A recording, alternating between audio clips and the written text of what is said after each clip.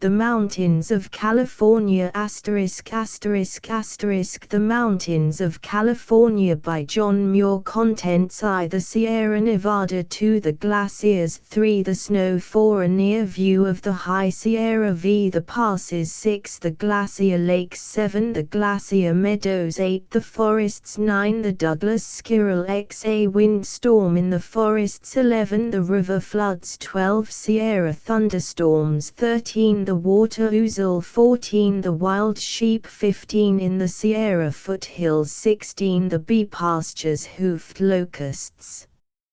List of illustrations. Hoofed locusts. Mount Tamalpais, north of the Golden Gate. Map of the Sierra Nevada. Mount Shasta. Mount Hood. Map of the Glacier Country. Mount Rainier, North Puyallup Glacier from Eagle Cliff. Colina Rock, Hetch Hetchy Valley. General Grant Tree, General Grant National Park. Map of the Yosemite Valley. Map of the Yosemite Valley, showing present reservation boundary. Rancheria Falls, Hetch Hetchy Valley. View of the monoplane from the foot of Bloody Cannon. Lake Tenaya, one of the Yosemite fountains. The death of a lake. Shadow Lake, Merced Lake, Yosemite National Park. Vernal Fall, Yosemite Valley. Lake Starking View in the Sierra Forest. Edge of the timberline on Mount Shasta. View in the main pine belt of the Sierra Forest. Nut Pine. The grove form lower margin of the main pine belt,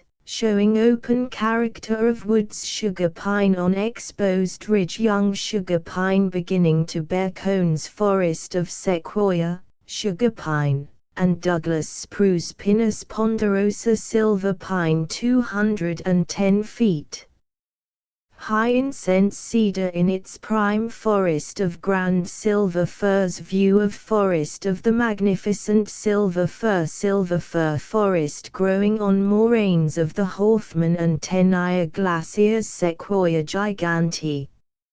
View in General Grant National Park. Muir Gorge, Tuolumne Canyon, Yosemite National Park. View in Tuolumne Canyon, Yosemite National Park. Juniper, or red cedar. Storm-beaten junipers. Storm-beaten hemlock. Spruce, 40 feet high. Group of erect dwarf pines. A dwarf pine oak growing among yellow pines. Pate Valley, showing the oaks.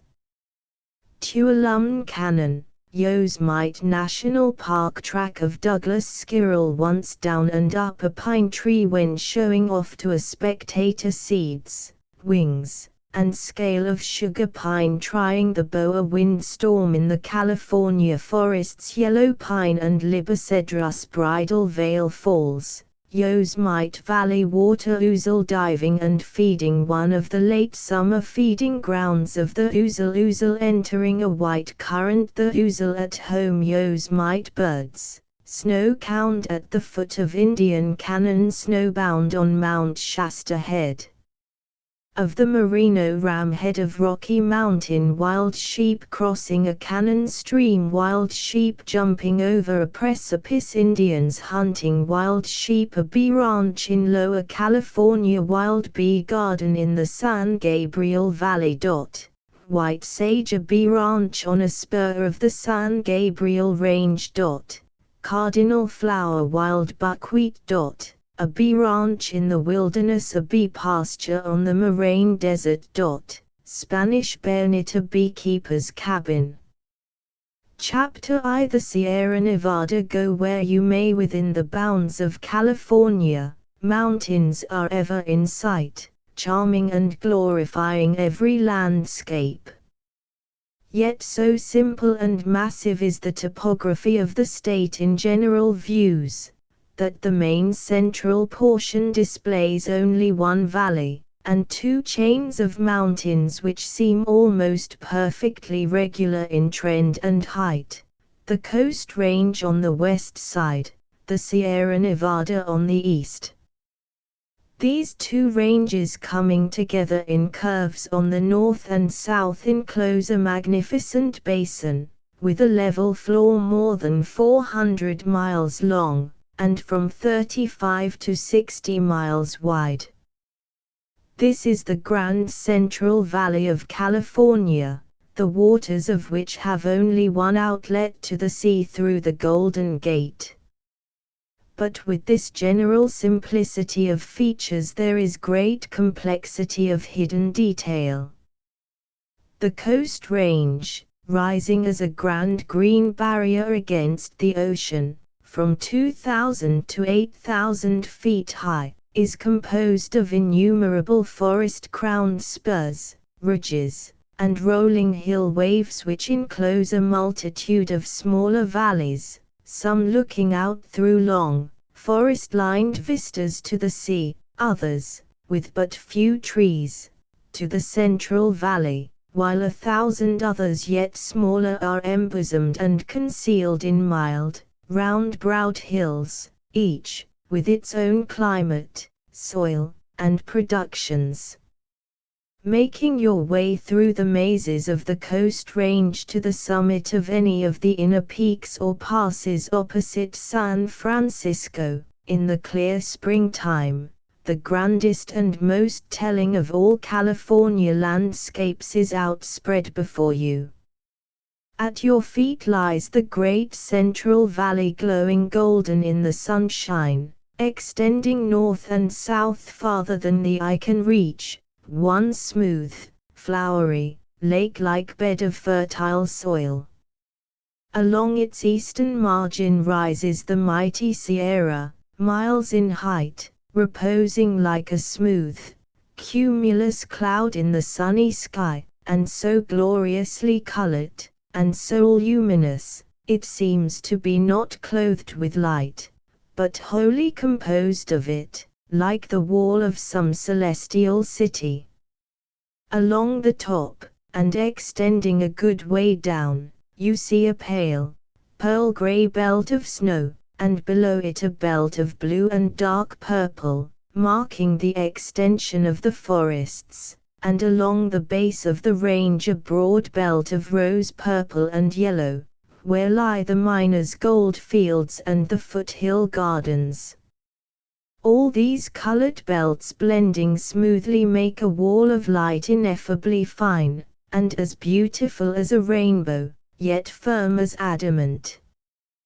When I first enjoyed this superb view, one glowing April day, from the summit of the Pacheco Pass, the Central Valley, but little trampled or plowed as yet, was one furred, rich sheet of golden composite, and the luminous wall of the mountains shone in all its glory. Then it seemed to me the Sierra should be called not the Nevada, or Snowy Range, but the Range of Light. And after 10 years spent in the heart of it, rejoicing and wondering, bathing in its glorious floods of light, seeing the sunbursts of morning among the icy peaks, the noonday radiance on the trees and rocks and snow, the flush of the alpenglow, and 1,000 dashing waterfalls with their marvelous abundance of irised spray, it still seems to me above all others the Range of Light, the most divinely beautiful of all the mountain chains I have ever seen. The Sierra is about 500 miles long, 70 miles wide, and from 7,000 to nearly 15,000 feet high. In general views no mark of man is visible on it, nor anything to suggest the richness of the life it cherishes, or the depth and grandeur of its sculpture. None of its magnificent forest-crowned ridges rises much above the general level to publish its wealth. No great valley or lake is seen, or river, or group of well-marked features of any kind, standing out in distinct pictures. Even the summit peaks, so clear and high in the sky, seem comparatively smooth and featureless. Nevertheless, glaciers are still at work in the shadows of the peaks, and thousands of lakes and meadows shine and bloom beneath them, and the whole range is furrowed with canyons to a depth of from 2,000 to 5,000 feet, in which once flowed majestic glaciers, and in which now flow and sing a band of beautiful rivers. Though of such stupendous depth, these famous canyons are not raw, gloomy, jagged-walled gorges, savage and inaccessible. With rough passages here and there they still make delightful pathways for the mountaineer, conducting from the fertile lowlands to the highest icy fountains, as a kind of mountain streets full of charming life and light, graded and sculptured by the ancient glaciers, and presenting, throughout all their courses, a rich variety of novel and attractive scenery, the most attractive that has yet been discovered in the mountain ranges of the world. In many places, especially in the middle region of the western flank of the range, the main canyons widen into spacious valleys or parks, diversified like artificial landscape gardens, with charming groves and meadows, and thickets of blooming bushes, while the lofty, retiring walls, infinitely varied in form and sculpture, are fringed with ferns, flowering plants of many species, oaks, and evergreens, which find anchorage on 1,000 narrow steps and benches, while the whole is enlivened and made glorious with rejoicing streams that come dancing and foaming over the sunny brows of the cliffs to join the shining river that flows in tranquil beauty down the middle of each one of them. The walls of these park valleys of the Yosemite kind are made up of rocks mountains in size, partly separated from each other by narrow gorges and side canyons, and they are so sheer in front, and so compactly built together on a level floor, that, comprehensively seen, the parks they enclose look like immense halls or temples lighted from above. Every rock seems to glow with life. Some lean back in majestic repose, others, absolutely sheer, or nearly so, for thousands of feet, advance their brows in thoughtful attitudes beyond their companions, giving welcome to storms and calms alike, seemingly conscious yet heedless of everything going on about them, awful in stern majesty, types of permanence, yet associated with beauty of the frailest and most fleeting forms, their feet set in pine groves and gay emerald meadows, their brows in the sky, bathed in light, bathed in floods of singing water, while snow clouds, avalanches, and the winds shine and surge and wreathe about them as the years go by, as if into these mountain mansions nature had taken pains to gather her choicest treasures to draw her lovers into close and confiding communion with her. Mount Tamalpais, north of the Golden Gate. Here, too, in the middle region of deepest canyons are the grandest forest trees, the sequoia, king of conifers, the noble sugar and yellow pines, Douglas spruce, libocedrus, and the silver firs, each a giant of its kind, assembled together in one and the same forest, surpassing all other coniferous forests in the world, both in the number of its species and in the size and beauty of its trees. The winds flow in melody through their colossal spires, and they are vocal everywhere with the songs of birds and running water. Miles of fragrant ceanothus and manzanita bushes bloom beneath them, and lily gardens and meadows, and damp, ferny glens in endless variety of fragrance and color, compelling the admiration of every observer. Sweeping on over ridge and valley, These noble trees extend a continuous belt from end to end of the range, only slightly interrupted by sheer walled canyons at intervals of about 15 and 20 miles. Here the great burly brown bears delight to roam, harmonizing with the brown boles of the trees beneath which they feed. Deer, also, dwell here, and find food and shelter in the ceanothus tangles, with a multitude of smaller people. Above this region of giants, the trees grow smaller until the utmost limit of the timberline is reached on the stormy mountain slopes at a height of from 10 to 12,000 feet above the sea, where the dwarf pine is so lowly and hard beset by storms and heavy snow, it is pressed into flat tangles, over the tops of which we may easily walk. Below the main forest belt the trees likewise diminish in size, frost and burning drought repressing and blasting alike. Map of the Sierra Nevada. The rose-purple zone along the base of the range comprehends nearly all the famous gold region of California. And here it was that miners from every country under the sun assembled in a wild, torrent-like rush to seek their fortunes. On the banks of every river, ravine, and gully they have left their marks.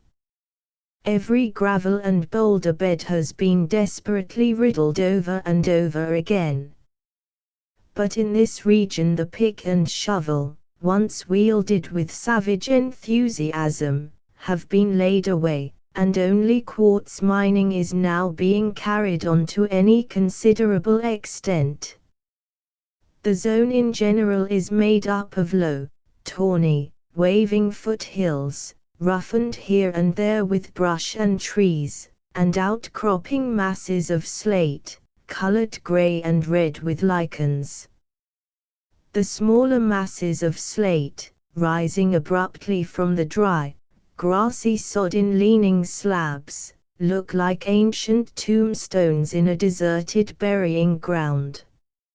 In early spring, say from February to April, the whole of this foothill belt is a paradise of bees and flowers. Refreshing rains then fall freely, birds are busy building their nests, and the sunshine is balmy and delightful. But by the end of May the soil, plants, and sky seem to have been baked in an oven. Most of the plants crumble to dust beneath the foot, and the ground is full of cracks, while the thirsty traveler gazes with eager longing through the burning glare to the snowy summits looming like hazy clouds in the distance. The trees, mostly Quercus douglasii and Pinus sabiniana, 30 to 40 feet high, with thin, pale green foliage, stand far apart and cast but little shade. Lizards glide about on the rocks enjoying a constitution that no drought can dry, and ants in amazing numbers, whose tiny sparks of life seem to burn the brighter with the increasing heat, ramble industriously in long trains in search of food. Crows, ravens, magpies, friends in distress, gather on the ground beneath the best shade trees, panting with drooping wings and bills wide open, scarce a note from any of them during the midday hours. Quails, too, seek the shade during the heat of the day about tepid pools in the channels of the larger mid-river streams. Rabbits scurry from thicket to thicket among the ceanothus bushes, and occasionally a long-eared hare is seen cantering gracefully across the wider openings. The nights are calm and dewless during the summer, and 1,000 voices proclaim the abundance of life, notwithstanding the desolating effect of dry sunshine on the plants and larger animals. The hylas make a delightfully pure and tranquil music after sunset, and coyotes, the little, despised dogs of the wilderness, brave, hardy fellows, looking like withered wisps of hay, bark in chorus for hours. Mining towns, most of them dead, and a few living ones with bright bits of cultivation about them, occur at long intervals along the belt, and cottages covered with climbing roses, in the midst of orange and peach orchards, and sweet-scented hayfields in fertile flats where water for irrigation may be had. But they are mostly far apart, and make scarce any mark in general views. Every winter the High Sierra and the Middle Forest region get snow in glorious abundance, and even the foothills are at times whitened. Then all the range looks like a vast beveled wall of purest marble. The rough places are then made smooth. The death and decay of the year is covered gently and kindly, and the ground seems as clean as the sky. And though silent in its flight from the clouds, and when it is taking its place on rock, or tree, or grassy meadow, how soon the gentle snow finds a voice. Slipping from the heights, gathering in avalanches, it booms and roars like thunder, and makes a glorious show as it sweeps down the mountainside, arrayed in long, silken streamers and wreathing, swirling films of crystal dust. The north half of the range is mostly covered with floods of lava, and dotted with volcanoes and craters, some of them recent and perfect in form, others in various stages of decay. The south half is composed of granite nearly from base to summit, while a considerable number of peaks, in the middle of the range, are capped with metamorphic slates, among which are Mounts Dana and Gibbs to the east of Yosemite Valley. Mount Whitney, the culminating point of the range near its southern extremity, lifts its helmet-shaped crest to a height of nearly 14,700 feet. Mount Shasta, a colossal volcanic cone, rises to a height of 14,440 feet at the northern extremity, and forms a noble landmark for all the surrounding region within a radius of 100 miles. Residual masses of volcanic rocks occur throughout most of the granitic southern portion also, and a considerable number of old volcanoes on the flanks, especially along the eastern base of the range near Mono Lake and southward. But it is only to the northward that the entire range, from base to summit, is covered with lava. From the summit of Mount Whitney only granite is seen. Innumerable peaks and spires but little lower than its own storm-beaten crags rise in groups like forest trees, in full view, segregated by canyons of tremendous depth and ruggedness. On Shasta nearly every feature in the vast view speaks of the old volcanic fires. Far to the northward, in Oregon, the icy volcanoes of Mount Pitt and the Three Sisters rise above the dark evergreen woods. Southward innumerable smaller craters and cones are distributed along the axis of the range and on each flank. Of these, Lassen's Butte is the highest, being nearly 11,000 feet above sea level. Miles of its flanks are reeking and bubbling with hot springs, many of them so boisterous and sulphurous they seem over ready to become spouting geysers like those of the Yellowstone. The cinder cone near marks the most recent volcanic eruption in the Sierra. It is a symmetrical truncated cone about 700 feet high, covered with grey cinders and ashes, and has a regular unchanged crater on its summit, in which a few small two-leaved pines are growing. These show that the age of the cone is not less than 80 years. It stands between two lakes, which a short time ago were one. Before the cone was built, a flood of rough vesicular lava was poured into the lake, cutting it in two, and, overflowing its banks, the fiery flood advanced into the pine woods, overwhelming the trees in its way, the charred ends of some of which may still be seen projecting from beneath the snout of the lava stream where it came to rest.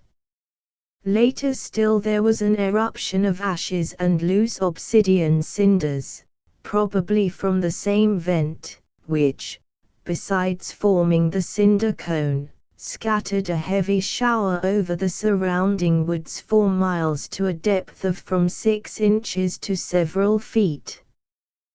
The history of this last Sierra eruption is also preserved in the traditions of the Pit River Indians. They tell of a fearful time of darkness, when the sky was black with ashes and smoke that threatened every living thing with death, and that when at length the sun appeared once more it was red like blood.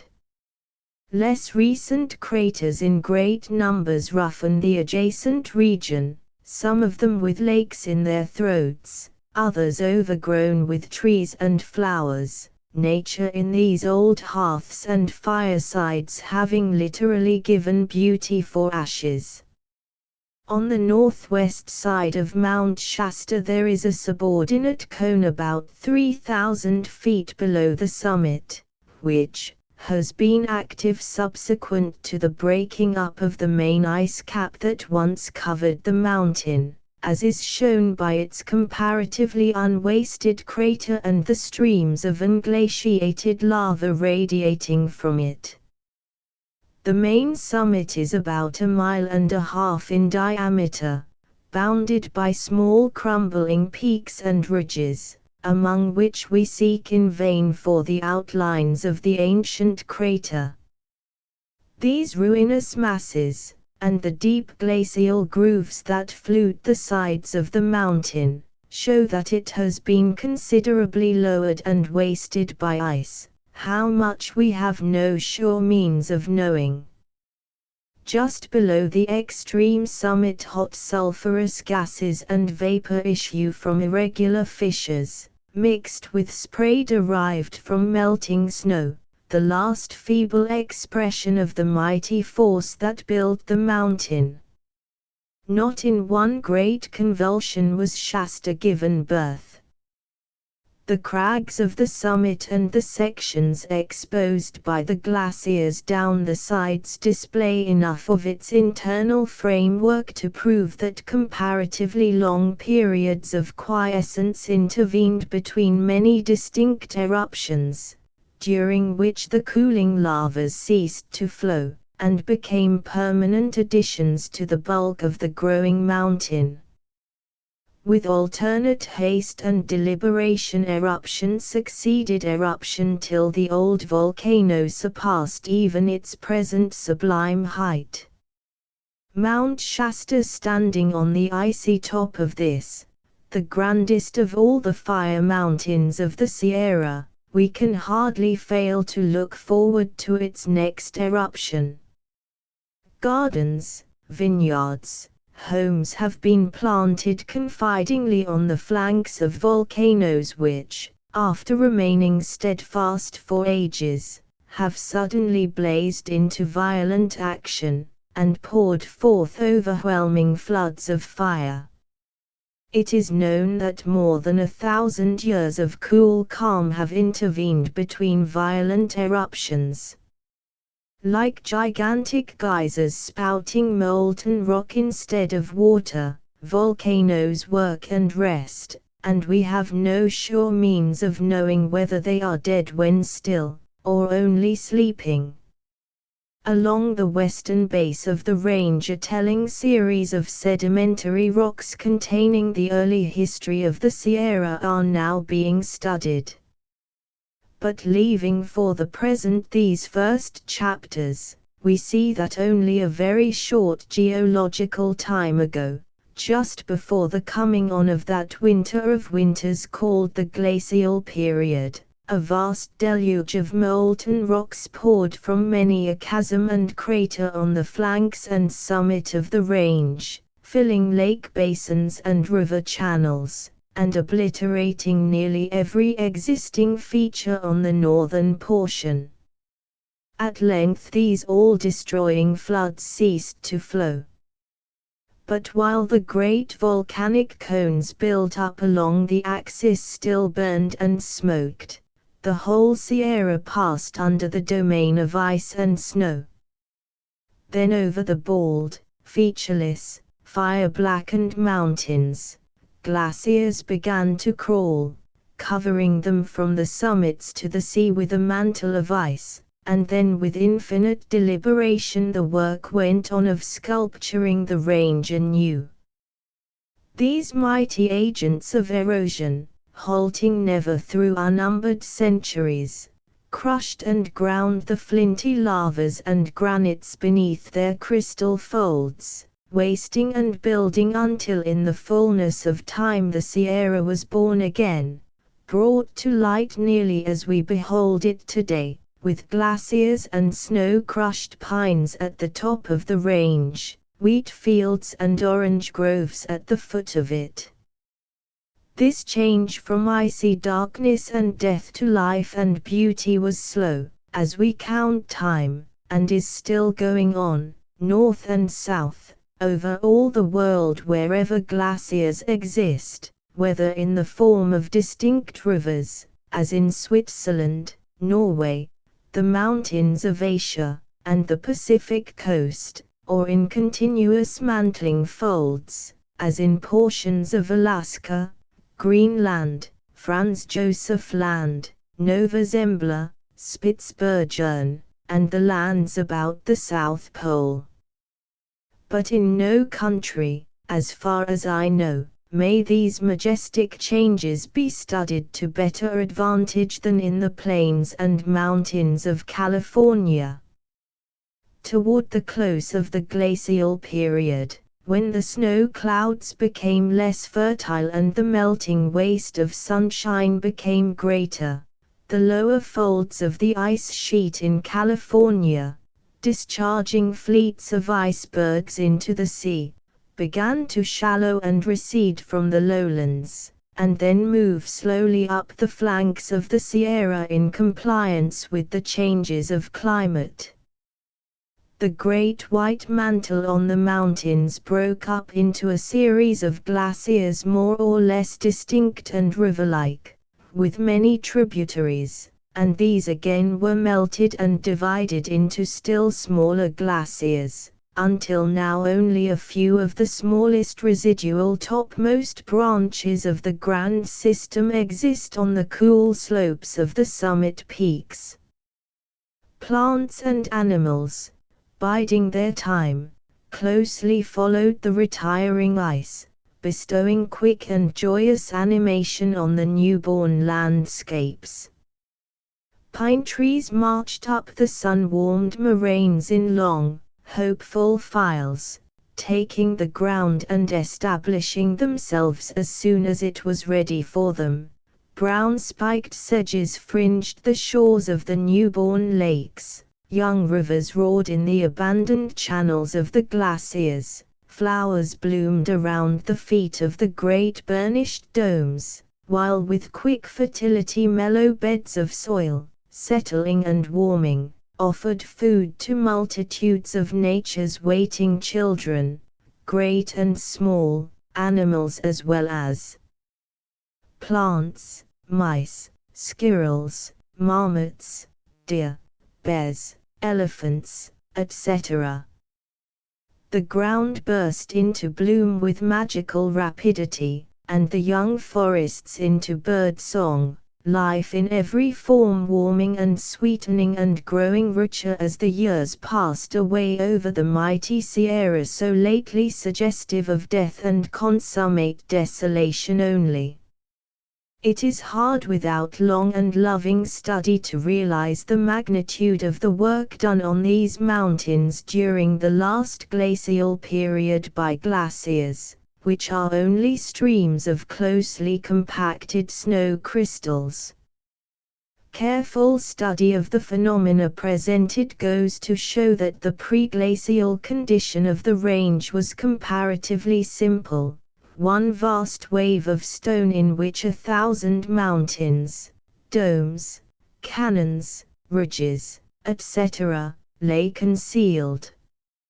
And in the development of these nature chose for a tool not the earthquake or lightning to rend and split asunder, not the stormy torrent or eroding rain, but the tender snow flowers noiselessly falling through unnumbered centuries, the offspring of the sun and sea. Laboring harmoniously in united strength, they crushed and ground and wore away the rocks in their march, making vast beds of soil, and at the same time developed and fashioned the landscapes into the delightful variety of hill and dale and lordly mountain that mortals call beauty. Perhaps more than a mile in average depth has the range been thus degraded during the last glacial period, a quantity of mechanical work almost inconceivably great. And our admiration must be excited again and again as we toil and study and learn that this vast job of rockwork, so far-reaching in its influences, was done by agents so fragile and small as are these flowers of the mountain clouds. Strong only by force of numbers, they carried away entire mountains, particle by particle, block by block, and cast them into the sea, sculptured, fashioned, modeled all the range, and developed its predestined beauty. All these new Sierra landscapes were evidently predestined, for the physical structure of the rocks on which the features of the scenery depend was acquired while they lay at least a mile deep below the pre-glacial surface. And it was while these features were taking form in the depths of the range, the particles of the rocks marching to their appointed places in the dark with reference to the coming beauty, that the particles of icy vapor in the sky marching to the same music assembled to bring them to the light. Then, after their grand task was done, these bands of snow flowers, these mighty glaciers, were melted and removed as if of no more importance than dew destined to last but an hour. Few, however, of nature's agents have left monuments so noble and enduring as they. The great granite domes a mile high, the canyons as deep, the noble peaks, the Yosemite valleys, these, and indeed nearly all other features of the Sierra scenery, are glacier monuments. Contemplating the works of these flowers of the sky, one may easily fancy them endowed with life, messengers sent down to work in the mountain mines on errands of divine love. Silently flying through the darkened air, swirling, glinting, to their appointed places, they seem to have taken counsel together, saying, "Come, we are feeble, let us help one another. We are many, and together we will be strong. Marching in close, deep ranks, let us roll away the stones from these mountain sepulchres, and set the landscapes free. Let us uncover these clustering domes. Here let us carve a lake basin, there, a Yosemite valley, here, a channel for a river with fluted steps and brows for the plunge of songful cataracts. Yonder let us spread broad sheets of soil, that man and beast may be fed, and here pile trains of boulders for pines and giant sequoias. Here make ground for a meadow, there, for a garden and grove, making it smooth and fine for small daisies and violets and beds of heathy bryanthus, spicing it well with crystals, garnet feldspar, and zircon. Thus and so on it has oftentimes seemed to me sung and planned and laboured the hearty snowflower crusaders, and nothing that I can write can possibly exaggerate the grandeur and beauty of their work. Like morning mist they have vanished in sunshine, all save the few small companies that still linger on the coolest mountainsides, and, as residual glaciers, are still busily at work completing the last of the lake basins, the last beds of soil, and the sculpture of some of the highest peaks. Mount Hood. Chapter 2. The glaciers of the small residual glaciers mentioned in the preceding chapter, I have found 65 in that portion of the range lying between latitude 36 degrees 30 and 39 degrees.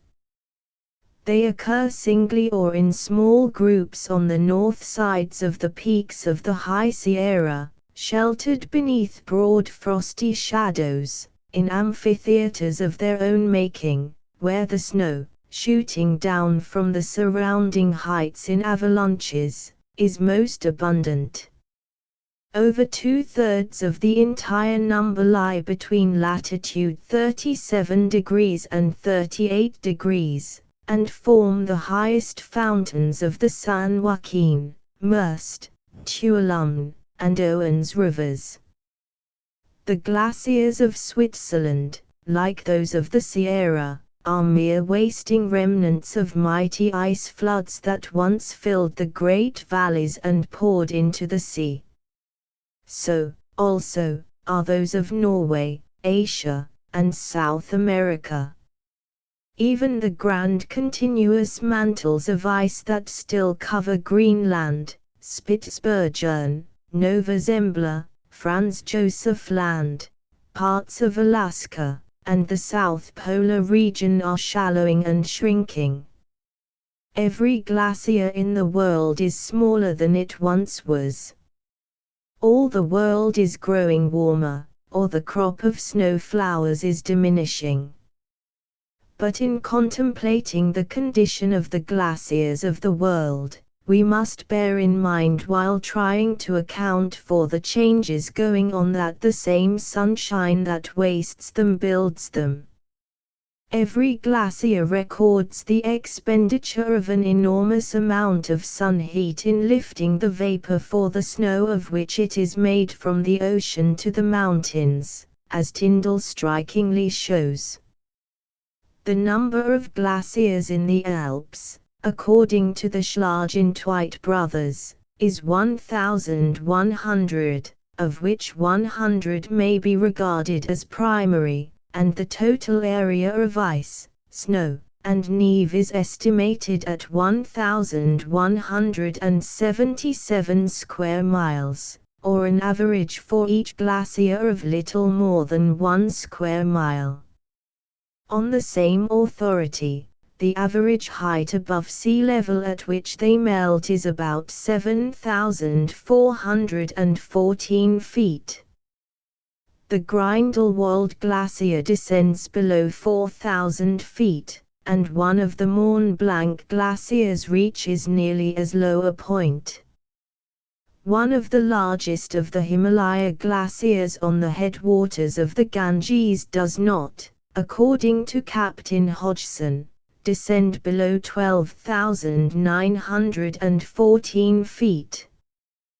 The largest of the Sierra glaciers on Mount Shasta descends to within 9,500 feet of the level of the sea, which, as far as I have observed, is the lowest point reached by any glacier within the bounds of California, the average height of all being not far from 11,000 feet. The changes that have taken place in the glacial conditions of the Sierra from the time of greatest extension is well illustrated by the series of glaciers of every size and form extending along the mountains of the coast to Alaska.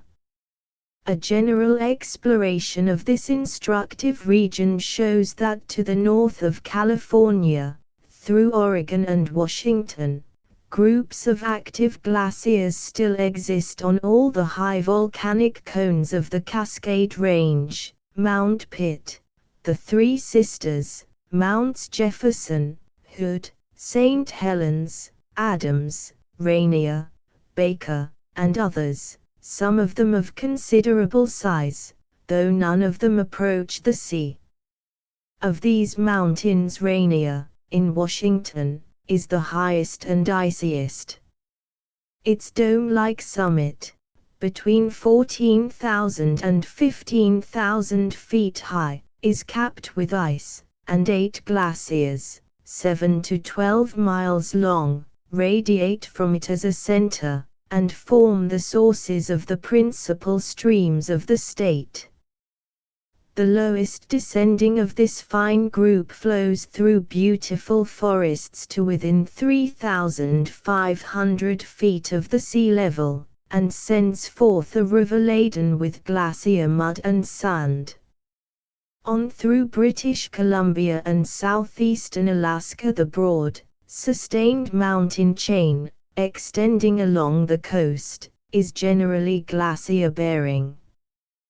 The upper branches of nearly all the main canyons and fjords are occupied by glaciers, which gradually increase in size, and descend lower until the high region between Mount Fairweather and Mount St. Elias is reached, where a considerable number discharge into the waters of the ocean. This is preeminently the ice land of Alaska and of the entire Pacific coast. Map of the glacier country northward. From here the glaciers gradually diminish in size and thickness, and melt at higher levels. In Prince William Sound and Cook's Inlet many fine glaciers are displayed, pouring from the surrounding mountains, but to the north of latitude 62 degrees few, if any, glaciers remain, the ground being mostly low and the snowfall light. Between latitude 56 degrees and 60 degrees there are probably more than 5,000 glaciers, not counting the smallest. Hundreds of the largest size descend through the forests to the level of the sea, or near it, though as far as my own observations have reached, after a pretty thorough examination of the region, not more than 25 discharge icebergs into the sea. All the long high-walled fjords into which these great glaciers of the first class flow are of course crowded with icebergs of every conceivable form, which are detached with thundering noise at intervals of a few minutes from an imposing ice wall that is thrust forward into deep water. But these Pacific coast icebergs are small as compared with those of Greenland and the Antarctic region, and only a few of them escape from the intricate system of channels, with which this portion of the coast is fringed, into the open sea. Nearly all of them are swashed and drifted by wind and tied back and forth in the fjords until finally melted by the ocean water, the sunshine, the warm winds, and the copious rains of summer. Only one glacier on the coast, observed by Professor Russell, discharges its bergs directly into the open sea, at Icy Cape, opposite Mount St. Elias. The southernmost of the glaciers that reach the sea occupies a narrow, picturesque fjord about 20 miles to the northwest of the mouth of the Stikine River, in latitude 56 degrees 50.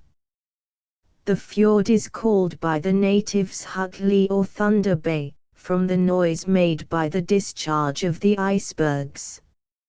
About 1 degree farther north there are 4 of these complete glaciers, discharging at the heads of the long arms of Holcomb Bay. At the head of the Taku Inlet, still farther north, there is one, and at the head and around the sides of Glacier Bay, trending in a general northerly direction from Cross Sound in latitude 58 degrees to 59 degrees. There are 7 of these complete glaciers pouring bergs into the bay and its branches, and keeping up an eternal thundering. The largest of this group, the Muir, has upward of 200 tributaries, and a width below the confluence of the main tributaries of about 25 miles. Between the west side of this icy bay and the ocean all the ground, high and low, excepting the peaks of the Fairweather Range, is covered with a mantle of ice from 1,000 to probably 3,000 feet thick, which discharges by many distinct mouths.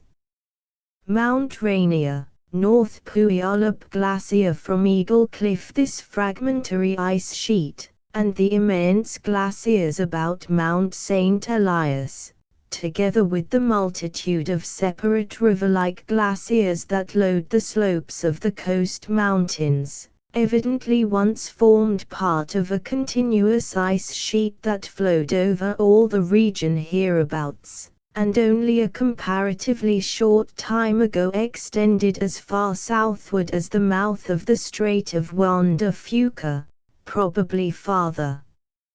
All the islands of the Alexander Archipelago, as well as the headlands and promontories of the mainland, display telling traces of this great mantle that are still fresh and unmistakable. They all have the forms of the greatest strength with reference to the action of a vast rigid press of oversweeping ice from the north and northwest, and their surfaces have a smooth, rounded, over-rubbed appearance, generally free from angles.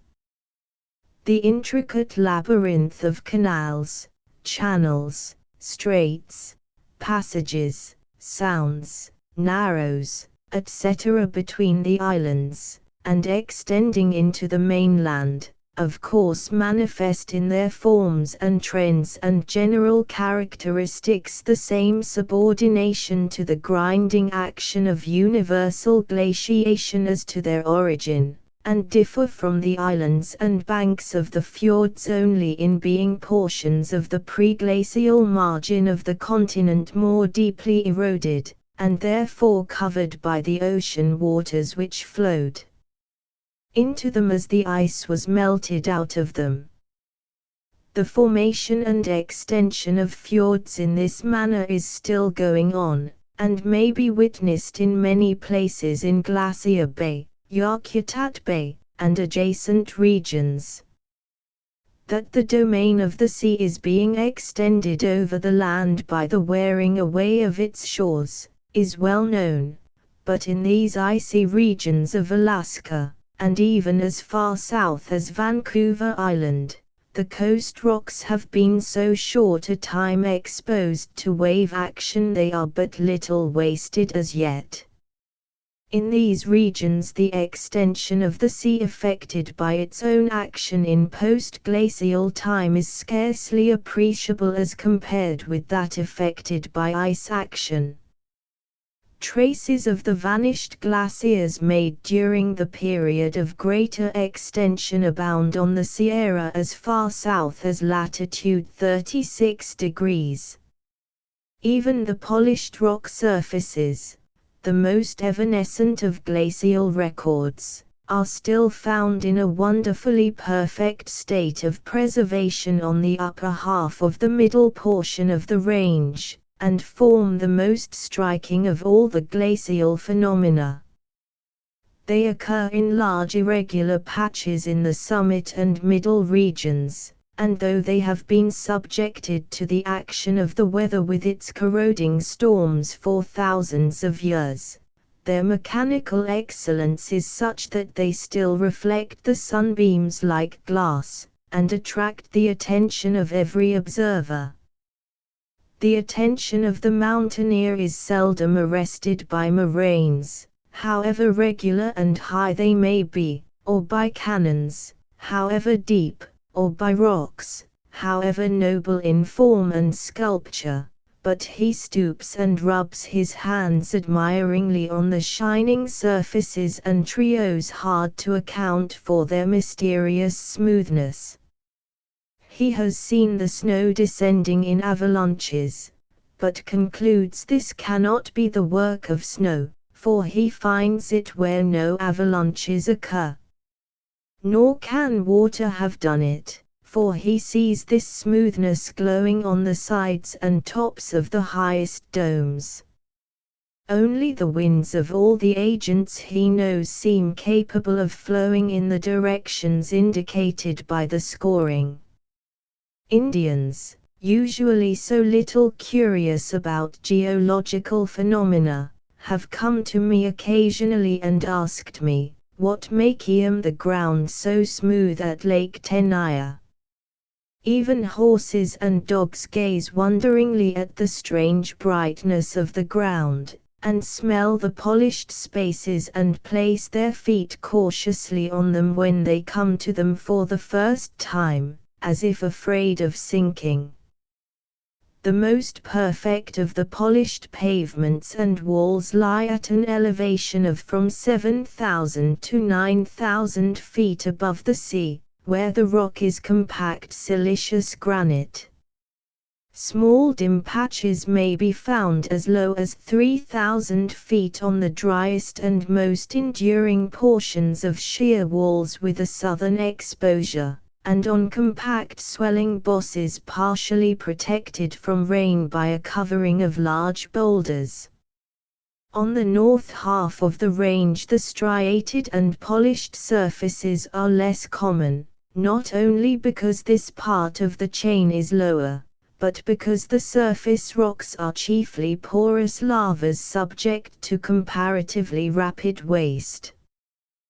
The ancient moraines also, though well preserved on most of the south half of the range, are nearly obliterated to the northward, but then material is found scattered and disintegrated. A similar blurred condition of the superficial records of glacial action obtains throughout most of Oregon, Washington, British Columbia, and Alaska, due in great part to the action of excessive moisture. Even in southeastern Alaska, where the most extensive glaciers on the continent are, the more evanescent of the traces of their former greater extension, though comparatively recent, are more obscure than those of the ancient California glaciers, or the climate is drier and the rocks more resisting. These general views of the glaciers of the Pacific coast will enable my readers to see something of the changes that have taken place in California, and will throw light on the residual glaciers of the High Sierra. Prior to the autumn of 1871 the glaciers of the Sierra were unknown. In October of that year I discovered the Black Mountain Glacier in a shadowy amphitheater between Black and Rod Mountains, two of the peaks of the Merced Group. This group is the highest portion of a spur that straggles out from the main axis of the range in the direction of Yosemite Valley. At the time of this interesting discovery I was exploring the neve amphitheaters of the group, and tracing the courses of the ancient glaciers that once poured from its ample fountains through the Illilouette Basin and the Yosemite Valley, not expecting to find any active glaciers so far south in the land of sunshine. Beginning on the northwestern extremity of the group, I explored the chief tributary basins in succession, their moraines, roches-moutonnées, and splendid glacier pavements, taking them in regular succession without any reference to the time consumed in their study.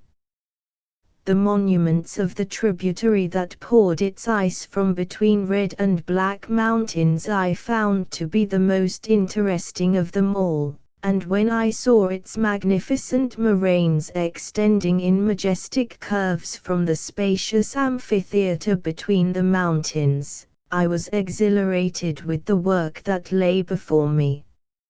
It was one of the golden days of the Sierra Indian summer, when the rich sunshine glorifies every landscape however rocky and cold, and suggests anything rather than glaciers.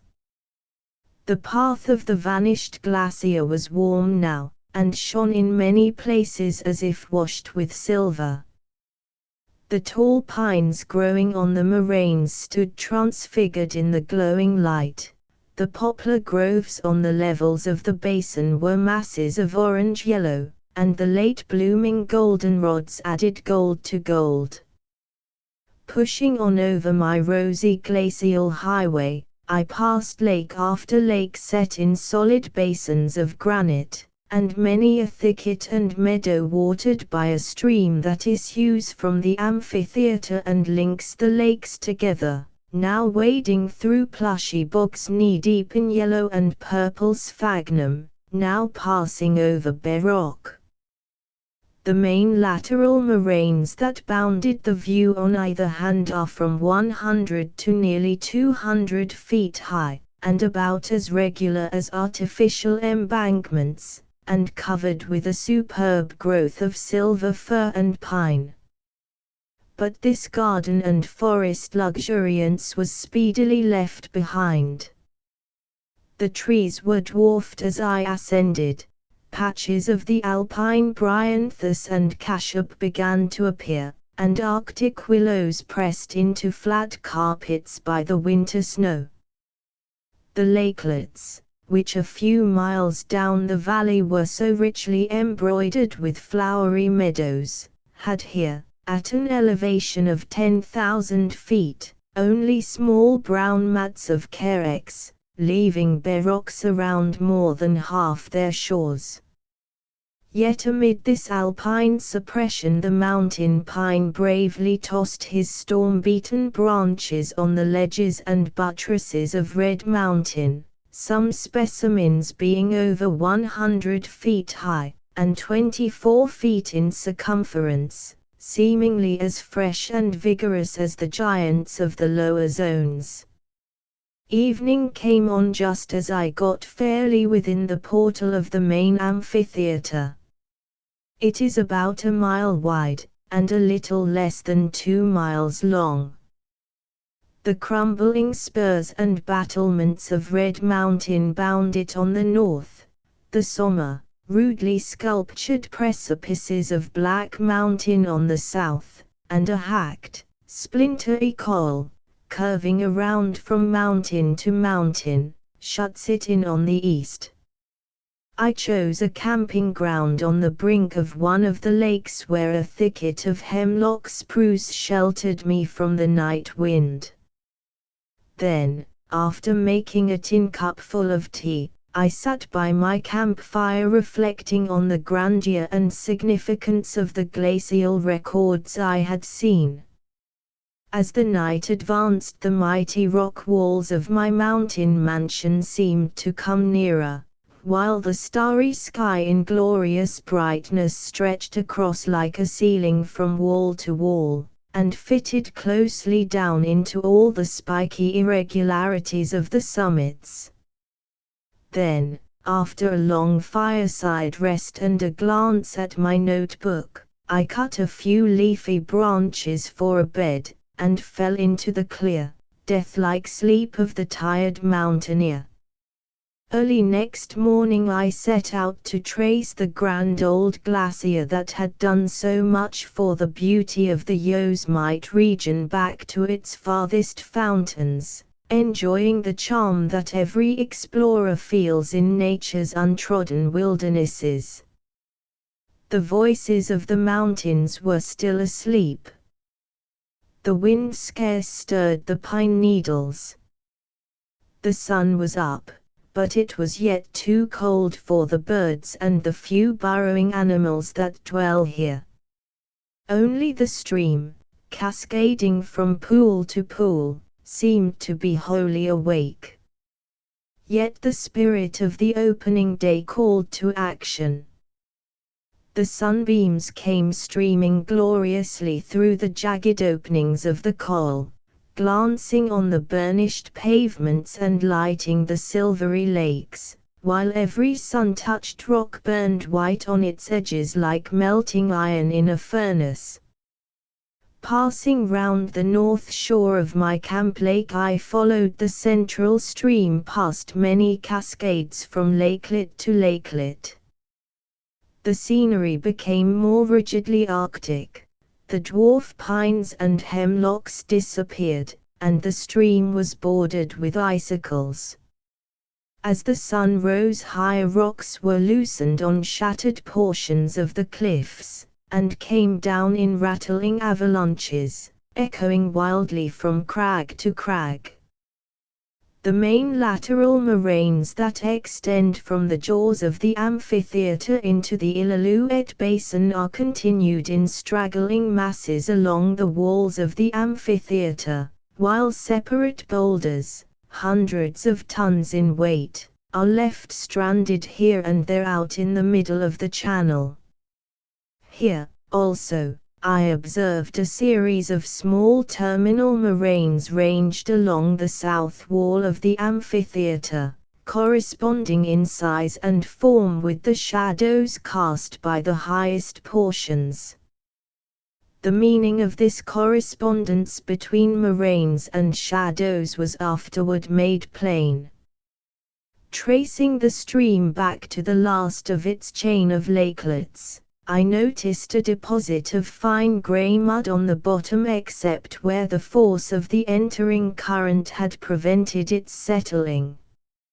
It looked like the mud worn from a grindstone, and I at once suspected its glacial origin, for the stream that was carrying it came gurgling out of the base of a raw moraine that seemed in process of formation.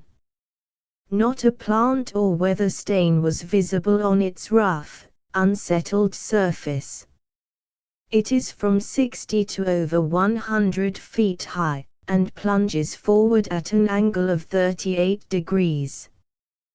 Cautiously picking my way, I gained the top of the moraine and was delighted to see a small but well-characterized glacier swooping down from the gloomy precipices of Black Mountain in a finely graduated curve to the moraine on which I stood.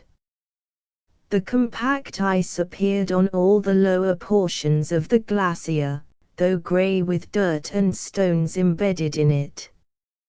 Farther up the ice disappeared beneath coarse granulated snow. The surface of the glacier was further characterized by dirt bands and the outcropping edges of the blue veins, showing the laminated structure of the ice. The uppermost crevasse, or bergsgrund where the névé was attached to the mountain, was from 12 to 14 feet wide, and was bridged in a few places by the remains of snow avalanches. Creeping along the edge of the schrund, holding on with benumbed fingers, I discovered clear sections where the bedded structure was beautifully revealed. The surface snow, though sprinkled with stones shot down from the cliffs, was in some places almost pure, gradually becoming crystalline and changing to whitish porous ice of different shades of color, and this again changing at a depth of 20 or 30 feet to blue ice, some of the ribbon-like bands of which were nearly pure, and blended with the paler bands in the most gradual and delicate manner imaginable. A series of rugged zigzags enabled me to make my way down into the weird underworld of the crevasse. Its chambered hollows were hung with a multitude of clustered icicles, amid which pale, subdued light pulsed and shimmered with indescribable loveliness. Water dripped and tinkled overhead, and from far below came strange, solemn murmurings from currents that were feeling their way through veins and fissures in the dark. The chambers of a glacier are perfectly enchanting, notwithstanding one feels out of place in their frosty beauty. I was soon cold in my shirt sleeves, and the leaning wall threatened to engulf me. Yet it was hard to leave the delicious music of the water and the lovely light. Coming again to the surface, I noticed boulders of every size on their journeys to the terminal moraine, journeys of more than 100 years, without a single stop, night or day, winter or summer. The sun gave birth to a network of sweet-voiced rills that ran gracefully down the glacier, curling and swirling in their shining channels, and cutting clear sections through the porous surface ice into the solid blue, where the structure of the glacier was beautifully illustrated. The series of small terminal moraines which I had observed in the morning, along the south wall of the amphitheater, correspond in every way with the moraine of this glacier, and their distribution with reference to shadows was now understood. When the climatic changes came on that caused the melting and retreat of the main glacier that filled the amphitheater, a series of residual glaciers were left in the cliff shadows, under the protection of which they lingered, until they formed the moraines we are studying. Then, as the snow became still less abundant, all of them vanished in succession, except the one just described, and the cause of its longer life is sufficiently apparent in the greater area of snow basin it drains, and its more perfect protection from wasting sunshine. How much longer this little glacier will last depends, of course, on the amount of snow it receives from year to year, as compared with melting waste. After this discovery, I made excursions over all the High Sierra, pushing my explorations summer after summer, and discovered that what at first sight in the distance looked like extensive snow fields, were in great part glaciers, busily at work completing the sculpture of the summit peaks so grandly blocked out by their giant predecessors. On the 21st of August, I set a series of stakes in the Muir Glacier, near Mount Lyell, and found its rate of motion to be little more than an inch a day in the middle, showing a great contrast to the Muir Glacier in Alaska, which, near the front, flows at a rate of from 5 to 10 feet in 24 hours. Mount Shasta has 3 glaciers, but Mount Whitney, although it is the highest mountain in the range, does not now cherish a single glacier. Small patches of lasting snow and ice occur on its northern slopes, but they are shallow, and present no well-marked evidence of glacial motion. Its sides, however, are scored and polished in many places by the action of its ancient glaciers that flowed east and west as tributaries of the great glaciers that once filled the valleys of the Kern and Owens rivers. Chapter 3 The snow. The first snow that whitens the Sierra usually falls about the end of October or early in November, to a depth of a few inches, after months of the most charming Indian summer weather imaginable. But in a few days, This light covering mostly melts from the slopes exposed to the sun and causes but little apprehension on the part of mountaineers who may be lingering among the high peaks at this time. The first general winter storm that yields snow that is to form a lasting portion of the season's supply, seldom breaks on the mountains before the end of November. Then, warned by the sky, cautions mountaineers, together with the wild sheep, deer, and most of the birds and bears, make haste to the lowlands or foothills, and burrowing marmots, mountain beavers, wood rats, and such people go into winter quarters, some of them not again to see the light of day until the general awakening and resurrection of the spring in June or July. The first heavy fall is usually from about 2 to 4 feet in depth. Then, with intervals of splendid sunshine, storm succeeds storm, heaping snow on snow, until 30 to 50 feet has fallen. But on account of its settling and compacting, and the almost constant waste from melting and evaporation, the average depth actually found at any time seldom exceeds 10 feet in the forest region, or 15 feet along the slopes of the summit peaks. Even during the coldest weather evaporation never wholly ceases, and the sunshine that abounds between the storms is sufficiently powerful to melt the surface more or less through all the winter months. Waste from melting also goes on to some extent on the bottom from heat stored up in the rocks, and given off slowly to the snow in contact with them, as is shown by the rising of the streams on all the higher regions after the first snowfall, and their steady sustained flow all winter. The greater portion of the snow deposited around the lofty summits of the range falls in small crisp flakes and broken crystals, or, when accompanied by strong winds and low temperature, the crystals, instead of being locked together in their fall to form tufted flakes, are beaten and broken into meal and fine dust. But down in the forest region the greater portion comes gently to the ground, light and feathery, some of the flakes in mild weather being nearly an inch in diameter, and it is evenly distributed and kept from drifting to any great extent by the shelter afforded by the large trees. Every tree during the progress of gentle storms is loaded with fairy bloom at the coldest and darkest time of year, bending the branches, and hushing every singing needle.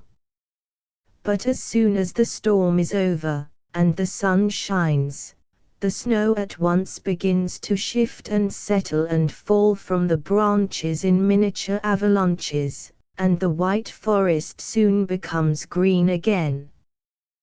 The snow on the ground also settles and thaws every bright day, and freezes at night, until it becomes coarsely granulated, and loses every trace of its rayed crystalline structure, and then a man may walk firmly over its frozen surface as if on ice.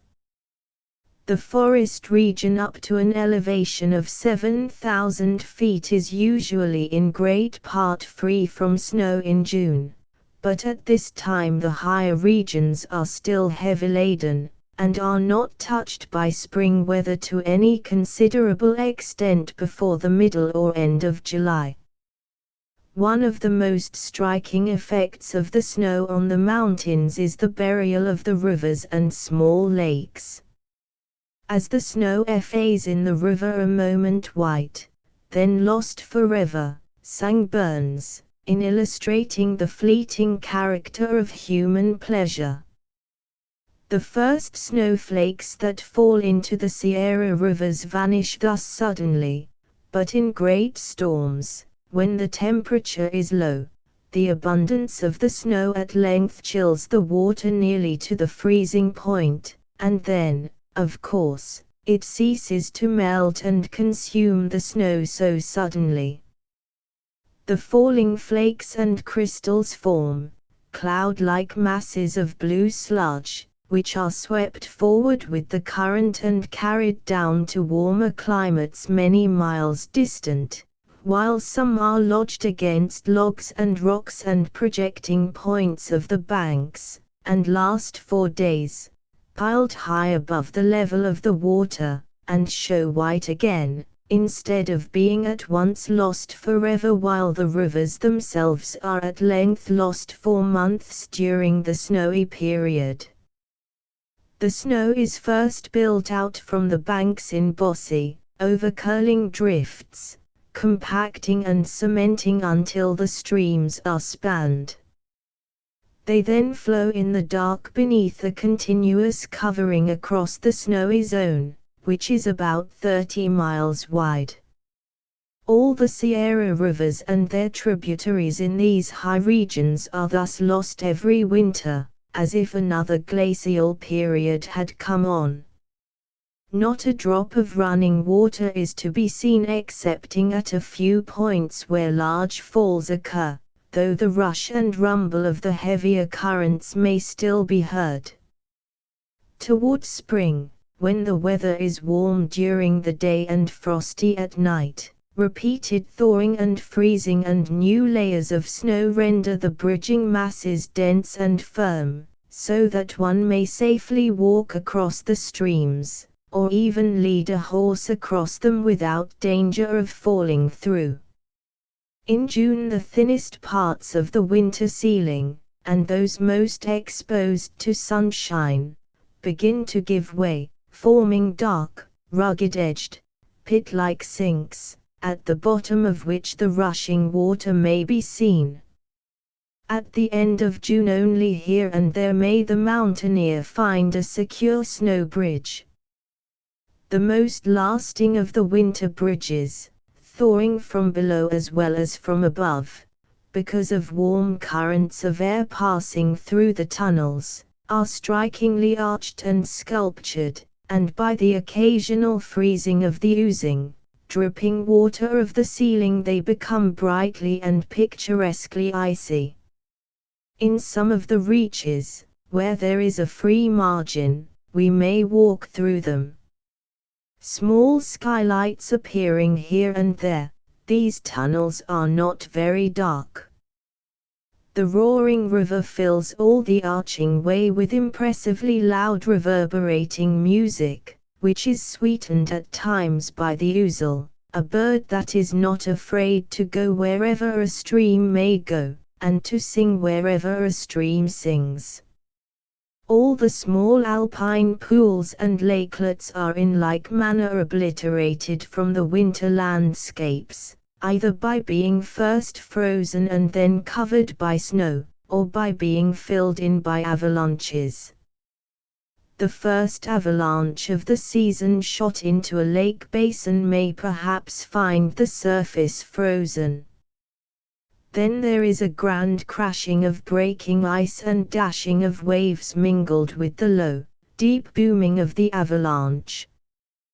Detached masses of the invading snow, mixed with fragments of ice, drift about in sludgy, island-like heaps, while the main body of it forms a talus with its base wholly or in part resting on the bottom of the basin, as controlled by its depth and the size of the avalanche. The next avalanche, of course, encroaches still farther, and so on with each in succession until the entire basin may be filled and its water sponged up or displaced. This huge mass of sludge, more or less mixed with sand, stones, and perhaps timber, is frozen to a considerable depth, and much sun heat is required to thaw it. Some of these unfortunate lakelets are not clear of ice and snow until near the end of summer. Others are never quite free, opening only on the side opposite the entrance of the avalanches. Some show only a narrow crescent of water lying between the shore and sheer bluffs of icy compacted snow, masses of which breaking off float in front like icebergs in a miniature Arctic Ocean, while the avalanche heaps leaning back against the mountains look like small glaciers. The frontal cliffs are in some instances quite picturesque, and with the berg-dotted waters in front of them lighted with sunshine are exceedingly beautiful. It often happens that while one side of a lake basin is hopelessly snow-buried and frozen, the other, enjoying sunshine, is adorned with beautiful flower gardens. Some of the smaller lakes are extinguished in an instant by a heavy avalanche either of rocks or snow. The rolling, sliding, ponderous mass entering on one side sweeps across the bottom and up the opposite side, displacing the water and even scraping the basin clean, and shoving the accumulated rocks and sediments up the farther bank and taking full possession. The dislodged water is in part absorbed, but most of it is sent around the front of the avalanche and down the channel of the outlet, roaring and hurrying as if frightened and glad to escape. Snow banners, the most magnificent storm phenomenon I ever saw, surpassing in showy grandeur the most imposing effects of clouds, floods, or avalanches, was the peaks of the High Sierra, back of Yosemite Valley, decorated with snow banners.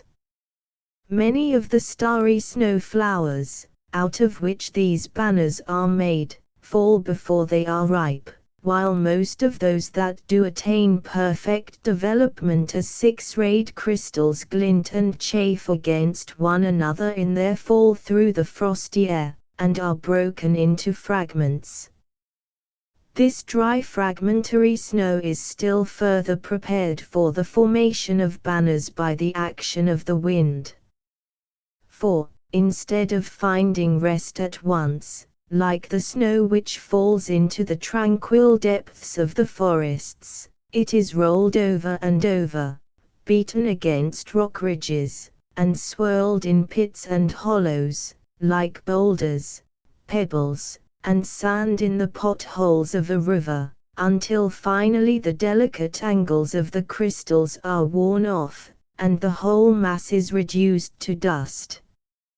And whenever storm winds find this prepared snow dust in a loose condition on exposed slopes, where there is a free upward sweep to leeward, it is tossed back into the sky, and borne onward from peak to peak in the form of banners or cloudy drifts, according to the velocity of the wind and the conformation of the slopes up or around which it is driven.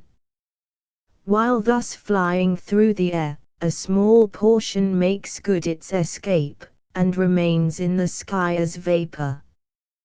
But far the greater part, after being driven into the sky again and again, is at length locked fast in bossy drifts, or in the wombs of glaciers, some of it to remain silent and rigid for centuries before it is finally melted and sent singing down the mountain sides to the sea. Yet, notwithstanding the abundance of winter snow dust in the mountains, and the frequency of high winds, and the length of time the dust remains loose and exposed to their action, the occurrence of well-formed banners is, for causes we shall hereafter note, comparatively rare.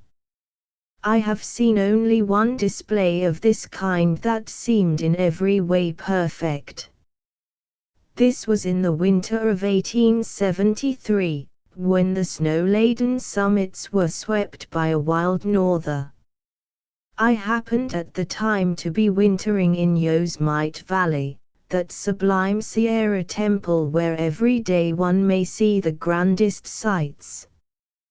Yet even here the wild gala day of the north wind seemed surpassingly glorious. I was awakened in the morning by the rocking of my cabin and the beating of pine burrs on the roof. Detached torrents and avalanches from the main wind flood overhead were rushing wildly down the narrow side cannons, and over the precipitous walls, with loud resounding roar, rousing the pines to enthusiastic action, and making the whole valley vibrate as though it were an instrument being played. But afar on the lofty exposed peaks of the range standing so high in the sky, the storm was expressing itself in still grander characters, which I was soon to see in all their glory. I had long been anxious to study some points in the structure of the ice cone that is formed every winter at the foot of the upper Yosemite Fall, but the blinding spray by which it is invested had hitherto prevented me from making a sufficiently near approach. This morning the entire body of the fall was torn into gauzy shreds, and blown horizontally along the face of the cliff, leaving the cone dry, and while making my way to the top of an overlooking ledge to seize so favorable an opportunity to examine the interior of the cone, the peaks of the Merced group came in sight over the shoulder of the South Dome, each waving a resplendent banner against the blue sky, as regular in form, and as firm in texture, as if woven of fine silk. So rare and splendid a phenomenon, of course, overbore all other considerations, and I at once let the ice cone go, and began to force my way out of the valley to some dome or ridge sufficiently lofty to command a general view of the main summits, feeling assured that I should find them bannered still more gloriously, nor was I in the least disappointed. Indian Canyon, through which I climbed, was choked with snow that had been shot down in avalanches from the high cliffs on either side, rendering the ascent difficult, but inspired by the roaring storm, the tedious wallowing brought no fatigue, and in 4 hours I gained the top of a ridge above the valley, 8,000 feet high. And there in bold relief, like a clear painting, appeared a most imposing scene. Innumerable peaks, black and sharp, rose grandly into the dark blue sky, their bases set in solid white, their sides streaked and splashed with snow, like ocean rocks with foam, and from every summit, all free and unconfused, was streaming a beautiful silky silvery banner, from half a mile to a mile in length, slender at the point of attachment, then widening gradually as it extended from the peak until it was about 1,000 or 1,500 feet in breadth, as near as I could estimate. The cluster of peaks called the Crown of the Sierra at the head of the Merced and Tuolumne rivers, Mounts Dana, Gibbs, Connis, Lyell, McClure, Ritter, with their nameless compeers, each had its own refulgent banner, waving with a clearly visible motion in the sunglow, and there was not a single cloud in the sky to mar their simple grandeur. Fancy yourself standing on this Yosemite ridge looking eastward. You notice a strange garish glitter in the air. The gale drives wildly overhead with a fierce, tempestuous roar, but its violence is not felt, for you are looking through a sheltered opening in the woods as through a window.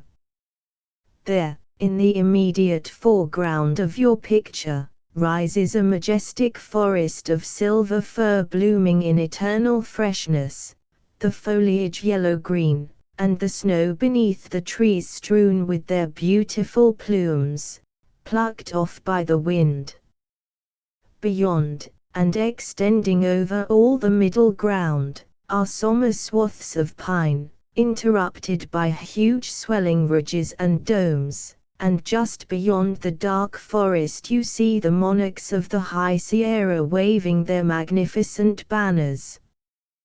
They are 20 miles away, but you would not wish them nearer, for every feature is distinct, and the whole glorious show is seen in its right proportions.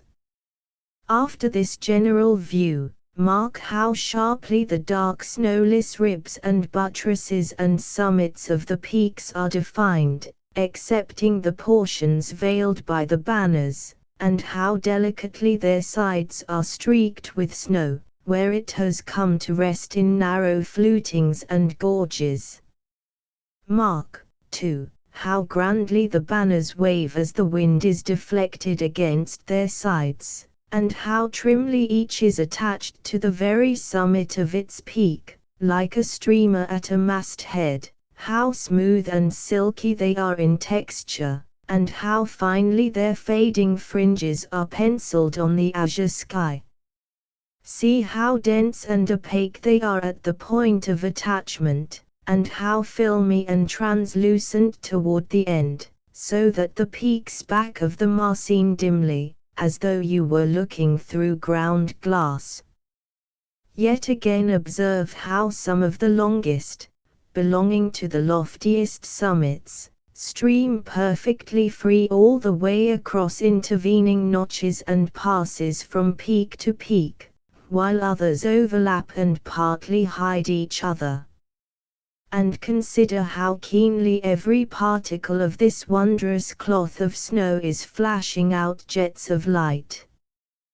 These are the main features of the beautiful and terrible picture as seen from the forest window, and it would still be surpassingly glorious were the fore and middle grounds obliterated altogether, leaving only the black peaks, the white banners, and the blue sky. Colina Rock, Hetchy Valley. Glancing now in a general way at the formation of snow banners, we find that the main causes of the wondrous beauty and perfection of those we have been contemplating were the favorable direction and great force of the wind, the abundance of snow dust, and the peculiar conformation of the slopes of the peaks. It is essential not only that the wind should move with great velocity and steadiness to supply a sufficiently copious and continuous stream of snow dust, but that it should come from the north. No perfect banner is ever hung on the Sierra peaks by a south wind. Had the gale that day blown from the south, leaving other conditions unchanged, only a dull, confused, fog-like drift would have been produced, for the snow, instead of being spouted up over the tops of the peaks in concentrated currents to be drawn out as streamers, would have been shed off around the sides, and piled down into the glacier wombs. The cause of the concentrated action of the north wind is found in the peculiar form of the north sides of the peaks, where the amphitheaters of the residual glaciers are. In general, the south sides are convex and irregular, while the north sides are concave both in their vertical and horizontal sections. The wind in ascending these curves converges toward the summits, carrying the snow in concentrating currents with it, shooting it almost straight up into the air above the peaks, from which it is then carried away in a horizontal direction. This difference in form between the north and south sides of the peaks was almost wholly produced by the difference in the kind and quantity of the glaciation to which they have been subjected, the north sides having been hollowed by residual shadow glaciers of a form that never existed on the sun-beaten sides. It appears, therefore, that shadows in great part determine not only the forms of lofty icy mountains, but also those of the snow banners that the wild winds hang on them. Chapter 4: A near view of the High Sierra. Early one bright morning in the middle of Indian summer, while the glacier meadows were still crisp with frost crystals, I set out from the foot of Mount Lyell, on my way down to Yosemite Valley, to replenish my exhausted store of bread and tea. I had spent the past summer, as many preceding ones, exploring the glaciers that lie on the headwaters of the San Joaquin, Tuolumne, Merced, and Owens rivers, measuring and studying their movements, trends, crevasses, moraines, etc., and the part they had played during the period of their greater extension in the creation and development of the landscapes of this alpine wonderland. The time for this kind of work was nearly over for the year, and I began to look forward with delight to the approaching winter with its wondrous storms, when I would be warmly snowbound in my Yosemite cabin with plenty of bread and books. But a tinge of regret came on when I considered that possibly I might not see this favorite region again until the next summer, excepting distant views from the heights about the Yosemite walls. To artists, few portions of the High Sierra are, strictly speaking, picturesque. The whole massive uplift of the range is one great picture, not clearly divisible into smaller ones, differing much in this respect from the older, and what may be called, riper mountains of the Coast Range. All the landscapes of the Sierra, as we have seen, were born again, remodeled from base to summit by the developing ice floods of the last glacial winter. But all those new landscapes were not brought forth simultaneously. Some of the highest, where the ice lingered longest, are tens of centuries younger than those of the warmer regions below them. In general, the younger the mountain landscapes, younger, I mean, with reference to the time of their emergence from the ice of the glacial period, the less separable are they into artistic bits capable of being made into warm, sympathetic, lovable pictures with appreciable humanity in them. Here, however, on the headwaters of the Tuolumne, is a group of wild peaks on which the geologist may say that the sun has but just begun to shine, which is yet in a high degree picturesque, and in its main features so regular and evenly balanced as almost to appear conventional. One somber cluster of snow-laden peaks with grey pine-fringed granite bosses braided around its base, the whole surging free into the sky from the head of a magnificent valley, whose lofty walls are beveled away on both sides so as to embrace it all without admitting anything not strictly belonging to it. The foreground was now aflame with autumn colors, brown and purple and gold, ripe in the mellow sunshine, contrasting brightly with the deep, cobalt blue of the sky, and the black and gray, and pure, spiritual white of the rocks and glaciers.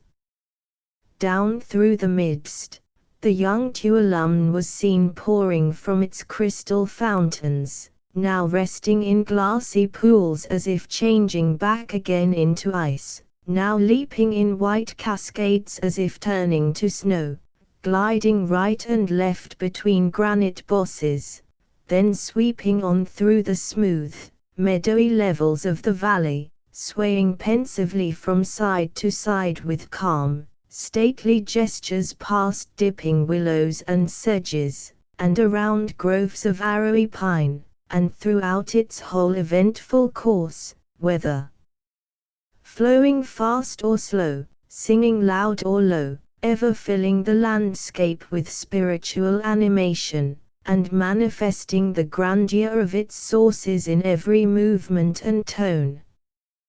Pursuing my lonely way down the valley, I turned again and again to gaze on the glorious picture, throwing up my arms to enclose it as in a frame. After long ages of growth in the darkness beneath the glaciers, through sunshine and storms, it seemed now to be ready and waiting for the elected artist, like yellow wheat for the reaper, and I could not help wishing that I might carry colors and brushes with me on my travels, and learn to paint. In the meantime I had to be content with photographs on my mind and sketches in my notebooks. At length, after I had rounded a precipitous headland that puts out from the west wall of the valley, every peak vanished from sight, and I pushed rapidly along the frozen meadows, over the divide between the waters of the Merced and Tuolumne, and down through the forests that clothe the slopes of Cloud's Rest, arriving in Yosemite in due time, which, with me, is any time. And, strange to say, among the first people I met here were two artists who, with letters of introduction, were awaiting my return. They inquired whether in the course of my explorations in the adjacent mountains I had ever come upon a landscape suitable for a large painting, whereupon I began a description of the one that had so lately excited my admiration.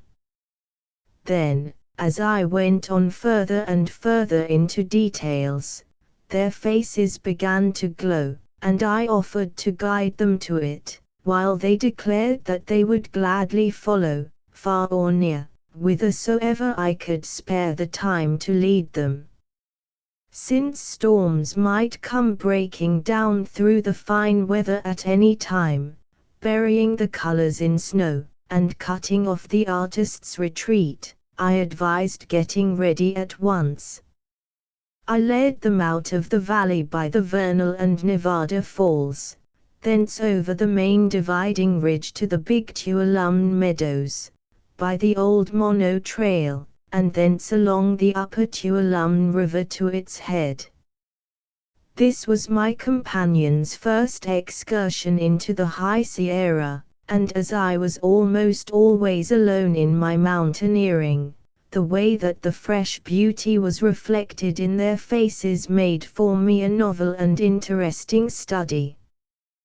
They naturally were affected most of all by the colors, the intense azure of the sky, the purplish grays of the granite, the red and browns of dry meadows, and the translucent purple and crimson of huckleberry bogs, the flaming yellow of aspen groves, the silvery flashing of the streams, and the bright green and blue of the glacier lakes. But the general expression of the scenery, rocky and savage, seemed sadly disappointing, and as they threaded the forest from ridge to ridge, eagerly scanning the landscapes as they were unfolded, they said, "All this is huge and sublime, but we see nothing as yet at all available for effective pictures. Art is long, and art is limited, you know. And here are foregrounds, middle grounds, backgrounds, all alike, baroque waves, woods, groves, diminutive flecks of meadow, and strips of glittering water." "Never mind," I replied, "only bide a wee, and I will show you something you will like." At length, toward the end of the second day, the Sierra crown began to come into view, and when we had fairly rounded the projecting headland before mentioned, the whole picture stood revealed in the flush of the alpenglow. Their enthusiasm was excited beyond bounds, and the more impulsive of the two, a young Scotchman, dashed ahead, shouting and gesticulating and tossing his arms in the air like a madman. "Here, at last, was a typical alpine landscape. After feasting a while on the view, I proceeded to make camp in a sheltered grove a little way back from the meadow, where pine boughs could be obtained for beds, and where there was plenty of dry wood for fires, while the artists ran here and there, along the river bends and up the sides of the canon, choosing foregrounds for sketches. After dark, when our tea was made and a rousing fire had been built, we began to make our plans. They decided to remain several days, at the least, while I concluded to make an excursion in the meantime to the untouched summit of Ritter. It was now about the middle of October, the springtime of snowflowers. The first winter clouds had already bloomed, and the peaks were strewn with fresh crystals, without, however, affecting the climbing to any dangerous extent. And as the weather was still profoundly calm, and the distance to the foot of the mountain only a little more than a day, I felt that I was running no great risk of being storm-bound. Mount Ritter is king of the mountains of the middle portion of the High Sierra, as Shasta of the north and Whitney of the south sections. Moreover, as far as I know, it had never been climbed. I had explored the adjacent wilderness summer after summer, but my studies thus far had never drawn me to the top of it. Its height above sea level is about 13,300 feet, and it is fenced round by steeply inclined glaciers, and canyons of tremendous depth and ruggedness, which render it almost inaccessible. But difficulties of this kind only exhilarate the mountaineer. Next morning, the artists went heartily to their work and I to mine. Former experiences had given good reason to know that passionate storms, invisible as yet, might be brooding in the calm sun-gold. Therefore, before bidding farewell, I warned the artists not to be alarmed should I fail to appear before a week or 10 days, and advised them, in case a snowstorm should set in, to keep up big fires and shelter themselves as best they could, and on no account to become frightened and attempt to seek their way back to Yosemite alone through the drifts. My general plan was simply this: to scale the canon wall, cross over to the eastern flank of the range, and then make my way southward to the northern spurs of Mount Ritter in compliance with the intervening topography, for to push on directly southward from camp through the innumerable peaks and pinnacles that adorn this portion of the axis of the range, however interesting, would take too much time, besides being extremely difficult and dangerous at this time of year. All my first day was pure pleasure, simply mountaineering indulgence, crossing the dry pathways of the ancient glaciers, tracing happy streams, and learning the habits of the birds and marmots in the groves and rocks. Before I had gone a mile from camp, I came to the foot of a white cascade that beats its way down a rugged gorge in the canon wall, from a height of about 900 feet, and pours its throbbing waters into the Tuolumne. I was acquainted with its fountains, which, fortunately, lay in my course. What a fine traveling companion it proved to be, what songs it sang, and how passionately it told the mountain's own joy. Gladly I climbed along its dashing border, absorbing its divine music, and bathing from time to time in waftings of irised spray. Climbing higher, higher, now beauty came streaming on the sight: painted meadows, late blooming gardens, peaks of rare architecture, lakes here and there, shining like silver, and glimpses of the forested middle region and the yellow lowlands far in the west. Beyond the range I saw the so-called Mono Desert, lying dreamily silent in thick purple light, a desert of heavy sun glare beheld from a desert of ice-burnished granite.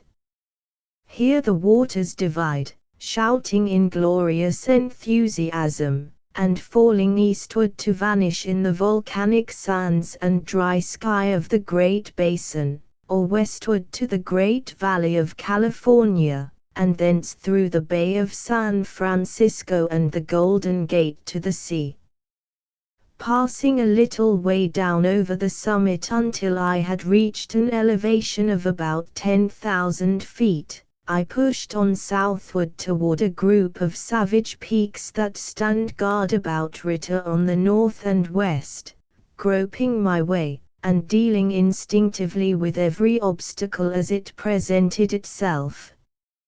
Here a huge gorge would be found cutting across my path, along the dizzy edge of which I scrambled until some less precipitous point was discovered where I might safely venture to the bottom and then, selecting some feasible portion of the opposite wall, reascend with the same slow caution. Massive, flat-topped spurs alternate with the gorges, plunging abruptly from the shoulders of the snowy peaks, and planting their feet in the warm desert. These were everywhere marked and adorned with characteristic sculptures of the ancient glaciers that swept over this entire region like one vast ice wind, and the polished surfaces produced by the ponderous flood are still so perfectly preserved that in many places the sunlight reflected from them is about as trying to the eyes as sheets of snow. God's glacial mills grind slowly, but they have been kept in motion long enough in California to grind sufficient soil for a glorious abundance of life, though most of the grist has been carried to the lowlands, leaving these high regions comparatively lean and bare, while the post-glacial agents of erosion have not yet furnished sufficient available food over the general surface for more than a few tufts of the hardiest plants, chiefly carices and eriogony. And it is interesting to learn in this connection that the sparseness and repressed character of the vegetation at this height is caused more by want of soil than by harshness of climate, for, here and there, in sheltered hollows, countersunk beneath the general surface, into which a few rods of well-ground moraine chips have been dumped, we find groves of spruce and pine 30 to 40 feet high, trimmed around the edges with willow and huckleberry bushes, and oftentimes still further by an outer ring of tall grasses, bright with lupines, larkspurs, and showy columbines, suggesting a climate by no means repressingly severe. All the streams, too, and the pools at this elevation are furnished with little gardens wherever soil can be made to lie, which, though making scarce any show at a distance, constitute charming surprises to the appreciative observer. In these bits of leanness a few birds find grateful homes. Having no acquaintance with man, they fear no ill, and flock curiously about the stranger, almost allowing themselves to be taken in the hand. In so wild and so beautiful a region was spent my first day, every sight and sound inspiring, leading one far out of himself, yet feeding and building up his individuality. Now came the solemn, silent evening.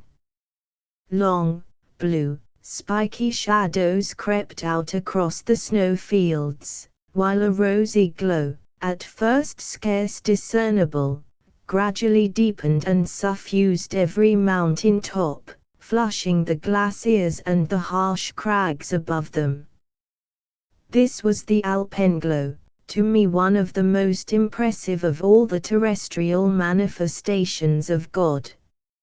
At the touch of this divine light, the mountains seemed to kindle to a rapt, religious consciousness, and stood hushed and waiting like devout worshippers. Just before the alpenglow began to fade, 2 crimson clouds came streaming across the summit like wings of flame, rendering the sublime scene yet more impressive. Then came darkness and the stars. Icy Ritter was still miles away, but I could proceed no farther that night. I found a good campground on the rim of a glacier basin about 11,000 feet above the sea. A small lake nestles in the bottom of it, from which I got water for my tea, and a storm-beaten thicket nearby furnished abundance of resiny firewood. Sommer peaks, hacked and shattered, circled halfway around the horizon, wearing a savage aspect in the gloaming, and a waterfall chanted solemnly across the lake on its way down from the foot of a glacier. The fall and the lake and the glacier were almost equally bare, while the scraggy pines anchored in the rock fissures were so dwarfed and shorn by storm winds that you might walk over their tops. In tone and aspect the scene was one of the most desolate I ever beheld. But the darkest scriptures of the mountains are illumined with bright passages of love that never fail to make themselves felt when one is alone. I made my bed in a nook of the pine thicket, where the branches were pressed and crinkled overhead like a roof, and bent down around the sides. These are the best bedchambers the high mountains afford, snug as squirrel nests, well ventilated, full of spicy odors, and with plenty of wind-played needles to sing one asleep. I little expected company, but, creeping in through a low side door, I found 5 or 6 birds nestling among the tassels.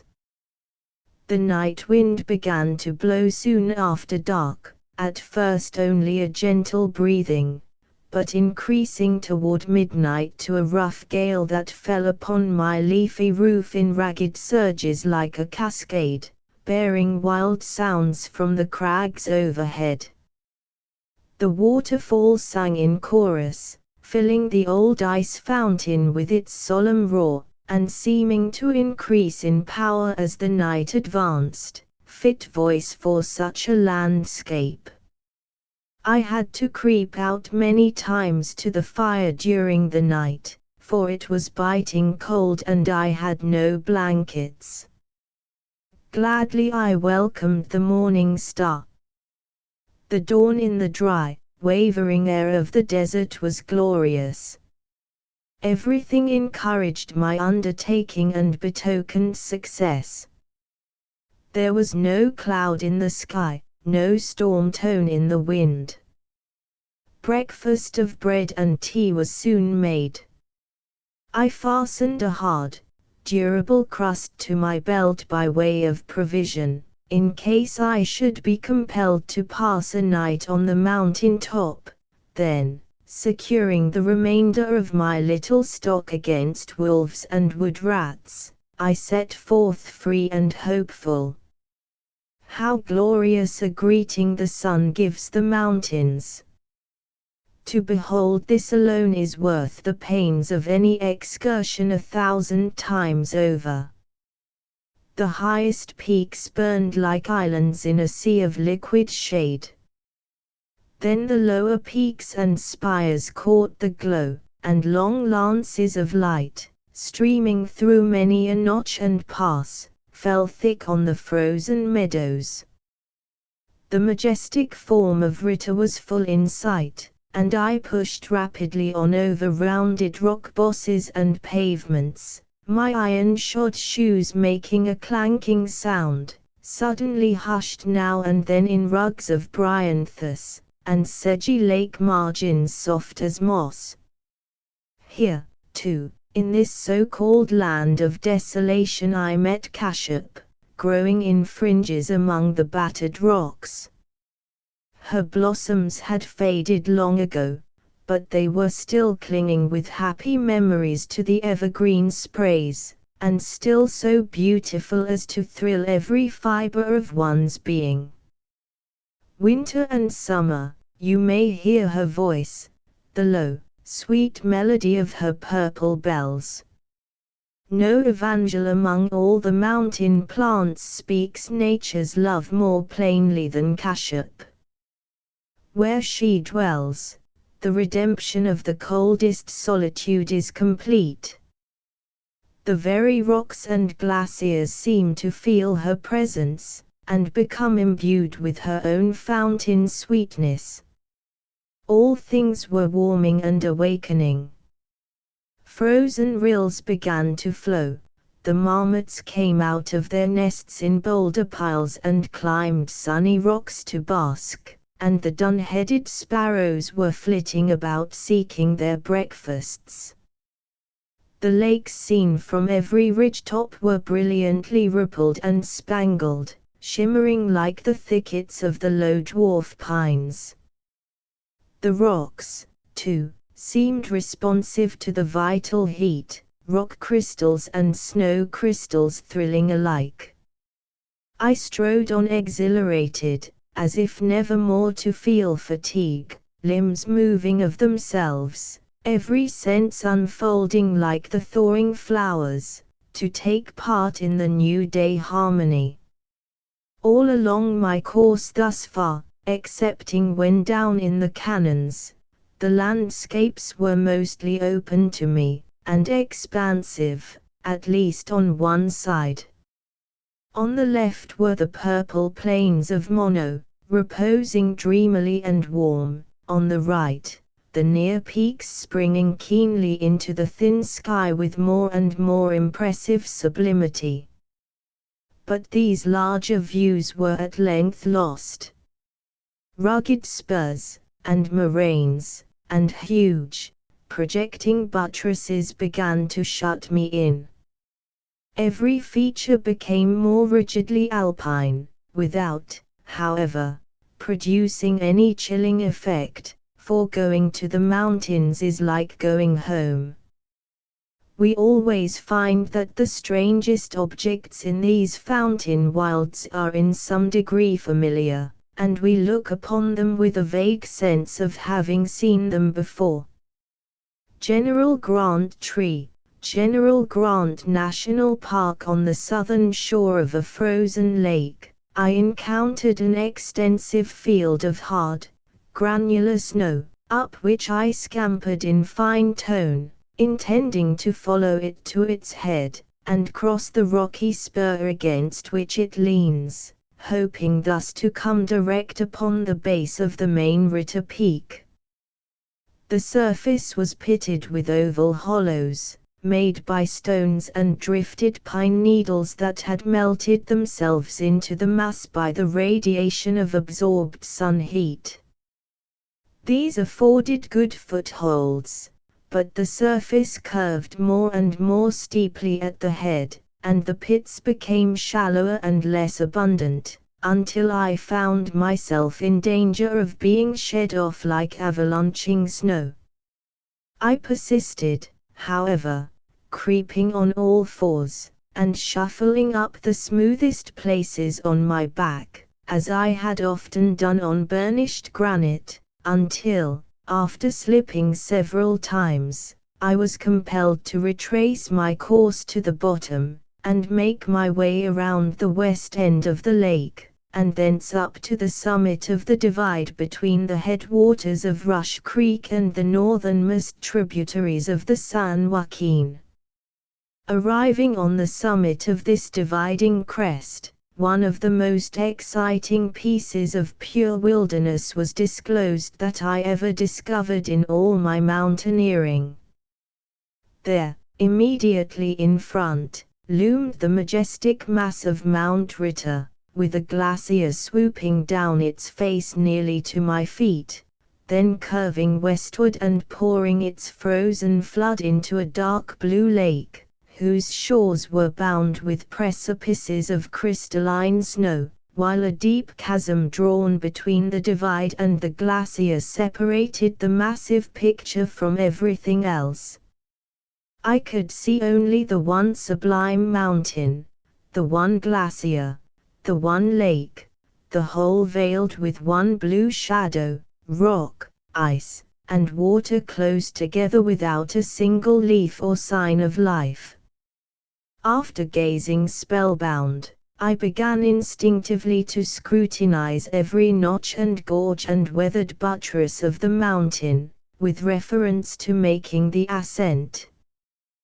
The entire front above the glacier appeared as one tremendous precipice, slightly receding at the top, and bristling with spires and pinnacles set above one another in formidable array.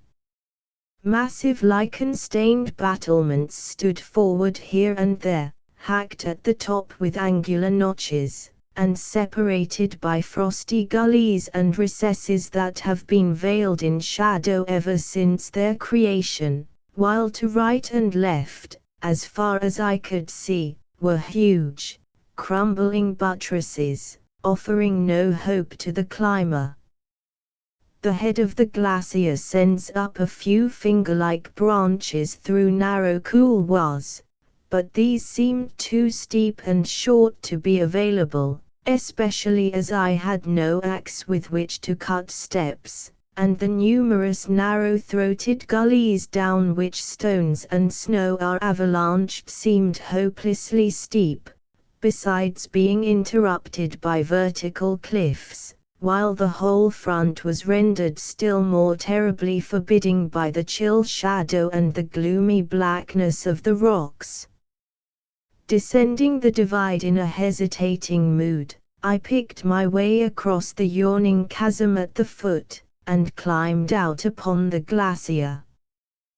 There were no meadows now to cheer with their brave colors, nor could I hear the dun-headed sparrows, whose cheery notes so often relieve the silence of our highest mountains. The only sounds were the gurgling of small rills down in the veins and crevasses of the glacier, and now and then the rattling report of falling stones, with the echoes they shot out into the crisp air. I could not distinctly hope to reach the summit from this side, yet I moved on across the glacier as if driven by fate. Contending with myself, "The season is too far spent," I said, "and even should I be successful, I might be storm-bound on the mountain, and in the cloud darkness, with the cliffs and crevasses covered with snow, how could I escape? No, I must wait till next summer. I would only approach the mountain now, and inspect it, creep about its flanks, learn what I could of its history, holding myself ready to flee on the approach of the first storm cloud.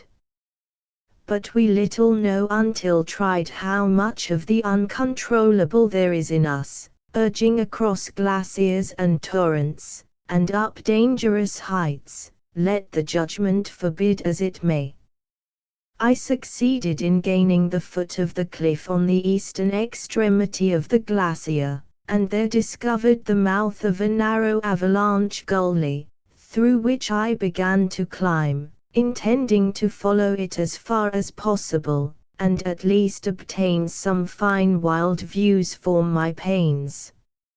Its general course is oblique to the plane of the mountain face, and the metamorphic slates of which the mountain is built are cut by cleavage planes in such a way that they weather off in angular blocks, giving rise to irregular steps that greatly facilitate climbing on the sheer places. I thus made my way into a wilderness of crumbling spires and battlements, built together in bewildering combinations, and glazed in many places with a thin coating of ice, which I had to hammer off with stones. The situation was becoming gradually more perilous, but, having passed several dangerous spots, I dared not think of descending, for, so steep was the entire ascent, one would inevitably fall to the glacier in case a single misstep were made.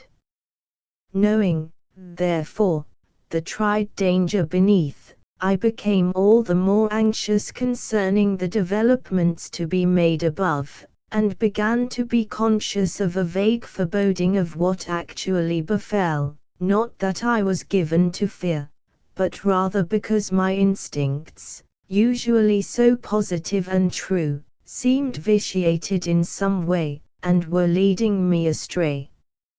At length, after attaining an elevation of about 12,800 feet, I found myself at the foot of a sheer drop in the bed of the avalanche channel I was tracing, which seemed absolutely to bar further progress.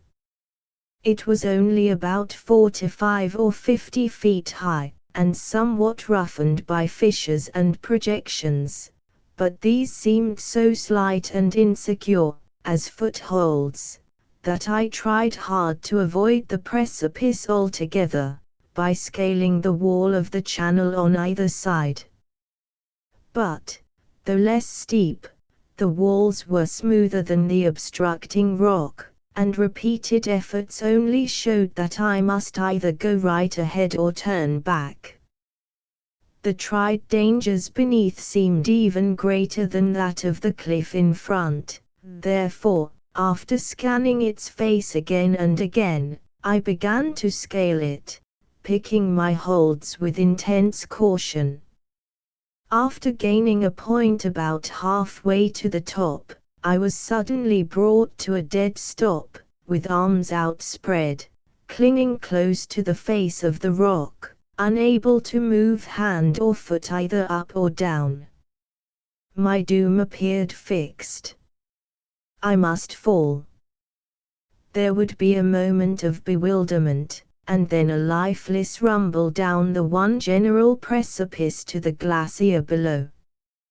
When this final danger flashed upon me, I became nerve-shaken for the first time since setting foot on the mountains, and my mind seemed to fill with a stifling smoke. But this terrible eclipse lasted only a moment, when life blazed forth again with preternatural clearness. I seemed suddenly to become possessed of a new sense.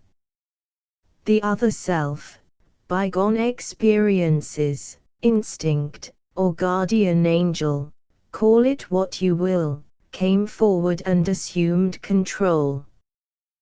Then my trembling muscles became firm again, every rift and flaw in the rock was seen as through a microscope, and my limbs moved with a positiveness and precision with which I seemed to have nothing at all to do.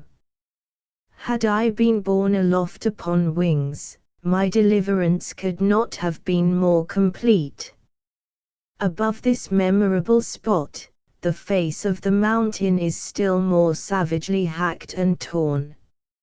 It is a maze of yawning chasms and gullies, in the angles of which rise beetling crags and piles of detached boulders that seem to have been gotten ready to be launched below. But the strange influx of strength I had received seemed inexhaustible. I found a way without effort, and soon stood upon the topmost crag in the blessed light. How truly glorious the landscape circled around this noble summit, giant mountains, valleys innumerable, glaciers and meadows, rivers and lakes, with the wide blue sky bent tenderly over them all. But in my first hour of freedom from that terrible shadow, the sunlight in which I was laving seemed all in all. Looking southward along the axis of the range, The eye is first caught by a row of exceedingly sharp and slender spires, which rise openly to a height of about 1,000 feet, above a series of short, residual glaciers that lean back against their bases.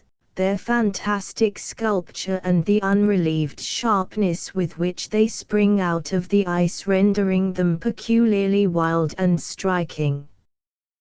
These are the minarets. Beyond them you behold a sublime wilderness of mountains, their snowy summits towering together in crowded abundance, peak beyond peak, swelling higher, higher as they sweep on southward, until the culminating point of the range is reached on Mount Whitney, near the head of the Kern River, at an elevation of nearly 14,700 feet above the level of the sea.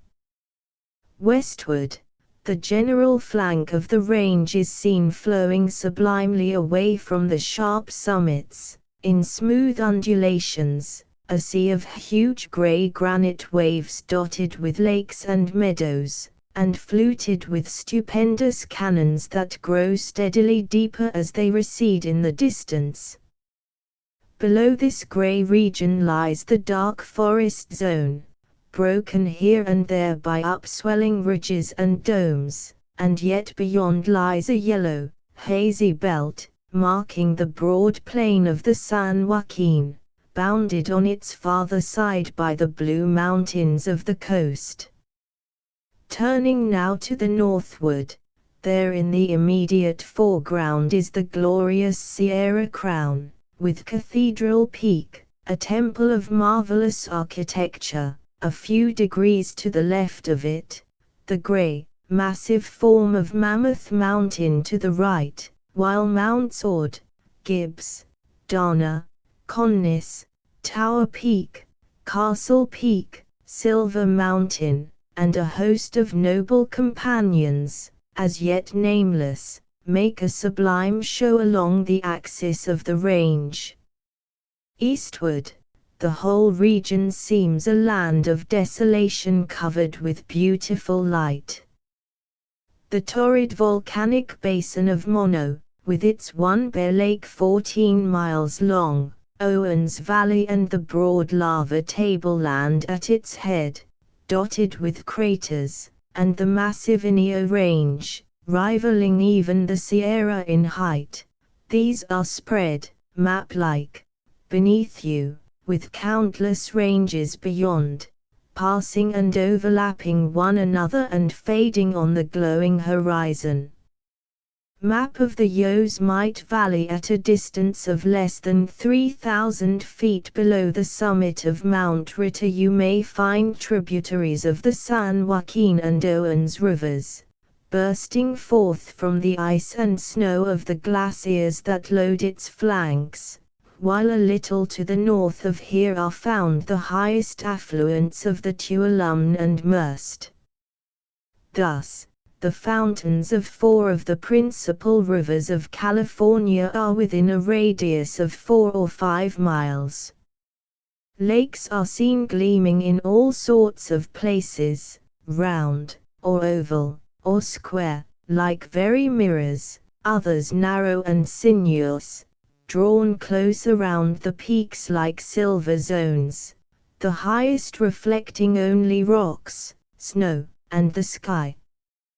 But neither these nor the glaciers, nor the bits of brown meadow and moorland that occur here and there, are large enough to make any marked impression upon the mighty wilderness of mountains.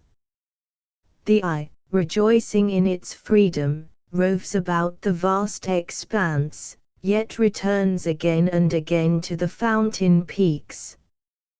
Perhaps some one of the multitude excites special attention, some gigantic castle with turret and battlement, or some Gothic cathedral more abundantly spired than Milan's. But, generally, when looking for the first time from an all-embracing standpoint like this, the inexperienced observer is oppressed by the incomprehensible grandeur, variety, and abundance of the mountains rising shoulder to shoulder beyond the reach of vision, and it is only after they have been studied one by one, long and lovingly, that their far-reaching harmonies become manifest.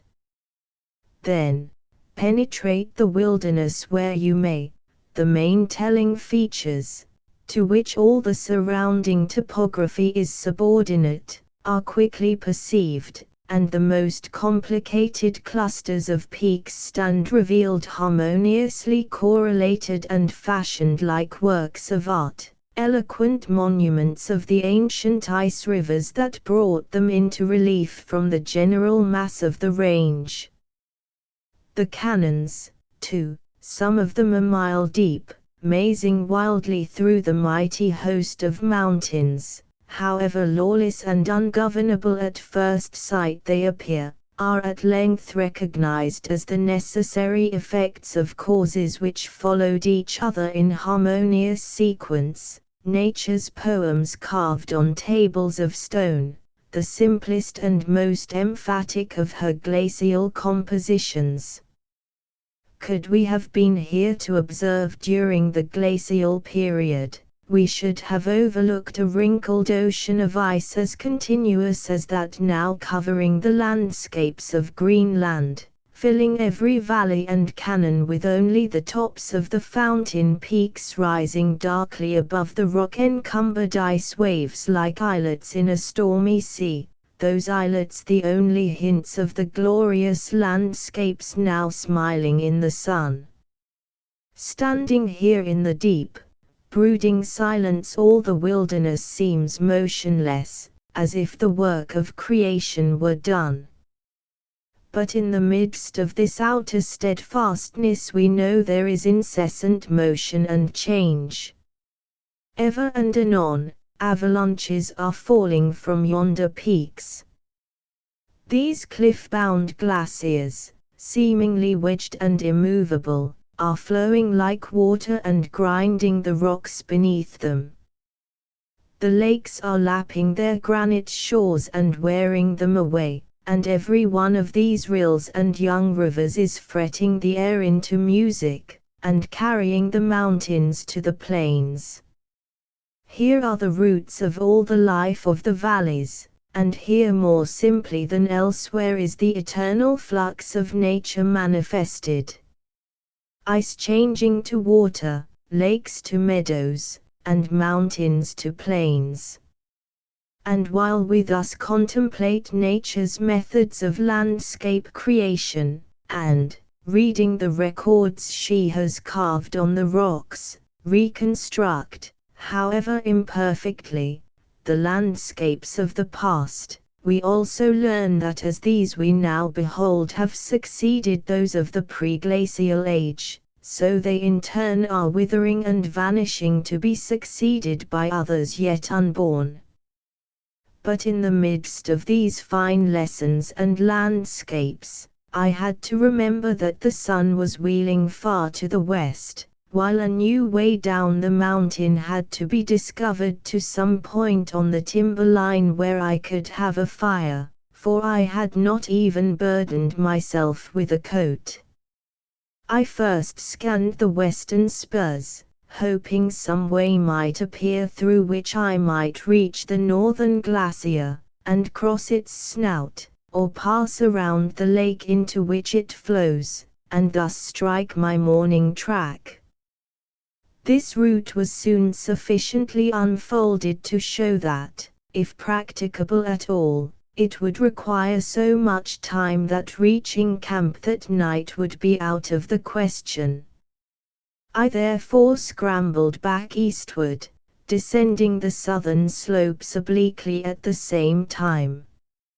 Here the crags seemed less formidable, and the head of a glacier that flows northeast came in sight, which I determined to follow as far as possible, hoping thus to make my way to the foot of the peak on the east side, and thence across the intervening canyons and ridges to camp. The inclination of the glacier is quite moderate at the head, and, as the sun had softened the névé, I made safe and rapid progress, running and sliding, and keeping up a sharp outlook for crevasses.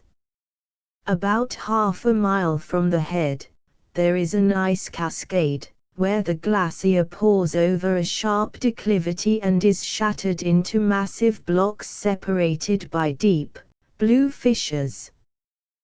To thread my way through the slippery mazes of this crevassed portion seemed impossible, and I endeavored to avoid it by climbing off to the shoulder of the mountain. But the slopes rapidly steepened and at length fell away in sheer precipices, compelling a return to the ice. Fortunately, the day had been warm enough to loosen the ice crystals so as to admit of hollows being dug in the rotten portions of the blocks, thus enabling me to pick my way with far less difficulty than I had anticipated. Continuing down over the snout, and along the left lateral moraine, was only a confident saunter, showing that the ascent of the mountain by way of this glacier is easy, provided one is armed with an axe to cut steps here and there. The lower end of the glacier was beautifully waved and barred by the outcropping edges of the bedded ice layers which represent the annual snowfalls, and to some extent the irregularities of structure caused by the weathering of the walls of crevasses, and by separate snowfalls which have been followed by rain, hail, thawing and freezing, etc. Small rills were gliding and swirling over the melting surface with a smooth, oily appearance, in channels of pure ice, their quick, compliant movements contrasting most impressively with the rigid, invisible flow of the glacier itself, on whose back they all were riding. Night drew near before I reached the eastern base of the mountain, and my camp lay many a rugged mile to the north, but ultimate success was assured. It was now only a matter of endurance and ordinary mountain craft. The sunset was, if possible, yet more beautiful than that of the day before. The Mono landscape seemed to be fairly saturated with warm, purple light. The peaks marshaled along the summit were in shadow, but through every notch and pass streamed vivid sunfire, soothing and irradiating their rough, black angles, while companies of small, luminous clouds hovered above them like very angels of light. Darkness came on, but I found my way by the trends of the canyons and the peaks projected against the sky. All excitement died with the light, and then I was weary. But the joyful sound of the waterfall across the lake was heard at last, and soon the stars were seen reflected in the lake itself. Taking my bearings from these, I discovered the little pine thicket in which my nest was, and then I had a rest such as only a tired mountaineer may enjoy. After lying loose and lost for a while, I made a sunrise fire, went down to the lake, dashed water on my head, and dipped a cupful for tea. The revival brought about by bread and tea was as complete as the exhaustion from excessive enjoyment and toil. Then I crept beneath the pine tassels to bed.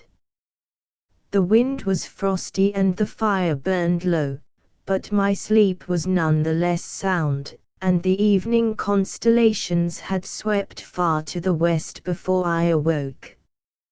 After thawing and resting in the morning sunshine, I sauntered home, that is, back to the Tuolumne camp, bearing away toward a cluster of peaks that hold the fountain snows of one of the north tributaries of Rush Creek.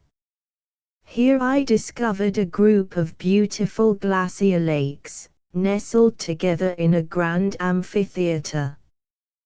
Toward evening, I crossed the divide separating the Mono waters from those of the Tuolumne, and entered the glacier basin that now holds the fountain snows of the stream that forms the upper Tuolumne Cascades. This stream I traced down through its many dells and gorges, meadows and bogs, reaching the brink of the main Tuolumne at dusk. A loud whoop for the artists was answered again and again. Their campfire came in sight, and half an hour afterward I was with them. They seemed unreasonably glad to see me. I had been absent only 3 days, nevertheless, though the weather was fine, they had already been weighing chances as to whether I would ever return, and trying to decide whether they should wait longer or begin to seek their way back to the lowlands. Now their curious troubles were over.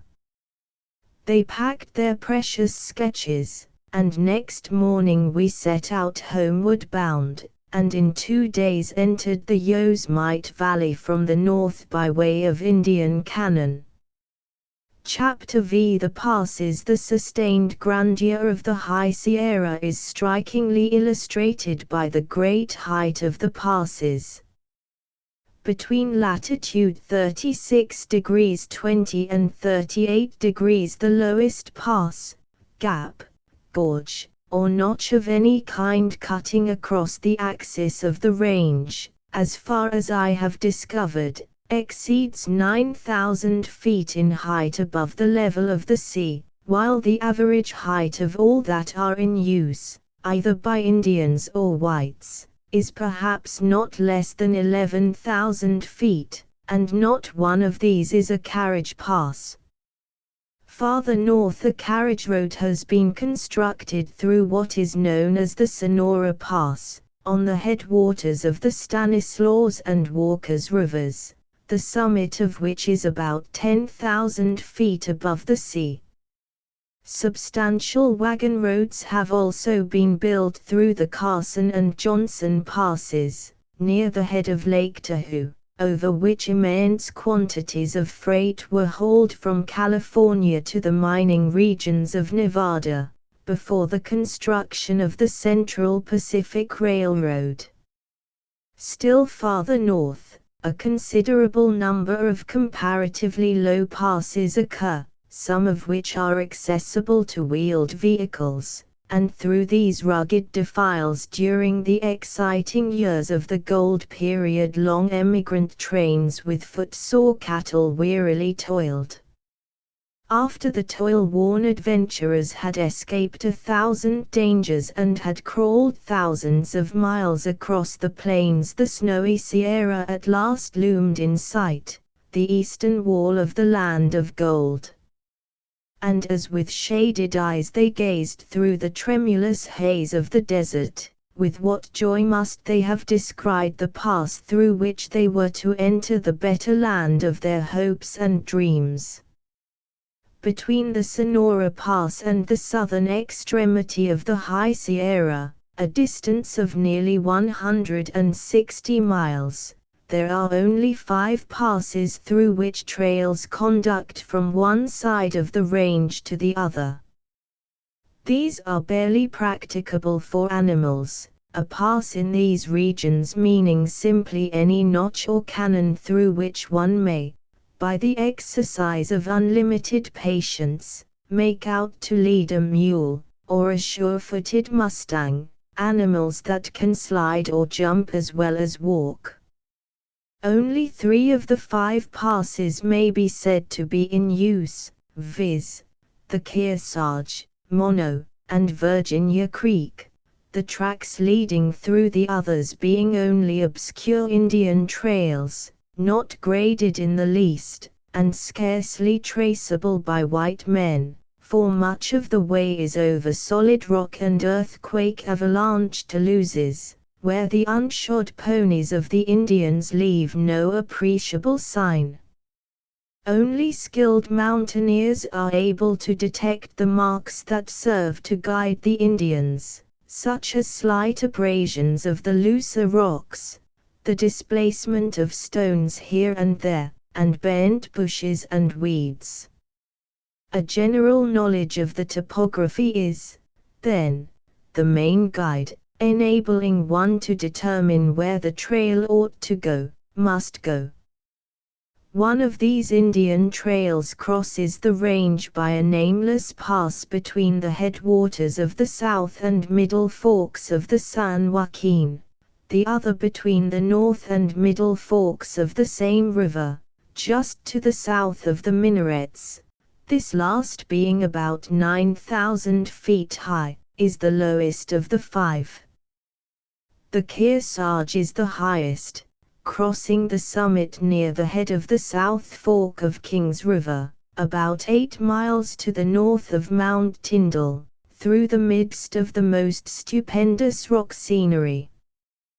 The summit of this pass is over 12,000 feet above sea level. Nevertheless, it is one of the safest of the five, and is used every summer, from July to October or November, by hunters, prospectors, and stock owners, and to some extent by enterprising pleasure seekers also.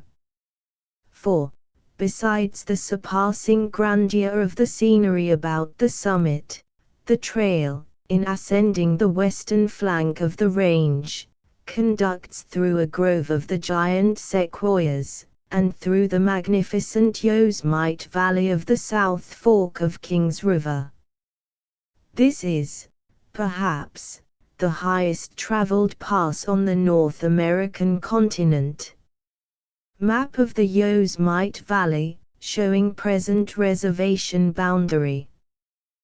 The Mono Pass lies to the east of Yosemite Valley, at the head of one of the tributaries of the South Fork of the Tuolumne.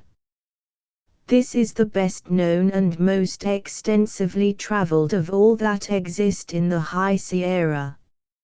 A trail was made through it about the time of the Mono Gold excitement, in the year 1858, by adventurous miners and prospectors, men who would build a trail down the throat of darkest Erebus on the way to gold.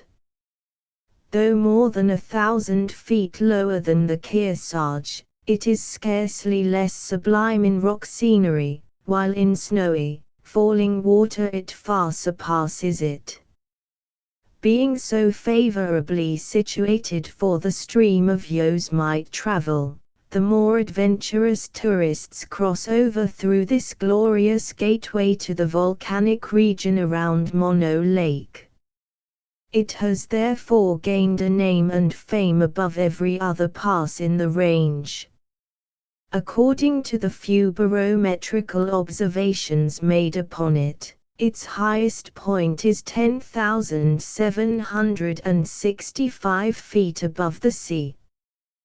The other pass of the five we have been considering is somewhat lower, and crosses the axis of the range a few miles to the north of the Mono Pass, at the head of the southernmost tributary of Walker's River.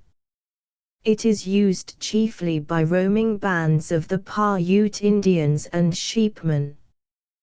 But, leaving wheels and animals out of the question, the free mountaineer with a sack of bread on his shoulders and an axe to cut steps in ice and frozen snow can make his way across the range almost everywhere, and at any time of year when the weather is calm.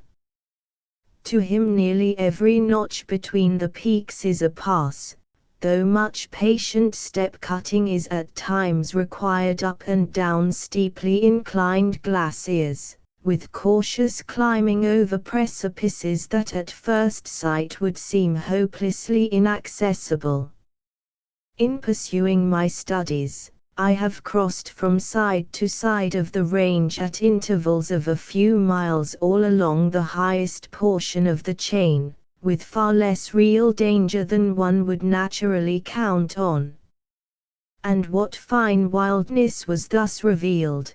Storms and avalanches, lakes and waterfalls, gardens and meadows, and interesting animals, only those will ever know who give the freest and most buoyant portion of their lives to climbing and seeing for themselves.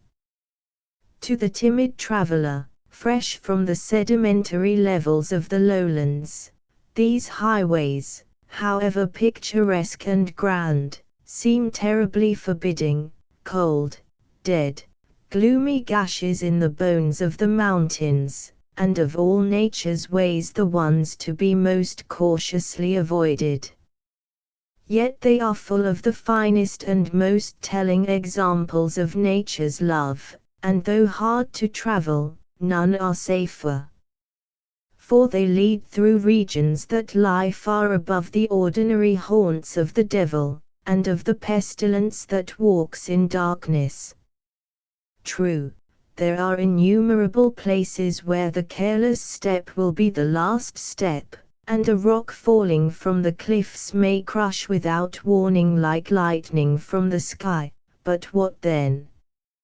Accidents in the mountains are less common than in the lowlands, and these mountain mansions are decent, delightful, even divine, places to die in, compared with the doleful chambers of civilization. Few places in this world are more dangerous than home. Fear not, therefore, to try the mountain passes. They will kill care, save you from deadly apathy, set you free, and call forth every faculty into vigorous, enthusiastic action. Even the sick should try these so-called dangerous passes, because for every unfortunate they kill, they cure 1,000. All the passes make their steepest ascents on the eastern flank. On this side the average rise is not far from 1,000 feet to the mile, while on the west it is about 200 feet. Another marked difference between the eastern and western portions of the passes is that the former begin at the very foot of the range, while the latter can hardly be said to begin lower than an elevation of from 7 to 10,000 feet. Approaching the range from the grey levels of Mono and Owens Valley on the east, the traveller sees before him the steep, short passes in full view, fenced in by rugged spurs that come plunging down from the shoulders of the peaks on either side, the courses of the more direct being disclosed from top to bottom without interruption. But from the west one sees nothing of the way he may be seeking until near the summit, after days have been spent in threading the forests growing on the main dividing ridges between the river canyons. It is interesting to observe how surely the Alp-crossing animals of every kind fall into the same trails. The more rugged and inaccessible the general character of the topography of any particular region, the more surely will the trails of white men, Indians, bears, wild sheep, etc., be found converging into the best passes. The Indians of the western slope venture cautiously over the passes in settled weather to attend dances, and obtain loads of pine nuts and the larvae of a small fly that breeds in Mono and Owens lakes, which, when dried, forms an important article of food, while the Paiutes cross over from the east to hunt the deer and obtain supplies of acorns. And it is truly astonishing to see what immense loads the haggard old squaws make out to carry barefooted through these rough passes, oftentimes for a distance of 60 or 70 miles. They are always accompanied by the men, who stride on, unburdened and erect, a little in advance, kindly stooping at difficult places to pile stepping stones for their patient, pack animal wives, just as they would prepare the way for their ponies. Bears evince great sagacity as mountaineers, but although they are tireless and enterprising travelers, they seldom cross the range.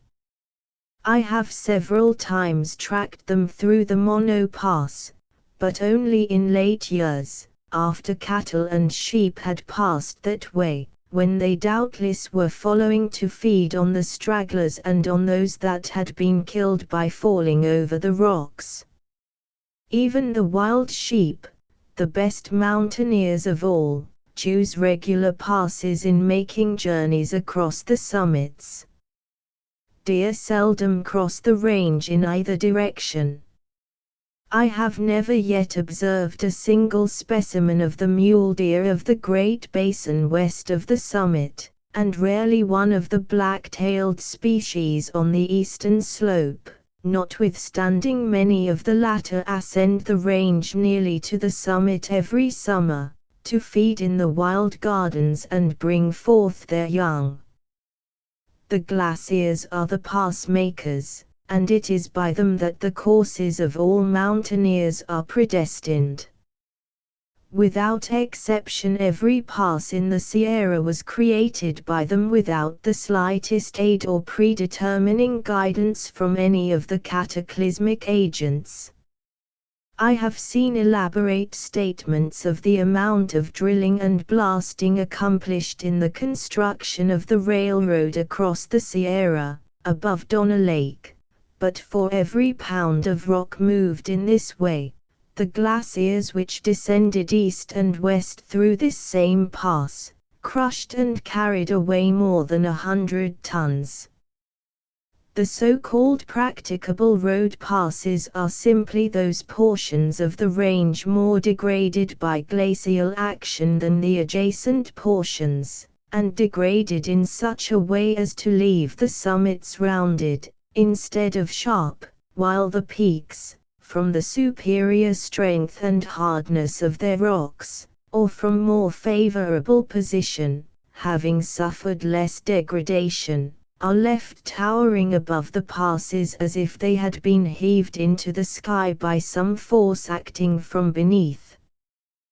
The scenery of all the passes, especially at the head, is of the wildest and grandest description, lofty peaks massed together and laden around their bases with ice and snow, chains of glacier lakes, cascading streams in endless variety, with glorious views, westward over a sea of rocks and woods, and eastward over strange ashy plains, volcanoes, and the dry, dead-looking ranges of the Great Basin.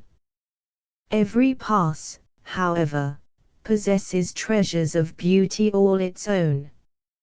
Having thus in a general way indicated the height, leading features, and distribution of the principal passes, I will now endeavor to describe the Mono Pass in particular, which may, I think, be regarded as a fair example of the higher alpine passes in general.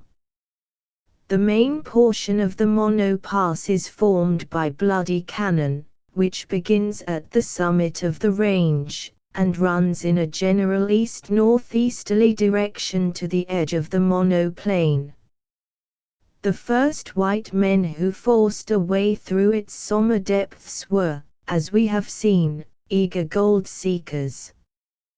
But the canyon was known and traveled as a pass by the Indians and mountain animals long before its discovery by white men, as is shown by the numerous tributary trails which come into it from every direction. Its name accords well with the character of the early times in California, and may perhaps have been suggested by the predominant color of the metamorphic slates in which it is in great part eroded, or more probably by blood stains made by the unfortunate animals which were compelled to slip and shuffle awkwardly over its rough, cutting rocks. I have never known an animal, either mule or horse, to make its way through the canyon, either in going up or down, without losing more or less blood from wounds on the legs. Occasionally one is killed outright, falling headlong and rolling over precipices like a boulder. But such accidents are rarer than from the terrible appearance of the trail one would be led to expect. The more experienced when driven loose find their way over the dangerous places with a caution and sagacity that is truly wonderful.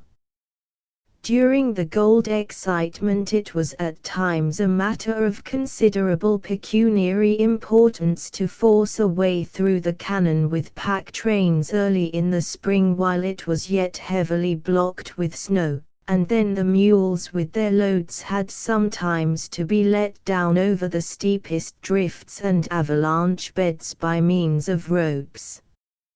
A good bridle path leads from Yosemite through many a grove and meadow up to the head of the canon, a distance of about 30 miles.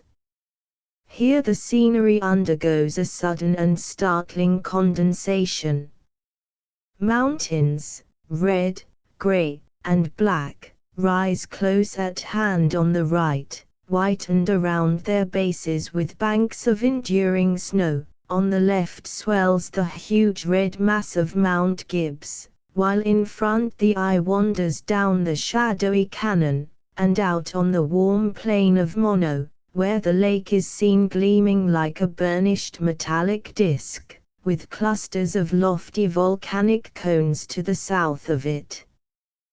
When at length we enter the mountain gateway, the Somma rocks seem aware of our presence, and seem to come thronging closer about us. Happily the ouzel and the old familiar robin are here to sing us welcome, and azure daisies beam with trustfulness and sympathy, enabling us to feel something of nature's love even here, beneath the gaze of her coldest rocks. The effect of this expressive outspokenness on the part of the canon rocks is greatly enhanced by the quiet aspect of the alpine meadows through which we pass just before entering the narrow gateway. The forests in which they lie, and the mountain tops rising beyond them, seem quiet and tranquil. We catch their restful spirit, yield to the soothing influences of the sunshine, and saunter dreamily on through flowers and bees, scarce touched by a definite thought. Then suddenly we find ourselves in the shadowy canon, closeted with nature in one of her wildest strongholds. After the first bewildering impression begins to wear off, we perceive that it is not altogether terrible. For besides the reassuring birds and flowers we discover a chain of shining lakelets hanging down from the very summit of the pass, and linked together by a silvery stream. The highest are set in bleak, rough bowls, scantily fringed with brown and yellow sedges. Winter storms blow snow through the canon in blinding drifts, and avalanches shoot from the heights. Then are these sparkling tarns filled and buried, leaving not a hint of their existence. In June and July they begin to blink and thaw out like sleepy eyes. The carices thrust up their short brown spikes, the daisies bloom in turn, and the most profoundly buried of them all is at length warmed and summered as if winter were only a dream. Red Lake is the lowest of the chain, and also the largest. It seems rather dull and forbidding at first sight, lying motionless in its deep, dark bed. The canon wall rises sheer from the water's edge on the south, but on the opposite side there is sufficient space and sunshine for a sedgy daisy garden, the center of which is brilliantly lighted with lilies, castilleias, larkspurs, and columbines, sheltered from the wind by leafy willows, and forming a most joyful outburst of plant life keenly emphasized by the chill baldness of the onlooking cliffs. After indulging here in a dozing, shimmering lake rest, the happy stream sets forth again, warbling and trilling like an ouzel, ever delightfully confiding, no matter how dark the way, leaping, gliding, hither, thither, clear or foaming, manifesting the beauty of its wildness in every sound and gesture. One of its most beautiful developments is the Diamond Cascade, situated a short distance below Red Lake. Here the tense, crystalline water is first dashed into coarse, granular spray mixed with dusty foam, and then divided into a diamond pattern by following the diagonal cleavage joints that intersect the face of the precipice over which it pours. Viewed in front, it resembles a strip of embroidery of definite pattern, varying through the seasons with the temperature and the volume of water. Scarce a flower may be seen along its snowy border. A few bent pines look on from a distance, and small fringes of cassiope and rock ferns are growing in fissures near the head, but these are so lowly and undemonstrative that only the attentive observer will be likely to notice them. On the north wall of the canon, a little below the Diamond Cascade, a glittering side stream makes its appearance, seeming to leap directly out of the sky. It first resembles a crinkled ribbon of silver hanging loosely down the wall, but grows wider as it descends, and dashes the dull rock with foam. A long ruftalus curves up against this part of the cliff, overgrown with snow-pressed willows, in which the fall disappears with many an eager surge and swirl and plashing leap, finally beating its way down to its confluence with the main canon stream. Below this point the climate is no longer Arctic. Butterflies become larger and more abundant. Grasses with imposing spread of panicle wave above your shoulders, and the summery drone of the bumblebee thickens the air. The dwarf pine, the tree mountaineer that climbs highest and braves the coldest blasts, is found scattered in storm-beaten clumps from the summit of the pass about halfway down the canon. Here it is succeeded by the hardy two-leaved pine, which is speedily joined by the taller yellow and mountain pines. These, with the burly juniper, and shimmering aspen, rapidly grow larger as the sunshine becomes richer, forming groves that block the view, or they stand more apart here and there in picturesque groups, that make beautiful and obvious harmony with the rocks and with one another. Blooming underbrush becomes abundant, azalea, spirea, and the briar rose weaving fringes for the streams, and shaggy rugs to relieve the stern, unflinching rock bosses. Rancheria Falls, Hetch Hetchy Valley. Through this delightful wilderness, Cannon Creek roves without any constraining channel, throbbing and wavering, now in sunshine, now in thoughtful shade, falling, swirling, flashing from side to side in weariless exuberance of energy. A glorious Milky Way of cascades is thus developed, of which Bower Cascade, though one of the smallest, is perhaps the most beautiful of them all. It is situated in the lower region of the pass, just where the sunshine begins to mellow between the cold and warm climates. Here the glad creek, grown strong with tribute gathered from many a snowy fountain on the heights, sings richer strains, and becomes more human and lovable at every step. Now you may by its side find the rose and homely yarrow, and small meadows full of bees and clover. At the head of a low-browed rock, luxuriant dogwood bushes and willows arch over from bank to bank, embowering the stream with their leafy branches, and drooping plumes, kept in motion by the current, fringe the brow of the cascade in front. From this leafy covert the stream leaps out into the light in a fluted curve thick sown with sparkling crystals, and falls into a pool filled with brown boulders, out of which it creeps grey with foam bells and disappears in a tangle of verdure like that from which it came. Hence, to the foot of the canon, the metamorphic slates give place to granite, whose nobler sculpture calls forth expressions of corresponding beauty from the stream in passing over it, bright trills of rapids, booming notes of falls, solemn hushes of smooth gliding sheets, all chanting and blending in glorious harmony.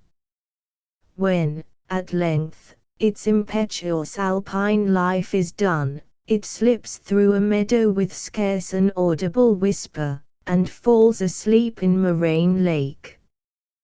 This waterbed is one of the finest I ever saw. Evergreens wave soothingly about it, and the breath of flowers floats over it like incense. Here our blessed stream rests from its rocky wanderings, all its mountaineering done, no more foaming rock leaping, no more wild, exulting song. It falls into a smooth, glassy sleep, stirred only by the night wind, which, coming down the canon, makes it croon and mutter in ripples along its broidered shores. Leaving the lake, it glides quietly through the rushes, destined never more to touch the living rock. Henceforth its path lies through ancient moraines and reaches of ashy sage plain, which nowhere afford rocks suitable for the development of cascades or sheer falls. Yet this beauty of maturity, though less striking, is of a still higher order, enticing us lovingly on through gentian meadows and groves of rustling aspen to Lake Mono, where, spirit-like, our happy stream vanishes in vapor, and floats free again in the sky. Bloody Cannon, like every other in the Sierra, was recently occupied by a glacier, which derived its fountain snows from the adjacent summits, and descended into Mono Lake, at a time when its waters stood at a much higher level than now. The principal characters in which the history of the ancient glaciers is preserved are displayed here in marvelous freshness and simplicity, furnishing the student with extraordinary advantages for the acquisition of knowledge of this sort. The most striking passages are polished and striated surfaces, which in many places reflect the rays of the sun like smooth water. The dam of Red Lake is an elegantly modeled rib of metamorphic slate, brought into relief because of its superior strength, and because of the greater intensity of the glacial erosion of the rock immediately above it, caused by a steeply inclined tributary glacier, which entered the main trunk with a heavy down thrust at the head of the lake. Moraine Lake furnishes an equally interesting example of a basin formed wholly, or in part, by a terminal moraine dam curved across the path of a stream between two lateral moraines. At Moraine Lake the canon proper terminates, although apparently continued by the two lateral moraines of the vanished glacier. These moraines are about 300 feet high, and extend unbrokenly from the sides of the canon into the plain, a distance of about 5 miles, curving and tapering in beautiful lines. Their hewn-wood sides are gardens, their shady sides are groves, the former devoted chiefly to Eriogony, Compositae, and Graminy, a square rod containing 5 or 6 profusely flowered eriogonums of several species, about the same number of bahia and linosyris, and a few grass tufts, each species being planted trimly apart, with bare gravel between, as if cultivated artificially. My first visit to Bloody Cannon was made in the summer of 1869, under circumstances well calculated to heighten the impressions that are the peculiar offspring of mountains. I came from the blooming tangles of Florida, and waded out into the plant gold of the Great Valley of California, when its flora was as yet untrodden. Never before had I beheld congregations of social flowers half so extensive or half so glorious. Golden composite covered all the ground from the coast range to the Sierra like a stratum of curdled sunshine, in which I reveled for weeks, watching the rising and setting of their innumerable suns. Then I gave myself up to be borne forward on the crest of the summer wave that sweeps annually up the Sierra and spends itself on the snowy summits. At the Big Tuolumne Meadows I remained more than a month, sketching, botanizing, and climbing among the surrounding mountains. The mountaineer with whom I then happened to be camping was one of those remarkable men one so frequently meets in California, the hard angles and bosses of whose characters have been brought into relief by the grinding excitements of the gold period, until they resemble glacial landscapes. But at this late day, my friend's activities had subsided, and his craving for rest caused him to become a gentle shepherd and literally to lie down with the lamb. Recognizing the unsatisfiable longings of my Scotch Highland instincts, he threw out some hints concerning Bloody Cannon, and advised me to explore it. I have never seen it myself, he said, for I never was so unfortunate as to pass that way. But I have heard many a strange story about it, and I warrant you will at least find it wild enough. Then of course I made haste to see it. Early next morning I made up a bundle of bread, tied my notebook to my belt, and strode away in the bracing air, full of eager, indefinite hope. The plushy lawns that lay in my path served to soothe my morning haste. The sod in many places was starred with daisies and blue gentians, over which I lingered. I traced the paths of the ancient glaciers over many a shining pavement, and marked the gaps in the upper forests that told the power of the winter avalanches. Climbing higher, I saw for the first time the gradual dwarfing of the pines in compliance with climate, and on the summit discovered creeping mats of the Arctic willow overgrown with silky catkins, and patches of the dwarf vaccinium with its round flowers sprinkled in the grass like purple hail, while in every direction the landscape stretched sublimely away in fresh wildness, a manuscript written by the hand of nature alone.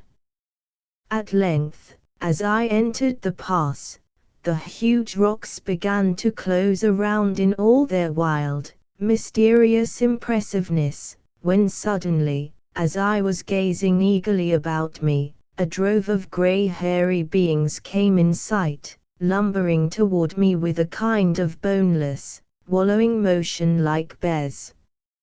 I never turn back, though often so inclined, and in this particular instance, amid such surroundings, everything seemed singularly unfavorable for the calm acceptance of so grim a company.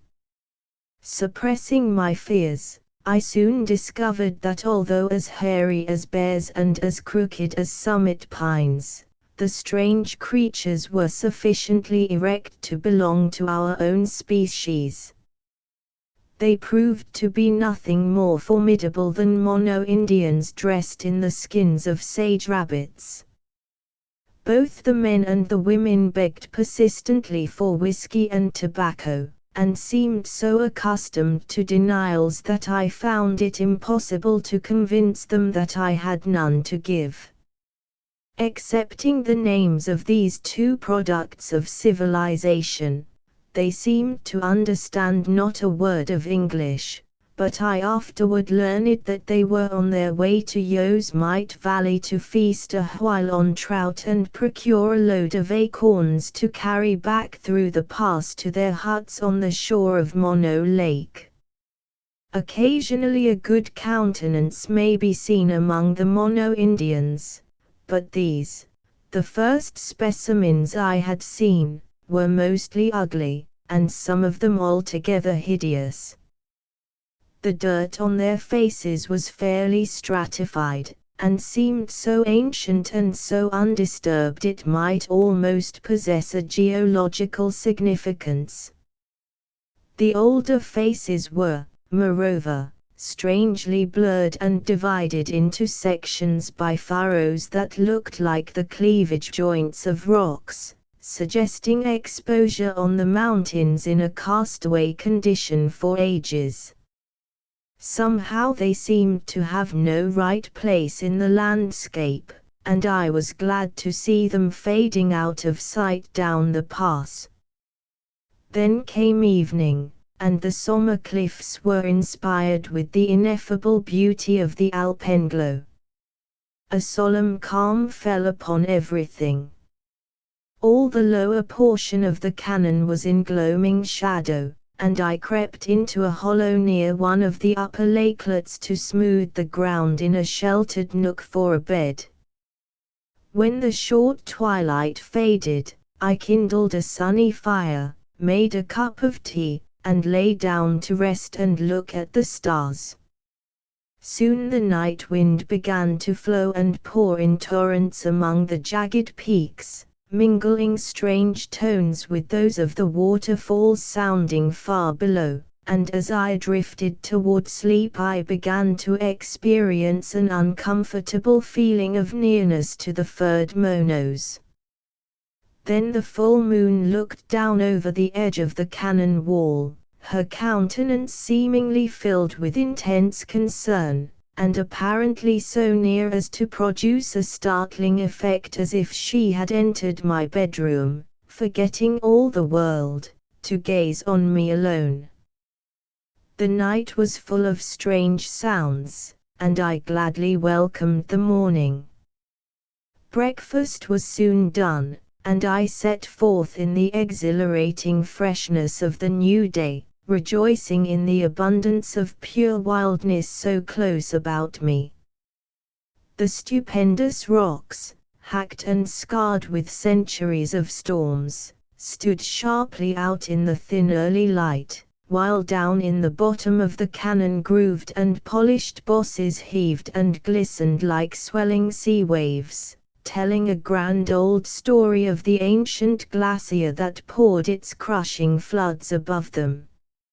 Here for the first time I met the Arctic daisies in all their perfection of purity and spirituality, gentle mountaineers face to face with the stormy sky, kept safe and warm by 1,000 miracles.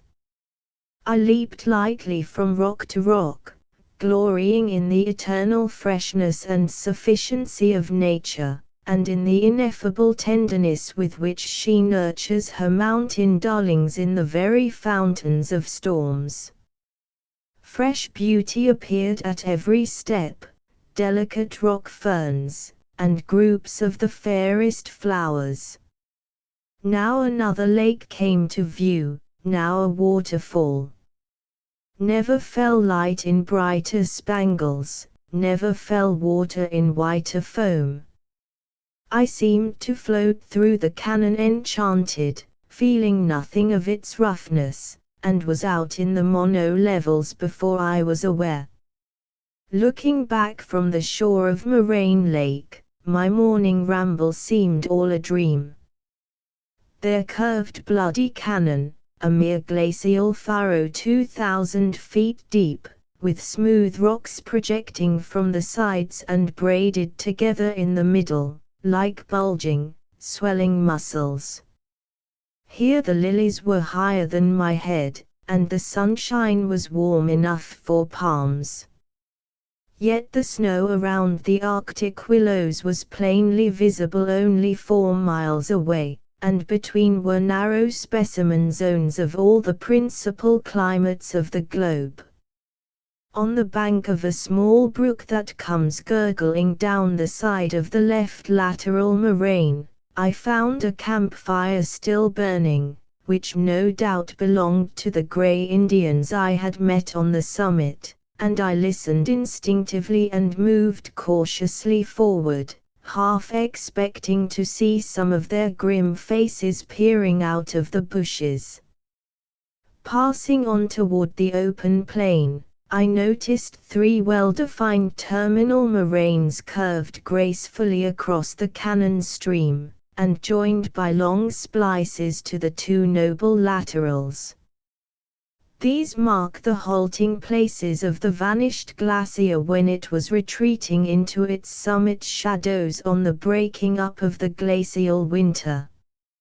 5 miles below the foot of Moraine Lake, just where the lateral moraines lose themselves in the plain, there was a field of wild rye, growing in magnificent waving bunches 6 to 8 feet high, bearing heads from 6 to 12 inches long. Rubbing out some of the grains, I found them about 5/8 of an inch long, dark-colored, and sweet.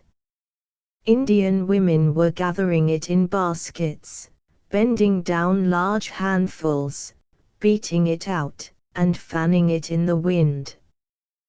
They were quite picturesque, coming through the rye, as one caught glimpses of them here and there, in winding lanes and openings, with splendid tufts arching above their heads, while their incessant chat and laughter showed their heedless joy. Like the rye field, I found the so-called desert of Mono blooming in a high state of natural cultivation with the wild rose, cherry, aster, and the delicate abronia, also innumerable gilias, phloxes, poppies, and bush compositae. I observed their gestures and the various expressions of their corollas, inquiring how they could be so fresh and beautiful out in this volcanic desert. They told as happy a life as any plant company I ever met, and seemed to enjoy even the hot sand and the wind. But the vegetation of the pass has been in great part destroyed, and the same may be said of all the more accessible passes throughout the range. Immense numbers of starving sheep and cattle have been driven through them into Nevada, trampling the wild gardens and meadows almost out of existence. The lofty walls are untouched by any foot, and the falls sing on unchanged, but the sight of crushed flowers and stripped, bitten bushes goes far toward destroying the charm of wildness. The canyon should be seen in winter. A good, strong traveler, who knows the way and the weather, might easily make a safe excursion through it from Yosemite Valley on snowshoes during some tranquil time, when the storms are hushed. The lakes and falls would be buried then, but so, also, would be the traces of destructive feet, while the views of the mountains in their winter garb, and the ride at lightning speed down the pass between the snowy walls, would be truly glorious. View of the monoplane from the foot of Bloody Canyon. Chapter 6 The glacier lakes. Among the many unlooked-for treasures that are bound up and hidden away in the depths of Sierra solitudes, none more surely charm and surprise all kinds of travelers than the glacier lakes.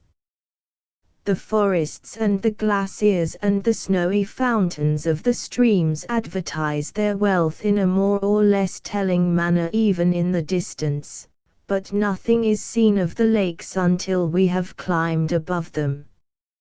All the upper branches of the rivers are fairly laden with lakes, like orchard trees with fruit.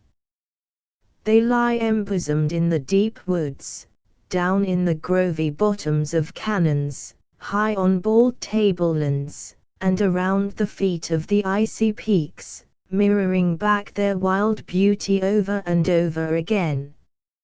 Some conception of their lavish abundance may be made from the fact that, from one standpoint on the summit of Red Mountain, a day's journey to the east of Yosemite Valley, no fewer than 42 are displayed within a radius of 10 miles. The whole number in the Sierra can hardly be less than 1,500, not counting the smaller pools and tarns, which are innumerable. Perhaps 2/3 or more lie on the western flank of the range, and all are restricted to the alpine and subalpine regions.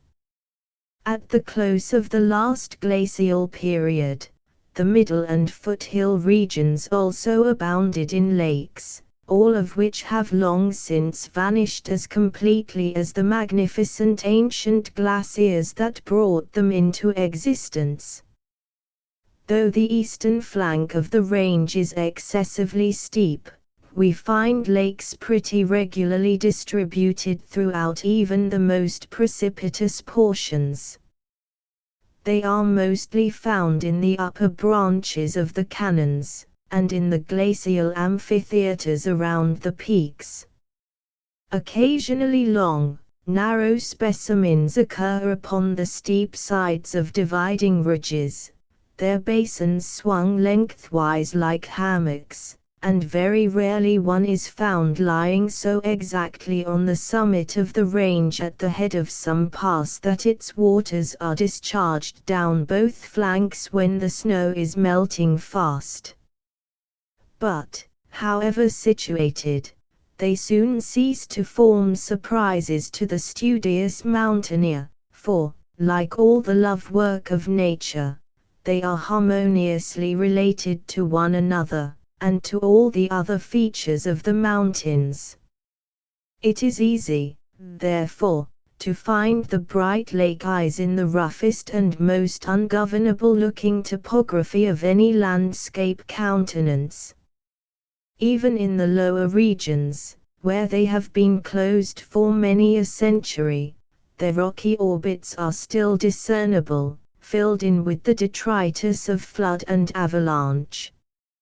A beautiful system of grouping in correspondence with the glacial fountains is soon perceived, also their extension in the direction of the trends of the ancient glaciers, and in general their dependence as to form, size, and position upon the character of the rocks in which their basins have been eroded, and the quantity and direction of application of the glacial force expended upon each basin. In the upper canyons we usually find them in pretty regular succession, strung together like beads on the bright ribbons of their feeding streams, which pour, white and grey with foam and spray, from one to the other, their perfect mirror stillness making impressive contrasts with the grand blare and glare of the connecting cataracts. In Lake Hollow, on the north side of the Hoffman Spur, immediately above the great Tuolumne Canyon, there are 10 lovely lakelets lying near together in one general hollow, like eggs in a nest.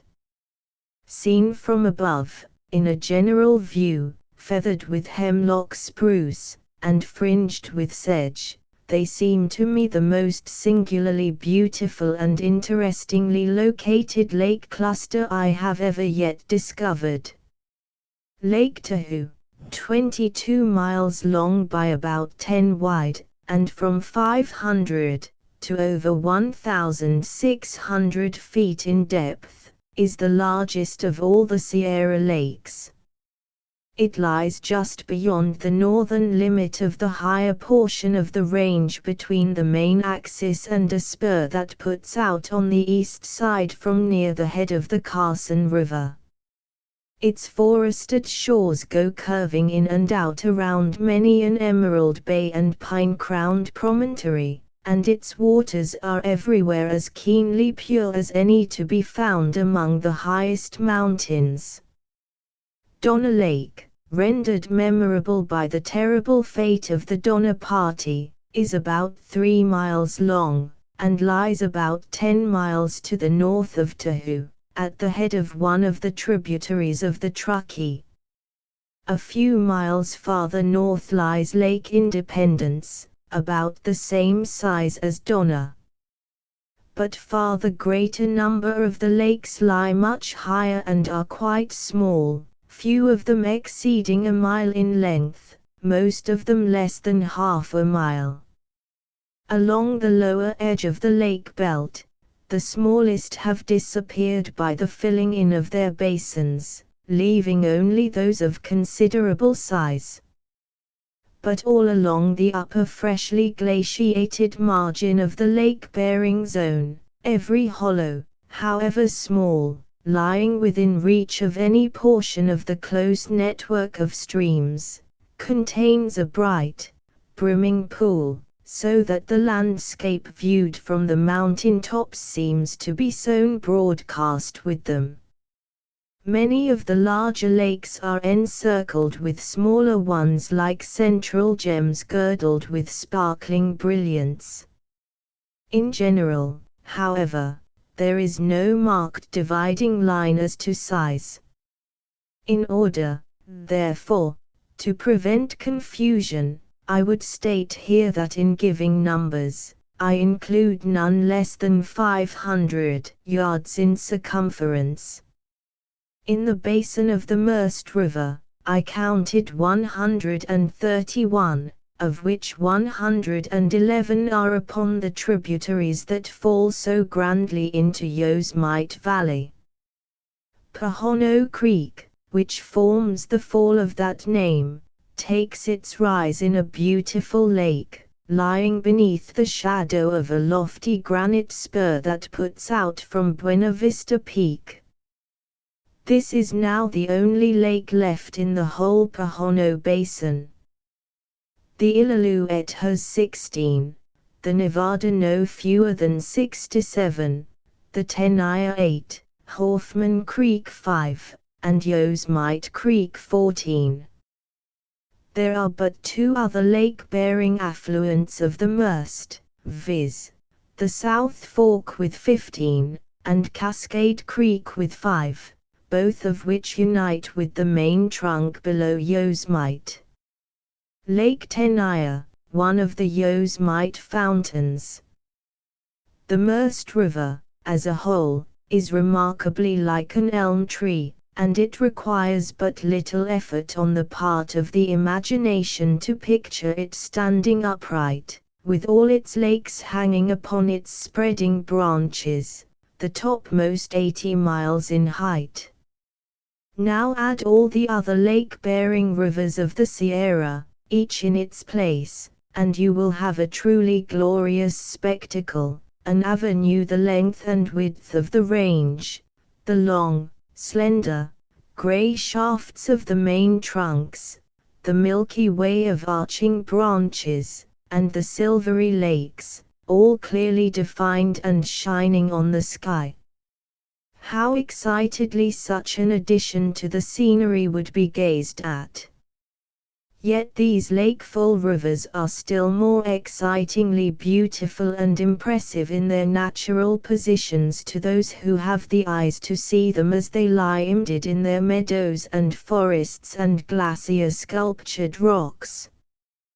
When a mountain lake is born, when, like a young eye, it first opens to the light, it is an irregular, expressionless crescent, enclosed in banks of rock and ice, bare, glaciated rock on the lower side, the rugged snout of a glacier on the upper. In this condition it remains for many a year, until at length, toward the end of some auspicious cluster of seasons, the glacier recedes beyond the upper margin of the basin, leaving it open from shore to shore for the first time, thousands of years after its conception beneath the glacier that excavated its basin. The landscape, cold and bare, is reflected in its pure depths. The winds ruffle its glassy surface, and the sun fills it with throbbing spangles, while its waves begin to lap and murmur around its leafless shores, sun-spangles during the day and reflected stars at night its only flowers, the winds and the snow its only visitors. Meanwhile, the glacier continues to recede, and numerous rills, still younger than the lake itself, bring down glacier mud, sand grains, and pebbles, giving rise to margin rings and plats of soil. To these fresh soil beds come many a waiting plant. First, a hardy carex with arching leaves and a spike of brown flowers. Then, as the seasons grow warmer, and the soil beds deeper and wider, other sedges take their appointed places, and these are joined by blue gentians, daisies, dodecathions, violets, honeyworts, and many a lowly moss. Shrubs also hasten in time to the new gardens, Kalmia with its glossy leaves and purple flowers, the Arctic willow, making soft woven carpets, together with the heathy bryanthus and cassiope, the fairest and dearest of them all. Insects now enrich the air, frogs pipe cheerily in the shallows, soon followed by the ouzel, which is the first bird to visit a glacier lake, as the sedge is the first of plants. So the young lake grows in beauty, becoming more and more humanly lovable from century to century. Groves of aspen spring up, and hardy pines, and the hemlock spruce, until it is richly overshadowed and embowered.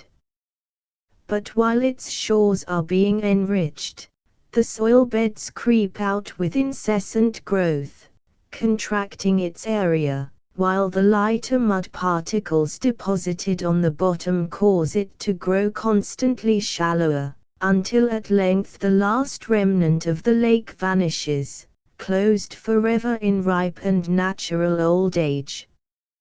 And now its feeding stream goes winding on without halting through the new gardens and groves that have taken its place.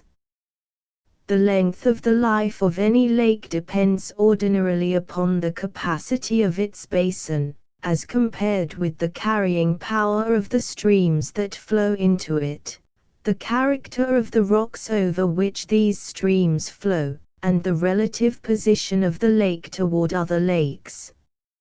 In a series whose basins lie in the same canon, and are fed by one and the same main stream, the uppermost will, of course, vanish first unless some other lake-filling agent comes in to modify the result, because at first it receives nearly all of the sediments that the stream brings down, only the finest of the mud particles being carried through the highest of the series to the next below. Then the next higher, and the next would be successively filled, and the lowest would be the last to vanish.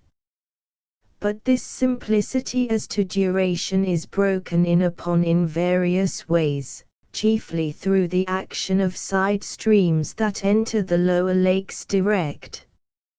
For, notwithstanding many of these side tributaries are quite short, and, during late summer, feeble, they all become powerful torrents in springtime when the snow is melting, and carry not only sand and pine needles, but large trunks and boulders tons in weight, sweeping them down their steeply inclined channels and into the lake basins with astounding energy.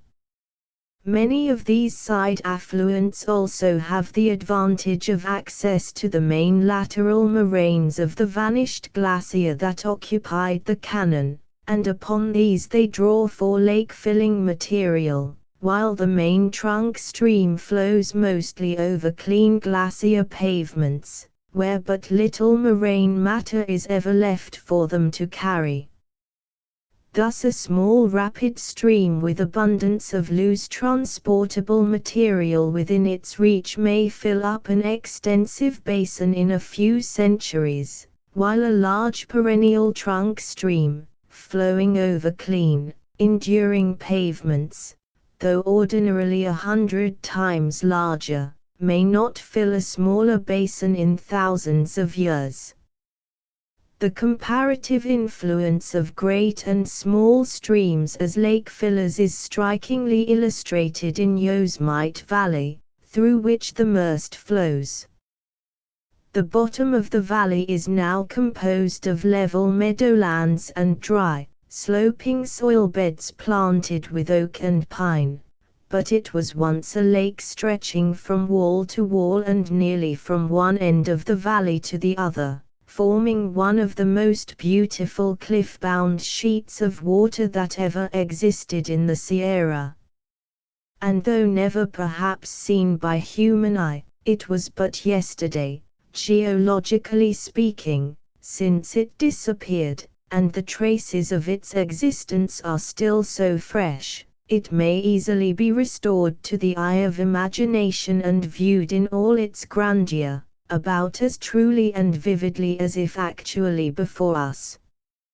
Now we find that the detritus which fills this magnificent basin was not brought down from the distant mountains by the main streams that converge here to form the river, however powerful and available for the purpose at first sight they appear, but almost wholly by the small local tributaries, such as those of Indian Canon, the Sentinel, and the Three Brothers, and by a few small residual glaciers which lingered in the shadows of the walls long after the main trunk glacier had receded beyond the head of the valley. Had the glaciers that once covered the range been melted at once, leaving the entire surface bare from top to bottom simultaneously, then of course all the lakes would have come into existence at the same time, and the highest, other circumstances being equal, would, as we have seen, be the first to vanish. But because they melted gradually from the foot of the range upward, the lower lakes were the first to see the light and the first to be obliterated. Therefore, instead of finding the lakes of the present day at the foot of the range, we find them at the top.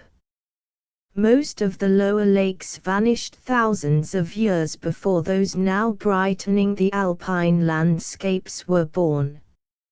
And in general, owing to the deliberation of the upward retreat of the glaciers, the lowest of the existing lakes are also the oldest, a gradual transition being apparent throughout the entire belt, from the older, forested, meadow-rimmed and contracted forms all the way up to those that are new-born, lying bare and meadowless among the highest peaks. The death of a lake. A few small lakes unfortunately situated are extinguished suddenly by a single swoop of an avalanche, carrying down immense numbers of trees, together with the soil they were growing upon. Others are obliterated by landslips, earthquake deluges, etc. But these lake deaths compared with those resulting from the deliberate and incessant deposition of sediments, may be termed accidental. Their fate is like that of trees struck by lightning. The lake line is of course still rising, its present elevation being about 8,000 feet above sea level, somewhat higher than this toward the southern extremity of the range, lower toward the northern, on account of the difference in time of the withdrawal of the glaciers, due to difference in climate. Specimens occur here and there considerably below this limit, in basins specially protected from inwashing detritus, or exceptional in size. These, however, are not sufficiently numerous to make any marked irregularity in the line. The highest I have yet found lies at an elevation of about 12,000 feet, in a glacier womb, at the foot of one of the highest of the summit peaks, a few miles to the north of Mount Hitter. The basins of perhaps 25 or 30 are still in process of formation beneath the few lingering glaciers, but by the time they are born, an equal or greater number will probably have died. Since the beginning of the close of the ice period, the whole number in the range has perhaps never been greater than at present. A rough approximation to the average duration of these mountain lakes may be made from data already suggested, but I cannot stop here to present the subject in detail. I must also forego, in the meantime, the pleasure of a full discussion of the interesting question of lake basin formation, for which fine, clear, demonstrative material abounds in these mountains.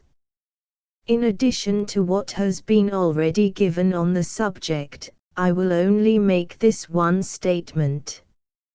Every lake in the Sierra is a glacier lake. Their basins were not merely remodeled and scoured out by this mighty agent, but in the first place were eroded from the solid. I must now make haste to give some nearer views of representative specimens lying at different elevations on the main lake belt, confining myself to descriptions of the features most characteristic of each. Shadow Lake. This is a fine specimen of the oldest and lowest of the existing lakes. It lies about 8 miles above Yosemite Valley, on the main branch of the Merced, at an elevation of about 7,350 feet above the sea, and is everywhere so securely cliff-bound that without artificial trails only wild animals can get down to its rocky shores from any direction. Its original length was about 1.5 miles. Now it is only half a mile in length by about 1/4 of a mile in width, and over the lowest portion of the basin 98 feet deep. Its crystal waters are clasped around on the north and south by majestic granite walls sculptured in true Yosemitic style into domes, gables, and battlemented headlands, which on the south come plunging down sheer into deep water, from a height of from 1,500 to 2,000 feet. The South Lyell Glacier eroded this magnificent basin out of solid porphyritic granite while forcing its way westward from the summit fountains toward Yosemite, and the exposed rocks around the shores, and the projecting bosses of the walls, ground and burnished beneath the vast ice flood, still glow with silvery radiance, notwithstanding the innumerable corroding storms that have fallen upon them. The general conformation of the basin, as well as the moraines laid along the top of the walls, and the grooves and scratches on the bottom and sides, indicate in the most unmistakable manner the direction pursued by this mighty ice river, its great depth, and the tremendous energy it exerted in thrusting itself into and out of the basin, bearing down with superior pressure upon this portion of its channel, because of the greater declivity, consequently eroding it deeper than the other portions about it, and producing the lake bowl as the necessary result.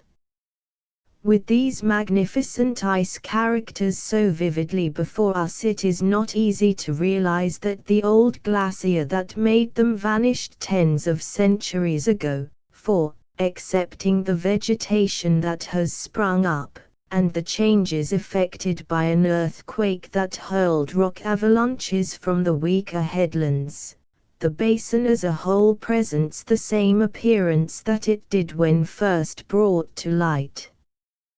The lake itself, however, has undergone marked changes. One sees at a glance that it is growing old. More than 2/3 of its original area is now dry land, covered with meadow grasses and groves of pine and fir, and the level bed of alluvium stretching across from wall to wall at the head is evidently growing out all along its lakeward margin, and will at length close the lake forever. Shadow Lake, Merced Lake, Yosemite National Park. Every lover of fine wildness would delight to saunter on a summer day through the flowery groves now occupying the filled-up portion of the basin. The curving shore is clearly traced by a ribbon of white sand upon which the ripples play. Then comes a belt of broad-leafed sedges, interrupted here and there by impenetrable tangles of willows. Beyond this there are groves of trembling aspen, then a dark, shadowy belt of two-leaved pine, with here and there a round carex meadow ensconced nest-like in its midst, and lastly, a narrow outer margin of majestic silver fir 200 feet high.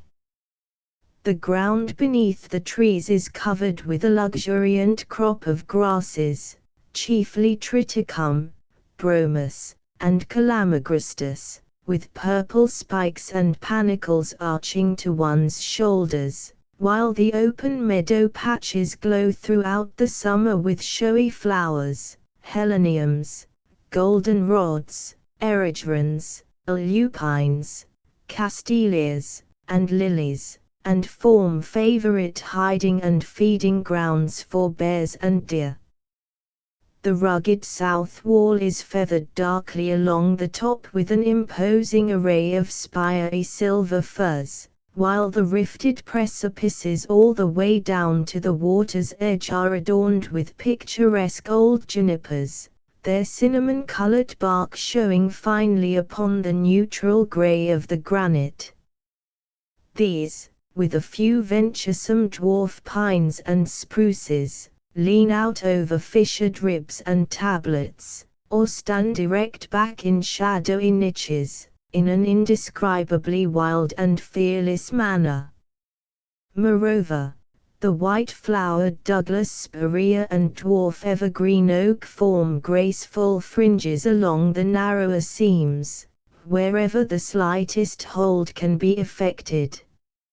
Rock ferns, too, are here, such as Alocerus, Pelea, and Schielanthus, making handsome rosettes on the drier fissures, and the delicate maidenhair, Cystopris, and woodsia hide back in mossy grottos, moistened by some trickling rill, and then the orange wallflower holds up its showy panicles here and there in the sunshine, and Bahia makes bosses of gold.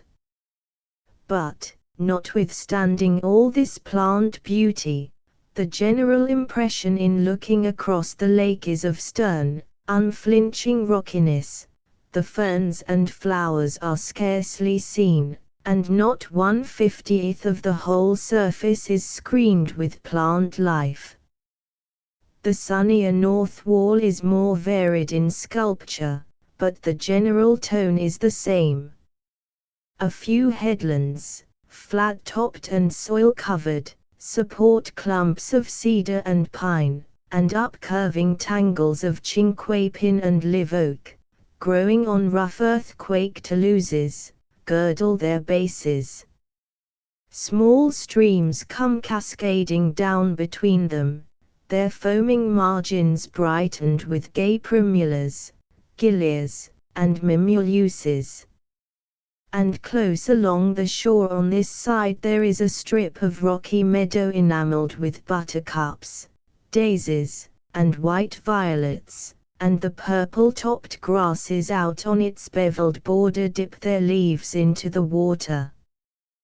The lower edge of the basin is a dam-like swell of solid granite, heavily abridged by the old glacier, but scarce at all cut into as yet by the outflowing stream, though it has flowed on unceasingly since the lake came into existence. As soon as the stream is fairly over the lake lip it breaks into cascades, never for a moment halting, and scarce abating one jot of its glad energy, until it reaches the next filled-up basin, a mile below. Then swirling and curving drowsily through meadow and grove, it breaks forth anew into grey rapids and falls, leaping and gliding in glorious exuberance of wild bound and dance down into another and yet another filled-up lake basin. Then, after a long rest in the levels of Little Yosemite, it makes its grandest display in the famous Nevada Fall. Out of the clouds of spray at the foot of the fall the battered, roaring river gropes its way, makes another mile of cascades and rapids, rests a moment in Emerald Pool, then plunges over the grand cliff of the Vernal Fall, and goes thundering and chafing down a boulder-choked gorge of tremendous depth and wildness into the tranquil reaches of the old Yosemite Lake Basin. The color beauty about Shadow Lake during the Indian summer is much richer than one could hope to find in so young and so glacial a wilderness. Almost every leaf is tinted then, and the goldenrods are in bloom, but most of the color is given by the ripe grasses, willows, and aspens. At the foot of the lake you stand in a trembling aspen grove, every leaf painted like a butterfly, and away to right and left round the shores sweeps a curving ribbon of meadow, red and brown dotted with pale yellow, shading off here and there into hazy purple. The walls, too, are dashed with bits of bright color that gleam out on the neutral granite gray. But neither the walls, nor the margin meadow, nor yet the gay, fluttering grove in which you stand, nor the lake itself, flashing with spangles, can long hold your attention, for at the head of the lake there is a gorgeous mass of orange-yellow, belonging to the main aspen belt of the basin, which seems the very fountain whence all the color below it had flowed, and here your eye is filled and fixed. This glorious mass is about 30 feet high, and extends across the basin nearly from wall to wall. Rich bosses of willow flame in front of it, and from the base of these the brown meadow comes forward to the water's edge, the whole being relieved against the unyielding green of the coniferæ, while thick sun gold is poured over all.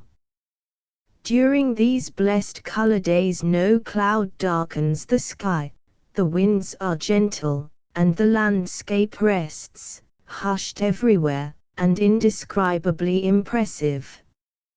A few ducks are usually seen sailing on the lake, apparently more for pleasure than anything else, and the ouzels at the head of the rapids sing always, while robins, grosbeaks, and the Douglas squirrels are busy in the groves, making delightful company, and intensifying the feeling of grateful sequestration without ruffling the deep, hushed calm and peace. Vernal Fall, Yosemite Valley. This autumnal mellowness usually lasts until the end of November. Then come days of quite another kind. The winter clouds grow, and bloom, and shed their starry crystals on every leaf and rock, and all the colors vanish like a sunset. The deer gather and hasten down their well-known trails, fearful of being snowbound. Storm succeeds storm, heaping snow on the cliffs and meadows, and bending the slender pines to the ground in wide arches, one over the other, clustering and interlacing like lodged wheat. Avalanches rush and boom from the shelving heights, piling immense heaps upon the frozen lake, and all the summer glory is buried and lost. Yet in the midst of this hearty winter the sun shines warm at times, calling the Douglas squirrel to frisk in the snowy pines and seek out his hidden stores, and the weather is never so severe as to drive away the grouse and little nuthatches and chickadees. Toward May, the lake begins to open. The hot sun sends down innumerable streams over the cliffs, streaking them round and round with foam. The snow slowly vanishes, and the meadows show tintings of green. Then spring comes on apace, flowers and flies enrich the air and the sod, and the deer come back to the upper groves like birds to an old nest. I first discovered this charming lake in the autumn of 1872, while on my way to the glaciers at the head of the river. It was rejoicing then in its gayest colors, untrodden, hidden in the glorious wildness like unmined gold. Year after year I walked its shores without discovering any other trace of humanity than the remains of an Indian campfire, and the thigh bones of a deer that had been broken to get at the marrow. It lies out of the regular ways of Indians, who love to hunt in more accessible fields adjacent to trails. Their knowledge of deer haunts had probably enticed them here some hunger time when they wished to make sure of a feast, for hunting in this lake hollow is like hunting in a fenced park. I had told the beauty of Shadow Lake only to a few friends, fearing it might come to be trampled and improved like Yosemite. On my last visit, as I was sauntering along the shore on the strip of sand between the water and sod, reading the tracks of the wild animals that live here, I was startled by a human track, which I at once saw belonged to some shepherd, for each step was turned out 35 degrees or 40 degrees from the general course pursued, and was also run over in an uncertain sprawling fashion at the heel, while a row of round dots on the right indicated the staff that shepherds carry. None but a shepherd could make such a track, and after tracing it a few minutes I began to fear that he might be seeking pasturage, for what else could he be seeking? Returning from the glaciers shortly afterward, nay, worst fears were realized. A trail had been made down the mountainside from the north, and all the gardens and meadows were destroyed by a horde of hoofed locusts, as if swept by a fire. The money changers were in the temple. Orange Lake, besides these larger cannon lakes, fed by the main cannon streams, there are many smaller ones lying aloft on the top of rock benches, entirely independent of the general drainage channels, and of course drawing their supplies from a very limited area. Notwithstanding they are mostly small and shallow, owing to their immunity from avalanche detritus and the inwashings of powerful streams. They often endure longer than others many times larger but less favorably situated. When very shallow they become dry toward the end of summer, but because their basins are ground out of seamless stone they suffer no loss save from evaporation alone, and the great depth of snow that falls, lasting into June, makes their dry season short in any case. Orange Lake is a fair illustration of this bench form. It lies in the middle of a beautiful glacial pavement near the lower margin of the lake line, about 1.5 miles to the northwest of Shadow Lake. It is only about 100 yards in circumference. Next the water there is a girdle of carices with wide overarching leaves, then in regular order a shaggy ruff of huckleberry bushes, a zone of willows with here and there a bush of the mountain ash, then a zone of aspens with a few pines around the outside. These zones are of course concentric, and together form a wall beyond which the naked ice-burnished granite stretches away in every direction, leaving it conspicuously relieved, like a bunch of palms in a desert. In autumn, when the colors are ripe, the whole circular grove, at a little distance, looks like a big handful of flowers set in a cup to be kept fresh, a tuft of goldenrods. Its feeding streams are exceedingly beautiful, notwithstanding their inconstancy and extreme shallowness. They have no channel whatever, and consequently are left free to spread in thin sheets upon the shining granite and wander at will. In many places the current is less than 1/4 of an inch deep, and flows with so little friction it is scarcely visible. Sometimes there is not a single foam bell, or drifting pine needle, or irregularity of any sort to manifest its motion.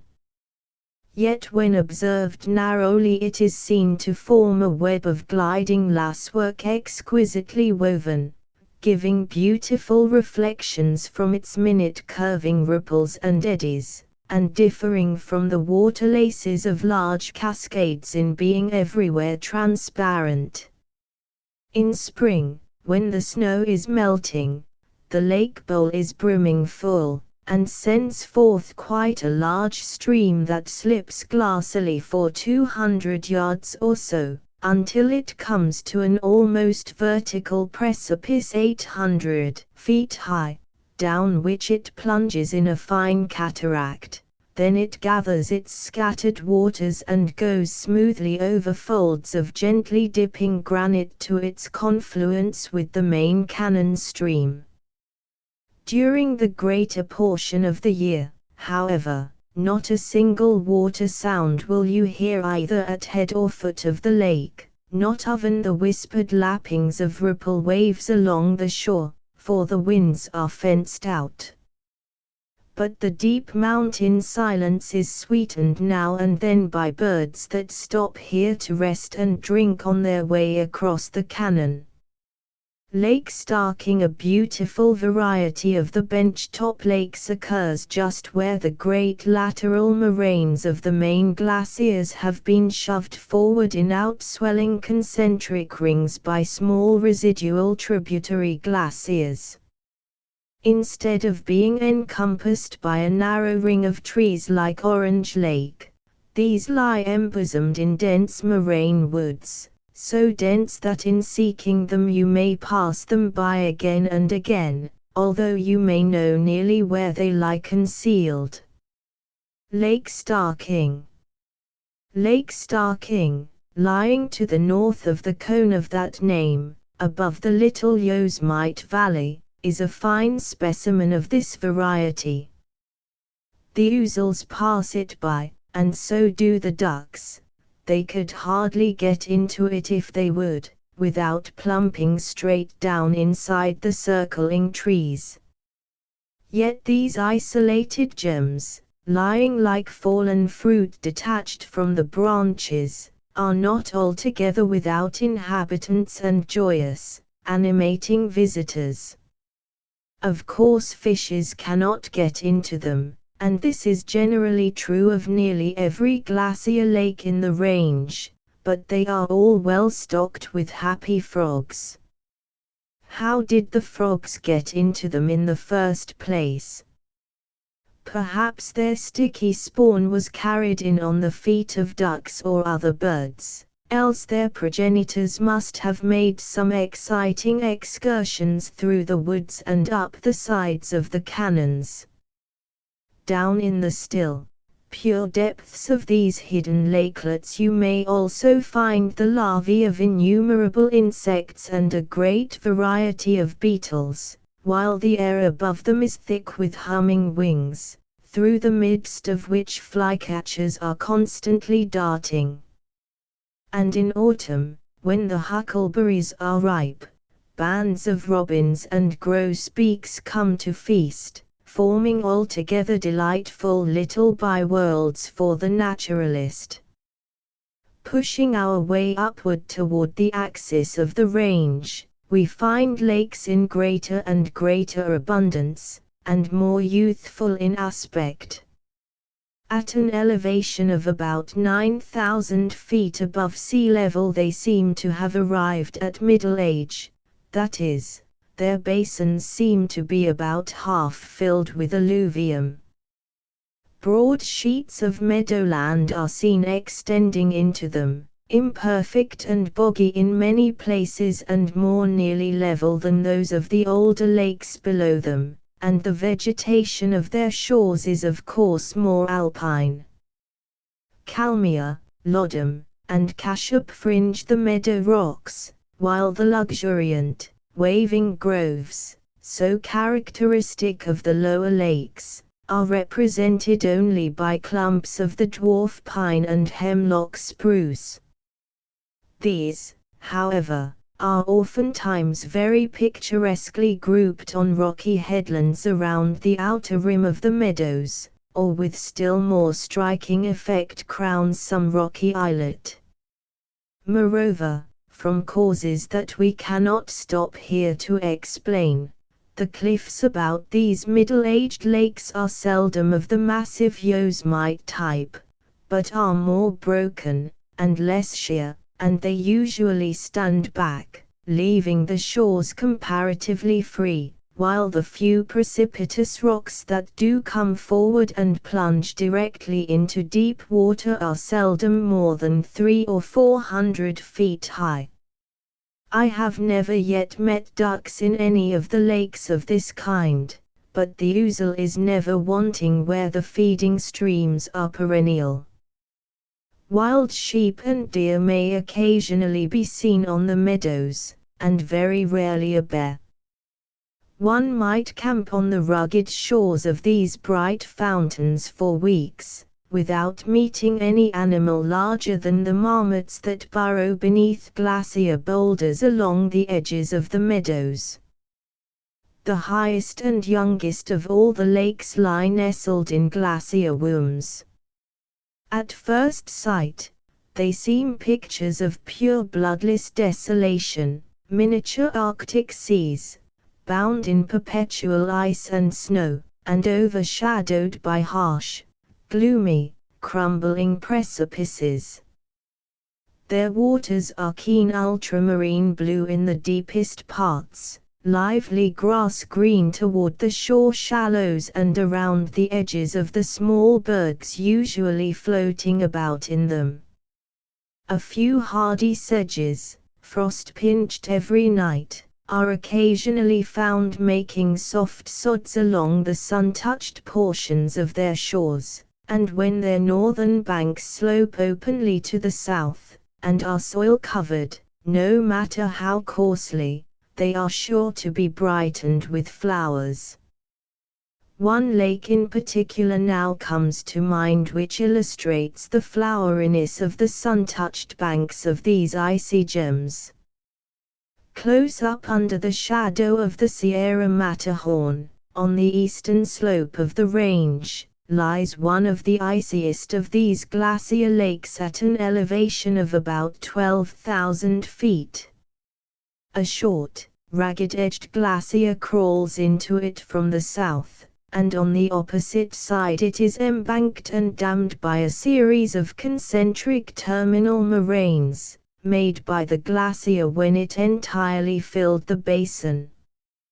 Half a mile below lies a second lake, at a height of 11,500 feet, about as cold and as pure as a snow crystal. The waters of the first come gurgling down into it over and through the moraine dam, while a second stream pours into it direct from a glacier that lies to the southeast. Sheer precipices of crystalline snow rise out of deep water on the south, keeping perpetual winter on that side, but there is a fine summery spot on the other, notwithstanding the lake is only about 300 yards wide. Here, on the 25th of August, 1873, I found a charming company of flowers, not pinched, crouching dwarfs, scarce able to look up, but warm and juicy, standing erect in rich cheery color and bloom. On a narrow strip of shingle, close to the water's edge, there were a few tufts of carex gone to seed, and a little way back up the rocky bank at the foot of a crumbling wall so inclined as to absorb and radiate as well as reflect a considerable quantity of sun heat, was the garden, containing a thrifty thicket of coenia covered with large yellow flowers, several bushes of the alpine ribs with berries nearly ripe and wildly acid, a few handsome grasses belonging to two distinct species, and one goldenrod, a few hairy lupines and radiant spragues, whose blue and rose-colored flowers were set off to fine advantage amid green carices, and along a narrow seam in the very warmest angle of the wall a perfectly gorgeous fringe of Epilobium obcordatum with flowers an inch wide, crowded together in lavish profusion, and colored as royal a purple as ever was worn by any hybrid plant of the tropics, and best of all, and greatest of all, a noble thistle in full bloom, standing erect, head and shoulders above his companions, and thrusting out his lances in sturdy vigor as if growing on a Scottish brae. All this brave warm bloom among the raw stones, right in the face of the onlooking glaciers.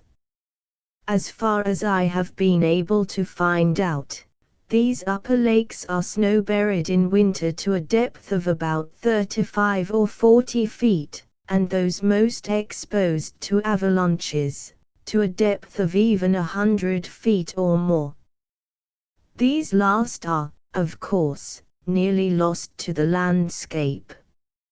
Some remain buried for years, when the snowfall is exceptionally great, and many open only on one side late in the season. The snow of the closed side is composed of coarse granules compacted and frozen into a firm, faintly stratified mass, like the neve of a glacier.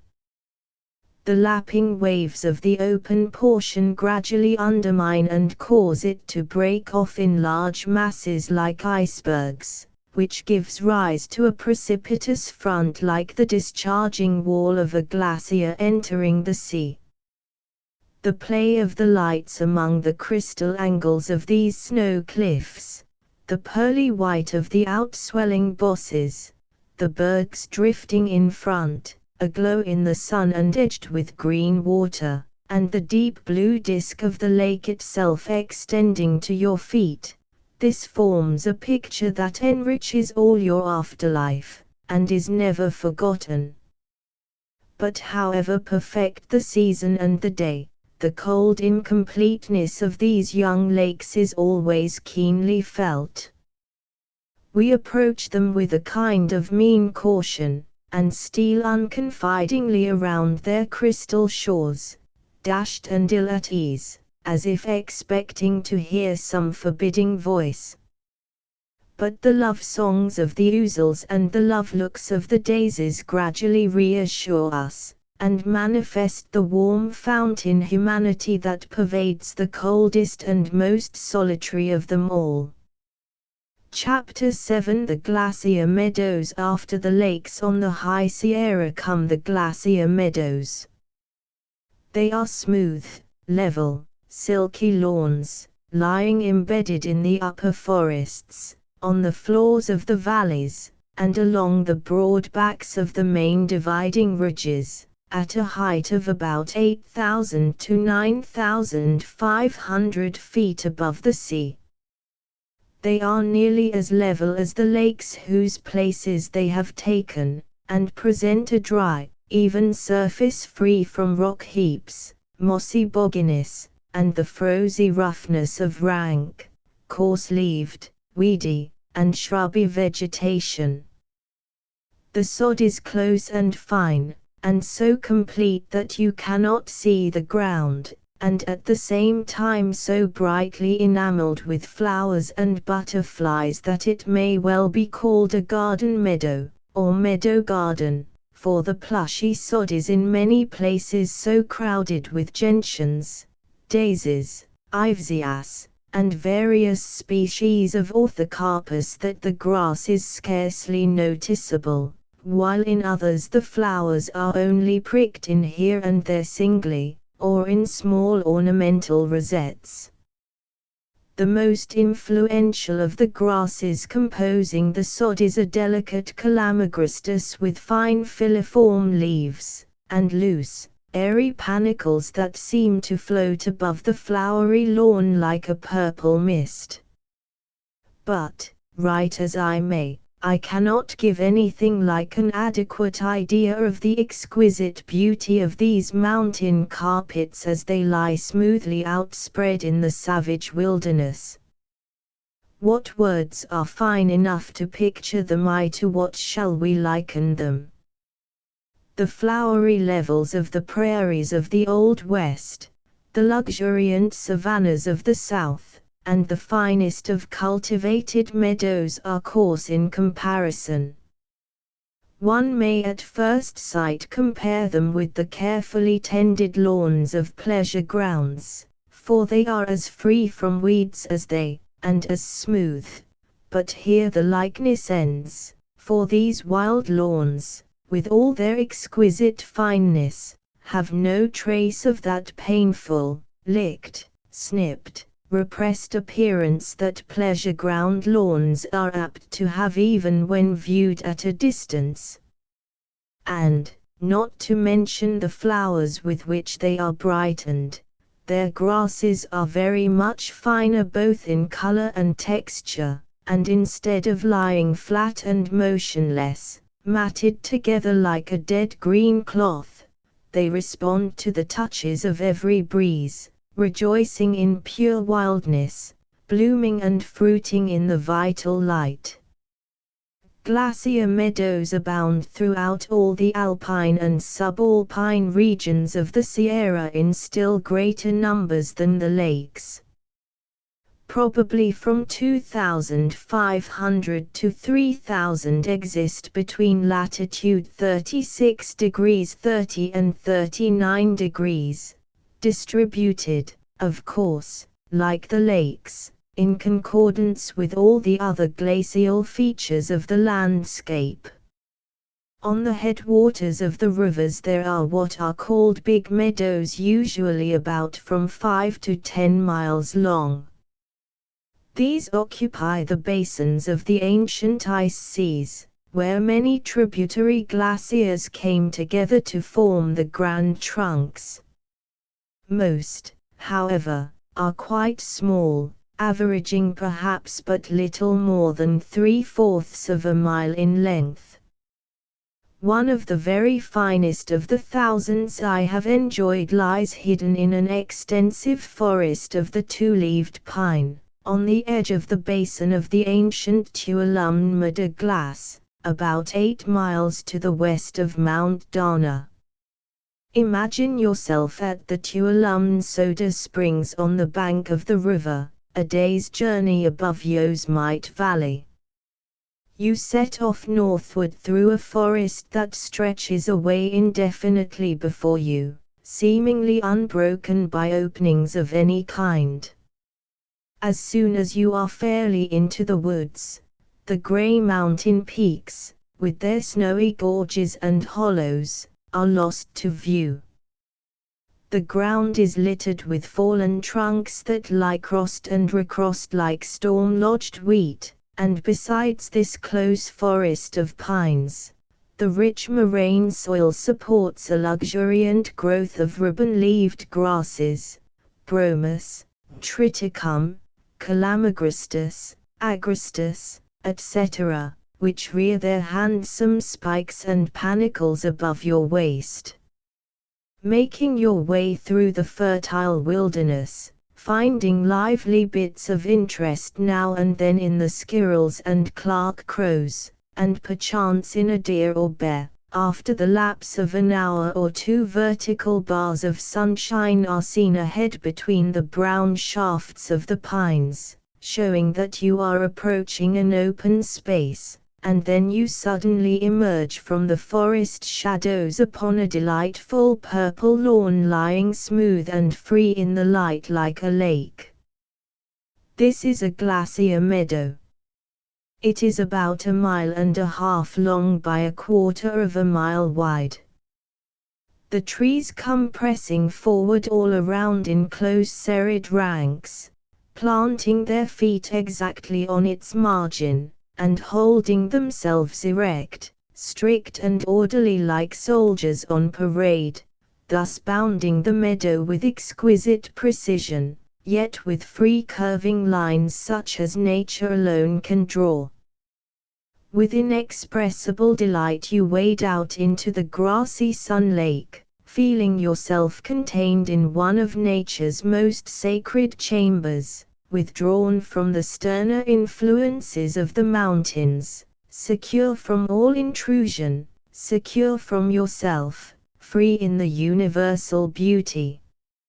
And notwithstanding the scene is so impressively spiritual, and you seem dissolved in it, yet everything about you is beating with warm, terrestrial, human love and life delightfully substantial and familiar. The Risoni pines are types of health and steadfastness.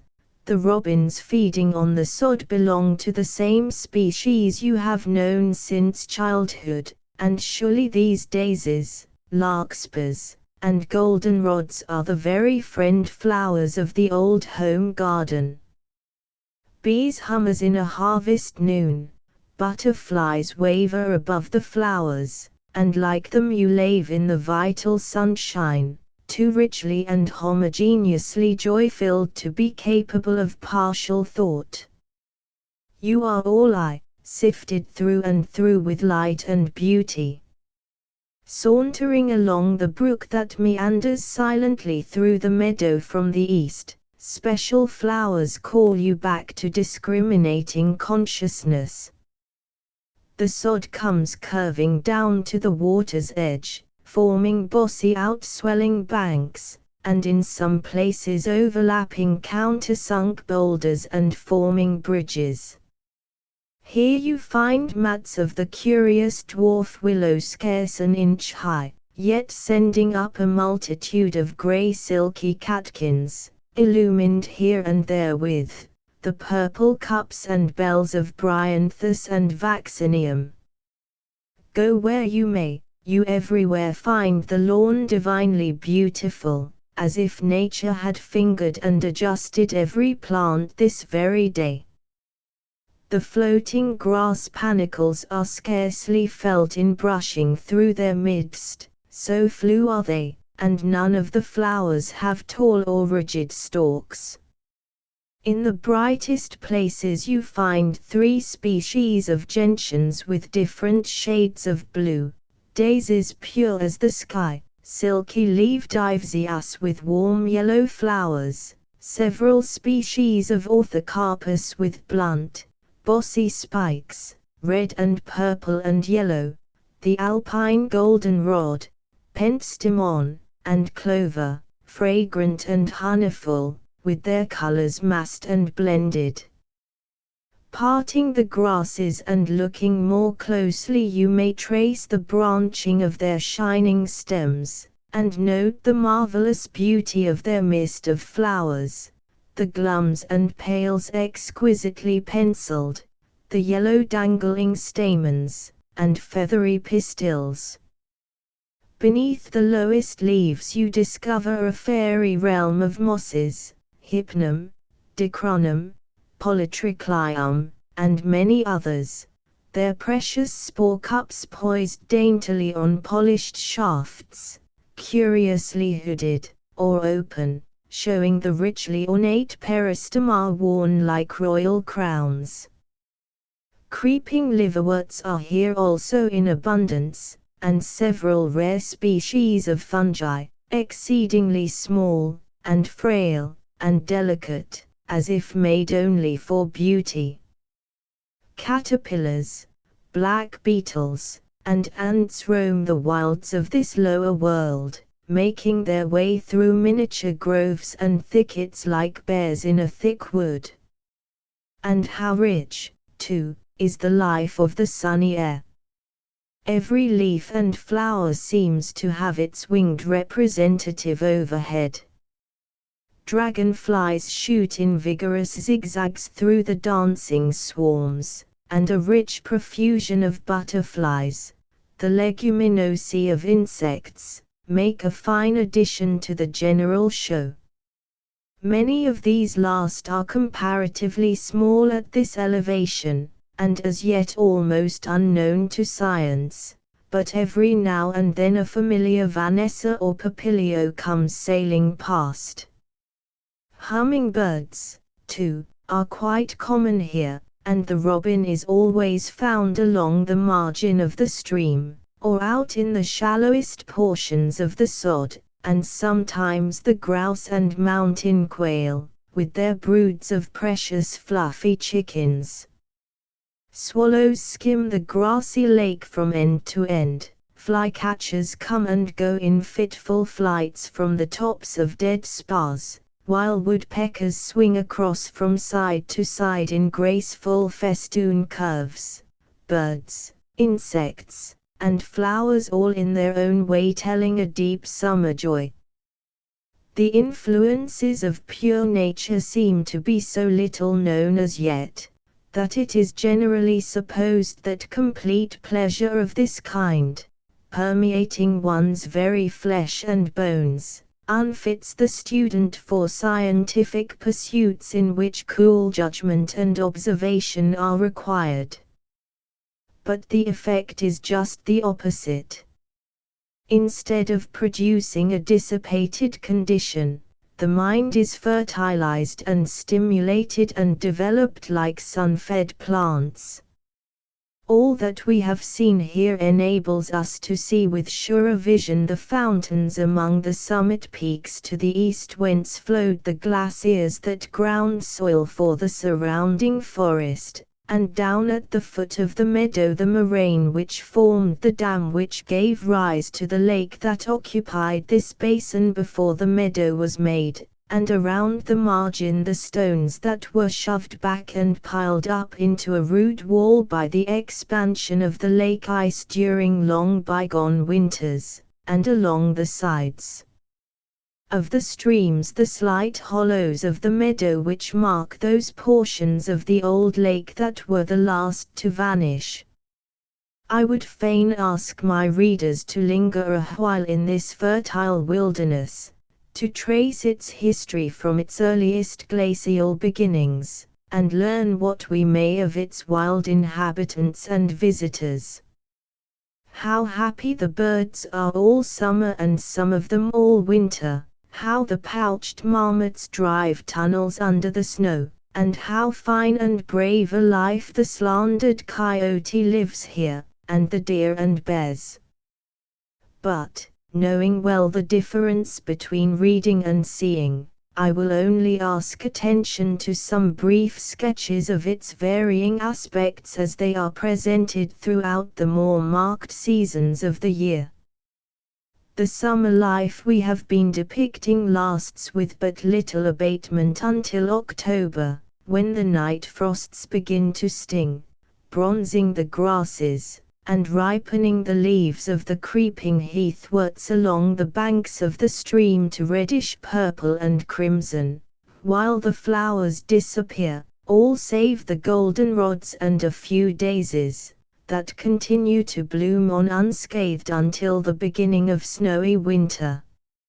In still nights the grass panicles and every leaf and stalk are laden with frost crystals, through which the morning sunbeams sift in ravishing splendor, transforming each to a precious diamond radiating the colors of the rainbow.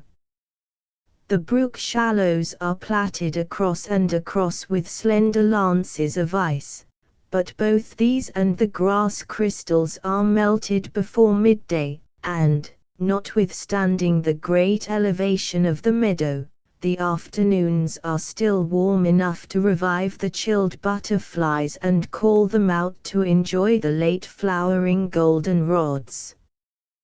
The divine alpenglow flushes the surrounding forest every evening, followed by a crystal night with hosts of lily stars, whose size and brilliancy cannot be conceived by those who have never risen above the lowlands.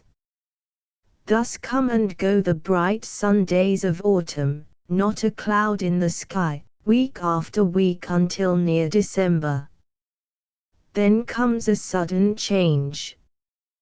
Clouds of a peculiar aspect with a slow, crawling gait gather and grow in the azure, throwing out satiny fringes, and becoming gradually darker until every lake-like rift and opening is closed and the whole bent firmament is obscured in equal structureless gloom. Then comes the snow, for the clouds are ripe, the meadows of the sky are in bloom, and shed their radiant blossoms like an orchard in the spring. Lightly, lightly they lodge in the brown grasses and in the tasseled needles of the pines, falling hour after hour, day after day, silently, lovingly, all the winds hushed, glancing and circling hither, thither, glinting against one another, rays interlocking in flakes as large as daisies, and then the dry grasses, and the trees, and the stones are all equally a-bloom again. Thunder showers occur here during the summer months, and impressive it is to watch the coming of the big transparent drops, each a small world in itself, one unbroken ocean without islands hurling free through the air like planets through space. But still more impressive to me is the coming of the snow flowers, falling stars, winter daisies, giving bloom to all the ground alike. Raindrops blossom brilliantly in the rainbow, and change to flowers in the sod, but snow comes in full flower direct from the dark, frozen sky. The later snowstorms are oftentimes accompanied by winds that break up the crystals, when the temperature is low, into single petals and irregular dusty fragments, but there is comparatively little drifting on the meadow, so securely is it embosomed in the woods. From December to May, storm succeeds storm, until the snow is about 15 or 20 feet deep, but the surface is always as smooth as the breast of a bird. Hushed now is the life that so late was beating warmly. Most of the birds have gone down below the snow line, the plants sleep, and all the fly wings are folded. Yet the sun beams gloriously many a cloudless day in midwinter, casting long lance shadows athwart the dazzling expanse. In June small flecks of the dead, decaying sod begin to appear, gradually widening and uniting with one another, covered with creeping rags of water during the day, and ice by night, looking as hopeless and unvital as crushed rocks just emerging from the darkness of the glacial period. Walk the meadow now. Scarce the memory of a flower will you find. The ground seems twice dead. Nevertheless, the annual resurrection is drawing near. The life-giving sun pours his floods, the last snow wreath melts, myriads of growing points push eagerly through the steaming mold, the birds come back, new wings fill the air, and fervid summer life comes surging on, seemingly yet more glorious than before. This is a perfect meadow, and under favorable circumstances exists without manifesting any marked changes for centuries. Nevertheless, soon or late it must inevitably grow old and vanish. During the calm Indian summer, scarce a sand grain moves around its banks, but in flood times and storm times, soil is washed forward upon it and laid in successive sheets around its gently sloping rim, and is gradually extended to the center, making it drier. Through a considerable period the meadow vegetation is not greatly affected thereby, for it gradually rises with the rising ground, keeping on the surface like water plants rising on the swell of waves. But at length the elevation of the meadowland goes on so far as to produce too dry a soil for the specific meadow plants, when, of course, they have to give up their places to others fitted for the new conditions.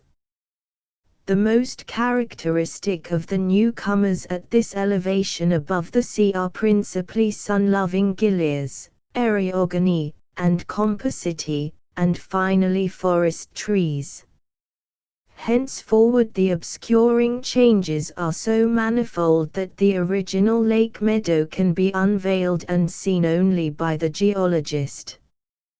Generally speaking, glacier lakes vanish more slowly than the meadows that succeed them, because, unless very shallow, a greater quantity of material is required to fill up their basins and obliterate them than is required to render the surface of the meadow too high and dry for meadow vegetation. Furthermore, owing to the weathering to which the adjacent rocks are subjected, material of the finer sort, susceptible of transportation by rains and ordinary floods, is more abundant during the meadow period than during the lake period.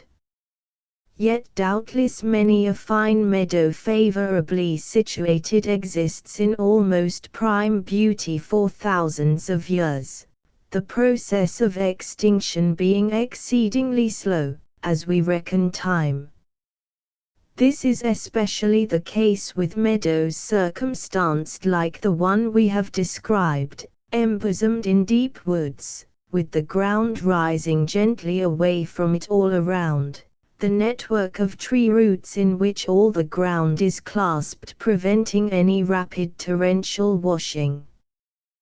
But, in exceptional cases, beautiful lawns formed with great deliberation are overwhelmed and obliterated at once by the action of landslips, earthquake avalanches, or extraordinary floods, just as lakes are. In those glacier meadows that take the places of shallow lakes which have been fed by feeble streams, glacier mud and fine vegetable humus enter largely into the composition of the soil, and on account of the shallowness of this soil, and the seamless, watertight, undrained condition of the rock basins, they are usually wet, and therefore occupied by tall grasses and sedges, whose coarse appearance offers a striking contrast to that of the delicate lawn-making kind described above. These shallow-soiled meadows are oftentimes still further roughened and diversified by partially buried moraines and swelling bosses of the bedrock, which, with the trees and shrubs growing upon them, produce a striking effect as they stand in relief like islands in the grassy level, or sweep across in rugged curves from one forest wall to the other. Throughout the upper meadow region, wherever water is sufficiently abundant and low in temperature, in basins secure from floodwashing, handsome bogs are formed with a deep growth of brown and yellow sphagnum picturesquely ruined with patches of kalmia and ledum which ripen masses of beautiful color in the autumn. Between these cool, spongy bogs and the dry, flowery meadows there are many interesting varieties which are graduated into one another by the varied conditions already alluded to, forming a series of delightful studies. Hanging meadows, another, very well marked and interesting kind of meadow, differing greatly both in origin and appearance from the lake meadows, is found lying aslant upon moraine-covered hillsides trending in the direction of greatest declivity, waving up and down over rock heaps and ledges, like rich green ribbons brilliantly illumined with tall flowers. They occur both in the alpine and subalpine regions in considerable numbers, and never fail to make telling features in the landscape. They are often a mile or more in length, but never very wide, usually from 30 to 50 yards. When the mountain or canon side on which they lie dips at the required angle, and other conditions are at the same time favorable, they extend from above the timberline to the bottom of a canon or lake basin, descending in fine, fluent lines like cascades, breaking here and there into a kind of spray on large boulders, or dividing and flowing around on either side of some projecting islet. Sometimes a noisy stream goes brawling down through them, and again, scarcely a drop of water is in sight. They owe their existence, however, to streams, whether visible or invisible, the wildest specimens being found where some perennial fountain, as a glacier or snowbank or moraine spring, sends down its waters across a rough sheet of soil in a dissipated web of feeble, oozing rivulets. These conditions give rise to a meadowy vegetation, whose extending roots still more obstruct the free flow of the waters, and tend to dissipate them out over a yet wider area. Thus the moraine soil and the necessary moisture requisite for the better class of meadow plants are at times combined about as perfectly as if smoothly outspread on a level surface. Where the soil happens to be composed of the finer qualities of glacial detritus and the water is not in excess, the nearest approach is made by the vegetation to that of the lake meadow. But where, as is more commonly the case, the soil is coarse and bouldery, the vegetation is correspondingly rank. Tall, wide-leaved grasses take their places along the sides, and rushes and nodding carices in the wetter portions, mingled with the most beautiful and imposing flowers, orange lilies and larkspurs 7 or 8 feet high, lupines, seneschals, oleums, painted cups, many species of mimulus and pentstemon, the ample boat-leaved veratrum alba, and the magnificent alpine columbine, with spurs 1.5 inches long. At an elevation of from 7,000 to 9,000 feet showy flowers frequently form the bulk of the vegetation, then the hanging meadows become hanging gardens.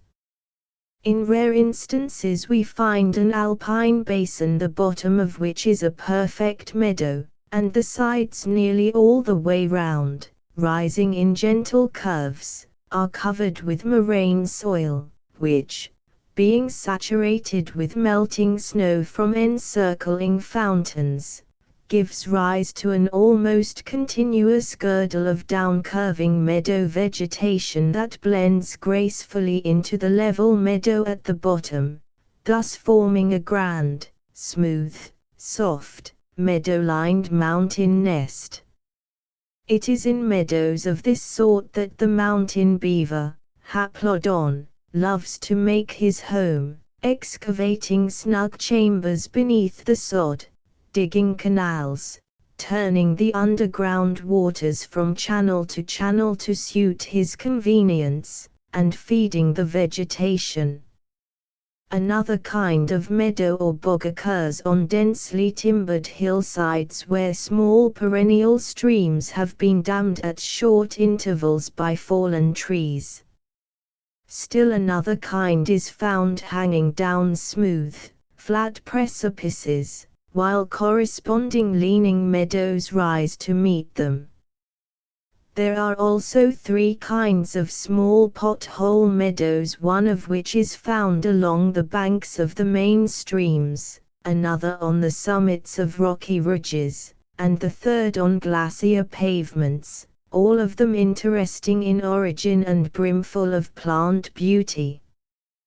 Chapter 8 The forests. The coniferous forests of the Sierra are the grandest and most beautiful in the world, and grow in a delightful climate on the most interesting and accessible of mountain ranges, yet strange to say they are not well known. More than 60 years ago David Douglas, an enthusiastic botanist and tree lover, wandered alone through fine sections of the sugar pine and silver fir woods wild with delight. A few years later, other botanists made short journeys from the coast into the lower woods.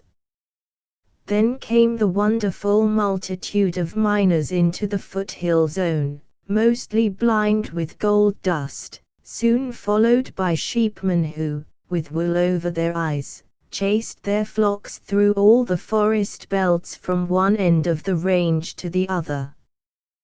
Then the Yosemite Valley was discovered, and thousands of admiring tourists passed through sections of the lower and middle zones on their way to that wonderful park, and gained fine glimpses of the sugar pines and silver firs along the edges of dusty trails and roads.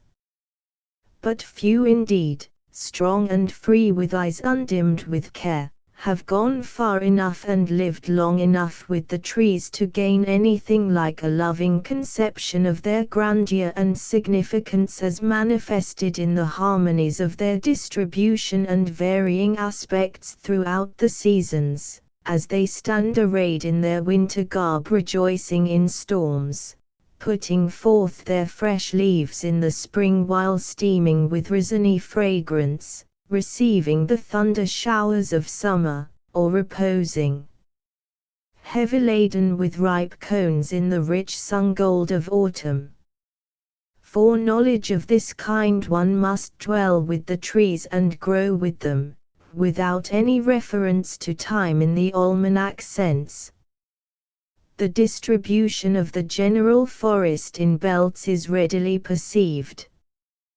These, as we have seen, extend in regular order from one extremity of the range to the other, and however dense and sombre they may appear in general views, neither on the rocky heights nor down in the leafiest hollows will you find anything to remind you of the dank, malarial selvas of the Amazon and Orinoco, with their boundless contiguity of shade, the monotonous uniformity of the deodar forests of the Himalaya, the black forest of Europe, or the dense dark woods of Douglas spruce where rolls the Oregon. The giant pines, and firs, and sequoias hold their arms open to the sunlight, rising above one another on the mountain benches, marshaled in glorious array, giving forth the utmost expression of grandeur and beauty with inexhaustible variety and harmony. View in the Sierra forest. The inviting openness of the Sierra woods is one of their most distinguishing characteristics. The trees of all the species stand more or less apart in groves, or in small, irregular groups, enabling one to find a way nearly everywhere, along sunny colonnades and through openings that have a smooth, park-like surface, strewn with brown needles and burrs. Now you cross a wild garden, now a meadow, now a ferny, willowy stream, and ever and anon you emerge from all the groves and flowers upon some granite pavement or high ridge commanding superb views above the waving sea of evergreens far and near. One would experience but little difficulty in riding on horseback through the successive belts all the way up to the storm-beaten fringes of the icy peaks. The deep canons, however, that extend from the axis of the range, cut the belts more or less completely into sections, and prevent the mounted traveler from tracing them lengthwise. This simple arrangement in zones and sections brings the forest, as a whole, within the comprehension of every observer.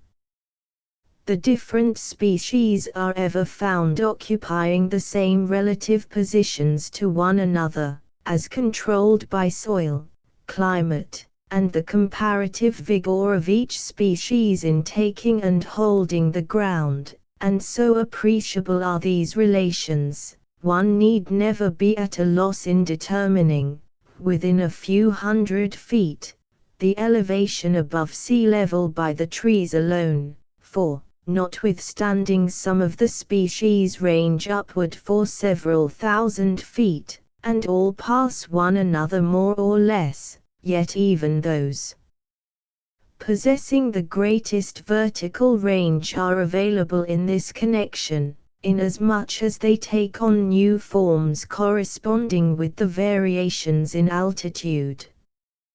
Crossing the treeless plains of the Sacramento and San Joaquin from the west and reaching the Sierra foothills, you enter the lower fringe of the forest, composed of small oaks and pines, growing so far apart that not 1/20th of the surface of the ground is in shade at clear noonday. After advancing 15 or 20 miles, and making an ascent of from 2,000 to 3,000 feet, you reach the lower margin of the main pine belt, composed of the gigantic sugar pine, yellow pine, incense cedar, and sequoia. Next you come to the magnificent silver fir belt, and lastly to the upper pine belt, which sweeps up the rocky acclivities of the summit peaks in a dwarfed, wavering fringe to a height of from 10 to 12,000 feet. Edge of the timberline on Mount Shasta. This general order of distribution, with reference to climate dependent on elevation, is perceived at once, but there are other harmonies, as far-reaching in this connection, that become manifest only after patient observation and study.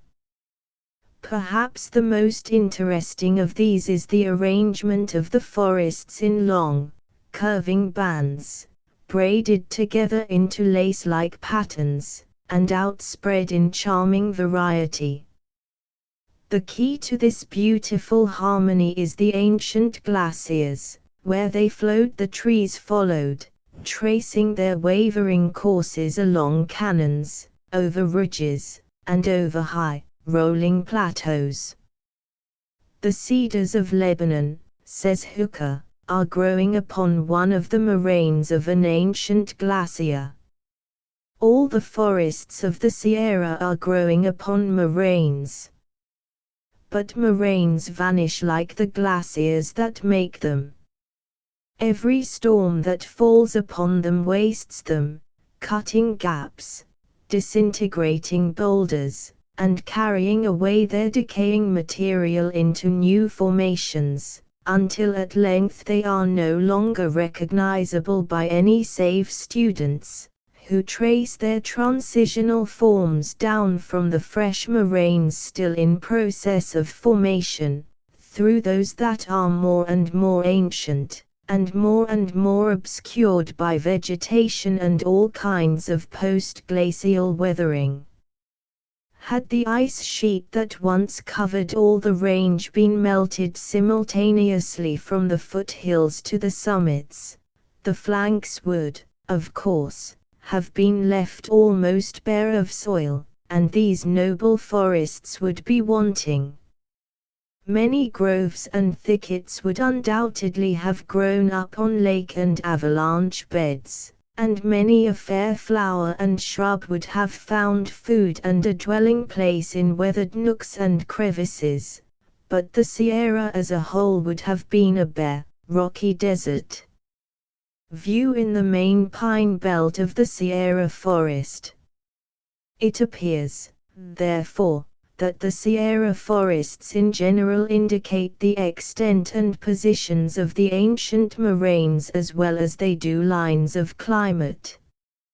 For forests, properly speaking, cannot exist without soil, and, since the moraines have been deposited upon the solid rock, and only upon elected places, leaving a considerable portion of the old glacial surface bare, we find luxuriant forests of pine and fir abruptly terminated by scored and polished pavements on which not even a moss is growing, though soil alone is required to fit them for the growth of trees 200 feet in height. The nut pine, Pinus sabiniana, the nut pine, the first conifer met in ascending the range from the west, grows only on the torrid foothills, seeming to delight in the most ardent sun heat, like a palm, springing up here and there singly, or in scattered groups of 5 or 6, among scrubby white oaks and thickets of ceanothus and manzanita, its extreme upper limit being about 4,000 feet above the sea, its lower about from 500 to 800 feet. This tree is remarkable for its airy, widespread, tropical appearance, which suggests a region of palms, rather than cool, resiny pine woods. No one would take it at first sight to be a conifer of any kind, it is so loose in habit and so widely branched, and its foliage is so thin and gray. Full-grown specimens are from 40 to 50 feet in height, and from 2 to 3 feet in diameter.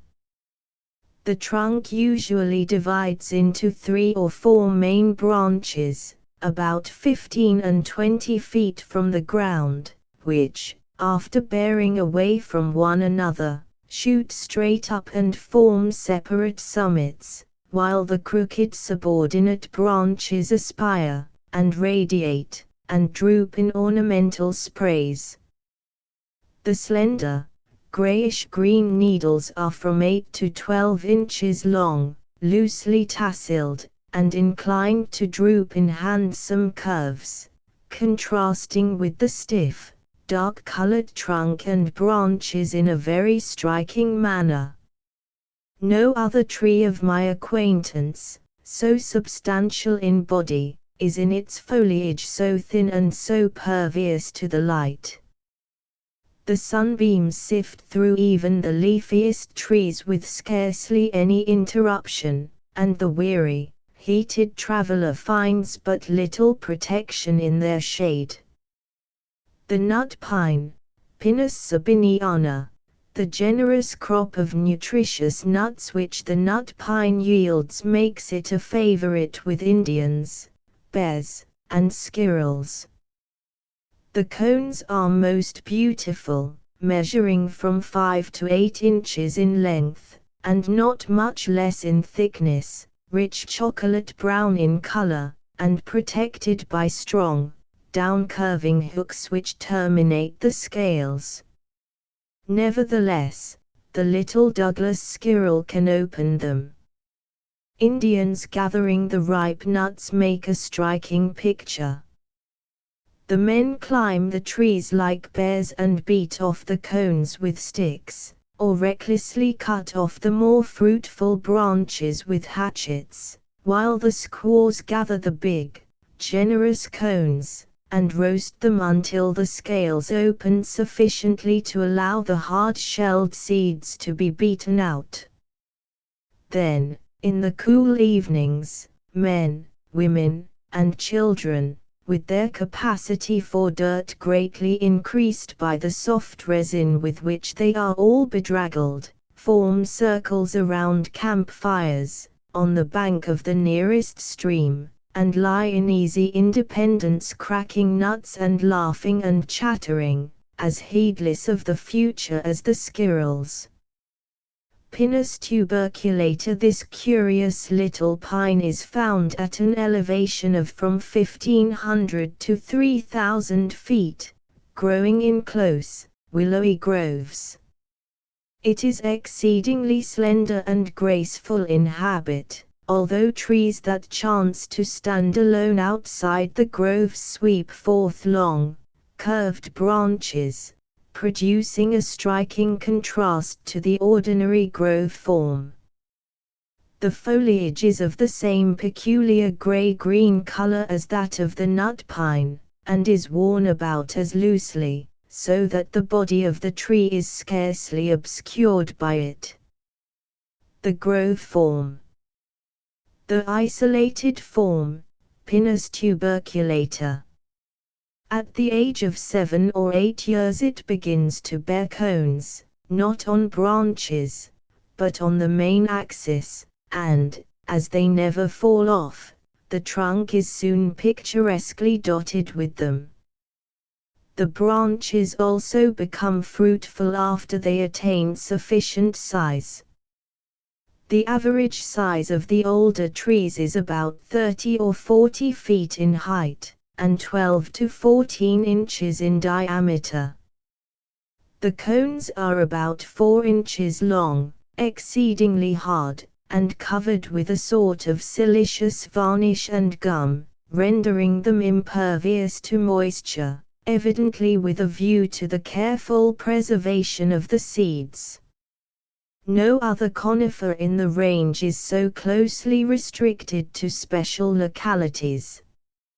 It is usually found apart, standing deep in chaparral on sunny hill and canon sides where there is but little depth of soil, and, where found at all, it is quite plentiful, but the ordinary traveler, following carriage roads and trails, may ascend the range many times without meeting it. While exploring the lower portion of the Merced Canon I found a lonely miner seeking his fortune in a quartz vein on a wild mountainside planted with this singular tree. He told me that he called it the hickory pine, because of the whiteness and toughness of the wood. It is so little known, however, that it can hardly be said to have a common name. Most mountaineers refer to it as that queer little pine tree covered all over with burrs. In my studies of this species I found a very interesting and significant group of facts, whose relations will be seen almost as soon as stated. First, all the trees in the groves I examined, however unequal in size, are of the same age. 2d. Those groves are all planted on dry hillsides covered with chaparral, and therefore are liable to be swept by fire. 3d. There are no seedlings or saplings in or about the living groves, but there is always a fine, hopeful crops springing up on the ground once occupied by any grove that has been destroyed by the burning of the chaparral. Fourth, the cones never fall off and never discharge their seeds until the tree or branch to which they belong dies. Lower margin of the main pine belt, showing open character of woods. A full discussion of the bearing of these facts upon one another would perhaps be out of place here, but I may at least call attention to the admirable adaptation of the tree to the fire-swept regions where alone it is found. After a grove has been destroyed, the ground is at once sown lavishly with all the seeds ripened during its whole life, which seem to have been carefully held in store with reference to such a calamity. Then a young grove immediately springs up, giving beauty for ashes. Sugar pine, Pinus lambertiana. This is the noblest pine yet discovered, surpassing all others not merely in size but also in kingly beauty and majesty.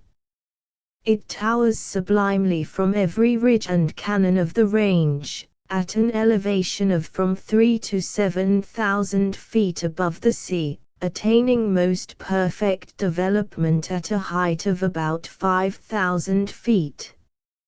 Full-grown specimens are commonly about 220 feet high, and from 6 to 8 feet in diameter near the ground, though some grand old patriarch is occasionally met that has enjoyed 5 or 6 centuries of storms, and attained a thickness of 10 or even 12 feet, living on undecayed, sweet and fresh in every fiber. In southern Oregon, where it was first discovered by David Douglas, on the headwaters of the Umpqua, it attains still grander dimensions, one specimen having been measured that was 245 feet high, and over 18 feet in diameter 3 feet from the ground. The discoverer was the Douglas for whom the noble Douglas spruce is named, and many other plants which will keep his memory sweet and fresh as long as trees and flowers are loved. His first visit to the Pacific coast was made in the year 1825. The Oregon Indians watched him with curiosity as he wandered in the woods collecting specimens, and, unlike the fur-gathering strangers they had hitherto known, caring nothing about trade. And when at length they came to know him better, and saw that from year to year the growing things of the woods and prairies were his only objects of pursuit, they called him the Man of Grass, a title of which he was proud. During his first summer on the waters of the Columbia he made Fort Vancouver his headquarters, making excursions from this Hudson Bay post in every direction. On one of his long trips he saw in an Indian's pouch some of the seeds of a new species of pine which he learned were obtained from a very large tree far to the southward of the Columbia.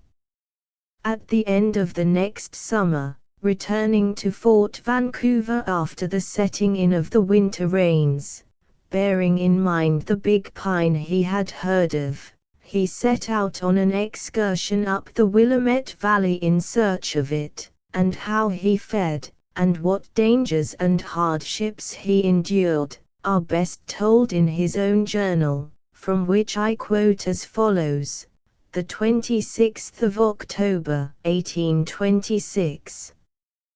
Weather dull, cold and cloudy. When my friends in England are made acquainted with my travels, I fear they will think I have told them nothing but my miseries. I quitted my camp early in the morning to survey the neighboring country, leaving my guide to take charge of the horses until my return in the evening. About an hour's walk from the camp I met an Indian, who on perceiving me instantly strung his bow, placed on his left arm a sleeve of raccoon skin and stood on the defensive. Being quite sure that conduct was prompted by fear and not by hostile intentions, the poor fellow having probably never seen such a being as myself before, I laid my gun at my feet on the ground and waved my hand for him to come to me, which he did slowly and with great caution. I then made him place his bow and quiver of arrows beside my gun, and striking a light gave him a smoke out of my own pipe and a present of a few beads. With my pencil I made a rough sketch of the cone and pine tree which I wanted to obtain, and drew his attention to it, when he instantly pointed with his hand to the hills 15 or 20 miles distant towards the south, and when I expressed my intention of going thither, cheerfully set out to accompany me. At midday I reached my long-wished-for pines, and lost no time in examining them and endeavoring to collect specimens and seeds. New and strange things seldom fail to make strong impressions, and are therefore frequently overrated, so that, lest I should never see my friends in England to inform them verbally of this most beautiful and immensely grand tree, I shall here state the dimensions of the largest I could find among several that had been blown down by the wind. At 3 feet from the ground its circumference is 57 feet 9 inches, at 134 feet, 17 feet 5 inches, the extreme length 245 feet. As it was impossible either to climb the tree or hew it down, I endeavored to knock off the cones by firing at them with ball, when the report of my gun brought 8 Indians, all of them painted with red earth, armed with bows, arrows, bone-tipped spears, and flint knives. They appeared anything but friendly.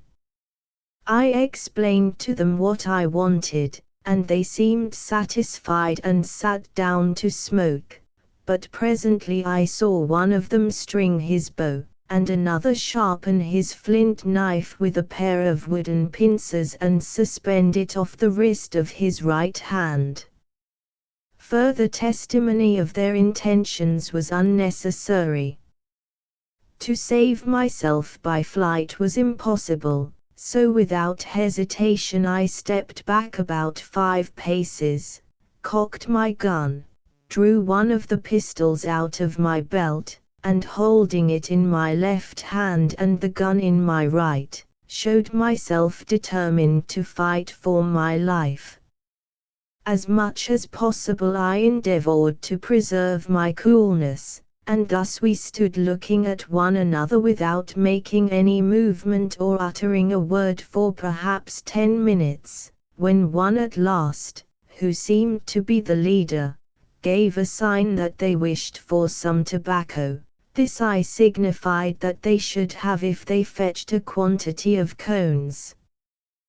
They went off immediately in search of them, and no sooner were they all out of sight than I picked up my 3 cones and some twigs of the trees and made the quickest possible retreat, hurrying back to the camp, which I reached before dusk. I now lying on the grass with my gun cocked beside me, and penning these lines by the light of my Columbian candle, namely, an ignited piece of rosin wood. This grand pine discovered under such exciting circumstances Douglas named in honor of his friend Dr. Lambert of London. The trunk is a smooth, round, delicately tapered shaft, mostly without limbs, and colored rich purplish brown, usually enlivened with tufts of yellow lichen. At the top of this magnificent bole, long, curving branches sweep gracefully outward and downward, sometimes forming a palm-like crown, but far more nobly impressive than any palm crown I ever beheld. The needles are about 3 inches long, finely tempered and arranged in rather close tassels at the ends of slender branchlets that clothe the long, outsweeping limbs. How well they sing in the wind, and how strikingly harmonious an effect is made by the immense cylindrical cones that depend loosely from the ends of the main branches. No one knows what nature can do in the way of pine burrs until he has seen those of the sugar pine. They are commonly from 15 to 18 inches long, and 3 in diameter, green, shaded with dark purple on their hewn wood sides. They are ripe in September and October. Then the flat scales open and the seeds take wing, but the empty cones become still more beautiful and effective, for their diameter is nearly doubled by the spreading of the scales, and their color changes to a warm yellowish brown, while they remain swinging on the tree all the following winter and summer, and continue effectively beautiful even on the ground many years after they fall. The wood is deliciously fragrant, and fine in grain and texture. It is of a rich cream yellow, as if formed of condensed sunbeams. Retinospora obtusa, Sibbald, the glory of eastern forests, is called Fusai-no-ki, tree of the sun, by the Japanese. The sugar pine is the sun tree of the Sierra. Unfortunately, it is greatly prized by the lumberman, and in accessible places is always the first tree in the woods to feel their steel. But the regular lumbermen, with their sawmills, have been less generally destructive thus far than the shingle makers. The wood splits freely, and there is a constant demand for the shingles. And because an axe, and saw, and froe are all the capital required for the business, many of that drifting, unsteady class of men so large in California engage in it for a few months in the year. When prospectors, hunters, ranch hands, etc., touch their bottom dollar and find themselves out of employment, they say, well, I can at least go to the sugar pines and make shingles. A few posts are set in the ground, and a single length cut from the first tree felled produces boards enough for the walls and roof of a cabin. All the rest the lumberman makes is for sale, and he is speedily independent. No gardener or haymaker is more sweetly perfumed than these rough mountaineers while engaged in this business, but the havoc they make is most deplorable. Sugar pine on exposed ridge. The sugar, from which the common name is derived, is to my taste the best of sweets, better than maple sugar. It exudes from the heartwood, where wounds have been made, either by forest fires, or the axe, in the shape of irregular, crisp, candy-like kernels, which are crowded together in masses of considerable size, like clusters of resin beads. When fresh, it is perfectly white and delicious, but, because most of the wounds on which it is found have been made by fire, the exuding sap is stained on the charred surface, and the hardened sugar becomes brown. Indians are fond of it, but on account of its laxative properties only small quantities may be eaten. Bears, so fond of sweet things in general, seem never to taste it. At least I have failed to find any trace of their teeth in this connection. No lover of trees will ever forget his first meeting with the sugar pine, nor will he afterward need a poet to call him to listen what the pine tree saith. In most pine trees there is a sameness of expression, which, to most people, is apt to become monotonous, for the typical spiry form, however beautiful, affords but little scope for appreciable individual character. The sugar pine is as free from conventionalities of form and motion as any oak. No two are alike, even to the most inattentive observer, and, notwithstanding they are ever tossing out their immense arms in what might seem most extravagant gestures, there is a majesty and repose about them that precludes all possibility of the grotesque, or even picturesque, in their general expression. They are the priests of pines, and seem ever to be addressing the surrounding forest. The yellow pine is found growing with them on warm hillsides, and the white-silver fir on cool northern slopes, but, noble as these are, the sugar pine is easily king, and spreads his arms above them in blessing while they rock and wave in sign of recognition.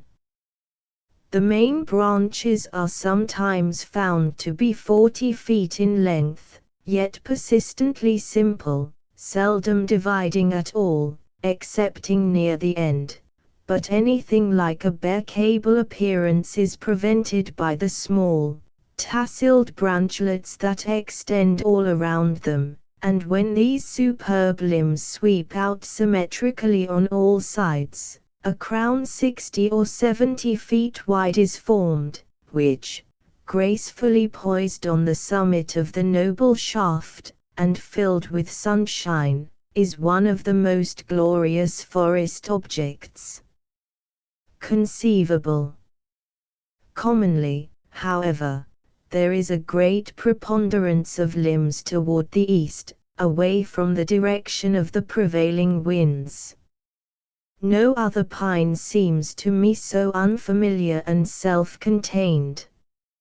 In approaching it, we feel as if in the presence of a superior being, and begin to walk with a light step, holding our breath. Then, perchance, while we gaze awe-stricken, along comes a merry squirrel, chattering and laughing, to break the spell, running up the trunk with no ceremony, and gnawing off the cones as if they were made only for him, while the carpenter woodpecker hammers away at the bark, drilling holes in which to store his winter supply of acorns. Young sugar pine beginning to bear cones. Although so wild and unconventional when full grown, the sugar pine is a remarkably proper tree in youth. The old is the most original and independent in appearance of all the Sierra evergreens. The young is the most regular, a strict follower of coniferous fashions, slim, erect, with leafy, supple branches kept exactly in place, each tapering in outline and terminating in a spiry point. The successive transitional forms presented between the cautious neatness of youth and bold freedom of maturity offer a delightful study. At the age of 50 or 60 years, the shy, fashionable form begins to be broken up. Specialized branches push out in the most unthought of places, and bend with the great cones, at once marking individual character, and this being constantly augmented from year to year by the varying action of the sunlight, winds, snowstorms, etc., the individuality of the tree is never again lost in the general forest. The most constant companion of this species is the yellow pine, and a worthy companion it is. Forest of sequoia, sugar pine, and Douglas spruce. The Douglas spruce, Libocedrus, sequoia, and the white silver fir are also more or less associated with it, but on many deep-soiled mountainsides, at an elevation of about 5,000 feet above the sea, it forms the bulk of the forest, filling every swell and hollow and down-plunging ravine. The majestic crowns, approaching each other in bold curves, make a glorious canopy through which the tempered sunbeams pour, silvering the needles, and gilding the massive boles, and flowery, park-like ground, into a scene of enchantment. On the most sunny slopes the white-flowered fragrant chamoebatia is spread like a carpet, brightened during early summer with the crimson sarcodes, the wild rose, and innumerable violets and gilias. Not even in the shadiest nooks will you find any rank, untidy weeds or unwholesome darkness. On the north sides of ridges the boles are more slender, and the ground is mostly occupied by an underbrush of hazel, ceanothus, and flowering dogwood, but never so densely as to prevent the traveler from sauntering where he will, while the crowning branches are never impenetrable to the rays of the sun, and never so interbonded as to lose their individuality. View the forest from beneath or from some commanding ridge-top, each tree presents a study in itself, and proclaims the surpassing grandeur of the species. Yellow, or silver pine, Pinus ponderosa, the silver, or yellow, pine, as it is commonly called, ranks second among the pines of the Sierra as a lumber tree, and almost rivals the sugar pine in stature and nobleness of port. Because of its superior powers of enduring variations of climate and soil, it has a more extensive range than any other conifer growing on the Sierra. On the western slope it is first met at an elevation of about 2,000 feet, and extends nearly to the upper limit of the timberline. Thence, crossing the range by the lowest passes, it descends to the eastern base, and pushes out for a considerable distance into the hot volcanic plains, growing bravely upon well-watered moraines, gravelly lake basins, arctic ridges, and torrid lava beds, planting itself upon the lips of craters, flourishing vigorously even there, and tossing ripe cones among the ashes and cinders of nature's hearths. The average size of full-grown trees on the western slope, where it is associated with the sugar pine, is a little less than 200 feet in height and from 5 to 6 feet in diameter, though specimens may easily be found that are considerably larger.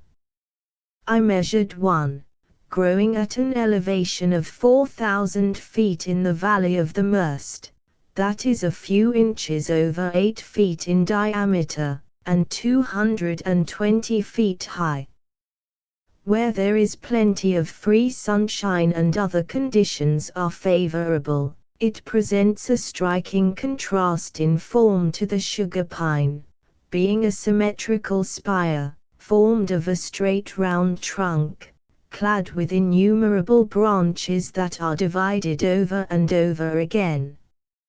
About 1/2 of the trunk is commonly branchless, but where it grows at all close, 3/4 or more become naked, the tree presenting then a more slender and elegant shaft than any other tree in the woods.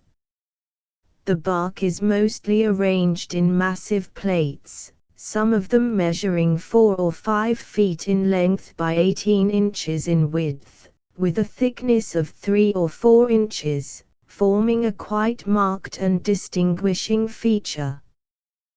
The needles are of a fine, warm, yellow-green color, 6 to 8 inches long, firm and elastic, and crowded in handsome, radiant tassels on the upturning ends of the branches.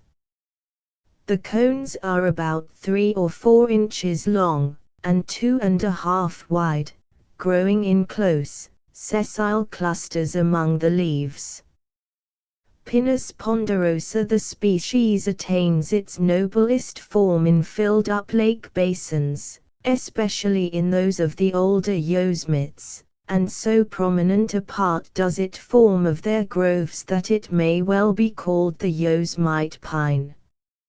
Ripe specimens favorably situated are almost always 200 feet or more in height, and the branches clothe the trunk nearly to the ground, as seen in the illustration. The Jeffrey variety attains its finest development in the northern portion of the range, in the wide basins of the McCloud and Pitt rivers, where it forms magnificent forests scarcely invaded by any other tree. It differs from the ordinary form in size, being only about half as tall, and in its redder and more closely furrowed bark, grayish-green foliage, less divided branches, and larger cones, but intermediate forms come in which make a clear separation impossible, although some botanists regard it as a distinct species. It is this variety that climbs storm-swept ridges, and wanders out among the volcanoes of the Great Basin. Whether exposed to extremes of heat or cold, it is dwarfed like every other tree, and becomes all knots and angles, wholly unlike the majestic forms we have been sketching. Old specimens, bearing cones about as big as pineapples, may sometimes be found clinging to rifted rocks at an elevation of 7,000 or 8,000 feet, whose highest branches scarce reach above one's shoulders. Silver pine 210 feet high. The form growing in Yosemite Valley. I have oftentimes feasted on the beauty of these noble trees when they were towering in all their winter grandeur, laden with snow, one mass of bloom, in summer, too, when the brown, staminate clusters hang thick among the shimmering needles, and the big purple burrs are ripening in the mellow light. But it is during cloudless windstorms that these colossal pines are most impressively beautiful. Then they bow like willows, their leaves streaming forward all in one direction, and, when the sun shines upon them at the required angle, entire groves glow as if every leaf were burnished silver. The fall of tropic light on the royal crown of a palm is a truly glorious spectacle, the fervid sun flood breaking upon the glossy leaves in long lance rays, like mountain water among boulders. But to me there is something more impressive in the fall of light upon these silver pines.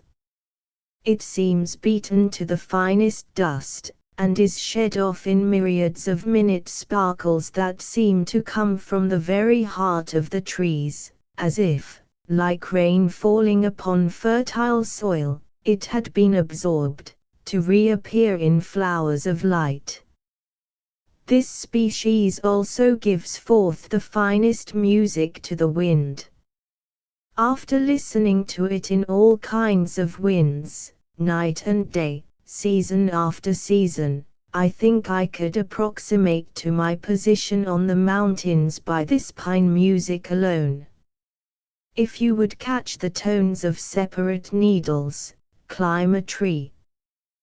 They are well tempered, and give forth no uncertain sound, each standing out, with no interference excepting during heavy gales. Then you may detect the click of one needle upon another, readily distinguishable from their free, wing-like hum. Some idea of their temper may be drawn from the fact that, notwithstanding they are so long. The vibrations that give rise to the peculiar shimmering of the light are made at the rate of about 250 per minute. When a sugar pine and one of this species equal in size are observed together, the latter is seen to be far more simple in manners, more lithely graceful, and its beauty is of a kind more easily appreciated, but then, it is, on the other hand, much less dignified and original in demeanor. The silver pine seems eager to shoot aloft. Even while it is drowsing in autumn sun gold, you may still detect a skyward aspiration. But the sugar pine seems too unconsciously noble, and too complete in every way, to leave room for even a heavenward care. Douglas spruce, Pseudotsuga douglasii. This tree is the king of the spruces, as the sugar pine is king of pines. It is by far the most majestic spruce I ever beheld in any forest, and one of the largest and longest lived of the giants that flourish throughout the main pine belt, often attaining a height of nearly 200 feet, and a diameter of 6 or 7. Where the growth is not too close, the strong, spreading branches come more than halfway down the trunk, and these are hung with innumerable slender, swaying sprays, that are handsomely feathered with the short leaves which radiate at right angles all around them. This vigorous spruce is ever beautiful, welcoming the mountain winds and the snow as well as the mellow summer light, and maintaining its youthful freshness undiminished from century to century through 1,000 storms. It makes its finest appearance in the months of June and July. The rich brown buds with which its sprays are tipped swell and break about this time, revealing the young leaves, which at first are bright yellow, making the tree appear as if covered with gay blossoms, while the pendulous bracted cones with their shell-like scales are a constant adornment. The young trees are mostly gathered into beautiful family groups, each sapling exquisitely symmetrical.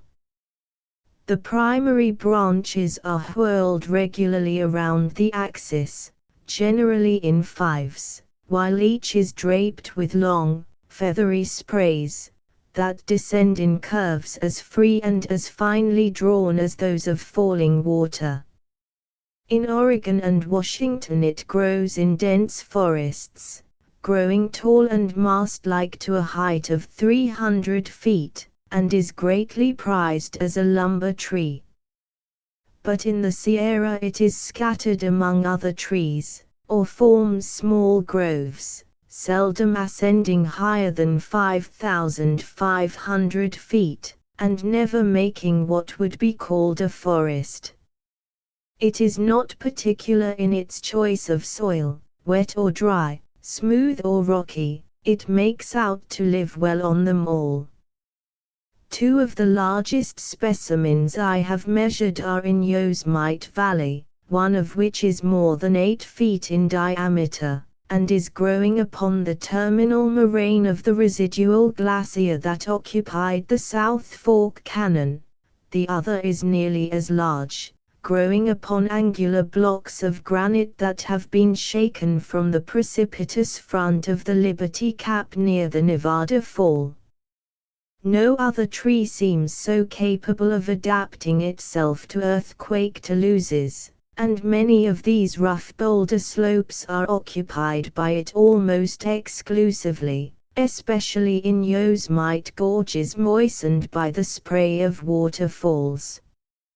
Incense cedar, Libocedrus decurrens. The incense cedar is another of the giants quite generally distributed throughout this portion of the forest, without exclusively occupying any considerable area, or even making extensive groves.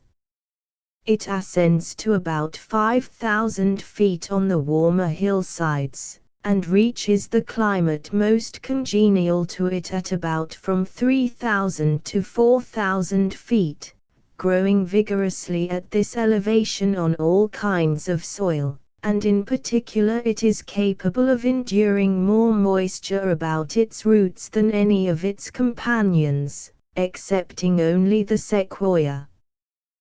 The largest specimens are about 150 feet high, and 7 feet in diameter.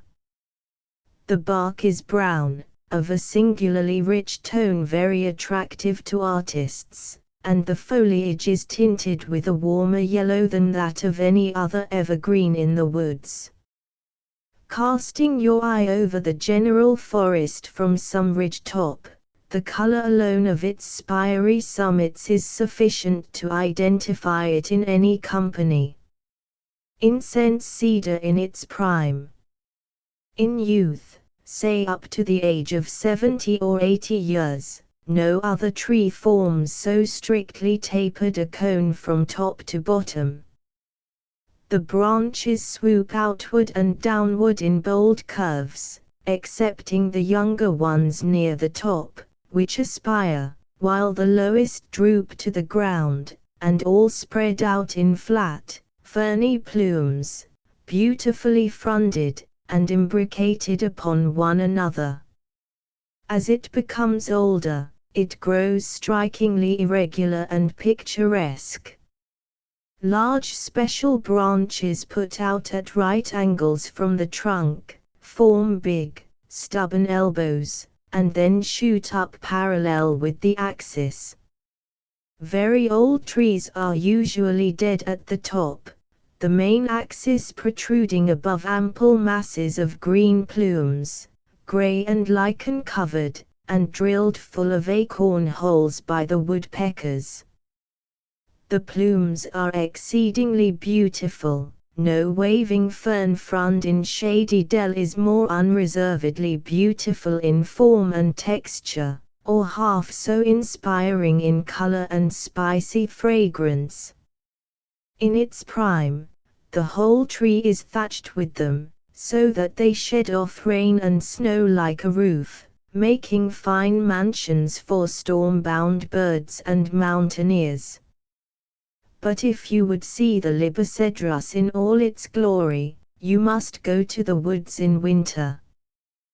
Then it is laden with myriads of four-sided staminate cones about the size of wheat grains, winter wheat, producing a golden tinge, and forming a noble illustration of nature's immortal vigor and virility.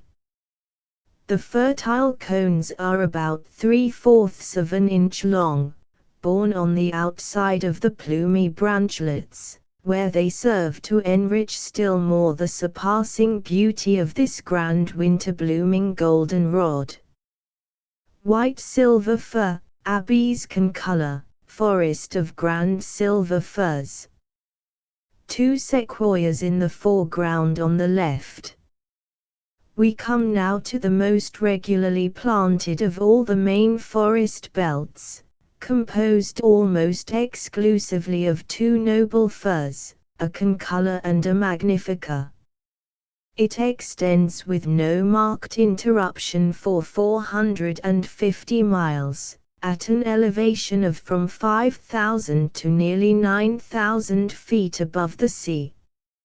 In its youth a concolor is a charmingly symmetrical tree with branches regularly whirled in level collars around its whitish-gray axis, which terminates in a strong, hopeful shoot.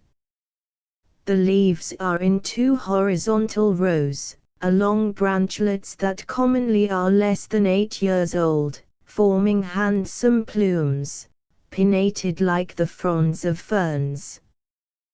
The cones are grayish-green when ripe, cylindrical, about from 3 to 4 inches long by 1½ to 2 inches wide, and stand upright on the upper branches.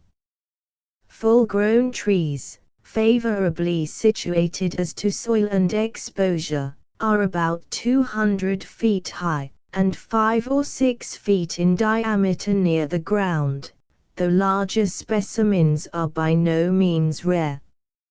As old age creeps on, the bark becomes rougher and grayer, the branches lose their exact regularity, many are snow-bent or broken off, and the main axis often becomes double or otherwise irregular from accidents to the terminal bud or shoot.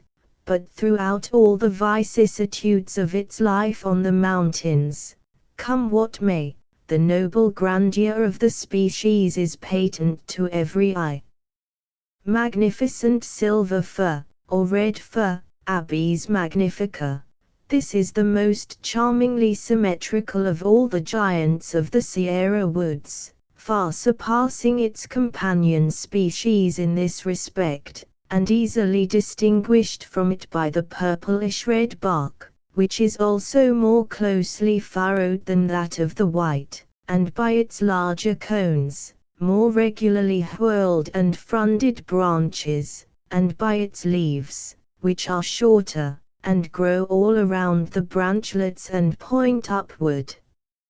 In size, these two silver firs are about equal, the magnifica perhaps a little the taller. Specimens from 200 to 250 feet high are not rare on well-ground moraine soil, at an elevation of from 7,500 to 8,500 feet above sea level. The largest that I measured stands back 3 miles from the brink of the north wall of Yosemite Valley. 15 years ago it was 240 feet high, with a diameter of a little more than 5 feet. Happy the man with the freedom and the love to climb one of these superb trees in full flower and fruit. How admirable the forest work of nature is then seen to be, as one makes his way up through the midst of the broad, fronded branches, all arranged in exquisite order around the trunk, like the whorled leaves of lilies, and each branch and branchlet about as strictly pinnate as the most symmetrical fern frond. The staminate cones are seen growing straight downward from the underside of the young branches in lavish profusion, making fine purple clusters amid the grayish-green foliage. On the topmost branches the fertile cones are set firmly on end like small casks. They are about 6 inches long, 3 wide, covered with a fine gray down, and streaked with crystal balsam that seems to have been poured upon each cone from above. Both the silver firs live 250 years or more when the conditions about them are at all favorable. Some venerable patriarch may often be seen, heavily storm-marked, towering in severe majesty above the rising generation, with a protecting grove of saplings pressing close around his feet, each dressed with such loving care that not a leaf seems wanting. Other companies are made up of trees near the prime of life, exquisitely harmonized to one another in form and gesture, as if nature had culled them one by one with nice discrimination from all the rest of the woods. View of forest of the magnificent silver fir. It is from this tree, called red fir by the lumberman, that mountaineers always cut boughs to sleep on when they are so fortunate as to be within its limits. 2 rows of the plushy branches overlapping along the middle, and a crescent of smaller plumes mixed with ferns and flowers for a pillow, form the very best bed imaginable. The essences of the pressed leaves seem to fill every pore of one's body. The sounds of falling water make a soothing hush, while the spaces between the grand spires afford noble openings through which to gaze dreamily into the starry sky. Even in the matter of sensuosities, any combination of cloth, steel springs, and feathers seems vulgar in comparison. The fir woods are delightful sauntering grounds at any time of year, but most so in autumn. Then the noble trees are hushed in the hazy light, and drip with balsam, the cones are ripe, and the seeds, with their ample purple wings, mottle the air like flocks of butterflies, while deer feeding in the flowery openings between the groves, and birds and squirrels in the branches, make a pleasant stir which enriches the deep, brooding calm of the wilderness, and gives a peculiar impressiveness to every tree. No wonder the enthusiastic Douglas went wild with joy when he first discovered this species. Even in the Sierra, where so many noble evergreens challenge admiration, we linger among these colossal firs with fresh love, and extol their beauty again and again, as if no other in the world could henceforth claim our regard. Silver fir forest growing on moraines of the Hoffman and Tenaya glaciers. It is in these woods the great granite domes rise that are so striking and characteristic a feature of the Sierra. And here too we find the best of the garden meadows. They lie level on the tops of the dividing ridges, or sloping on the sides of them, embedded in the magnificent forest. Some of these meadows are in great part occupied by Veratrum malva, which here grows rank and tall, with boat-shaped leaves 13 inches long and 12 inches wide, ribbed like those of Cypripedium. Columbine grows on the drier margins with tall larkspurs and lupines waist-deep in grasses and sedges. Several species of Castelia also make a bright show in beds of blue and white violets and daisies. But the glory of these forest meadows is a lily, L. parvum.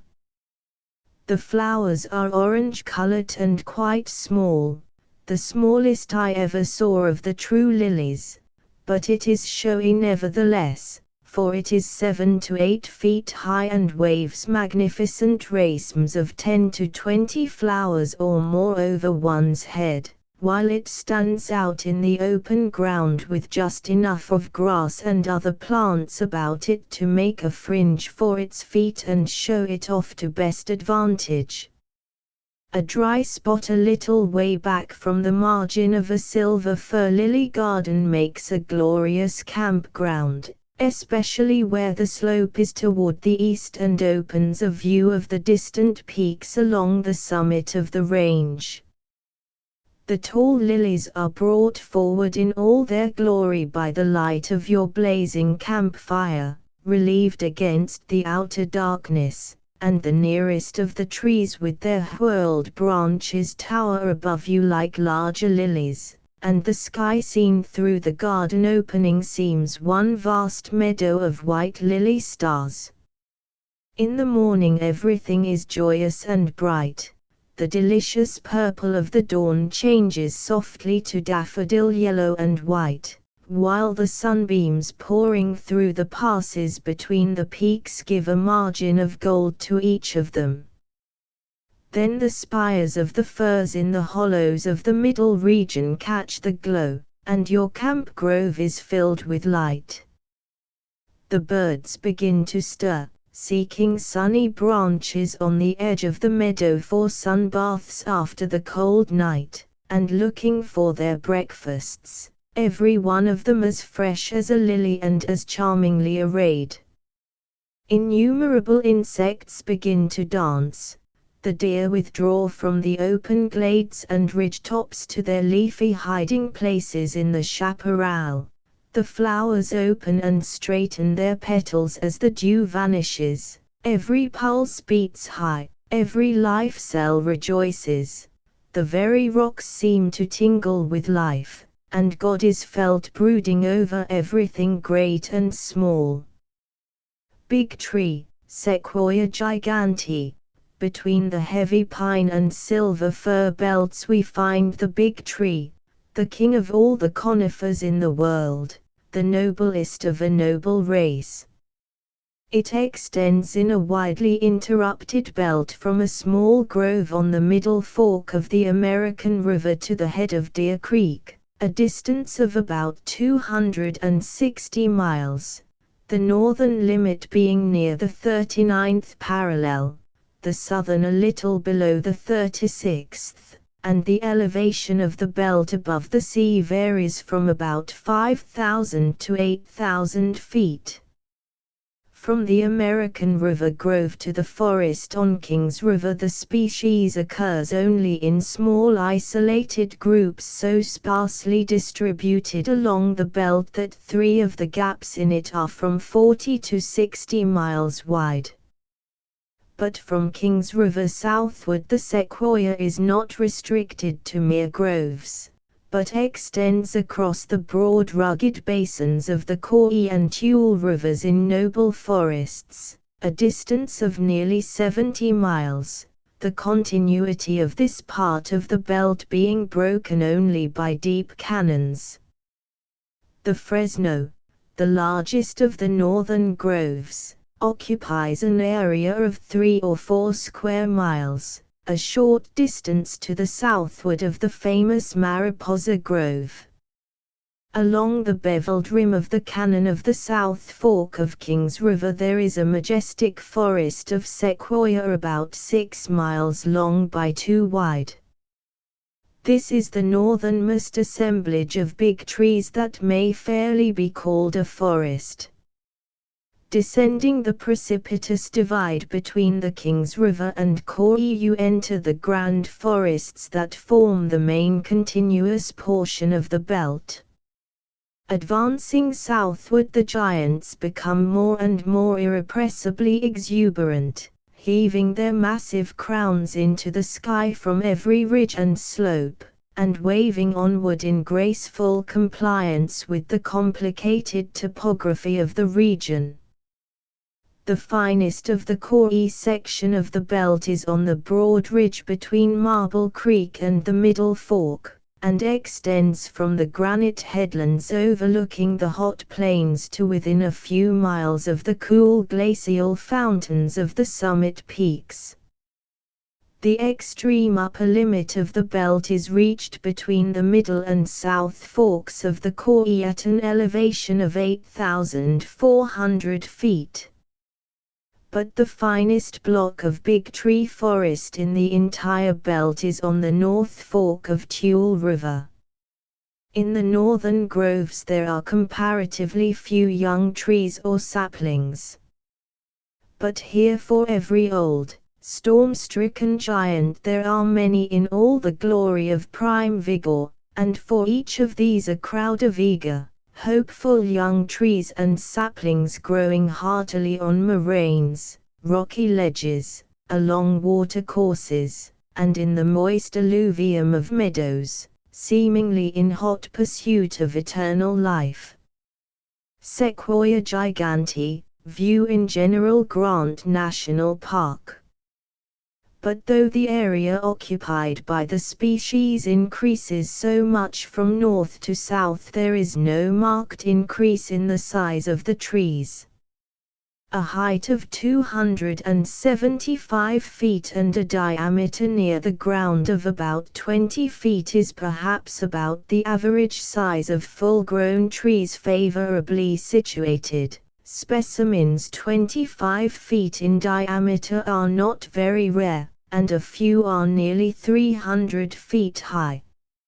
In the Calaveras Grove there are 4 trees over 300 feet in height, the tallest of which by careful measurement is 325 feet. The largest I have yet met in the course of my explorations is a majestic old scarred monument in the Kings River forest. It is 35 feet 8 inches in diameter inside the bark 4 feet from the ground. Under the most favorable conditions these giants probably live 5,000 years or more, though few of even the larger trees are more than half as old. I never saw a big tree that had died a natural death. Barring accidents, they seem to be immortal, being exempt from all the diseases that afflict and kill other trees. Unless destroyed by man, they live on indefinitely until burned, smashed by lightning, or cast down by storms, or by the giving way of the ground on which they stand. The age of one that was felled in the Calaveras Grove, for the sake of having its stump for a dancing floor, was about 1,300 years, and its diameter, measured across the stump, 24 feet inside the bark. Another that was cut down in the Kings River forest was about the same size, but nearly 1,000 years older, 2,200 years, though not a very old-looking tree. It was felled to procure a section for exhibition, and thus an opportunity was given to count its annual rings of growth. The colossal scarred monument in the Kings River forest mentioned above is burned half through, and I spent a day in making an estimate of its age, clearing away the charred surface with an axe and carefully counting the annual rings with the aid of a pocket lens. The wood rings in the section I laid bare were so involved and contorted in some places that I was not able to determine its age exactly, but I counted over 4,000 rings, which showed that this tree was in its prime, swaying in the Sierra winds, when Christ walked the earth. No other tree in the world, as far as I know, has looked down on so many centuries as the sequoia, or opens such impressive and suggestive views into history. So exquisitely harmonious and finely balanced are even the very mightiest of these monarchs of the woods in all their proportions and circumstances. There never is anything overgrown or monstrous looking about them. On coming in sight of them for the first time, you are likely to say, "Oh, see what beautiful, noble-looking trees are towering there among the firs and pines." Their grandeur being in the meantime in great part invisible, but to the living eye it will be manifested sooner or later, stealing slowly on the senses, like the grandeur of Niagara, or the lofty Yosemite domes. Their great size is hidden from the inexperienced observer as long as they are seen at a distance in one harmonious view. When, however, you approach them and walk round them, you begin to wonder at their colossal size and seek a measuring rod. These giants bulge considerably at the base, but not more than is required for beauty and safety, and the only reason that this bulging seems in some cases excessive is that only a comparatively small section of the shaft is seen at once in near views. One that I measured in the Kings River forest was 25 feet in diameter at the ground, and 10 feet in diameter 200 feet above the ground, showing that the taper of the trunk as a whole is charmingly fine. And when you stand back far enough to see the massive columns from the swelling instep to the lofty summit dissolving in a dome of verdure, you rejoice in the unrivaled display of combined grandeur and beauty. About 100 feet or more of the trunk is usually branchless, but its massive simplicity is relieved by the bark furrows, which instead of making an irregular network run evenly parallel, like the fluting of an architectural column, and to some extent by tufts of slender sprays that wave lightly in the winds and cast flecks of shade, seeming to have been pinned on here and there for the sake of beauty only. The young trees have slender simple branches down to the ground, put on with strict regularity, sharply aspiring at the top, horizontal about halfway down, and drooping in handsome curves at the base. By the time the sapling is 500 or 600 years old, this spiry, feathery, juvenile habit merges into the firm, rounded dome form of middle age, which in turn takes on the eccentric picturesqueness of old age. No other tree in the Sierra forest has foliage so densely massed or presents outlines so firmly drawn and so steadily subordinate to a special type. A knotty, ungovernable-looking branch 5 to 8 feet thick may be seen pushing out abruptly from the smooth trunk, as if sure to throw the regular curve into confusion. But as soon as the general outline is reached, it stops short and dissolves in spreading bosses of law-abiding sprays, just as if every tree were growing beneath some huge, invisible bell glass, against whose sides every branch was being pressed and molded, yet somehow indulging in so many small departures from the regular form that there is still an appearance of freedom. The foliage of the saplings is dark bluish-green in color, while the older trees ripen to a warm brownish-yellow tint like libocedrus. The bark is rich cinnamon brown, purplish in young trees and in shady portions of the old, while the ground is covered with brown leaves and burrs forming color masses of extraordinary richness, not to mention the flowers and underbrush that rejoice about them in their seasons. Walk the sequoia woods at any time of year and you will say they are the most beautiful and majestic on earth. Beautiful and impressive contrasts meet you everywhere. The colors of tree and flower, rock and sky, light and shade, strength and frailty, endurance and evanescence, tangles of supple hazel bushes, tree pillars about as rigid as granite domes, roses and violets, the smallest of their kind, blooming around the feet of the giants, and rugs of the lowly chamebatia where the sunbeams fall.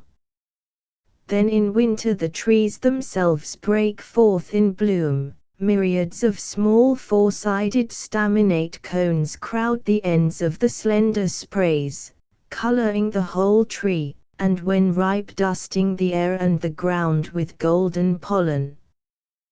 The fertile cones are bright grass green, measuring about 2 inches in length by 1.5 in thickness, and are made up of about 40 firm rhomboidal scales densely packed, with from 5 to 8 seeds at the base of each.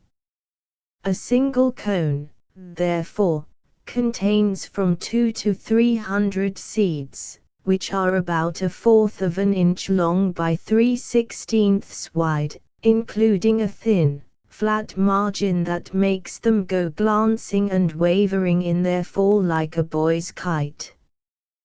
The fruitfulness of sequoia may be illustrated by 2 specimen branches 1.5 and 2 inches in diameter on which I counted 480 cones.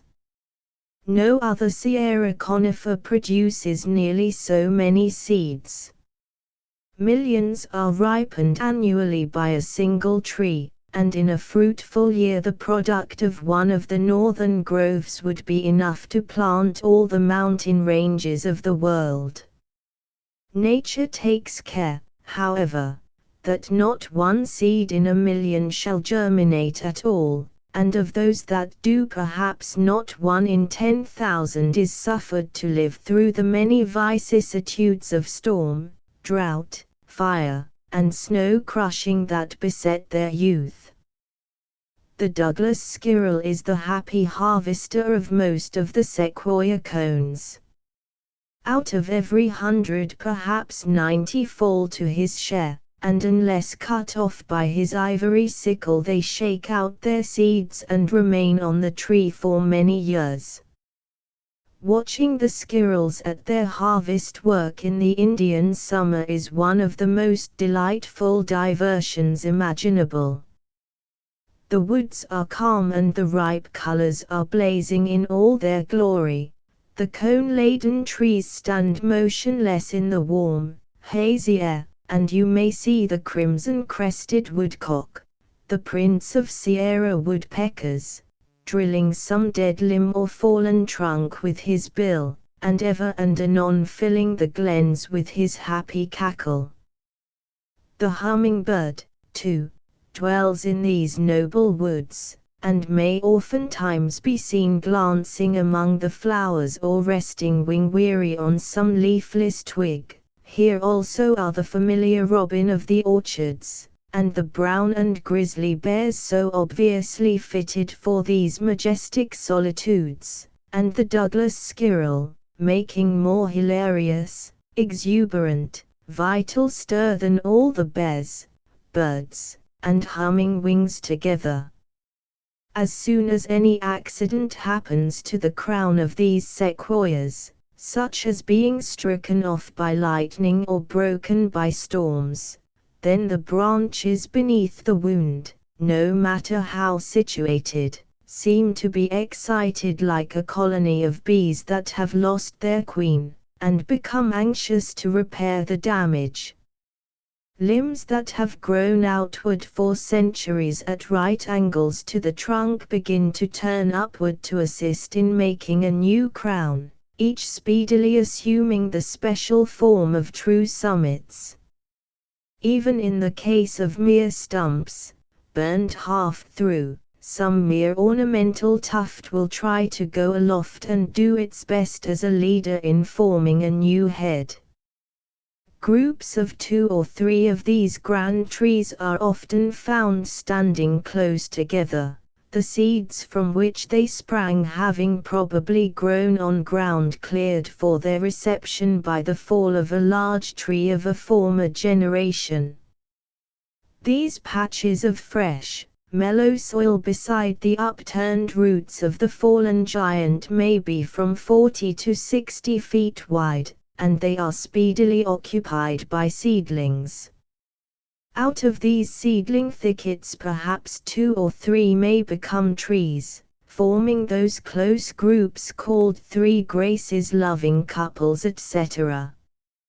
For even supposing that the trees should stand 20 or 30 feet apart while young, by the time they are full grown their trunks will touch and crowd against each other and even appear as one in some cases.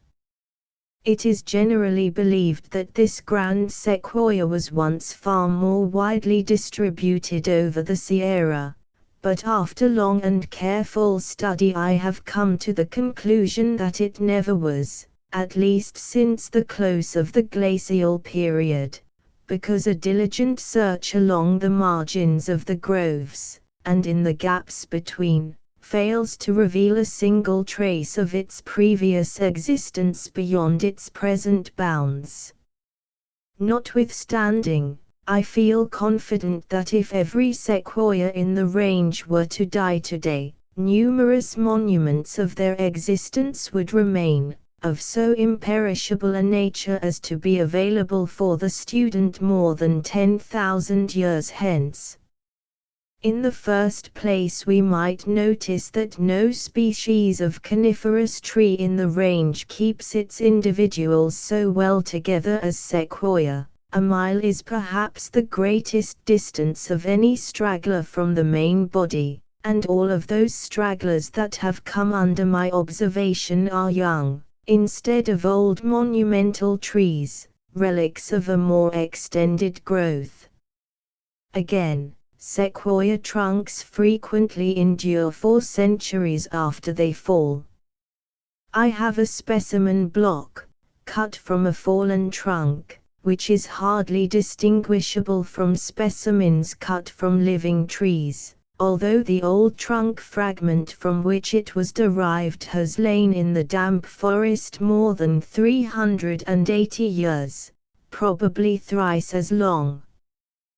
The time measure in the case is simply this: when the ponderous trunk to which the old vestige belonged fell, it sunk itself into the ground, thus making a long, straight ditch, and in the middle of this ditch a silver fir is growing that is now 4 feet in diameter and 380 years old, as determined by cutting it half through and counting the rings, thus demonstrating that the remnant of the trunk that made the ditch has lain on the ground more than 380 years.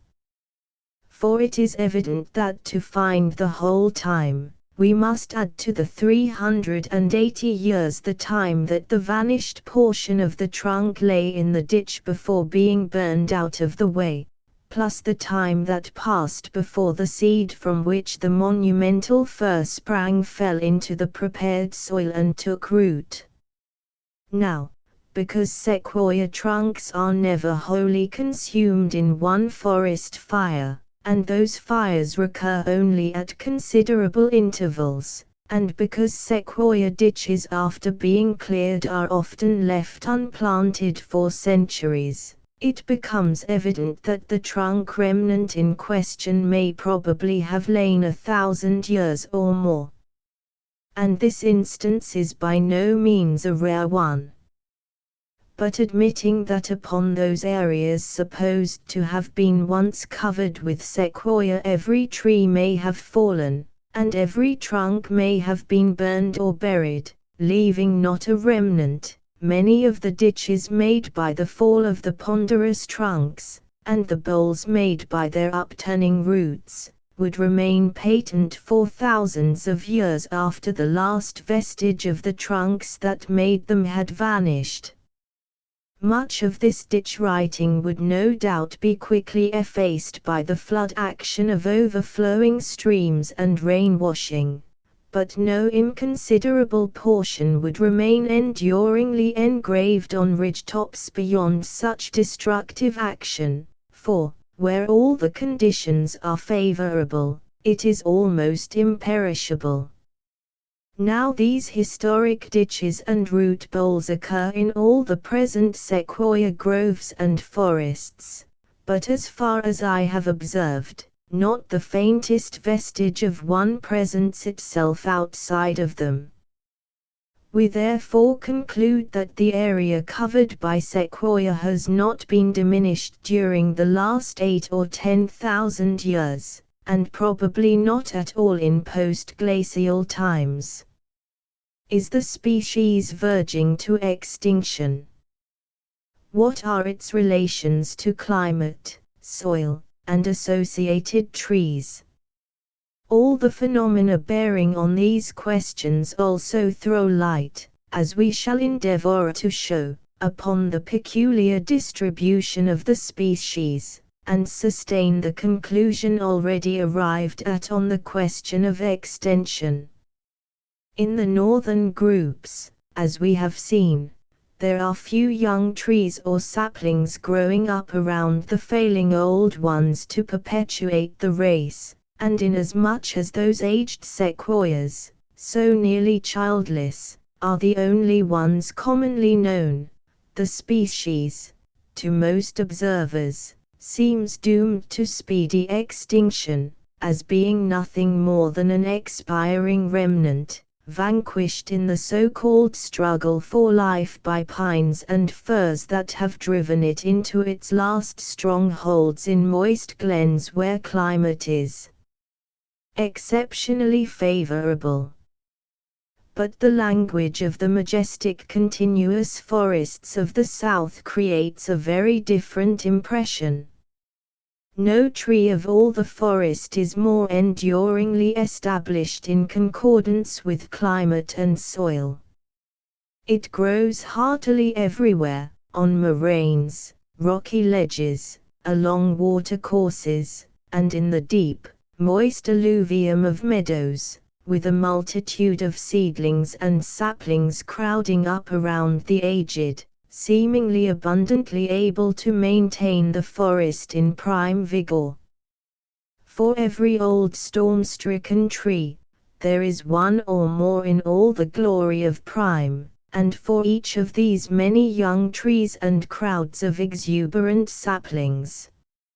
So that if all the trees of any section of the main sequoia forest were ranged together according to age, a very promising curve would be presented, all the way up from last year's seedlings to giants, and with the young and middle-aged portion of the curve many times longer than the old portion. Even as far north as the Fresno, I counted 536 saplings and seedlings growing promisingly upon a piece of rough avalanche soil not exceeding 2 acres in area.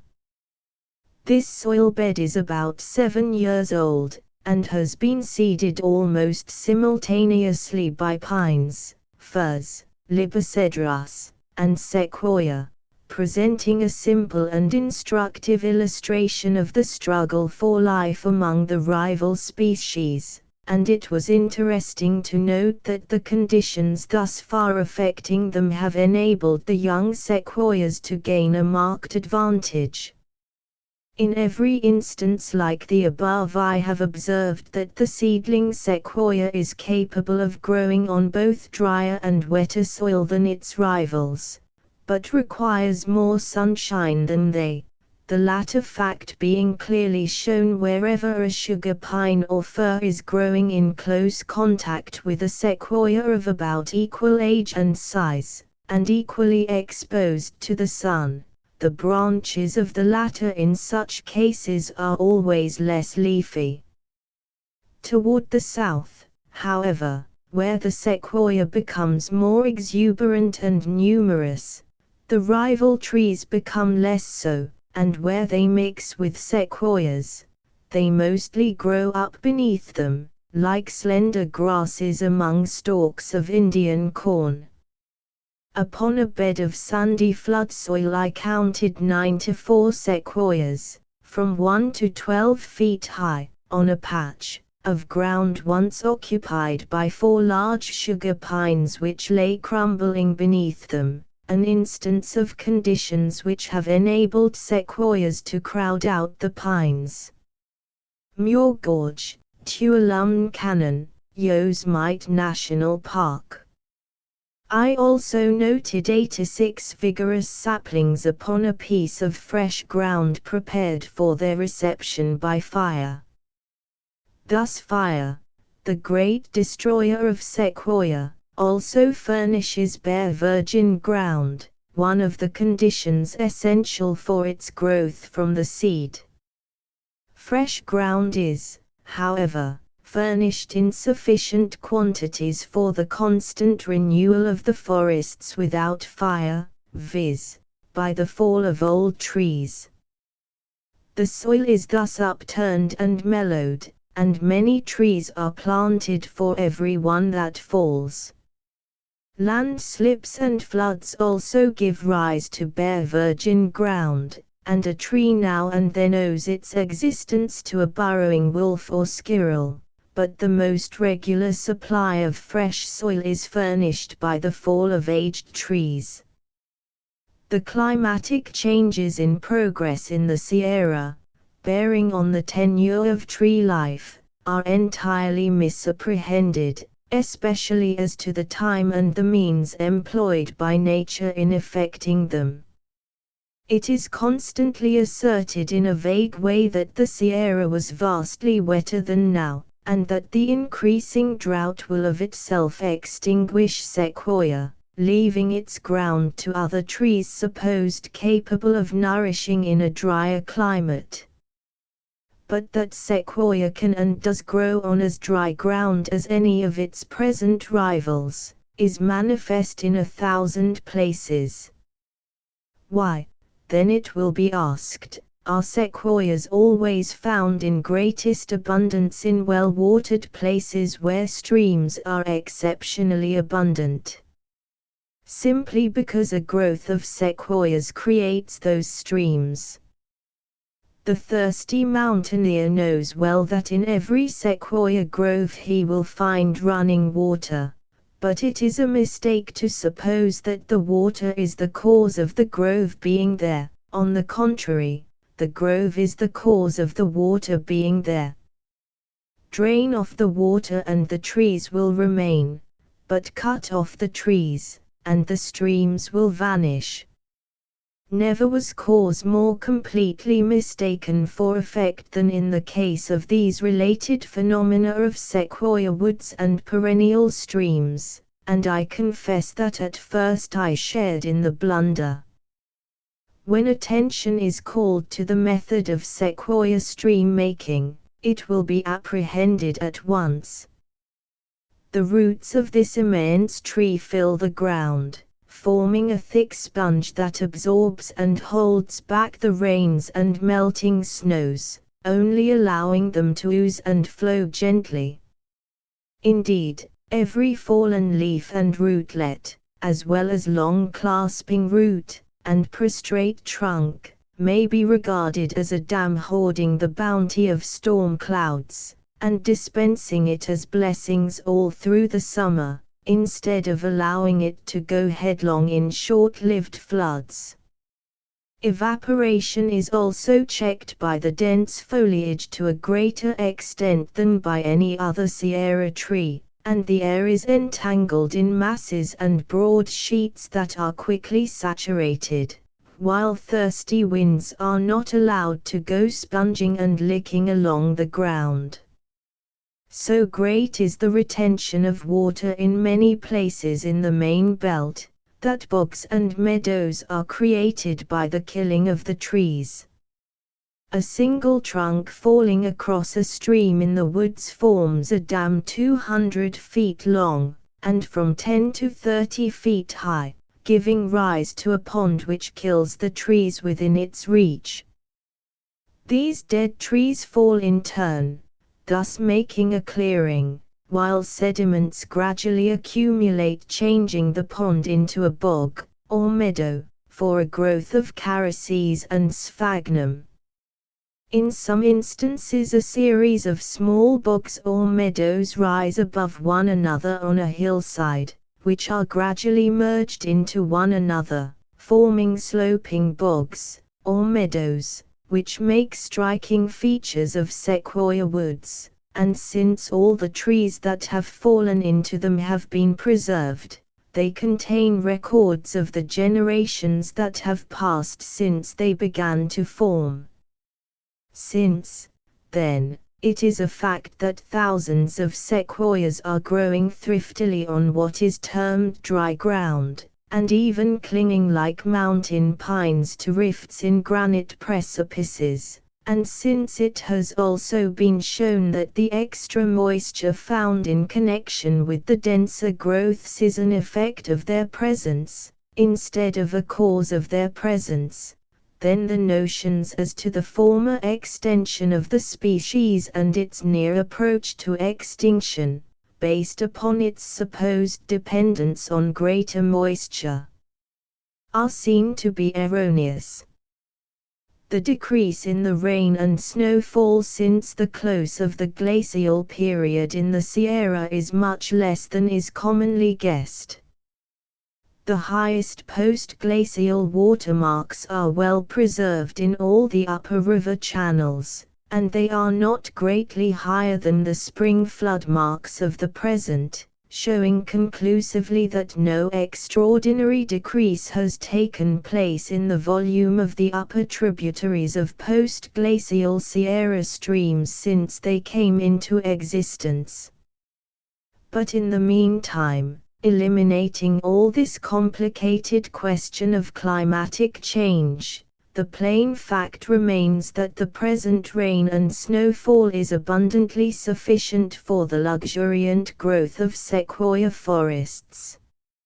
Indeed, all my observations tend to show that in a prolonged drought the sugar pines and firs would perish before the sequoia, not alone because of the greater longevity of individual trees, but because the species can endure more drought, and make the most of whatever moisture falls. Again, if the restriction and irregular distribution of the species be interpreted as a result of the desiccation of the range, then instead of increasing as it does in individuals toward the south where the rainfall is less, it should diminish.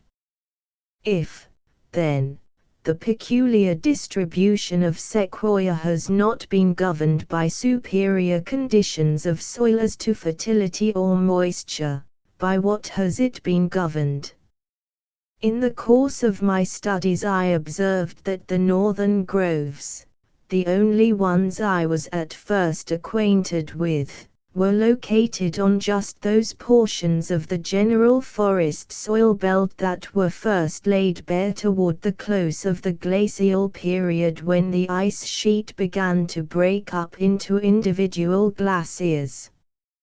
And while searching the wide basin of the San Joaquin, and trying to account for the absence of sequoia where every condition seemed favorable for its growth, it occurred to me that this remarkable gap in the sequoia belt is located exactly in the basin of the vast ancient mer de glace of the San Joaquin and Kings River basins, which poured its frozen floods to the plain, fed by the snows that fell on more than 50 miles of the summit.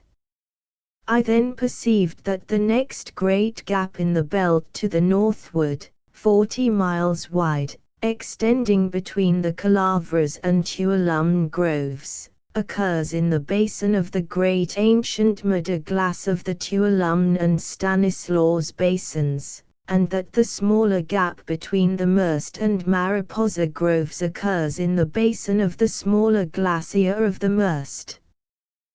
The wider the ancient glacier, the wider the corresponding gap in the sequoia belt. Finally, pursuing my investigations across the basins of the Kaw and Tuol, I discovered that the sequoia belt attained its greatest development just where, owing to the topographical peculiarities of the region, the ground had been most perfectly protected from the main ice rivers that continued to pour past from the summit fountains long after the smaller local glaciers had been melted. Taking now a general view of the belt, beginning at the south, we see that the majestic ancient glaciers were shed off right and left down the valleys of Kern and Kings Rivers by the lofty protective spurs outspread embracingly above the warm sequoia-filled basins of the Kaw and Tuol. Then, next northward, occurs the wide sequoia-less channel, or basin, of the ancient San Joaquin and Kings River mer de glace, then the warm, protected spots of Fresno and Mariposa groves, then the sequoia-less channel of the ancient Merced Glacier, next the warm, sheltered ground of the Merced and Tuolumne groves, then the sequoia-less channel of the grand ancient mer de glace of the Tuolumne and Stanislaus, then the warm old ground of the Calavras and Stanislaus groves. It appears, therefore, that just where, at a certain period in the history of the Sierra, the glaciers were not, there the sequoia is, and just where the glaciers were, there the sequoia is not. View in Tuolumne Canyon, Yosemite National Park. What the other conditions may have been that enabled sequoia to establish itself upon these oldest and warmest portions of the main glacial soil belt, I cannot say. I might venture to state, however, in this connection, that since the sequoia forests present a more and more ancient aspect as they extend southward, I am inclined to think that the species was distributed from the south, while the sugar pine, its great rival in the northern groves, seems to have come around the head of the Sacramento Valley and down the Sierra from the north. Consequently, When the Sierra soil beds were first thrown open to preemption on the melting of the ice sheet, the sequoia may have established itself along the available portions of the south half of the range prior to the arrival of the sugar pine, while the sugar pine took possession of the north half prior to the arrival of sequoia. But however much uncertainty may attach to this branch of the question, there are no obscuring shadows upon the grand general relationship we have pointed out between the present distribution of sequoia and the ancient glaciers of the Sierra. And when we bear in mind that all the present forests of the Sierra are young, growing on moraine soil recently deposited, and that the flank of the range itself, with all its landscapes, is newborn, recently sculptured, and brought to the light of day from beneath the ice mantle of the glacial winter, then 1,000 lawless mysteries disappear, and broad harmonies take their places. But although all the observed phenomena bearing on the post-glacial history of this colossal tree point to the conclusion that it never was more widely distributed on the Sierra since the close of the glacial epoch, that its present forests are scarcely past prime, if, indeed, they have reached prime, that the post-glacial day of the species is probably not half done. Yet, when from a wider outlook the vast antiquity of the genus is considered, and its ancient richness in species and individuals, comparing our Sierra giant and Sequoia sempervirens of the Coast Range, the only other living species of Sequoia, with the 12 fossil species already discovered and described by Heer and Lesquero, some of which seem to have flourished over vast areas in the Arctic regions and in Europe and our own territories, during Tertiary and Cretaceous times, then indeed it becomes plain that our two surviving species, restricted to narrow belts within the limits of California, are mere remnants of the genus, both as to species and individuals, and that they probably are verging to extinction. But the verge of a period beginning in Cretaceous times may have a breadth of tens of thousands of years, not to mention the possible existence of conditions calculated to multiply and re-tend both species and individuals. This, however, is a branch of the question into which I do not now purpose to enter. In studying the fate of our forest king, we have thus far considered the action of purely natural causes only, but, unfortunately, man is in the woods, and waste and pure destruction are making rapid headway. If the importance of forests were at all understood, even from an economic standpoint, their preservation would call forth the most watchful attention of government. Only of late years by means of forest reservations has the simplest groundwork for available legislation been laid, while in many of the finest groves every species of destruction is still moving on with accelerated speed. In the course of my explorations I found no fewer than 5 mills located on or near the lower edge of the Sequoia belt, all of which were cutting considerable quantities of big tree lumber.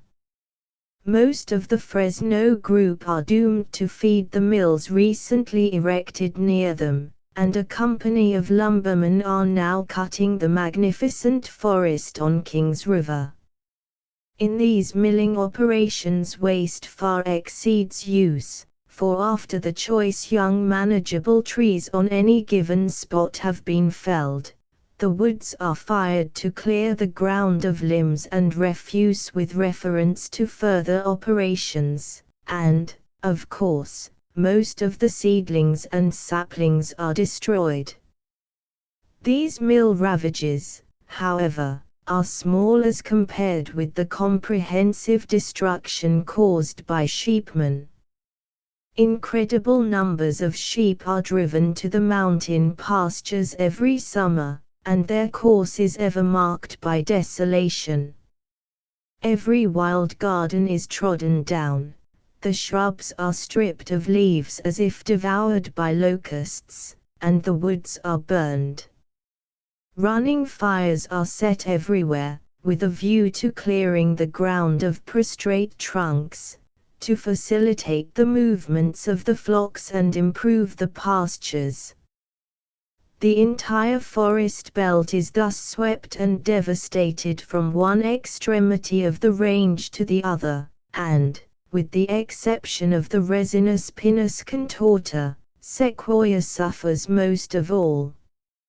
Indians burn off the underbrush in certain localities to facilitate deer hunting. Mountaineers and lumbermen carelessly allow their campfires to run, but the fires of the sheepmen, or muttoneers, form more than 90% of all destructive fires that range the Sierra forests. It appears, therefore, that notwithstanding our forest king might live on gloriously in nature's keeping, it is rapidly vanishing before the fire and steel of man, and unless protective measures be speedily invented and applied, in a few decades, at the farthest, all that will be left of Sequoia gigantea will be a few hacked and scarred monuments. Two-leaved, or tamarack, pine, Pinus contorta, var. Mariana.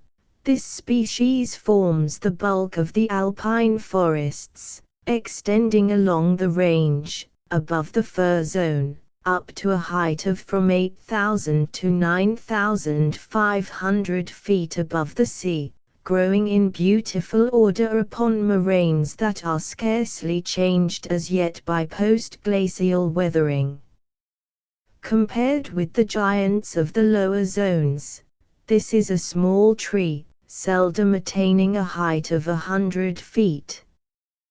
The largest specimen I ever measured was 90 feet in height, and a little over 6 in diameter 4 feet from the ground.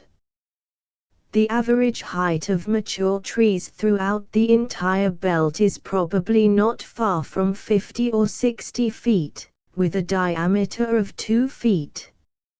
It is a well-proportioned, rather handsome little pine, with grayish-brown bark, and crooked, much divided branches, which cover the greater portion of the trunk, not so densely, however, as to prevent its being seen.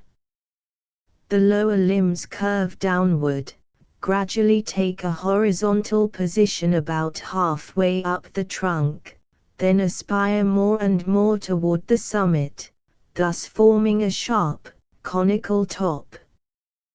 The foliage is short and rigid, 2 leaves in a fascicle, arranged in comparatively long, cylindrical tassels at the ends of the tough, up-curving branchlets. The cones are about 2 inches long, growing in stiff clusters among the needles, without making any striking effect, except while very young, when they are of a vivid crimson color, and the whole tree appears to be dotted with brilliant flowers. The sterile cones are still more showy, on account of their great abundance, often giving a reddish-yellow tinge to the whole mass of the foliage, and filling the air with pollen. No other pine on the range is so regularly planted as this one. Moraine forests sweep along the sides of the high, rocky valleys for miles without interruption. Still, strictly speaking, they are not dense, for flecks of sunshine and flowers find their way into the darkest places, where the trees grow tallest and thickest. Tall, Nutritious grasses are specially abundant beneath them, growing over all the ground, in sunshine and shade, over extensive areas like a farmer's crop, and serving as pasture for the multitude of sheep that are driven from the arid plains every summer as soon as the snow is melted. The two-leaved pine, more than any other, is subject to destruction by fire.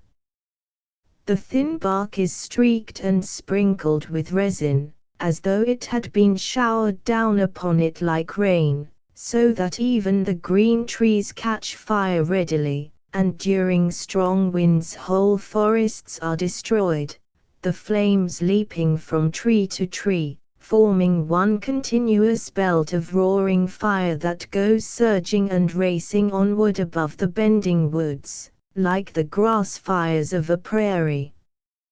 During the calm, dry season of Indian summer, the fire creeps quietly along the ground, feeding on the dry needles and burrs.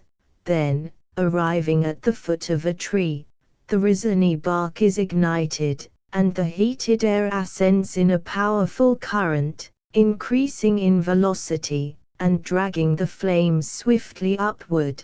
Then the leaves catch fire, and an immense column of flame, beautifully spired on the edges, and tinted a rose-purple hue, rushes aloft 30 or 40 feet above the top of the tree, forming a grand spectacle, especially on a dark night. It lasts, however, only a few seconds, vanishing with magical rapidity, to be succeeded by others along the fire line at irregular intervals for weeks at a time, tree after tree flashing and darkening, leaving the trunks and branches hardly scarred. The heat, however, is sufficient to kill the trees, and in a few years the bark shrivels and falls off. Belts miles in extent are thus killed and left standing with the branches on, peeled and rigid, appearing grey in the distance, like misty clouds. Later the branches drop off, leaving a forest of bleached spars. At length the roots decay, and the forlorn trunks are blown down during some storm, and piled one upon another encumbering the ground until they are consumed by the next fire, and leave it ready for a fresh crop. The endurance of the species is shown by its wandering occasionally out over the lava plains with the yellow pine, and climbing moraineless mountainsides with the dwarf pine, clinging to any chance support in rifts and crevices of storm-beaten rocks, always, however, showing the effects of such hardships in every feature. Down in sheltered lake hollows, on beds of rich alluvium, it varies so far from the common form as frequently to be taken for a distinct species.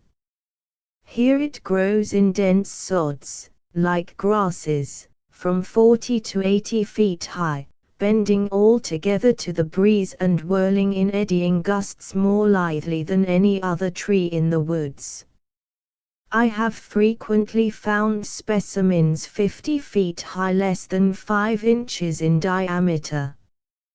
Being thus slender, and at the same time well clad with leafy boughs, it is oftentimes bent to the ground when laden with soft snow, forming beautiful arches in endless variety, some of which last until the melting of the snow in spring. Mountain pine, Pinus monticola. The mountain pine is king of the alpine woods, brave, hardy, and long-lived, towering grandly above its companions, and becoming stronger and more imposing just where other species begin to crouch and disappear.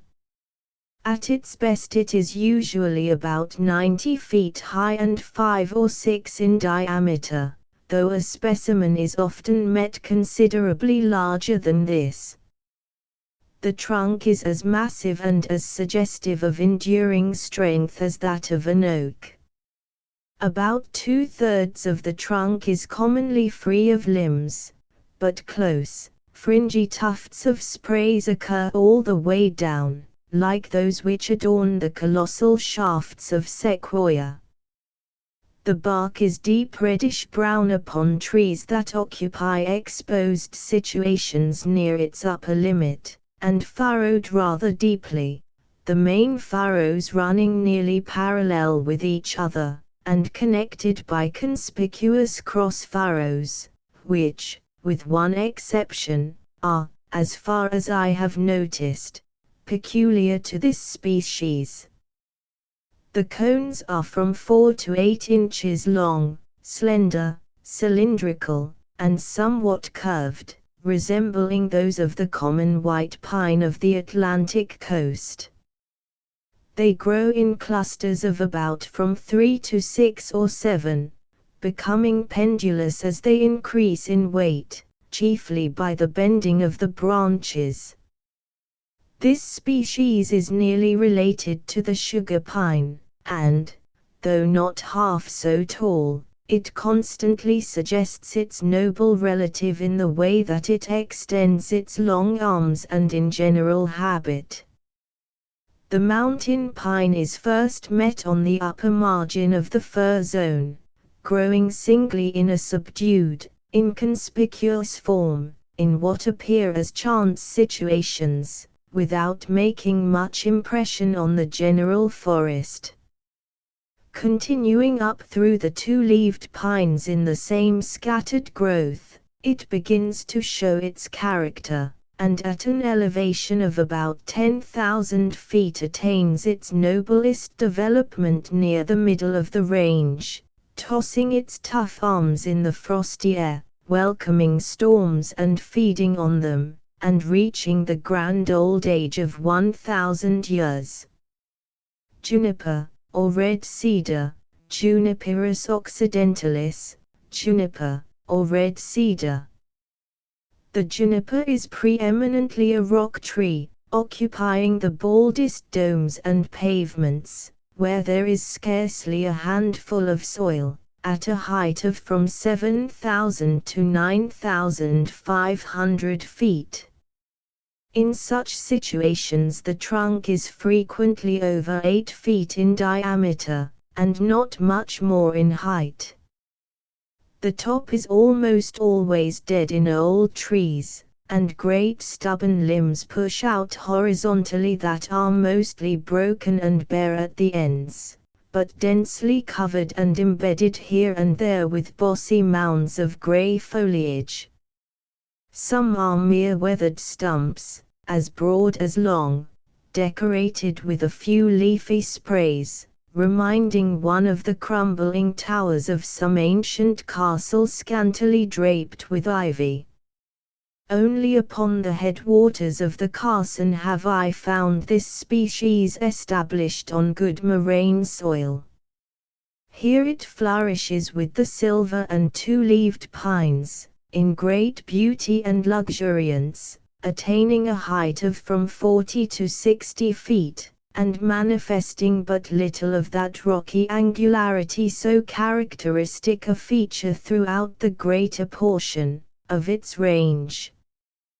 Two of the largest, growing at the head of Hope Valley, measured 29 feet 3 inches and 25 feet 6 inches in circumference, respectively, 4 feet from the ground.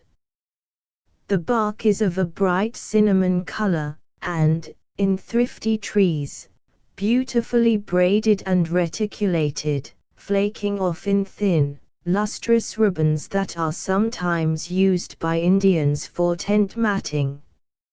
Its fine color and odd picturesqueness always catch an artist's eye, but to me the juniper seems a singularly dull and taciturn tree, never speaking to one's heart.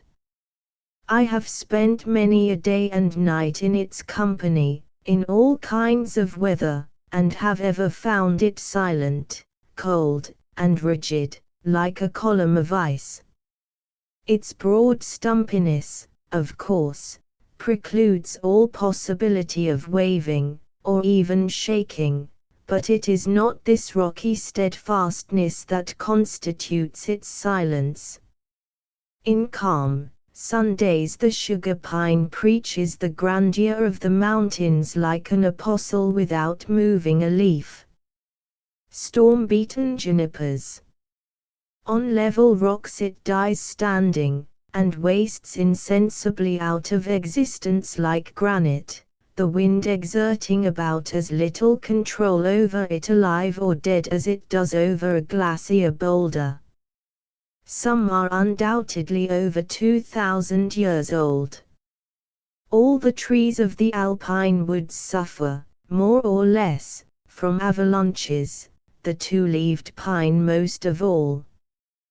Gaps 200 or 300 yards wide, extending from the upper limit of the tree line to the bottoms of valleys and lake basins, are of common occurrence in all the upper forests, resembling the clearings of settlers in the old backwoods.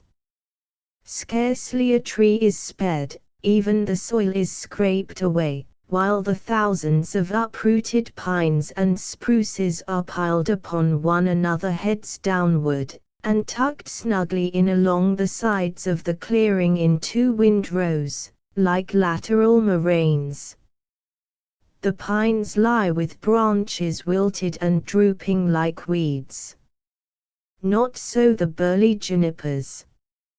After braving in silence the storms of perhaps a dozen or 20 centuries, they seem in this, their last calamity, to become somewhat communicative, making sign of a very unwilling acceptance of their fate, holding themselves well up from the ground on knees and elbows, seemingly ill at ease, and anxious, like stubborn wrestlers, to rise again. Hemlock spruce, Zuga pattoniana.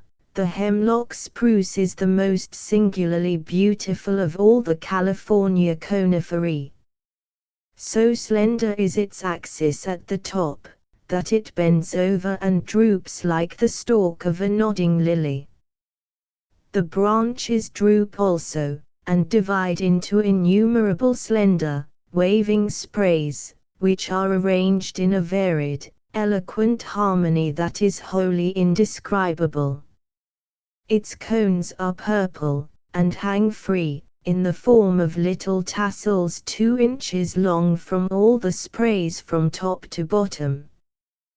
Though exquisitely delicate and feminine in expression, it grows best where the snow lies deepest, far up in the region of storms, at an elevation of from 9,000 to 9,500 feet, on frosty northern slopes, but it is capable of growing considerably higher, say 10,500 feet.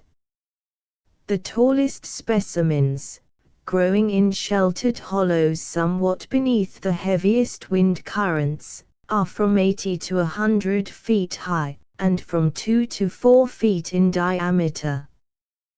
The very largest specimen I ever found was 19 feet 7 inches in circumference, 4 feet from the ground, growing on the edge of Lake Hollow, at an elevation of 9,250 feet above the level of the sea. At the age of 20 or 30 years it becomes fruitful, and hangs out its beautiful purple cones at the ends of the slender sprays, where they swing free in the breeze, and contrast delightfully with the cool green foliage. They are translucent when young, and their beauty is delicious. After they are fully ripe, they spread their shell-like scales and allow the brown-winged seeds to fly in the mellow air, while the empty cones remain to beautify the tree until the coming of a fresh crop. Storm-beaten hemlock spruce, 40 feet high.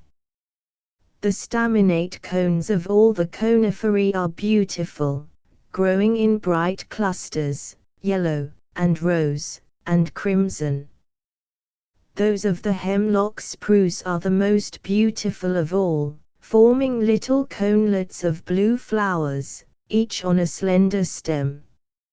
Under all conditions, sheltered or storm-beaten, well-fed or ill-fed, this tree is singularly graceful in habit.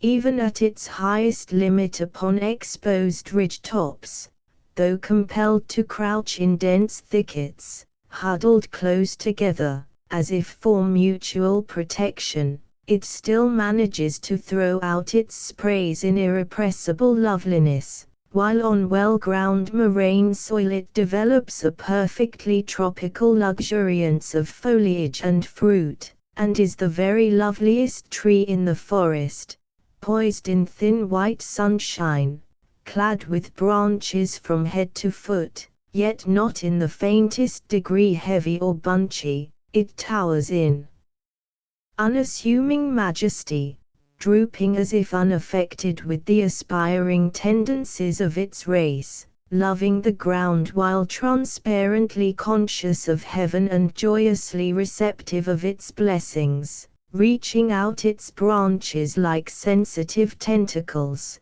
feeling the light and reveling in it. No other of our alpine conifers so finely veils its strength.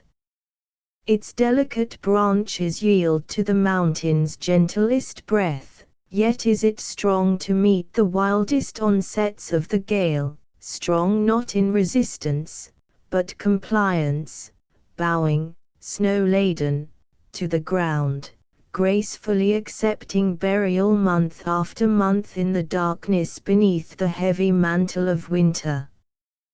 When the first soft snow begins to fall, the flakes lodge in the leaves, weighing down the branches against the trunk. Then the axis bends yet lower and lower, until the slender top touches the ground, thus forming a fine ornamental arch. The snow still falls lavishly, and the whole tree is at length buried, to sleep and rest in its beautiful grave as though dead. Entire groves of young trees, from 10 to 40 feet high, are thus buried every winter like slender grasses. But, like the violets and daisies which the heaviest snows crush not, they are safe. It is as though this were only nature's method of putting her darlings to sleep instead of leaving them exposed to the biting storms of winter. Thus warmly wrapped they await the summer resurrection. The snow becomes soft in the sunshine, and freezes at night, making the mass hard and compact, like ice, so that during the months of April and May you can ride a horse over the prostrate groves without catching sight of a single leaf. At length the downpouring sunshine sets them free. First the elastic tops of the arches begin to appear, then one branch after another, each springing loose with a gentle rustling sound, and at length the whole tree, with the assistance of the winds, gradually unbends and rises and settles back into its place in the warm air, as dry and feathery and fresh as young ferns just out of the coil. Some of the finest groves I have yet found are on the southern slopes of Lassen's Butte. There are also many charming companies on the headwaters of the Tuolumne, Merced, and San Joaquin, and, in general, the species is so far from being rare that you can scarcely fail to find groves of considerable extent in crossing the range, choose what pass you may. The mountain pine grows beside it, and more frequently the two-leaved species, but there are many beautiful groups, numbering 1,000 individuals, or more, without a single intruder. I wish I had space to write more of the surpassing beauty of this favorite spruce. Every tree lover is sure to regard it with special admiration. Apathetic mountaineers, even, seeking only game or gold, stop to gaze on first meeting it, and mutter to themselves, "That's a mighty pretty tree," some of them adding, "D pretty."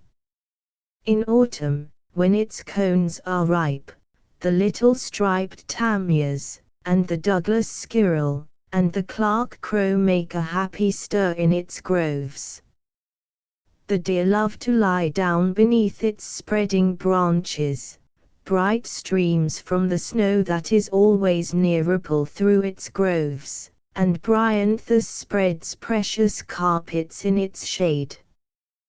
But the best words only hint its charms. Come to the mountains and see. Dwarf pine, Pinus albicaulis.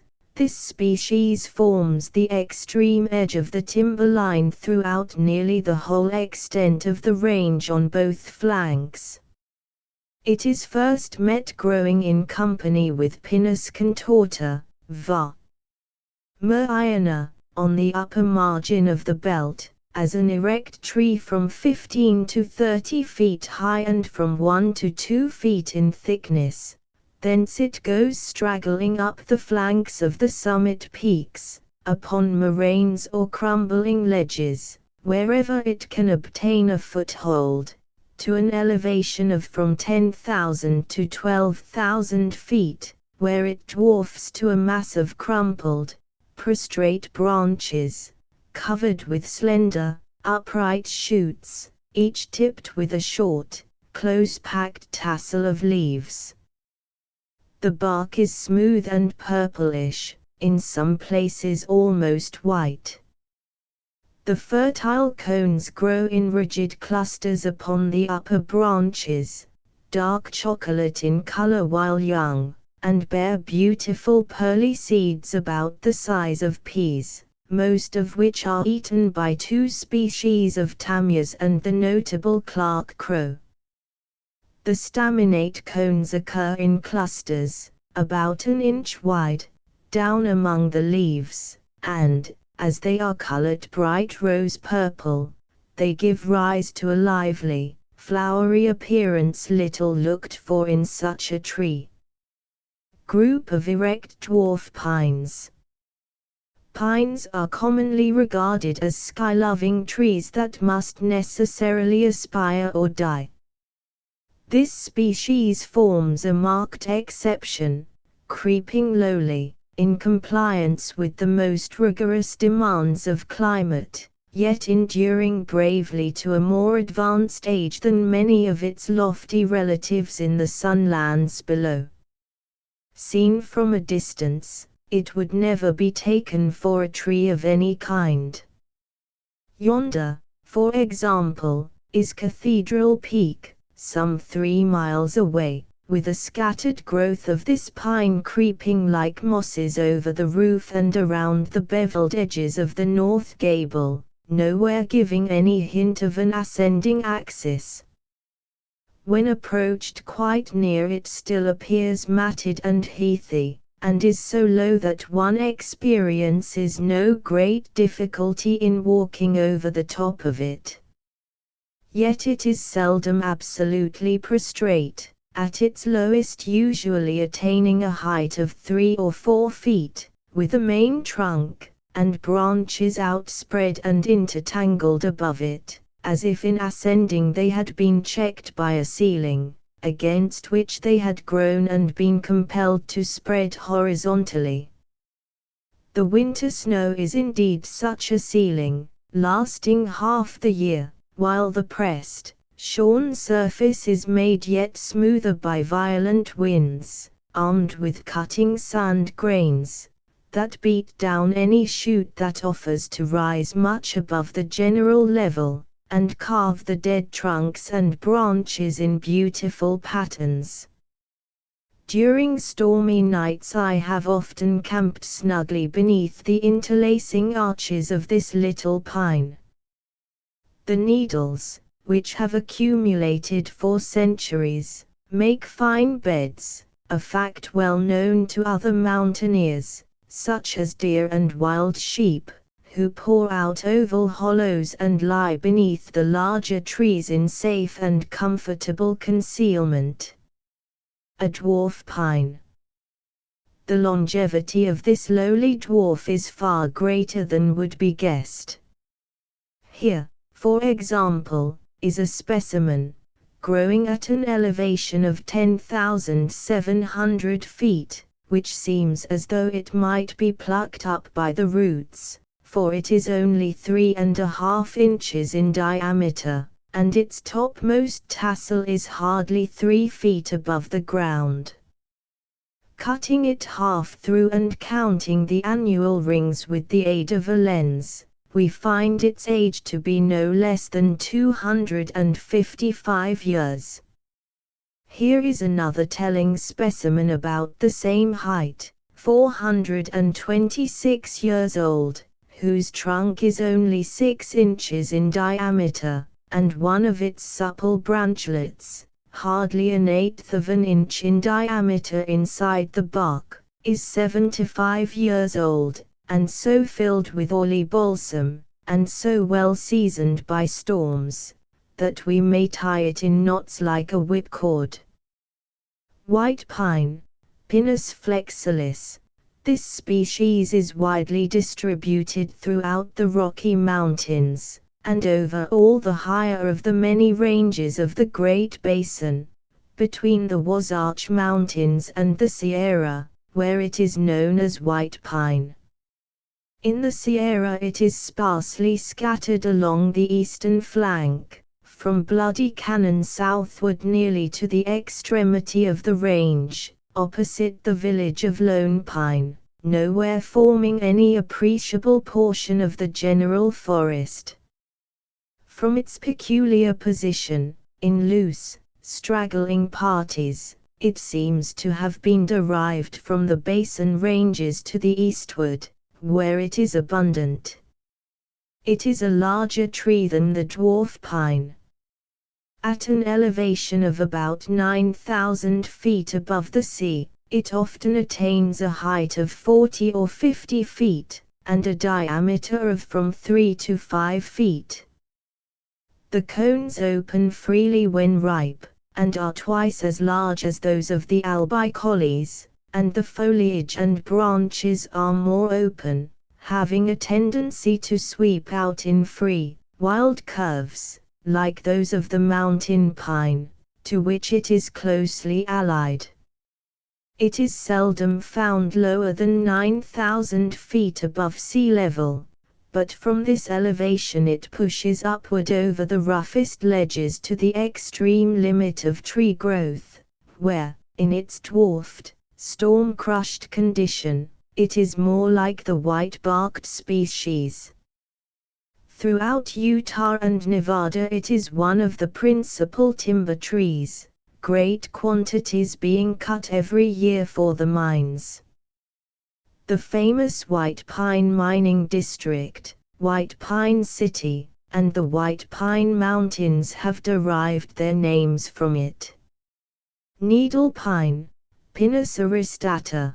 This species is restricted in the Sierra to the southern portion of the range, about the headwaters of Kings and Kern rivers, where it forms extensive forests, and in some places accompanies the dwarf pine to the extreme limit of tree growth.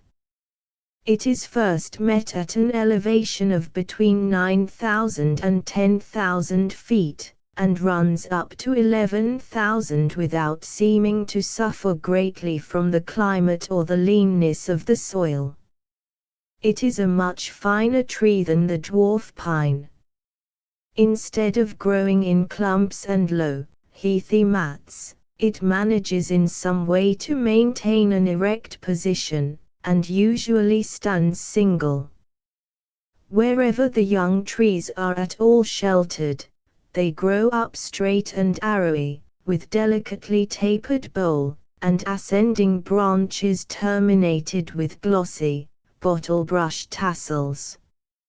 At middle age, Certain limbs are specialized and pushed far out for the bearing of cones, after the manner of the sugar pine, and in old age these branches droop and cast about in every direction, giving rise to very picturesque effects. The trunk becomes deep brown and rough, like that of the mountain pine, while the young cones are of a strange, dull, blackish-blue color, clustered on the upper branches. When ripe they are from 3 to 4 inches long, yellowish-brown, resembling in every way those of the mountain pine. Excepting the sugar pine, no tree on the mountains is so capable of individual expression, while in grace of form and movement it constantly reminds one of the hemlock spruce, oak growing among yellow pines. The largest specimen I measured was a little over 5 feet in diameter and 90 feet in height, but this is more than twice the ordinary size. This species is common throughout the Rocky Mountains and most of the short ranges of the Great Basin, where it is called the foxtail pine, from its long dense leaf tassels. On the Hot Creek, White Pine, and Golden Gate ranges it is quite abundant. About a foot or 18 inches of the ends of the branches is densely packed with stiff outstanding needles which radiate like an electric fox or squirrel's tail. The needles have a glossy polish, and the sunshine sifting through them makes them burn with silvery luster, while their number and elastic temper tell delightfully in the winds. This tree is here still more original and picturesque than in the Sierra, far surpassing not only its companion conifers in this respect, but also the most noted of the lowland oaks.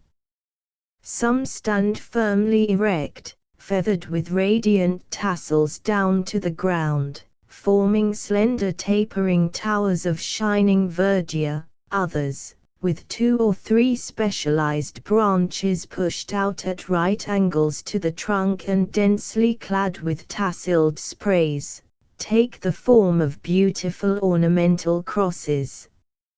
Again, in the same woods you find trees that are made up of several boles united near the ground, spreading at the sides in a plane parallel to the axis of the mountain, with the elegant tassels hung in charming order between them, making a harp held against the main wind lines where they are most effective in playing the grand storm harmonies.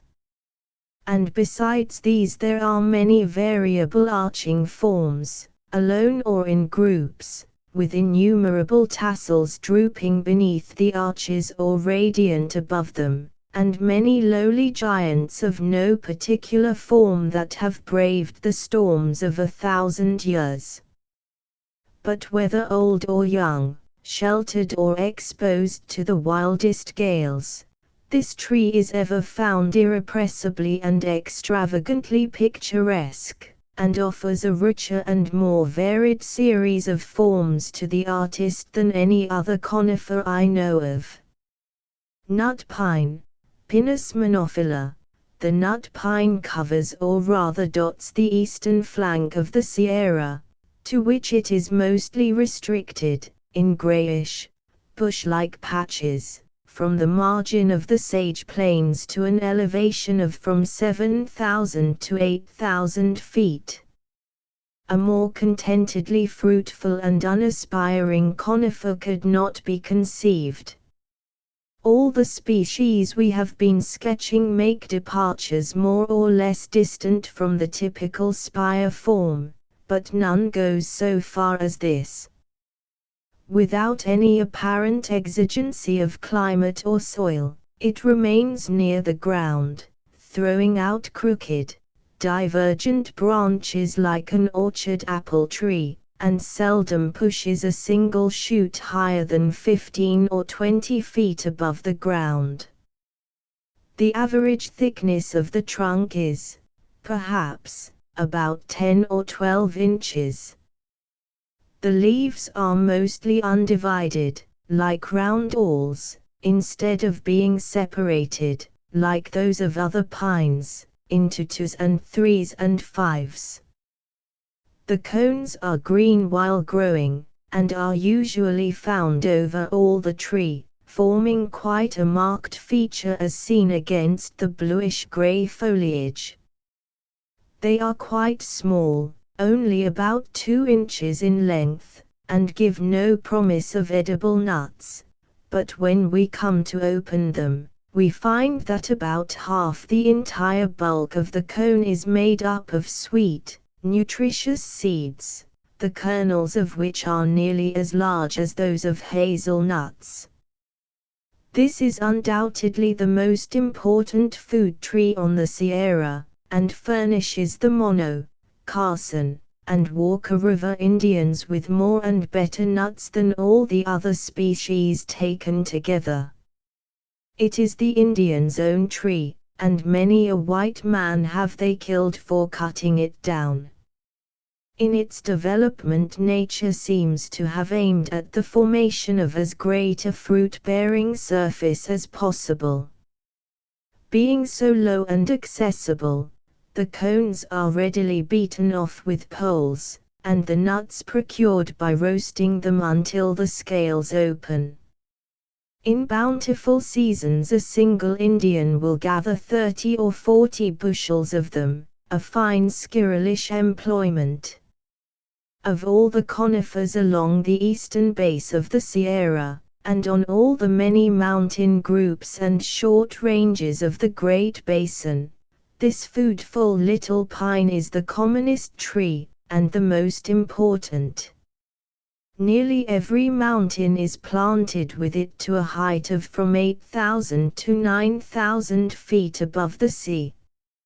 Some are covered from base to summit by this one species, with only a sparse growth of juniper on the lower slopes to break the continuity of its curious woods, which, though dark-looking at a distance, are almost shadeless, and have none of the damp, leafy glens and hollows so characteristic of other pine woods. Tens of thousands of acres occur in continuous belts.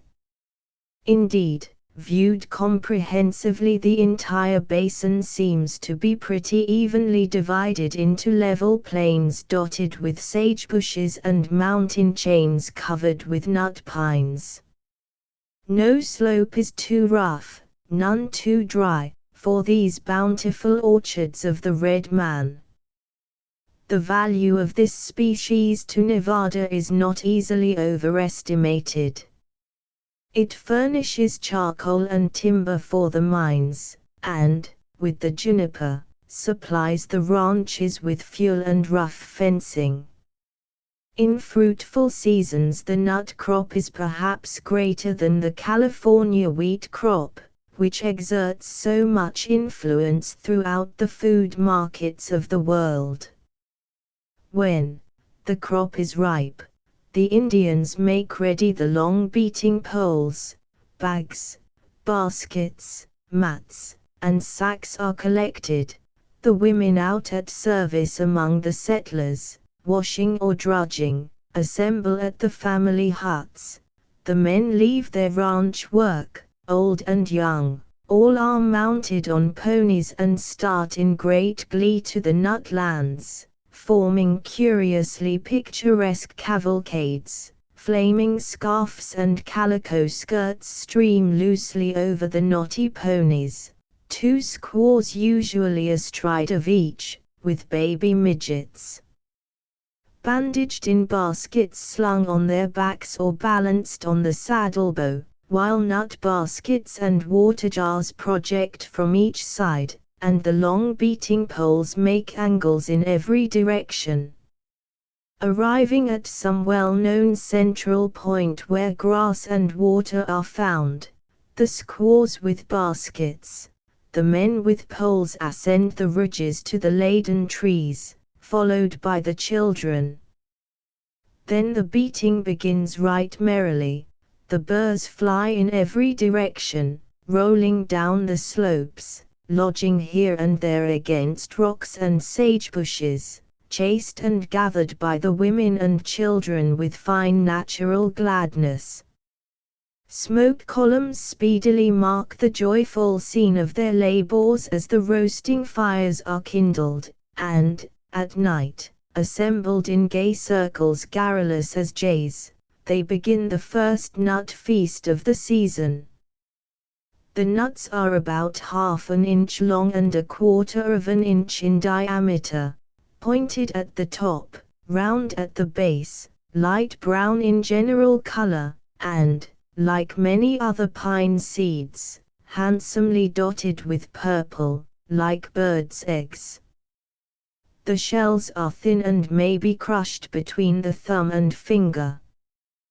The kernels are white, becoming brown by roasting, and are sweet to every palate, being eaten by birds, squirrels, dogs, horses, and men. Perhaps less than 1 bushel in 1,000 of the whole crop is ever gathered.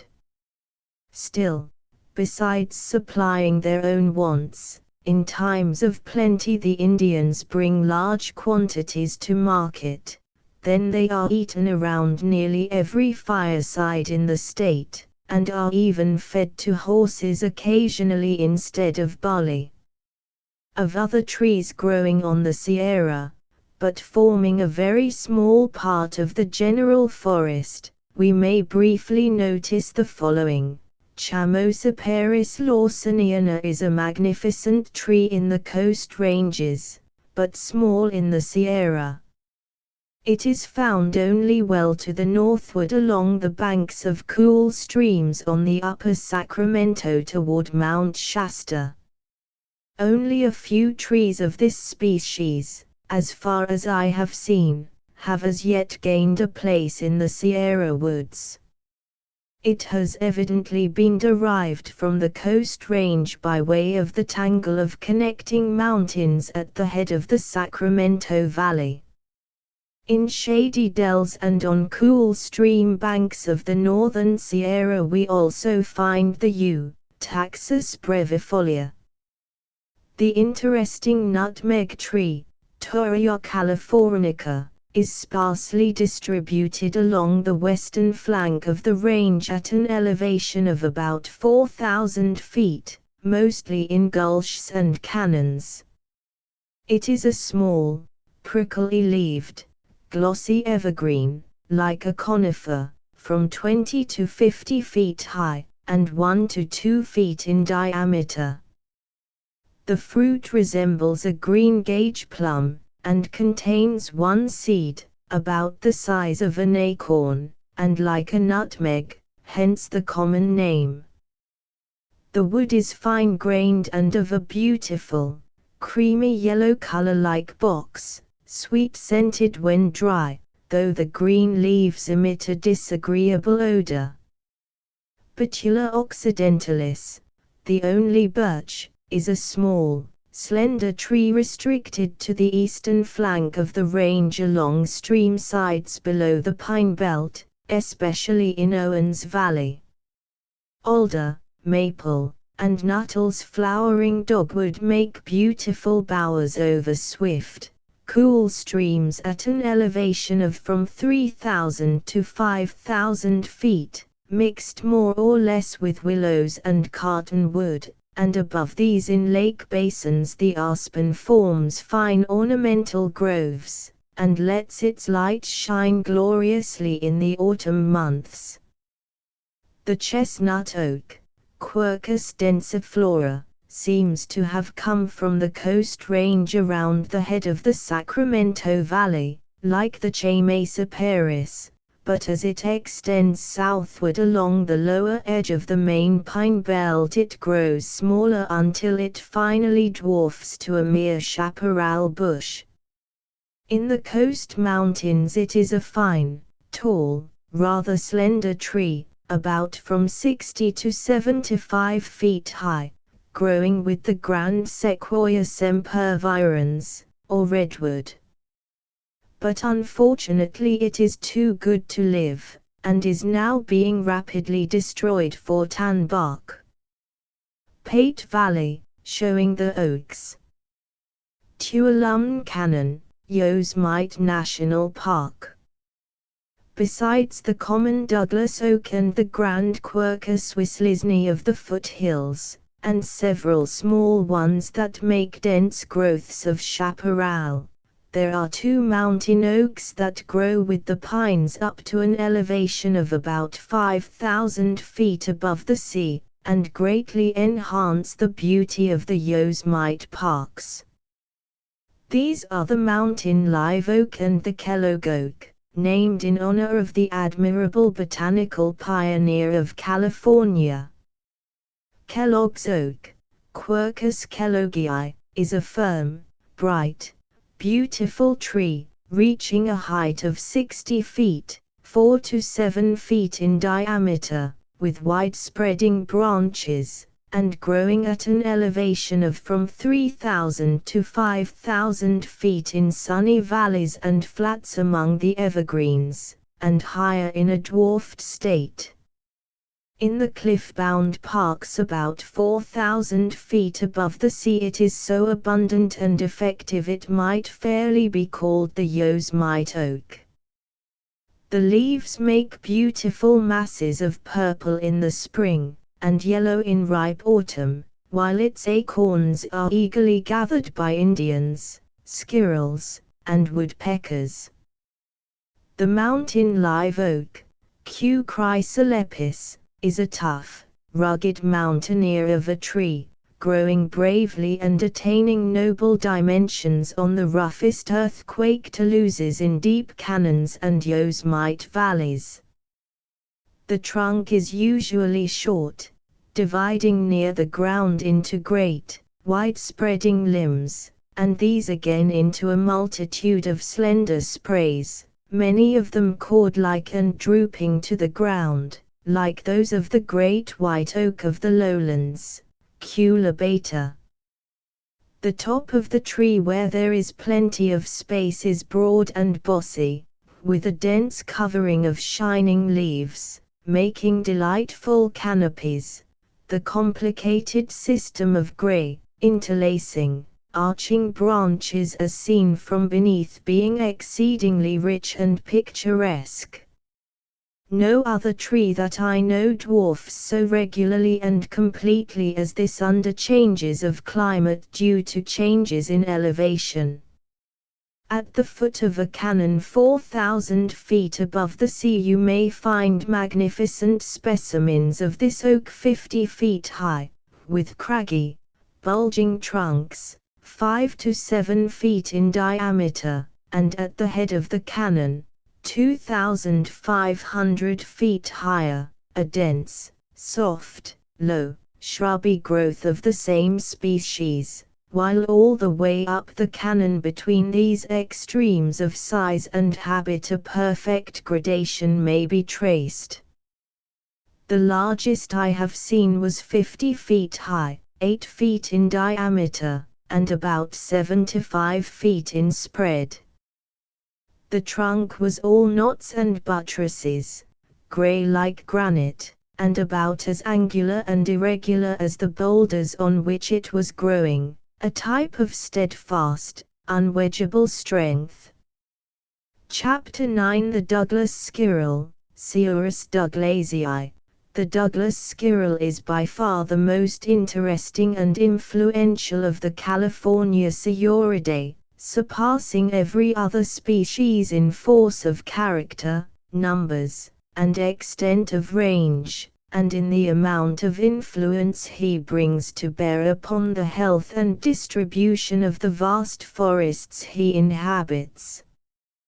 Go where you will throughout the noble woods of the Sierra Nevada, among the giant pines and spruces of the lower zones, up through the towering silver firs to the storm-bent thickets of the summit peaks, you everywhere find this little squirrel the master existence. Though only a few inches long, so intense is his fiery vigor and restlessness, he stirs every grove with wildlife, and makes himself more important than even the huge bears that shuffle through the tangled underbrush beneath him. Every wind is fretted by his voice, almost every bole and branch feels the sting of his sharp feet. How much the growth of the trees is stimulated by this means it is not easy to learn, but his action in manipulating their seeds is more appreciable. Nature has made him master forester and committed most of her coniferous crops to his paws. Probably over 50% of all the cones ripened on the Sierra are cut off and handled by the Douglas alone, and of those of the big trees perhaps 90% pass through his hands. The greater portion is of course stored away for food to last during the winter and spring, but some of them are tucked separately into loosely covered holes, where some of the seeds germinate and become trees. But the Sierra is only one of the many provinces over which he holds sway, for his dominion extends over all the redwood belt of the coast mountains, and far northward throughout the majestic forests of Oregon, Washington, and British Columbia. I make haste to mention these facts, to show upon how substantial a foundation the importance I ascribe to him rests. The Douglas is closely allied to the red squirrel or chickaree of the eastern woods. Ours may be a lineal descendant of this species, distributed westward to the Pacific by way of the Great Lakes and the Rocky Mountains, and thence southward along our forested ranges. This view is suggested by the fact that our species becomes redder and more chickaree-like in general, the farther it is traced back along the course indicated above.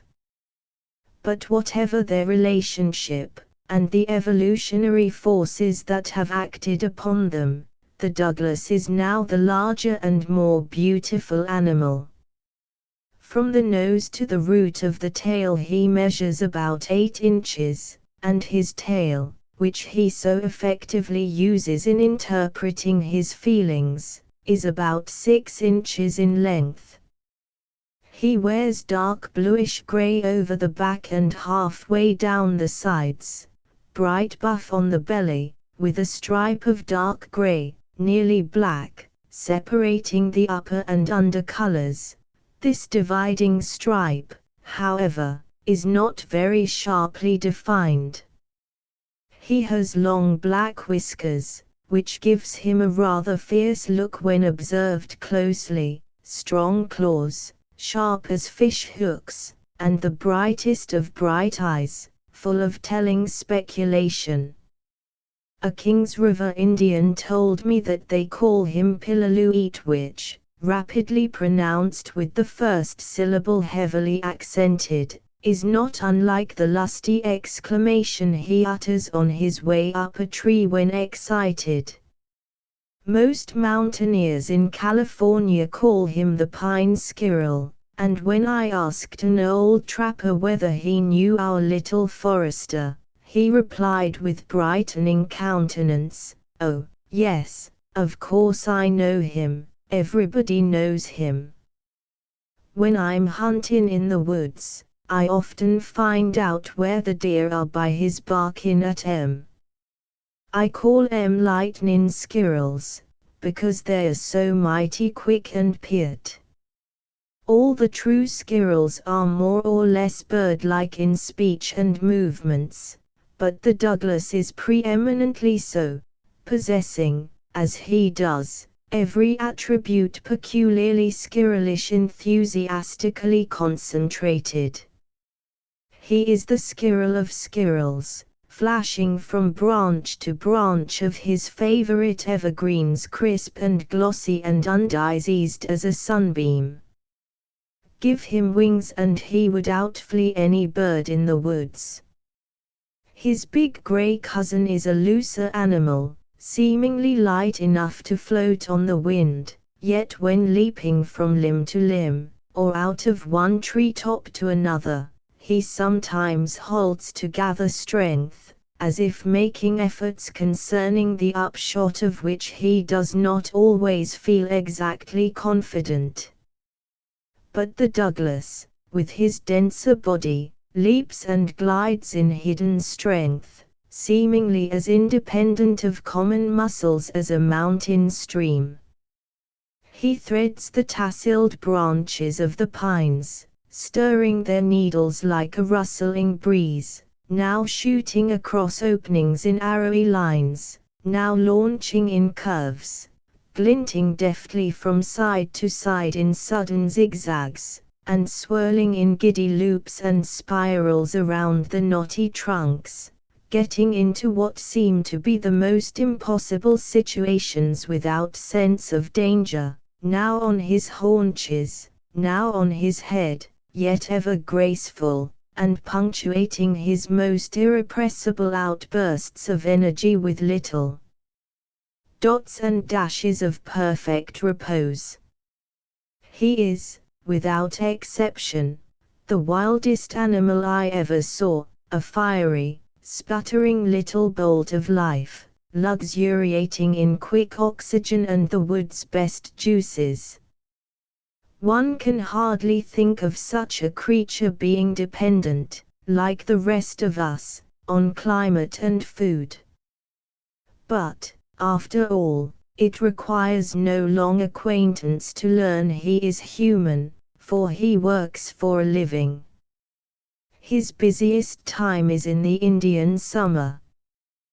Then he gathers burrs and hazelnuts like a plodding farmer, working continuously every day for hours, saying not a word, cutting off the ripe cones at the top of his speed, as if employed by the job, and examining every branch in regular order, as if careful that not one should escape him.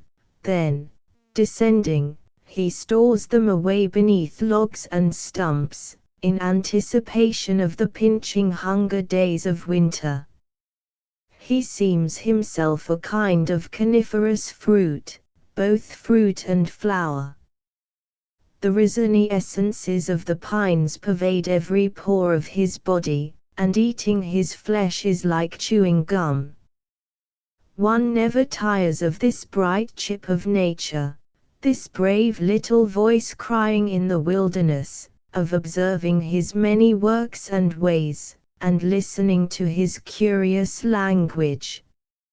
His musical, piney gossip is as savory to the ear as balsam to the palate, and, though he has not exactly the gift of song, some of his notes are as sweet as those of a linnet, almost flute-like in softness, while others prick and tingle like thistles. He is the mockingbird of squirrels, pouring forth mixed chatter and song like a perennial fountain, barking like a dog, screaming like a hawk, chirping like a blackbird or a sparrow, while in bluff, audacious noisiness he is a very jay. Track of Douglas squirrel once down and up a pine tree when showing off to a spectator.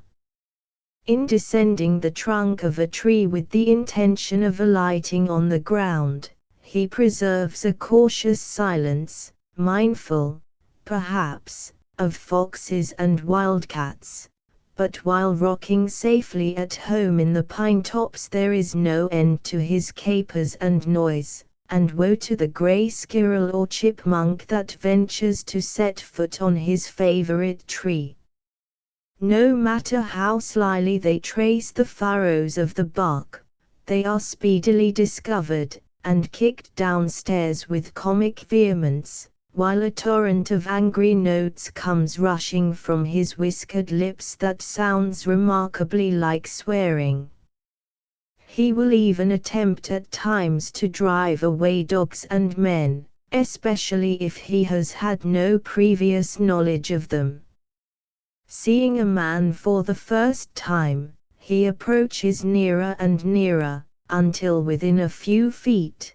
Then, with an angry outburst, he makes a sudden rush, all teeth and eyes, as if about to eat you up.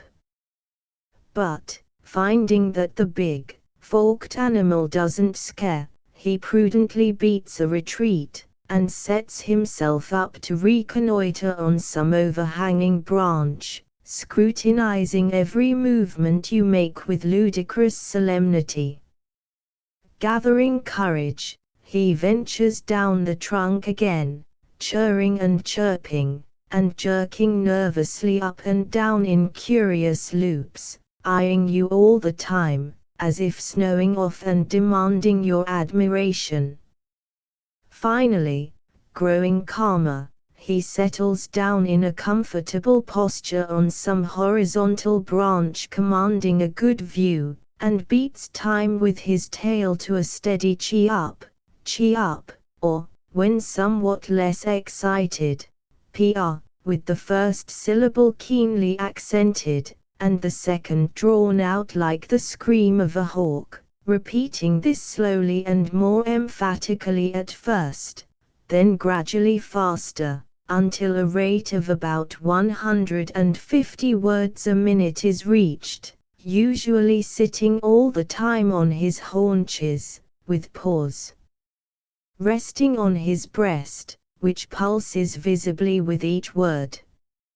It is remarkable, too, that, though articulating distinctly, he keeps his mouth shut most of the time, and speaks through his nose.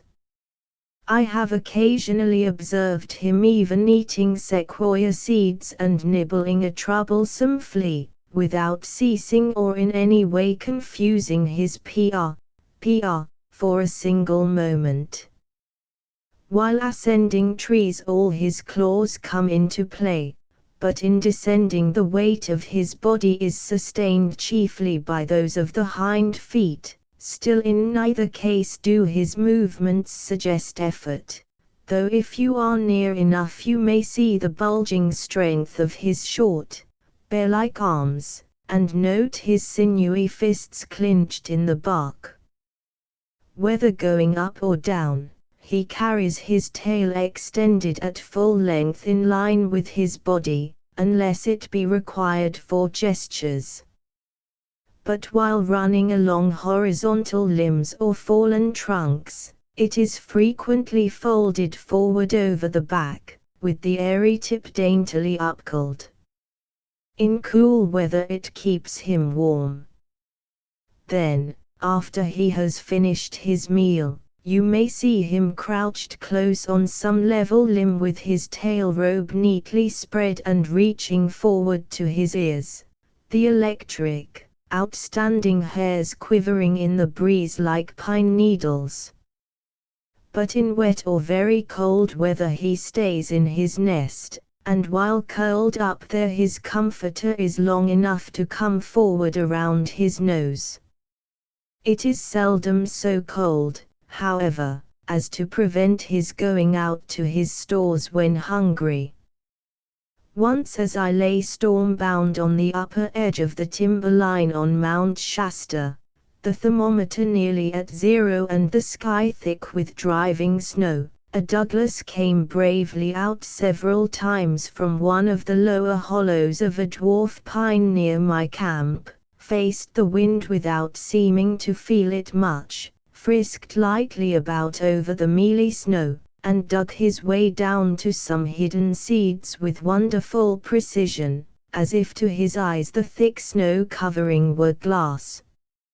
No other of the Sierra animals of my acquaintance is better fed, not even the deer, amid abundance of sweet herbs and shrubs, or the mountain sheep, or omnivorous bears. His food consists of grass seeds, berries, hazelnuts, chinquapins, and the nuts and seeds of all the coniferous trees without exception, pine, fir, spruce, libocedrus, juniper, and sequoia. He is fond of them all, and they all agree with him, green or ripe. No cone is too large for him to manage, none so small as to be beneath his notice. The smaller ones, such as those of the hemlock, and the Douglas spruce, and the two-leaved pine, he cuts off and eats on a branch of the tree, without allowing them to fall, beginning at the bottom of the cone and cutting away the scales to expose the seeds, not gnawing by guess, like a bear, but turning them round and round in regular order, in compliance with their spiral arrangement. When thus employed, his location in the tree is betrayed by a dribble of scales, shells, and seed wings, and, every few minutes, by the fall of the stripped axis of the cone. Then of course he is ready for another, and if you are watching you may catch a glimpse of him as he glides silently out to the end of a branch and see him examining the cone clusters until he finds one to his mind, then, leaning over, pull back the springy needles out of his way, grasp the cone with his paws to prevent its falling, snip it off in an incredibly short time, seize it with jaws grotesquely stretched, and return to his chosen seat near the trunk. But the immense size of the cones of the sugar pine, from 15 to 20 inches in length, and those of the Jeffrey variety of the yellow pine compel him to adopt a quite different method. He cuts them off without attempting to hold them, then goes down and drags them from where they have chanced to fall up to the bare, swelling ground around the instep of the tree, where he demolishes them in the same methodical way, beginning at the bottom and following the scale spirals to the top. Seeds, wings, and scale of sugar pine. Nut. Size. From a single sugar pine cone he gets from 2 to 400 seeds, about half the size of a hazelnut, so that in a few minutes he can procure enough to last a week. He seems, however, to prefer those of the two silver first above all others, perhaps because they are most easily obtained, as the scales drop off when ripe without needing to be cut. Both species are filled with an exceedingly pungent, aromatic oil, which spices all his flesh, and is of itself sufficient to account for his lightning energy. You may easily know this little workman by his chips. On sunny hillsides around the principal trees they lie in big piles, bushels and basketfuls of them, all fresh and clean, making the most beautiful kitchen middens imaginable. The brown and yellow scales and nut shells are as abundant and as delicately penciled and tinted as the shells along the seashore, while the beautiful red and purple seedwings mingled with them would lead one to fancy that innumerable butterflies had there met their fate. He feasts on all the species long before they are ripe, but is wise enough to wait until they are matured before he gathers them into his barns. This is in October and November, which with him are the two busiest months of the year. All kinds of burrs, big and little, are now cut off and showered down alike, and the ground is speedily covered with them. A constant thudding and bumping is kept up. Some of the larger cones chancing to fall on old logs make the forest re-echo with the sound. Other nut-eaters less industrious know well what is going on, and hasten to carry away the cones as they fall. But however busy the harvester may be, he is not slow to descry the pilferers below, and instantly leaves his work to drive them away. The little striped tamias is a thorn in his flesh, stealing persistently, punish him as he may. The large gray squirrel gives trouble also, although the Douglas has been accused of stealing from him. Generally, however, just the opposite is the case.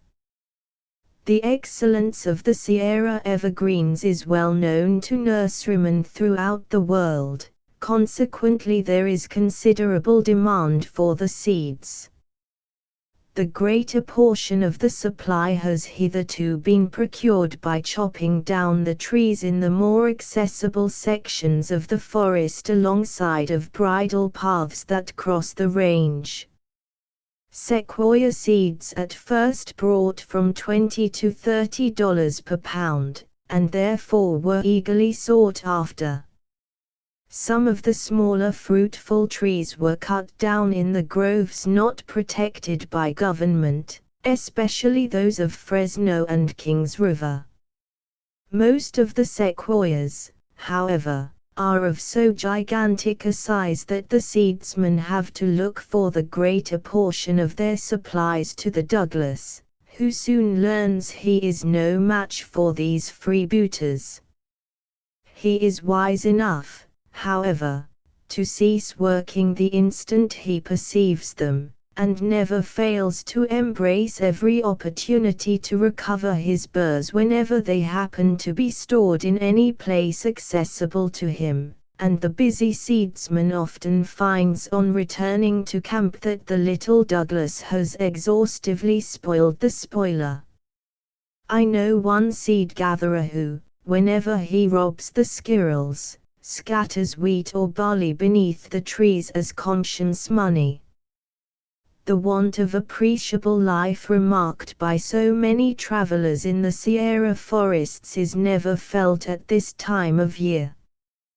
Banish all the humming insects and the birds and quadrupeds, leaving only Sir Douglas, and the most solitary of our so-called solitudes would still throb with ardent life. But if you should go impatiently even into the most populous of the groves on purpose to meet him, and walk about looking up among the branches, you would see very little of him. But lie down at the foot of one of the trees and straightway he will come. For, in the midst of the ordinary forest sounds, the falling of burrs, piping of quails, the screaming of the Clark crow, and the rustling of deer and bears among the chaparral, he is quick to detect your strange footsteps, and will hasten to make a good, close inspection of you as soon as you are still.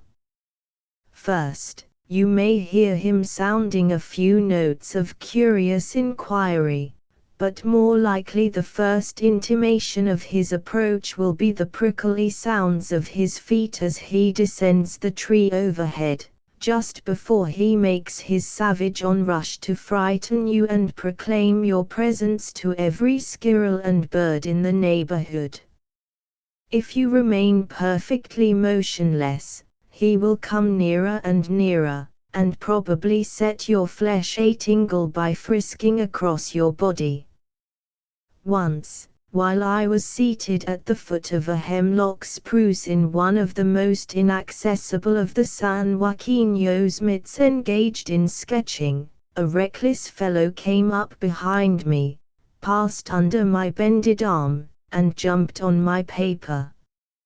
And one warm afternoon, while an old friend of mine was reading out in the shade of his cabin, one of his Douglas neighbors jumped from the gable upon his head, and then with admirable assurance ran down over his shoulder and onto the book he held in his hand.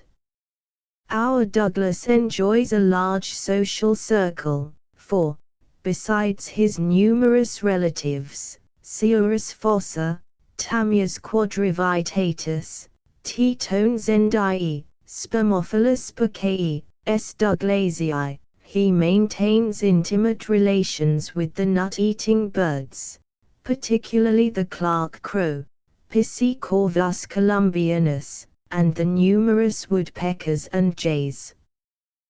The two spermophiles are astonishingly abundant in the lowlands and lower foothills, but more and more sparingly distributed up through the Douglas domains, seldom venturing higher than 6,000 or 7,000 feet above the level of the sea. The Graciorus ranges but little higher than this. The little striped tamias alone is associated with him everywhere. In the lower and middle zones, where they all meet, they are tolerably harmonious, a happy family, though very amusing skirmishes may occasionally be witnessed. Wherever the ancient glaciers have spread forest soil, there you find our wee hero, most abundant where depth of soil and genial climate have given rise to a corresponding luxuriance in the trees, but following every kind of growth up the curving moraines to the highest glacial fountains. Though I cannot of course expect all my readers to sympathize fully in my admiration of this little animal, few, I hope, will think this sketch of his life too long.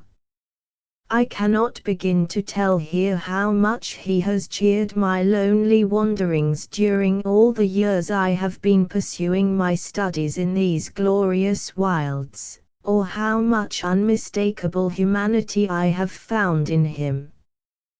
Take this for example, one calm, creamy Indian summer morning, when the nuts were ripe. I was camped in the upper pine woods of the South Fork of the San Joaquin, where the squirrels seemed to be about as plentiful as the ripe burrs. They were taking an early breakfast before going to their regular harvest work. While I was busy with my own breakfast, I heard the thudding fall of 2 or 3 heavy cones from a yellow pine near me. I stole noiselessly forward within about 20 feet of the base of it to observe. In a few moments down came the Douglas. The breakfast burrs he had cut off had rolled on the gently sloping ground into a clump of ceanothus bushes, but he seemed to know exactly where they were, for he found them at once, apparently without searching for them.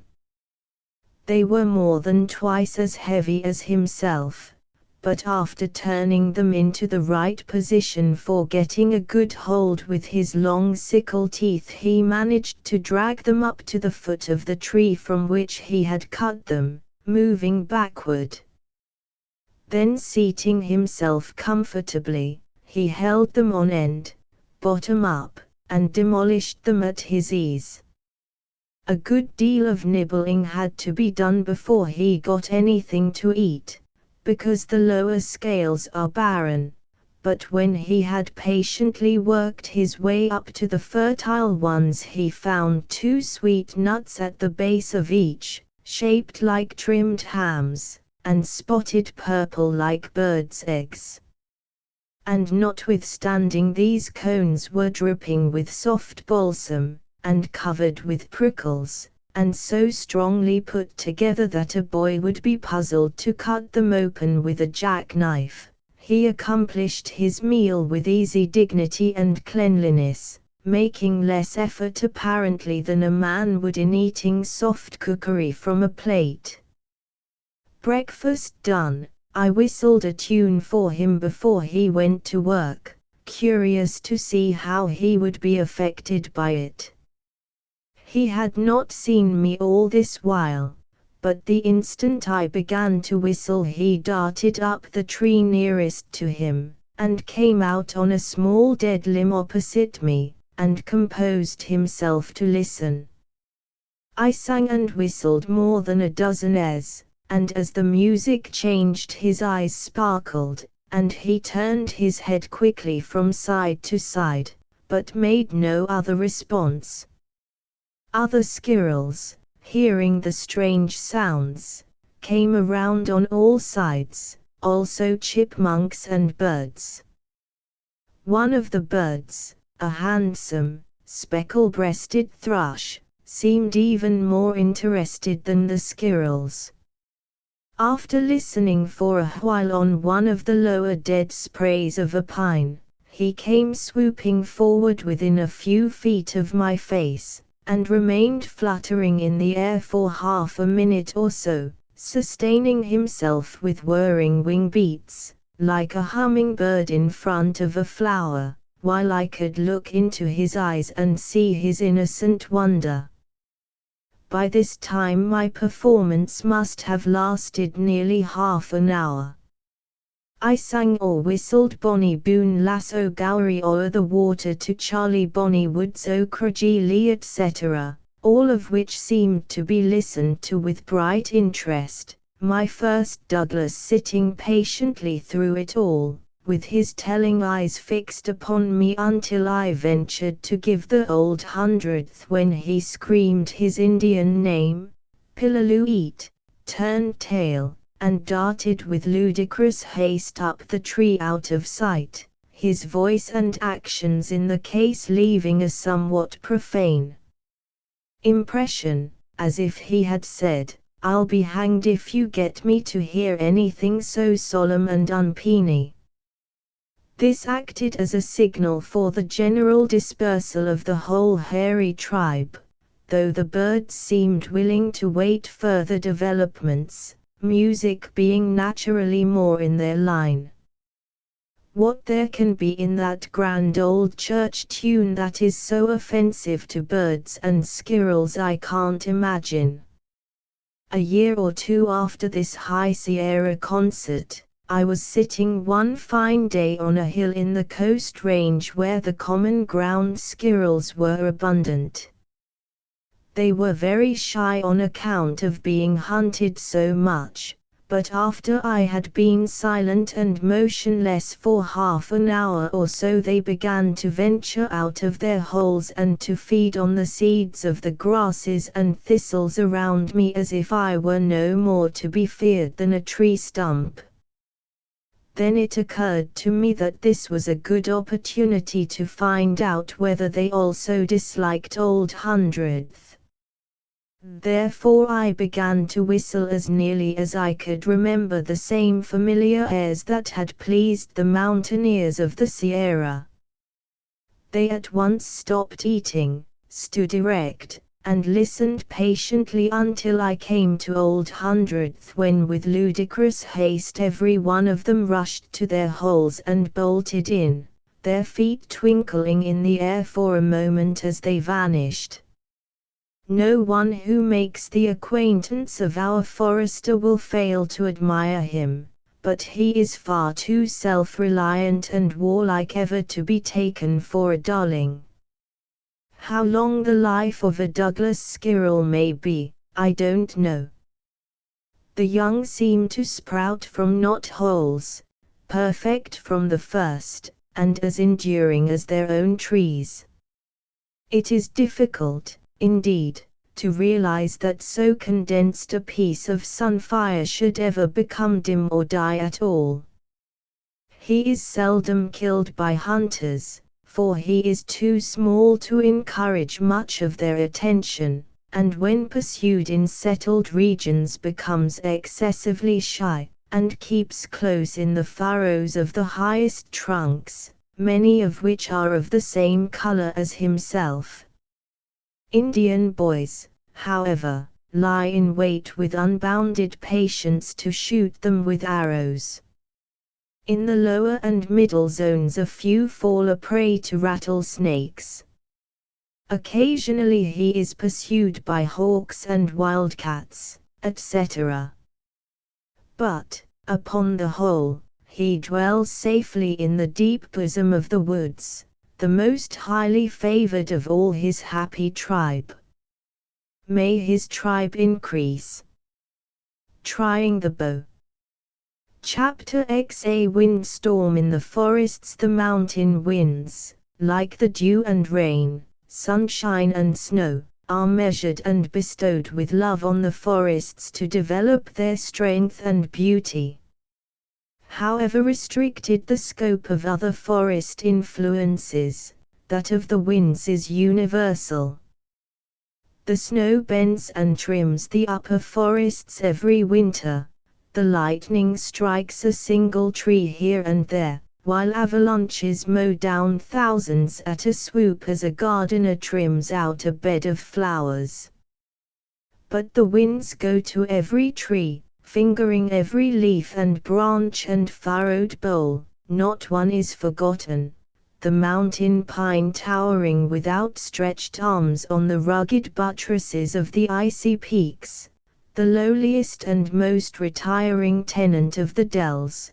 They seek and find them all, caressing them tenderly, bending them in lusty exercise, stimulating their growth, plucking off a leaf or limb as required, or removing an entire tree or grove, now whispering and cooing through the branches like a sleepy child, now roaring like the ocean, the winds blessing the forests the winds, with ineffable beauty and harmony as the sure result.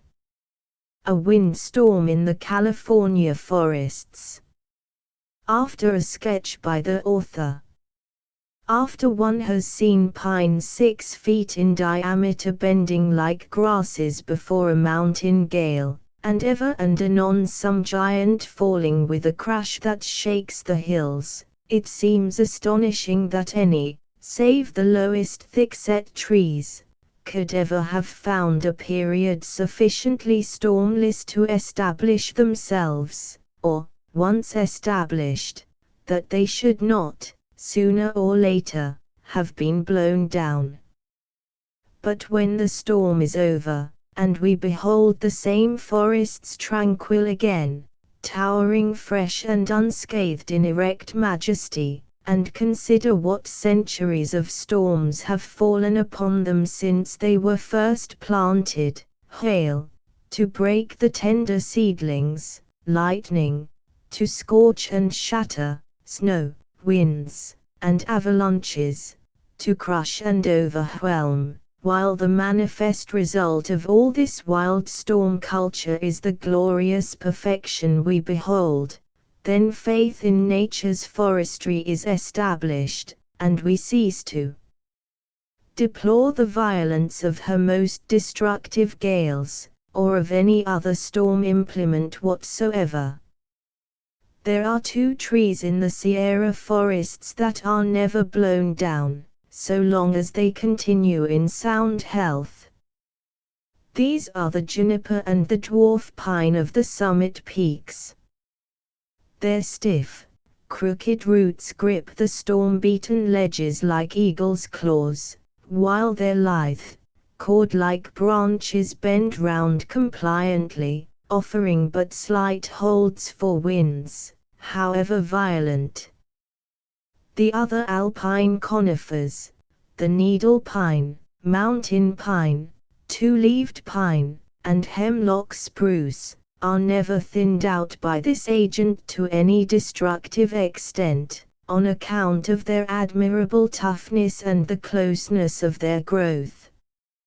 In general, the same is true of the giants of the lower zones. The kingly sugar pine, towering aloft to a height of more than 200 feet, offers a fine mark to storm winds, but it is not densely foliaged, and its long, horizontal arms swing round compliantly in the blast, like tresses of green, fluent algae in a brook, while the silver firs in most places keep their ranks well together in united strength. The yellow or silver pine is more frequently overturned than any other tree on the Sierra, because its leaves and branches form a larger mass in proportion to its height, while in many places it is planted sparsely, leaving open lanes through which storms may enter with full force. Furthermore, because it is distributed along the lower portion of the range, which was the first to be left bare on the breaking up of the ice sheet at the close of the glacial winter, the soil it is growing upon has been longer exposed to post-glacial weathering, and consequently is in a more crumbling, decayed condition than the fresher soils farther up the range, and therefore offers a less secure anchorage for the roots.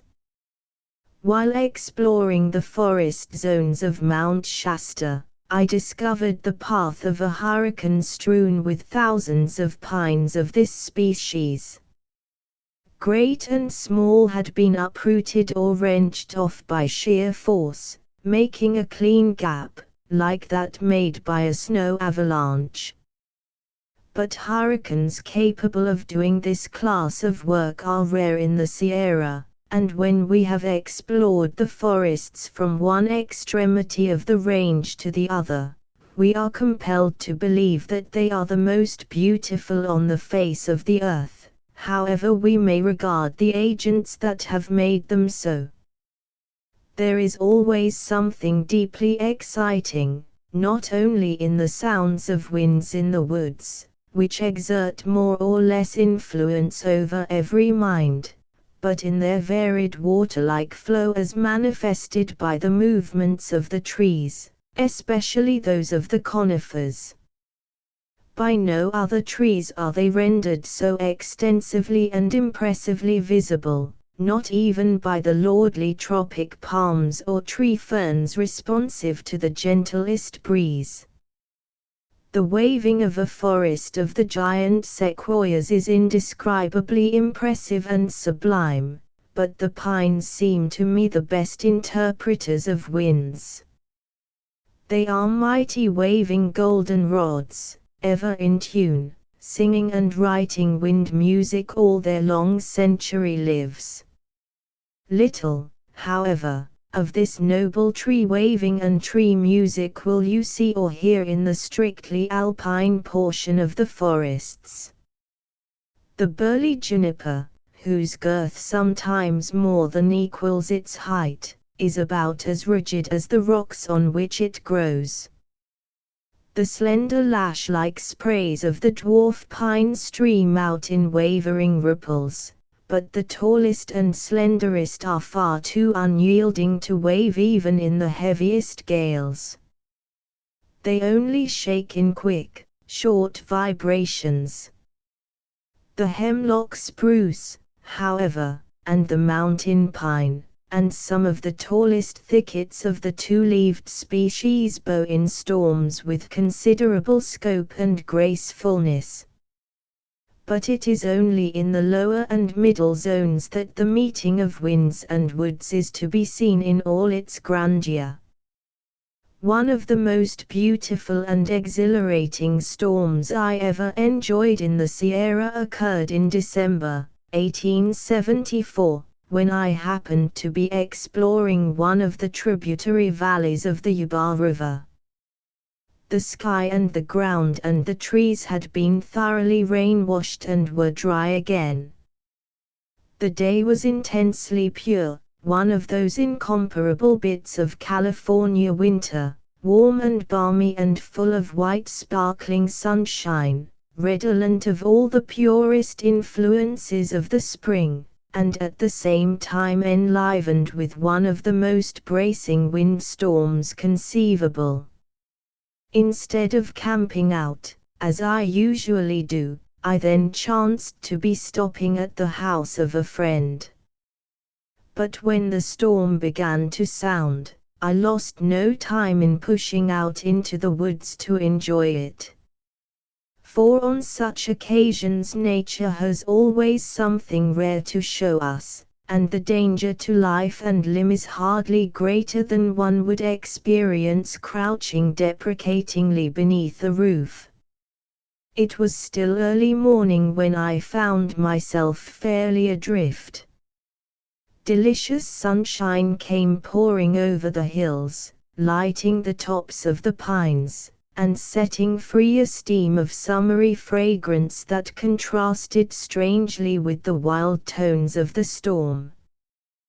The air was mottled with pine tassels and bright green plumes, that went flashing past in the sunlight like birds pursued.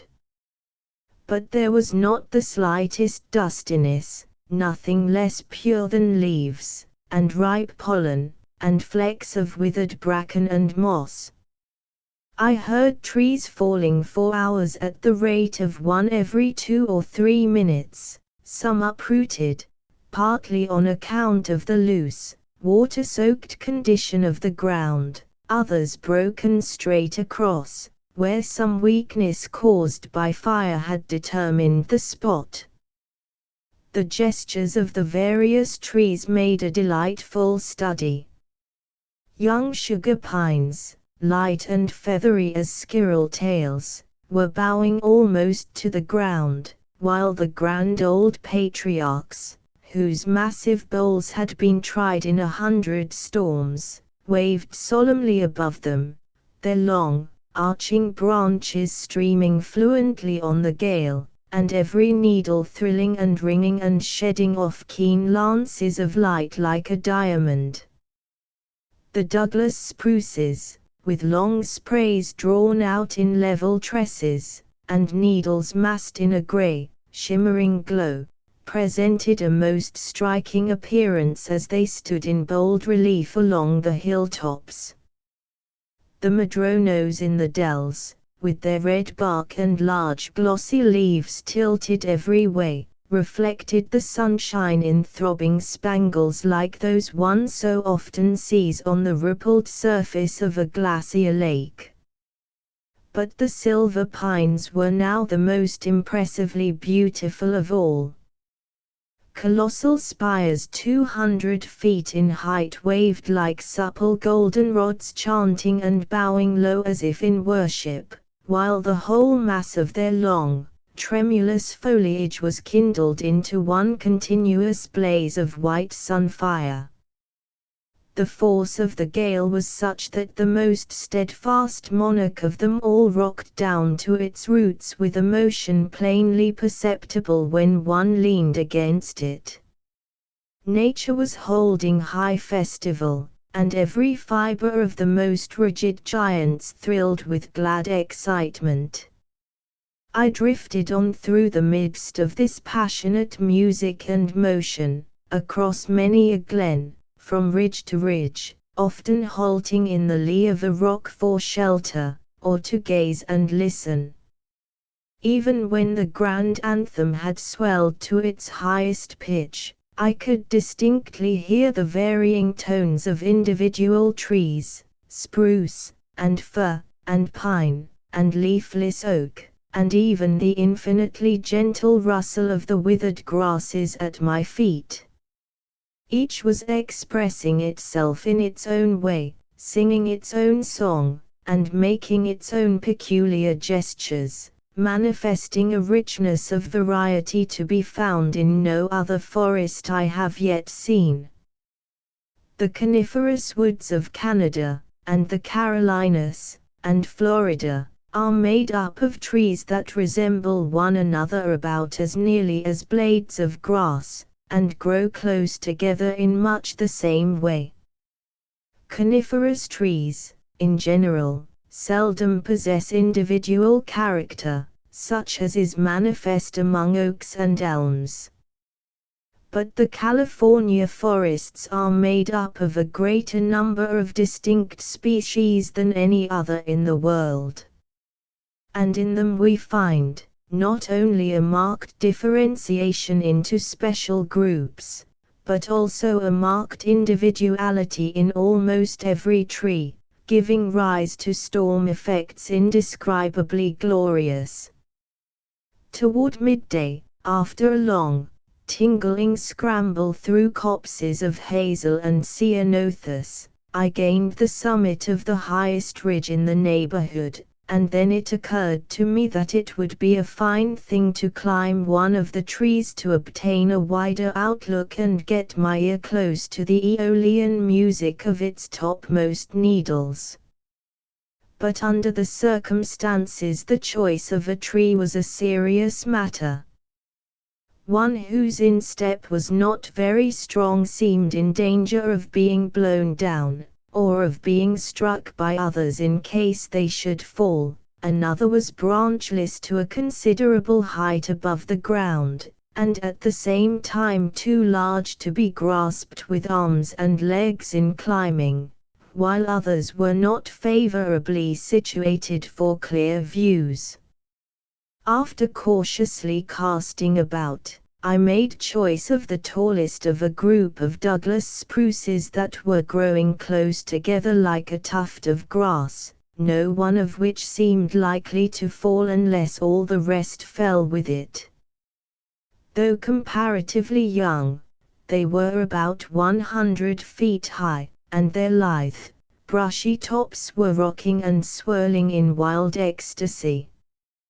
Being accustomed to climb trees in making botanical studies, I experienced no difficulty in reaching the top of this one, and never before did I enjoy so noble an exhilaration of motion.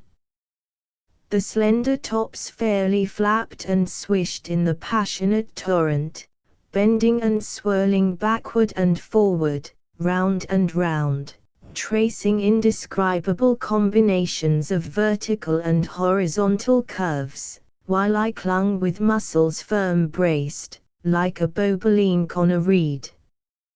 Yellow pine and libocedrus. The two inside trees are libocedrus, the two outside trees, yellow pine.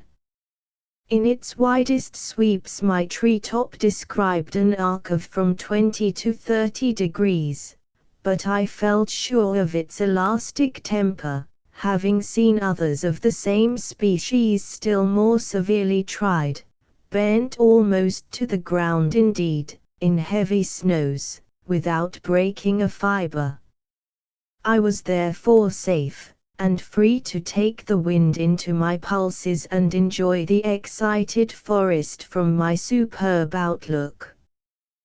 The view from here must be extremely beautiful in any weather.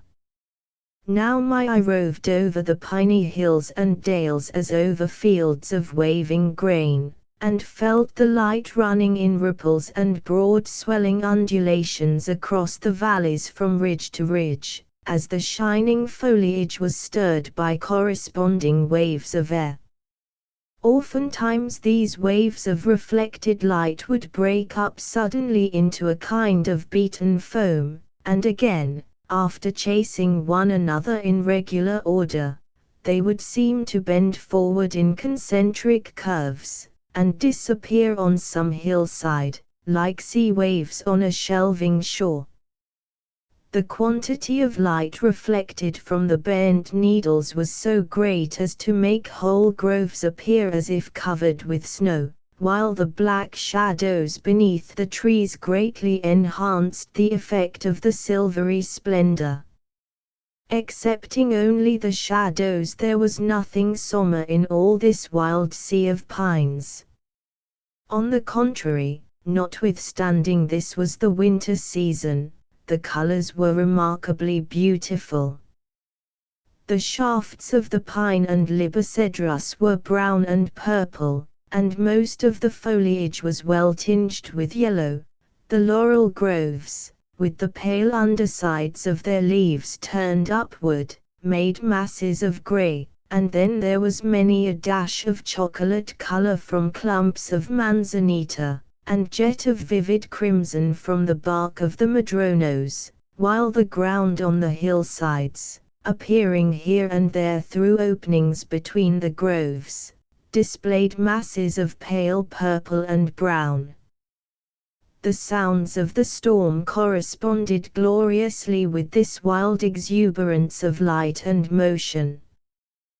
The profound bass of the naked branches and boles booming like waterfalls, the quick, tense vibrations of the pine needles, now rising to a shrill, whistling hiss, now falling to a silky murmur, the rustling of laurel groves in the dells, and the keen metallic click of leaf on leaf, all this was heard in easy analysis when the attention was calmly bent. The varied gestures of the multitude were seen to fine advantage, so that one could recognize the different species at a distance of several miles by this means alone, as well as by their forms and colors, and the way they reflected the light. All seemed strong and comfortable, as if really enjoying the storm, while responding to its most enthusiastic greetings.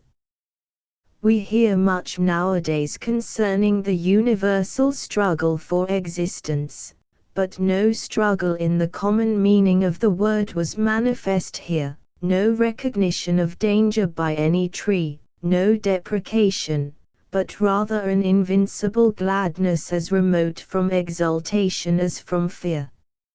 I kept my lofty perch for hours, frequently closing my eyes to enjoy the music by itself, or to feast quietly on the delicious fragrance that was streaming past. The fragrance of the woods was less marked than that produced during warm rain, when so many balsamic buds and leaves are steeped like tea, but, from the chafing of resiny branches against each other, and the incessant attrition of myriads of needles, the gale was spiced to a very tonic degree. And besides the fragrance from these local sources there were traces of scents brought from afar. For this wind came first from the sea, rubbing against its fresh, briny waves, then distilled through the redwoods, threading rich ferny gulches, and spreading itself in broad undulating currents over many a flower-enameled ridge of the coast mountains, then across the golden plains, up the purple foothills, and into these piney woods with the varied incense gathered by the way. Winds are advertisements of all they touch, however much or little we may be able to read them, telling their wanderings even by their scents alone. Mariners detect the flowery perfume of land winds far at sea, and sea winds carry the fragrance of dulse and tangle far inland, where it is quickly recognized, though mingled with the scents of 1,000 land flowers.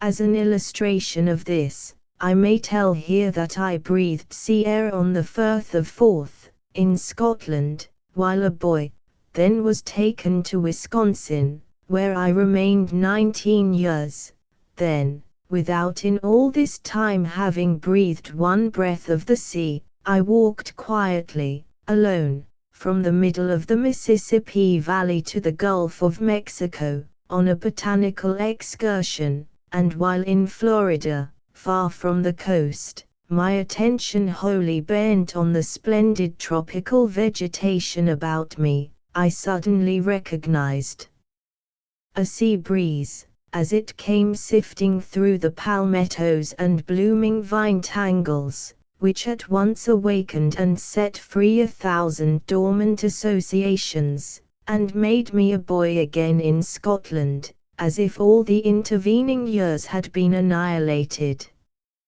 Most people like to look at mountain rivers, and bear them in mind, but few care to look at the winds, though far more beautiful and sublime, and though they become at times about as visible as flowing water.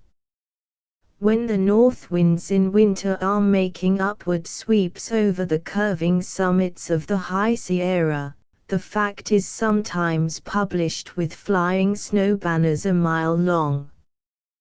Those portions of the winds thus embodied can scarce be wholly invisible, even to the darkest imagination. And when we look around over an agitated forest, we may see something of the wind that stirs it, by its effects upon the trees. Yonder it descends in a rush of water like ripples, and sweeps over the bending pines from hill to hill. Nearer, we see detached plumes and leaves, now speeding by on level currents, now whirling in eddies, or, escaping over the edges of the whirls, soaring aloft on grand, upswelling domes of air, or tossing on flame-like crests. Smooth, deep currents, cascades, falls, and swirling eddies, sing around every tree and leaf, and over all the varied topography of the region with telling changes of form, like mountain rivers conforming to the features of their channels. After tracing the Sierra streams from their fountains to the plains, marking where they bloom white in falls, glide in crystal plumes, surge gray and foam-filled in boulder-choked gorges, and slip through the woods in long, tranquil reaches, after thus learning their language and forms in detail, we may at length hear them chanting all together in one grand anthem, and comprehend them all in clear inner vision, covering the range like lace.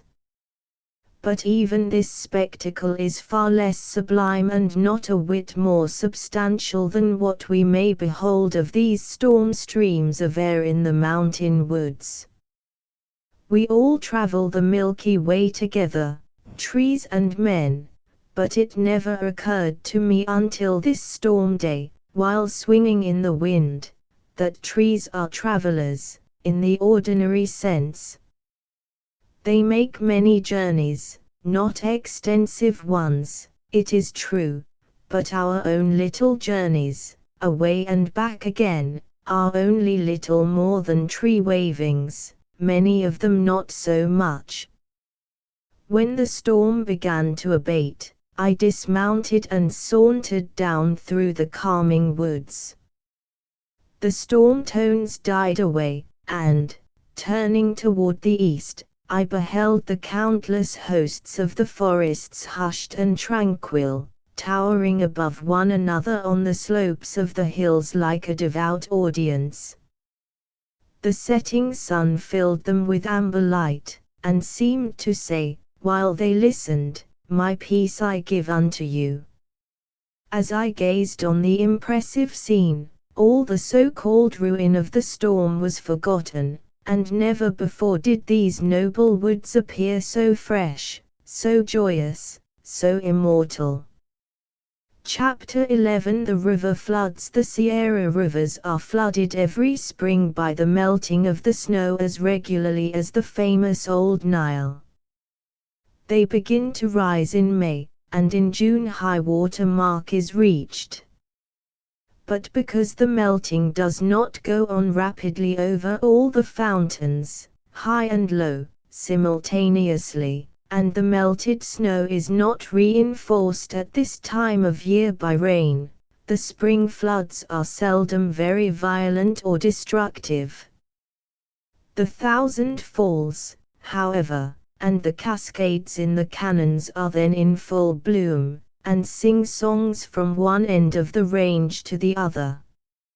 Of course the snow on the lower tributaries of the rivers is first melted, then that on the higher fountains most exposed to sunshine, and about a month later the cooler, shadowy fountains send down their treasures, thus allowing the main trunk streams nearly 6 weeks to get their waters hurried through the foothills and across the lowlands to the sea. Therefore very violent spring floods are avoided, and will be as long as the shading, restraining forests last. The rivers of the north half of the range are still less subject to sudden floods, because their upper fountains in great part lie protected from the changes of the weather beneath thick folds of lava, just as many of the rivers of Alaska lie beneath folds of ice, coming to the light farther down the range in large springs, while those of the High Sierra lie on the surface of solid granite, exposed to every change of temperature. More than 90% of the water derived from the snow and ice of Mount Shasta is at once absorbed and drained away beneath the porous lava folds of the mountain, where mumbling and groping in the dark they at length find larger fissures and tunnel-like caves from which they emerge, filtered and cool, in the form of large springs, some of them so large they give birth to rivers that set out on their journeys beneath the sun without any visible intermediate period of childhood. Thus the Shasta River issues from a large lake-like spring in Shasta Valley, and about 2/3 of the volume of the McCloud River gushes forth suddenly from the face of a lava bluff in a roaring spring 75 yards wide. These spring rivers of the north are of course shorter than those of the south, whose tributaries extend up to the tops of the mountains. Fall River, an important tributary of the Pitt or Upper Sacramento, is only about 10 miles long, and is all falls, cascades, and springs from its head to its confluence with the Pitt. Bountiful springs, charmingly embowered, issue from the rocks at one end of it, a snowy fall 180 feet high thunders at the other, and a rush of crystal rapids sing and dance between. Of course such streams are but little affected by the weather. Sheltered from evaporation, their flow is nearly as full in the autumn as in the time of general spring floods. While those of the High Sierra diminish to less than the 100th part of their springtime prime, shallowing in autumn to a series of silent pools among the rocks and hollows of their channels, connected by feeble, creeping threads of water, like the sluggish sentences of a tired writer, connected by a drizzle of ands and buts. Strange to say, the greatest floods occur in winter, when one would suppose all the wild waters would be muffled and chained in frost and snow. The same long, all-day storms of the so-called rainy season in California, that give rain to the lowlands, give dry frosty snow to the mountains. But at rare intervals warm rains and warm winds invade the mountains and push back the snow line from 2,000 feet to 8,000, or even higher, and then come the big floods. I was usually driven down out of the High Sierra about the end of November, but the winter of 1874 and 1875 was so warm and calm that I was tempted to seek general views of the geology and topography of the basin of Feather River in January. And I had just completed a hasty survey of the region, and made my way down to winter quarters, when one of the grandest flood storms that I ever saw broke on the mountains. I was then in the edge of the main forest belt at a small foothill town called Knoxville, on the divide between the waters of the Feather and Yuba rivers.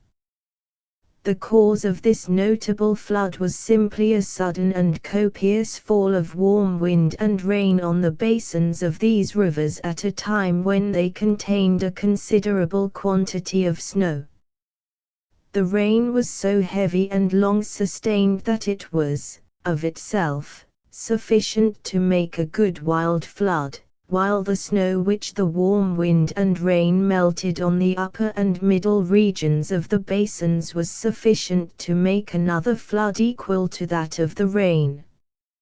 Now these two distinct harvests of flood waters were gathered simultaneously and poured out on the plain in one magnificent avalanche.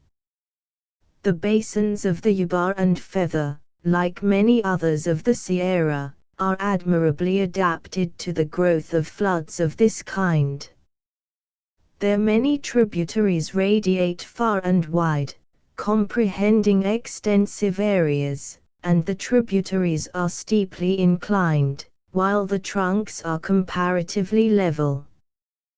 While the flood storm was in progress, the thermometer at Knoxville ranged between 44 degrees and 50 degrees, and when warm wind and warm rain fall simultaneously on snow contained in basins like these, both the rain and that portion of the snow which the rain and wind melt are at first sponged up and held back until the combined mass becomes sludge, which at length, suddenly dissolving, slips and descends altogether to the trunk channel, and since the deeper the stream the faster it flows, the flooded portion of the current above overtakes the slower foothill portion below it, and all sweeping forward together with a high, over-curling front, debouches on the open plain with a violence and suddenness that at first seem wholly unaccountable.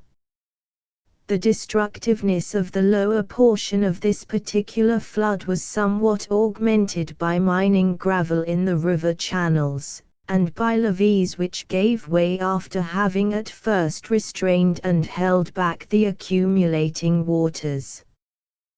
These exaggerating conditions did not, however, greatly influence the general result, the main effect having been caused by the rare combination of flood factors indicated above. It is a pity that but few people meet and enjoy storms so noble as this in their homes in the mountains, for, spending themselves in the open levels of the plains, they are likely to be remembered more by the bridges and houses they carry away than by their beauty or the thousand blessings they bring to the fields and gardens of nature. On the morning of the flood, the 19th of January, all the Feather and Yuba landscapes were covered with running water, muddy torrents filled every gulch and ravine, and the sky was thick with rain. The pines had long been sleeping in sunshine, they were now awake, roaring and waving with the beating storm, and the winds sweeping along the curves of hill and dale, streaming through the woods, surging and gurgling on the tops of rocky ridges, made the wildest of wild storm melody. It was easy to see that only a small part of the rain reached the ground in the form of drops.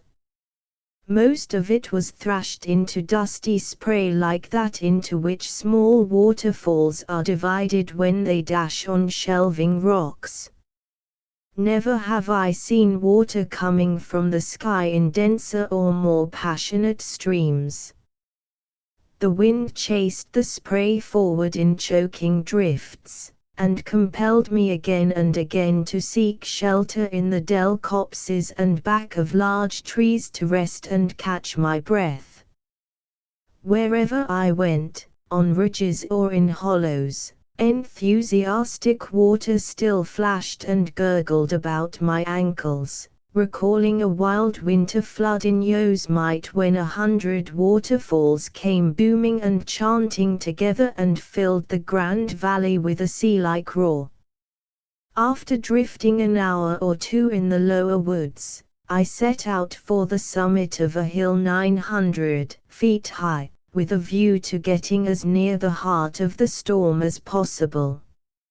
In order to reach it I had to cross Dry Creek, a tributary of the Yuba that goes crawling along the base of the hill on the northwest. It was now a booming river as large as the Tuolumne at ordinary stages, its current brown with mining mud washed down from many a claim and mottled with sluice boxes, fence rails, and logs that had long lain above its reach. A slim footbridge stretched across it, now scarcely above the swollen current. Here I was glad to linger, gazing and listening, while the storm was in its richest mood, the grey rain flood above, the brown river flood beneath.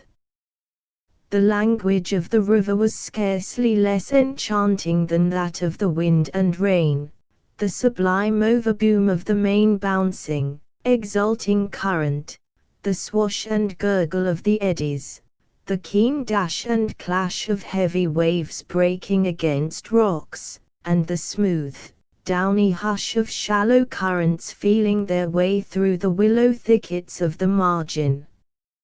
and amid all this varied throng of sounds I heard the smothered bumping and rumbling of boulders on the bottom as they were shoving and rolling forward against one another in a wild rush, after having lain still for probably 100 years or more. The glad creek rose high above its banks and wandered from its channel out over many a briery sand flat and meadow.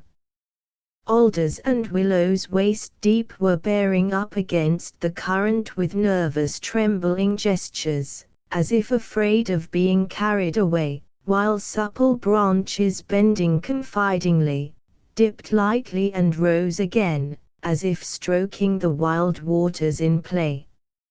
Leaving the bridge and passing on through the storm-thrashed woods, all the ground seemed to be moving.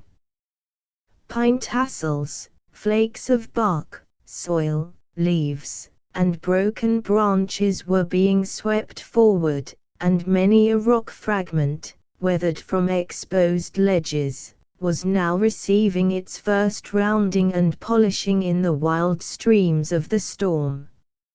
On they rushed through every gulch and hollow, leaping, gliding, working with a will, and rejoicing like living creatures. Nor was the flood confined to the ground. Every tree had a water system of its own spreading far and wide like miniature Amazons and Mississippis. Toward midday, cloud, wind, and rain reached their highest development. The storm was in full bloom, and formed, from my commanding outlook on the hilltop, one of the most glorious views I ever beheld. As far as the eye could reach, above, beneath, around, wind-driven rain filled the air like one vast waterfall. Detached clouds swept imposingly up the valley, as if they were endowed with independent motion and had special work to do in replenishing the mountain wells, now rising above the pine tops, now descending into their midst, fondling their arrowy spires and soothing every branch and leaf with gentleness in the midst of all the savage sound and motion. Others keeping near the ground glided behind separate groves, and brought them forward into relief with admirable distinctness, or, passing in front, eclipsed whole groves in succession, pine after pine melting in their grey fringes and bursting forth again seemingly clearer than before. The forms of storms are in great part measured and controlled by the topography of the regions where they rise and over which they pass. When, therefore, we attempt to study them from the valleys, or from gaps and openings of the forest, we are confounded by a multitude of separate and apparently antagonistic impressions. The bottom of the storm is broken up into innumerable waves and currents that surge against the hillsides like sea waves against a shore, and these, reacting on the nether surface of the storm, erode immense cavernous hollows and canyons, and sweep forward the resulting detritus in long trains, like the moraines of glaciers. But, as we ascend, these partial, confusing effects disappear and the phenomena are beheld united and harmonious. The longer I gazed into the storm, the more plainly visible it became. The drifting cloud detritus gave it a kind of visible body, which explained many perplexing phenomena, and published its movements in plain terms, while the texture of the falling mass of rain rounded it out and rendered it more complete. Because raindrops differ in size, they fall at different velocities and overtake and clash against one another, producing mist and spray. They also, of course, yield unequal compliance to the force of the wind, which gives rise to a still greater degree of interference, and passionate gusts sweep off clouds of spray from the groves like that torn from wave-tops in a gale. All these factors of irregularity in density, color, and texture of the general rain mass tend to make it the more appreciable and telling.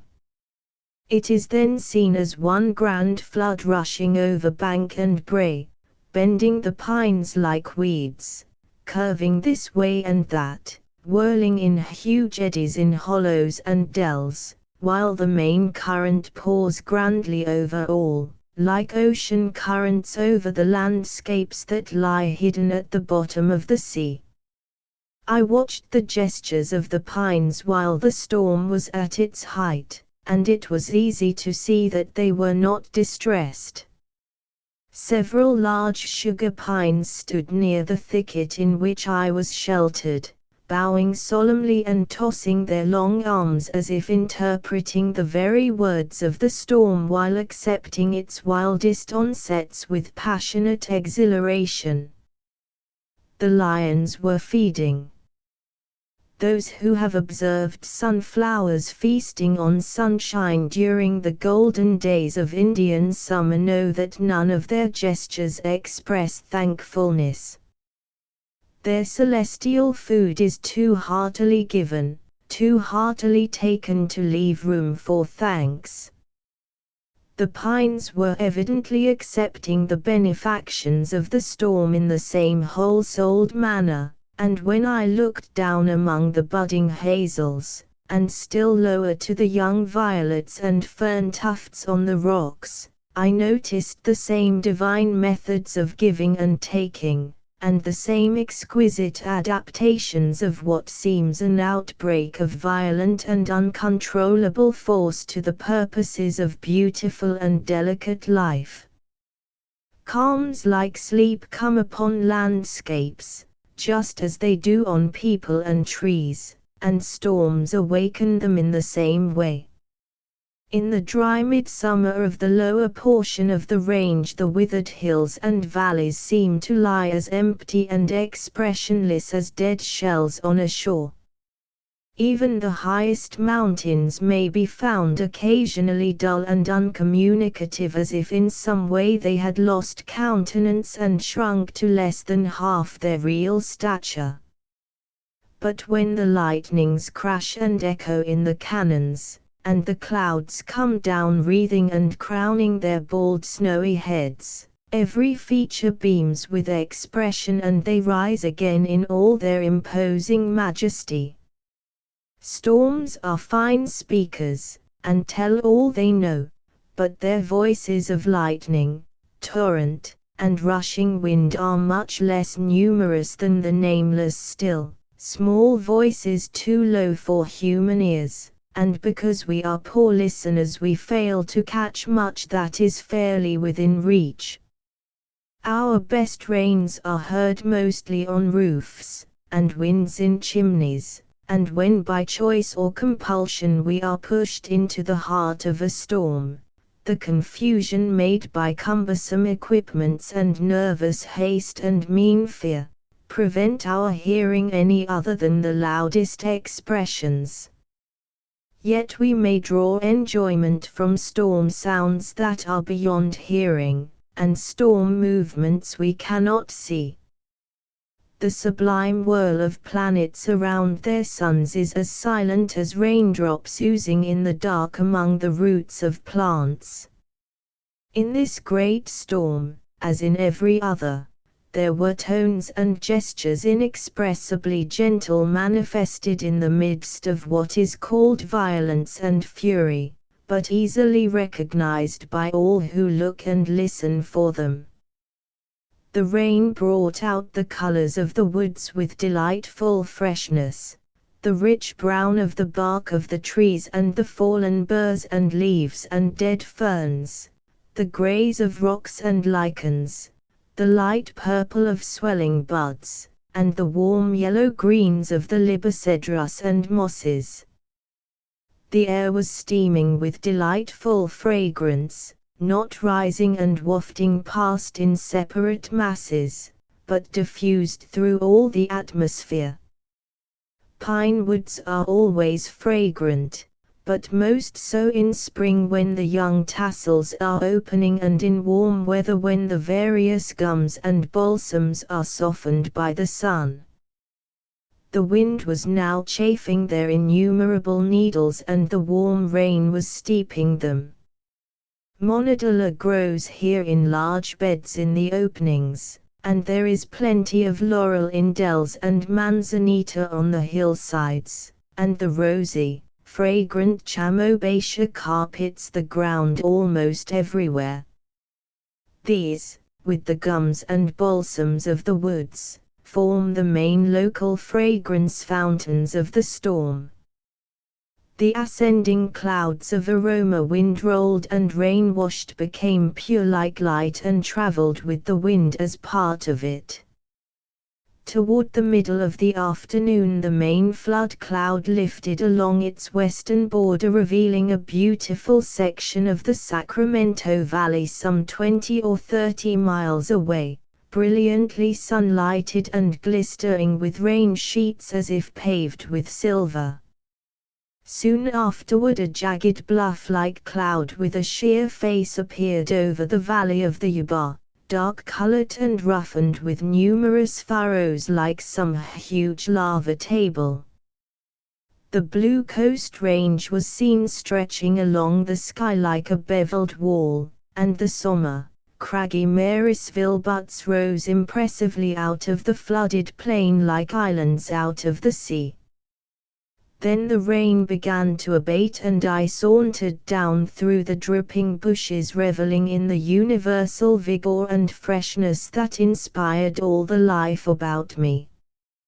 How clean and unworn and immortal the woods seemed to be, the lofty cedars in full bloom laden with golden pollen and their washed plumes shining, the pines rocking gently and settling back into rest, and the evening sunbeams spangling on the broad leaves of the madronos, their tracery of yellow boughs relieved against dusky thickets of chestnut oak, liverworts, lycopodiums, ferns were exulting in glorious revival, and every moss that had ever lived seemed to be coming crowding back from the dead to clothe each trunk and stone in living green.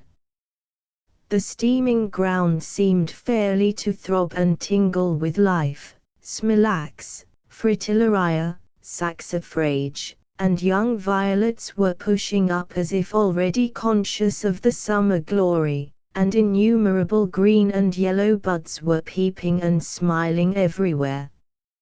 As for the birds and squirrels, not a wing or tail of them was to be seen while the storm was blowing. Squirrels dislike wet weather more than cats do, therefore they were at home rocking in their dry nests. The birds were hiding in the dells out of the wind, some of the strongest of them pecking at acorns and manzanita berries, but most were perched on low twigs, their breast feathers puffed out and keeping one another company through the hard time as best they could. When I arrived at the village about sundown, the good people bestirred themselves, pitying my bedraggled condition as if I were some benumbed castaway snatched from the sea, while I, in turn, warm with excitement and reeking like the ground, pitied them for being dry and defrauded of all the glory that nature had spread round about them that day.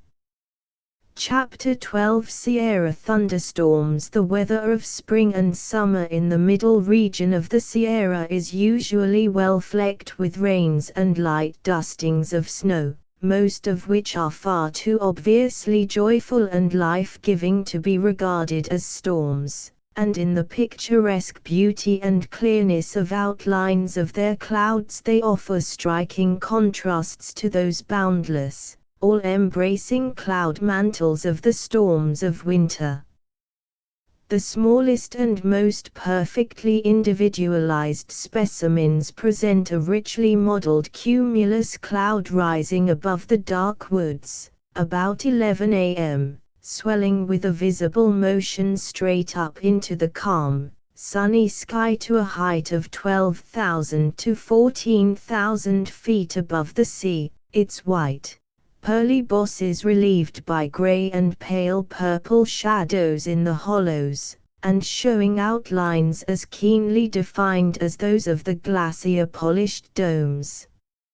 In less than an hour it attains full development and stands poised in the blazing sunshine like some colossal mountain, as beautiful in form and finish as if it were to become a permanent addition to the landscape.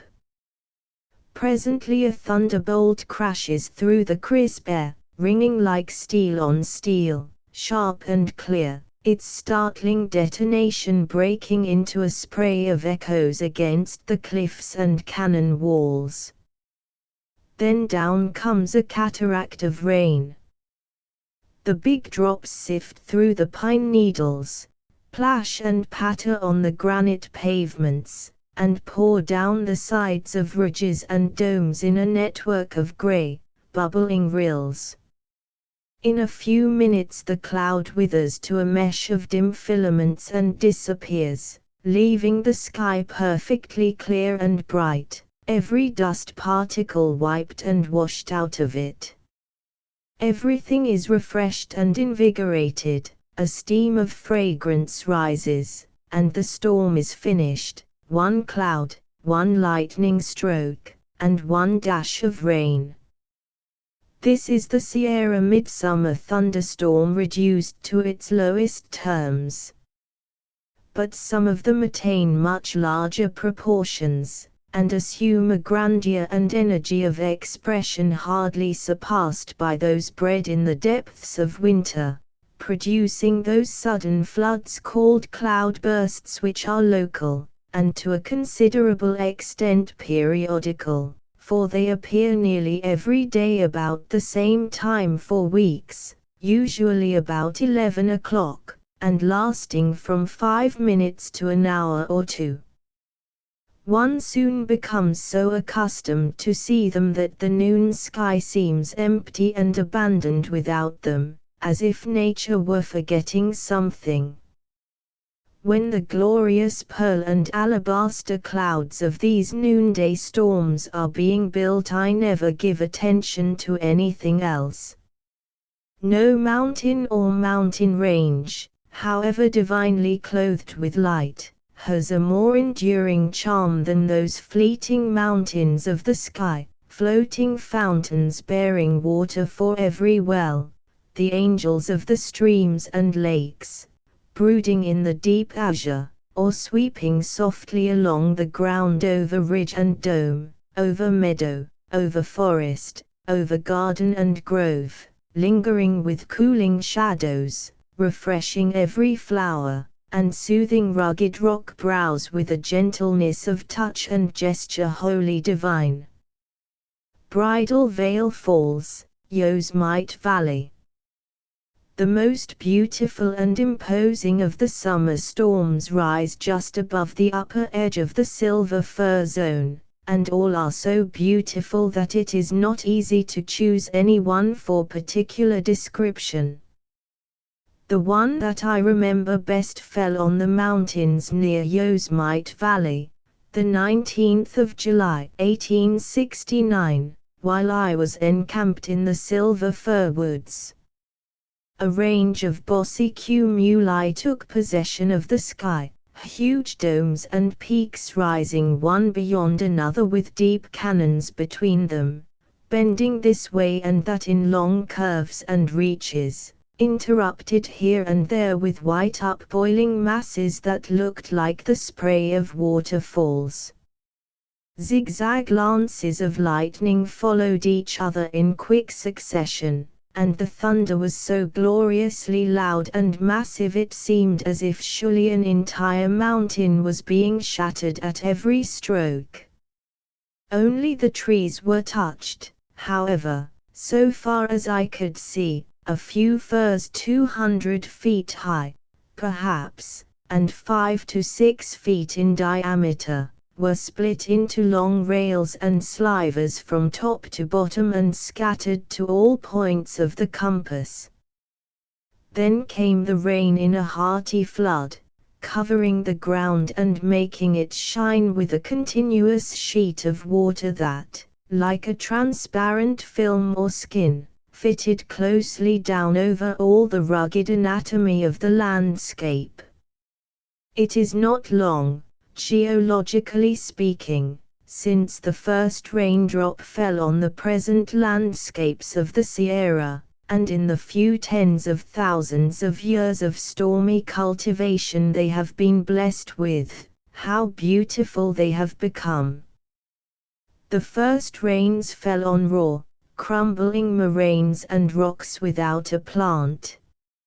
Now scarcely a drop can fail to find a beautiful mark, on the tops of the peaks, on the smooth glacier pavements, on the curves of the domes, on moraines full of crystals, on the thousand forms of geosmitic sculpture with their tender beauty of balmy, flowery vegetation, laving, plashing, glinting, pattering, some falling softly on meadows, creeping out of sight, seeking and finding every thirsty rootlet, some through the spires of the woods, sifting in dust through the needles, and whispering good cheer to each of them, some falling with blunt tapping sounds, drumming on the broad leaves of veratrum, cypripedium, saxifrage, some falling straight into fragrant corollas,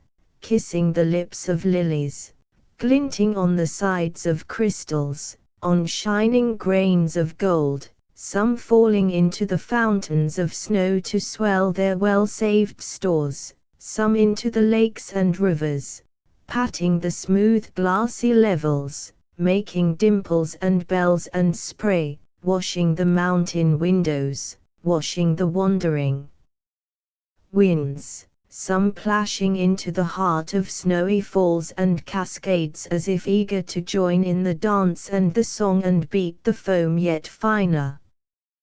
Good work and happy work for the merry mountain raindrops, each one of them a brave fall in itself, rushing from the cliffs and hollows of the clouds into the cliffs and hollows of the mountains, away from the thunder of the sky into the thunder of the roaring rivers. And how far they have to go, and how many cups to fill, cashup cups, holding half a drop, and lake basins between the hills, each replenished with equal care, every drop God's messenger sent on its way with glorious pomp and display of power, silvery newborn stars with lake and river, mountain and valley, all that the landscape holds, reflected in their crystal depths. Chapter 13 The water ouzel. The waterfalls of the Sierra are frequented by only one bird, the ouzel or water thrush, Cinclus mexicanus, SW. He is a singularly joyous and lovable little fellow, about the size of a robin, clad in a plain waterproof suit of bluish gray, with a tinge of chocolate on the head and shoulders. In form he is about as smoothly plump and compact as a pebble that has been whirled in a pot-hole, the flowing contour of his body being interrupted only by his strong feet and bill, the crisp wing-tips, and the upslanted wren-like tail. Among all the countless waterfalls I have met in the course of 10 years' exploration in the Sierra, whether among the icy peaks, or warm foothills, or in the profound geosmitic canons of the middle region, not one was found without its ouzel. No canon is too cold for this little bird, none too lonely, provided it be rich in falling water. Find a fall, or cascade, or rushing rapid, anywhere upon a clear stream, and there you will surely find its complementary ouzel, flitting about in the spray, diving in foaming eddies, whirling like a leaf among beaten foam bells, ever vigorous and enthusiastic, yet self-contained, and neither seeking nor shunning your company. Water ouzel diving and feeding. If disturbed while dipping about in the margin shallows, he either sets off with a rapid hoo to some other feeding ground up or down the stream, or alights on some half-submerged rock or snag out in the current, and immediately begins to nod and courtesy like a wren, turning his head from side to side with many other odd dainty movements that never fail to fix the attention of the observer.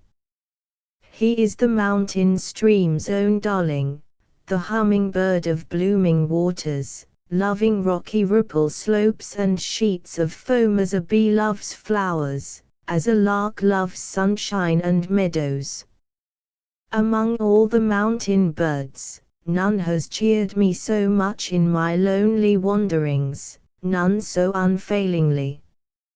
For both in winter and summer he sings, sweetly, cheerily, independent alike of sunshine and of love, requiring no other inspiration than the stream on which he dwells. While water sings, so must he, in heat or cold, calm or storm, ever attuning his voice in sure accord, low in the drought of summer and the drought of winter, but never silent. During the golden days of Indian summer, after most of the snow has been melted, and the mountain streams have become feeble, a succession of silent pools, linked together by shallow, transparent currents and strips of silvery lacework, then the song of the ouzel is at its lowest ebb. But as soon as the winter clouds have bloomed, and the mountain treasuries are once more replenished with snow, the voices of the streams and ouzels increase in strength and richness until the flood season of early summer. Then the torrents chant their noblest anthems, and then is the flood time of our songster's melody. As for weather, dark days and sun days are the same to him. The voices of most songbirds, however joyous, suffer a long winter eclipse, but the ouzel sings on through all the seasons and every kind of storm. Indeed, no storm can be more violent than those of the waterfalls in the midst of which he delights to dwell. However dark and boisterous the weather, snowing, blowing, or cloudy, all the same he sings, and with never a note of sadness. No need of spring sunshine to thaw his song, for it never freezes. Never shall you hear anything wintry from his warm breast, no pinched cheeping, no wavering notes between sorrow and joy. His mellow, fluty voice is ever tuned to downright gladness, as free from dejection as cock crowing. It is pitiful to see we frost-pinched sparrows on cold mornings in the mountain groves shaking the snow from their feathers, and hopping about as if anxious to be cheery, then hastening back to their hidings out of the wind, puffing out their breast feathers over their toes, and subsiding among the leaves, cold and breakfastless, while the snow continues to fall, and there is no sign of clearing. But the ouzel never calls forth a single touch of pity, not because he is strong to endure, but rather because he seems to live a charmed life beyond the reach of every influence that makes endurance necessary. One wild winter morning, when Yosemite Valley was swept its length from west to east by a cordial snowstorm, I sallied forth to see what I might learn and enjoy. A sort of grey, gloaming like darkness filled the valley, the huge walls were out of sight, all ordinary sounds were smothered, and even the loudest booming of the falls was at times buried beneath the roar of the heavy-laden blast. The loose snow was already over 5 feet deep on the meadows, making extended walks impossible without the aid of snowshoes. I found no great difficulty, however, in making my way to a certain ripple on the river where one of my ouzels lived. He was at home, busily gleaning his breakfast among the pebbles of a shallow portion of the margin, apparently unaware of anything extraordinary in the weather. Presently he flew out to a stone against which the icy current was beating, and turning his back to the wind, sang as delightfully as a lark in springtime. After spending an hour or two with my favorite, I made my way across the valley, boring and wallowing through the drifts, to learn as definitely as possible how the other birds were spending their time. The Yosemite birds are easily found during the winter because all of them excepting the ouzel are restricted to the sunny north side of the valley, the south side being constantly eclipsed by the great frosty shadow of the wall. And because the Indian canon groves, from their peculiar exposure, are the warmest, the birds congregate there, more especially in severe weather. I found most of the robins cowering on the lee side of the larger branches where the snow could not fall upon them, while 2 or 3 of the more enterprising were making desperate efforts to reach the mistletoe berries by clinging nervously to the underside of the snow-crowned masses, back downward, like woodpeckers. Every now and then they would dislodge some of the loose fringes of the snow crown, which would come sifting down on them and send them screaming back to camp, where they would subside among their companions with a shiver, muttering in low, querulous chatter like hungry children. Some of the sparrows were busy at the feet of the larger trees gleaning seeds and benumbed insects, joined now and then by a robin weary of his unsuccessful attempts upon the snow-covered berries. The brave woodpeckers were clinging to the snowless sides of the larger boles and overarching branches of the camp trees, making short nights from side to side of the grove, pecking now and then at the acorns they had stored in the bark, and chattering aimlessly as if unable to keep still, yet evidently putting in the time in a very dull way, like storm-bound travelers at a country tavern. The hardy nuthatches were threading the open furrows of the trunks in their usual industrious manner, and uttering their quaint notes, evidently less distressed than their neighbors. The stiller jays were of course making more noisy stir than all the other birds combined, ever coming and going with loud bluster, screaming as if each had a lump of melting sludge in his throat, and taking good care to improve the favorable opportunity afforded by the storm to steal from the acorn stores of the woodpeckers. I also noticed one solitary gray eagle braving the storm on the top of a tall pine stump just outside the main grove. He was standing bolt upright with his back to the wind, a tuft of snow piled on his square shoulders, a monument of passive endurance. Thus every snowbound bird seemed more or less uncomfortable if not in positive distress. The storm was reflected in every gesture, and not one cheerful note, not to say song, came from a single bill, their cowering, joyless endurance offering a striking contrast to the spontaneous, irrepressible gladness of the ouzel, who could no more help exhaling sweet song than a rose's sweet fragrance. He must sing though the heavens fall. I remember noticing the distress of a pair of robins during the violent earthquake of the year 1872, when the pines of the valley, with strange movements, flapped and waved their branches, and beetling rock brows came thundering down to the meadows in tremendous avalanches. It did not occur to me in the midst of the excitement of other observations to look for the ouzels, but I doubt not they were singing straight on through it all, regarding the terrible rock thunder as fearlessly as they do the booming of the waterfalls. What may be regarded as the separate songs of the ouzel are exceedingly difficult of description, because they are so variable and at the same time so confluent. Though I have been acquainted with my favorite 10 years, and during most of this time have heard him sing nearly every day, I still detect notes and strains that seem new to me.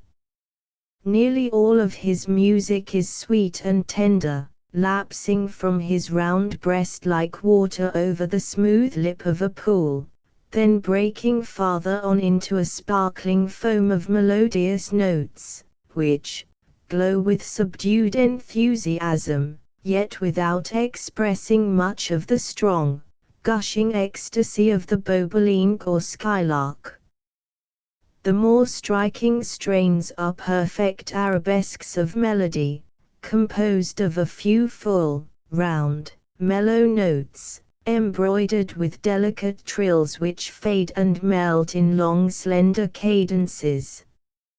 In a general way his music is that of the streams refined and spiritualized. The deep booming notes of the falls are in it, the trills of rapids, the gurgling of margin eddies, the low whispering of level reaches, and the sweet tinkle of separate drops oozing from the ends of mosses and falling into tranquil pools. The ouzel never sings in chorus with other birds, nor with his kind, but only with the streams. And like flowers that bloom beneath the surface of the ground, some of our favorites' best song blossoms never rise above the surface of the heavier music of the water. I have often observed him singing in the midst of beaten spray, his music completely buried beneath the water's roar, yet I knew he was surely singing by his gestures and the movements of his bill. His food, as far as I have noticed, consists of all kinds of water insects, which in summer are chiefly procured along shallow margins. Here he wades about, ducking his head under water and deftly turning over pebbles and fallen leaves with his bill, seldom choosing to go into deep water where he has to use his wings in diving. He seems to be especially fond of the larvae of mosquitoes, found in abundance attached to the bottom of smooth rock channels where the current is shallow. When feeding in such places he wades upstream, and often while his head is under water the swift current is deflected upward along the glossy curves of his neck and shoulders, in the form of a clear, crystalline shell, which fairly encloses him like a bell glass, the shell being broken and reformed as he lifts and dips his head, while ever and anon he sidles out to where the too powerful current carries him off his feet, then he dexterously rises on the wing and goes gleaning again in shallower places. But during the winter, when the stream banks are embossed in snow, and the streams themselves are chilled nearly to the freezing point, so that the snow falling into them in stormy weather is not wholly dissolved, but forms a thin, blue sludge, thus rendering the current opaque, then he seeks the deeper portions of the main rivers, where he may dive to clear water beneath the sludge.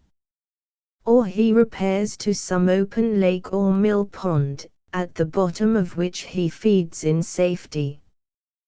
When thus compelled to betake himself to a lake, he does not plunge into it at once like a duck, but always alights in the first place upon some rock or fallen pine along the shore.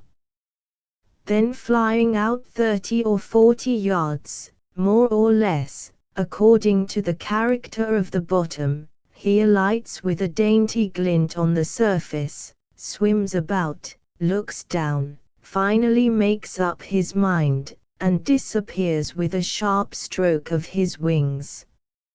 After feeding for 2 or 3 minutes he suddenly reappears, showers the water from his wings with one vigorous shake, and rises abruptly into the air as if pushed up from beneath, comes back to his perch, sings a few minutes, and goes out to dive again, thus coming and going, singing and diving at the same place for hours. One of the late summer feeding grounds of the ouzel. The ouzel is usually found singly, rarely in pairs, excepting during the breeding season, and very rarely in threes or fours. I once observed 3 thus spending a winter morning in company, upon a small glacier lake, on the upper Merced, about 7,500 feet above the level of the sea. A storm had occurred during the night, but the morning sun shone unclouded, and the shadowy lake, gleaming darkly in its setting of fresh snow, lay smooth and motionless as a mirror. My camp chanced to be within a few feet of the water's edge, opposite a fallen pine, some of the branches of which leaned out over the lake. Here my 3 dearly welcome visitors took up their station, and at once began to embroider the frosty air with their delicious melody, doubly delightful to me that particular morning, as I had been somewhat apprehensive of danger in breaking my way down through the snow-choked canons to the lowlands. The portion of the lake bottom selected for a feeding ground lies at a depth of 15 or 20 feet below the surface, and is covered with a short growth of algae and other aquatic plants, facts I had previously determined while sailing over it on a raft. After alighting on the glassy surface, they occasionally indulged in a little play, chasing one another round about in small circles. Then all 3 would suddenly dive together, and then come ashore and sing. The ouzel seldom swims more than a few yards on the surface, for, not being web-footed, he makes rather slow progress, but by means of his strong, crisp wings he swims, or rather flies, with celerity under the surface, often to considerable distances. But it is in withstanding the force of heavy rapids that his strength of wing in this respect is most strikingly manifested. The following may be regarded as a fair illustration of his power of subaquatic flight. One stormy morning in winter when the Merced River was blue and green with unmelted snow, I observed one of my ouzels perched on a snag out in the midst of a swift rushing rapid, singing cheerily, as if everything was just to his mind, and while I stood on the bank admiring him, he suddenly plunged into the sludgy current, leaving his song abruptly broken off. After feeding a minute or 2 at the bottom, and when one would suppose that he must inevitably be swept far downstream, he emerged just where he went down, alighted on the same snag, showered the water beads from his feathers, and continued his unfinished song, seemingly in tranquil ease as if it had suffered no interruption. Ouzel entering a white current. The ouzel alone of all birds dares to enter a white torrent. and though strictly terrestrial in structure, no other is so inseparably related to water, not even the duck, or the bold ocean albatross, or the stormy petrel. For ducks go ashore as soon as they finish feeding in undisturbed places, and very often make long flights over land from lake to lake or field to field. The same is true of most other aquatic birds. But the ouzel, born on the brink of a stream, or on a snag or boulder in the midst of it, seldom leaves it for a single moment. For, notwithstanding he is often on the wing, he never flies overland, but hovers with rapid, quail-like beat above the stream, tracing all its windings. Even when the stream is quite small, say from 5 to 10 feet wide, he seldom shortens his flight by crossing a bend, however abrupt it may be, and even when disturbed by meeting someone on the bank, he prefers to fly over one's head, to dodging out over the ground. When, therefore, his flight along a crooked stream is viewed endwise, it appears most strikingly wavered, a description on the air of every curve with lightning-like rapidity. The vertical curves and angles of the most precipitous torrents he traces with the same rigid fidelity, swooping down the inclines of cascades, dropping sheer over dizzy falls amid the spray, and ascending with the same fearlessness and ease, seldom seeking to lessen the steepness of the acclivity by beginning to ascend before reaching the base of the fall.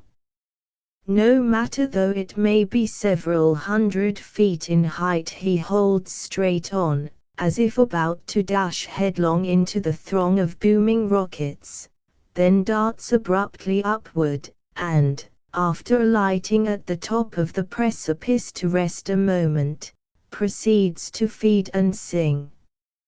His flight is solid and impetuous, without any intermission of wing beats, one homogeneous buzz like that of a laden bee on its way home.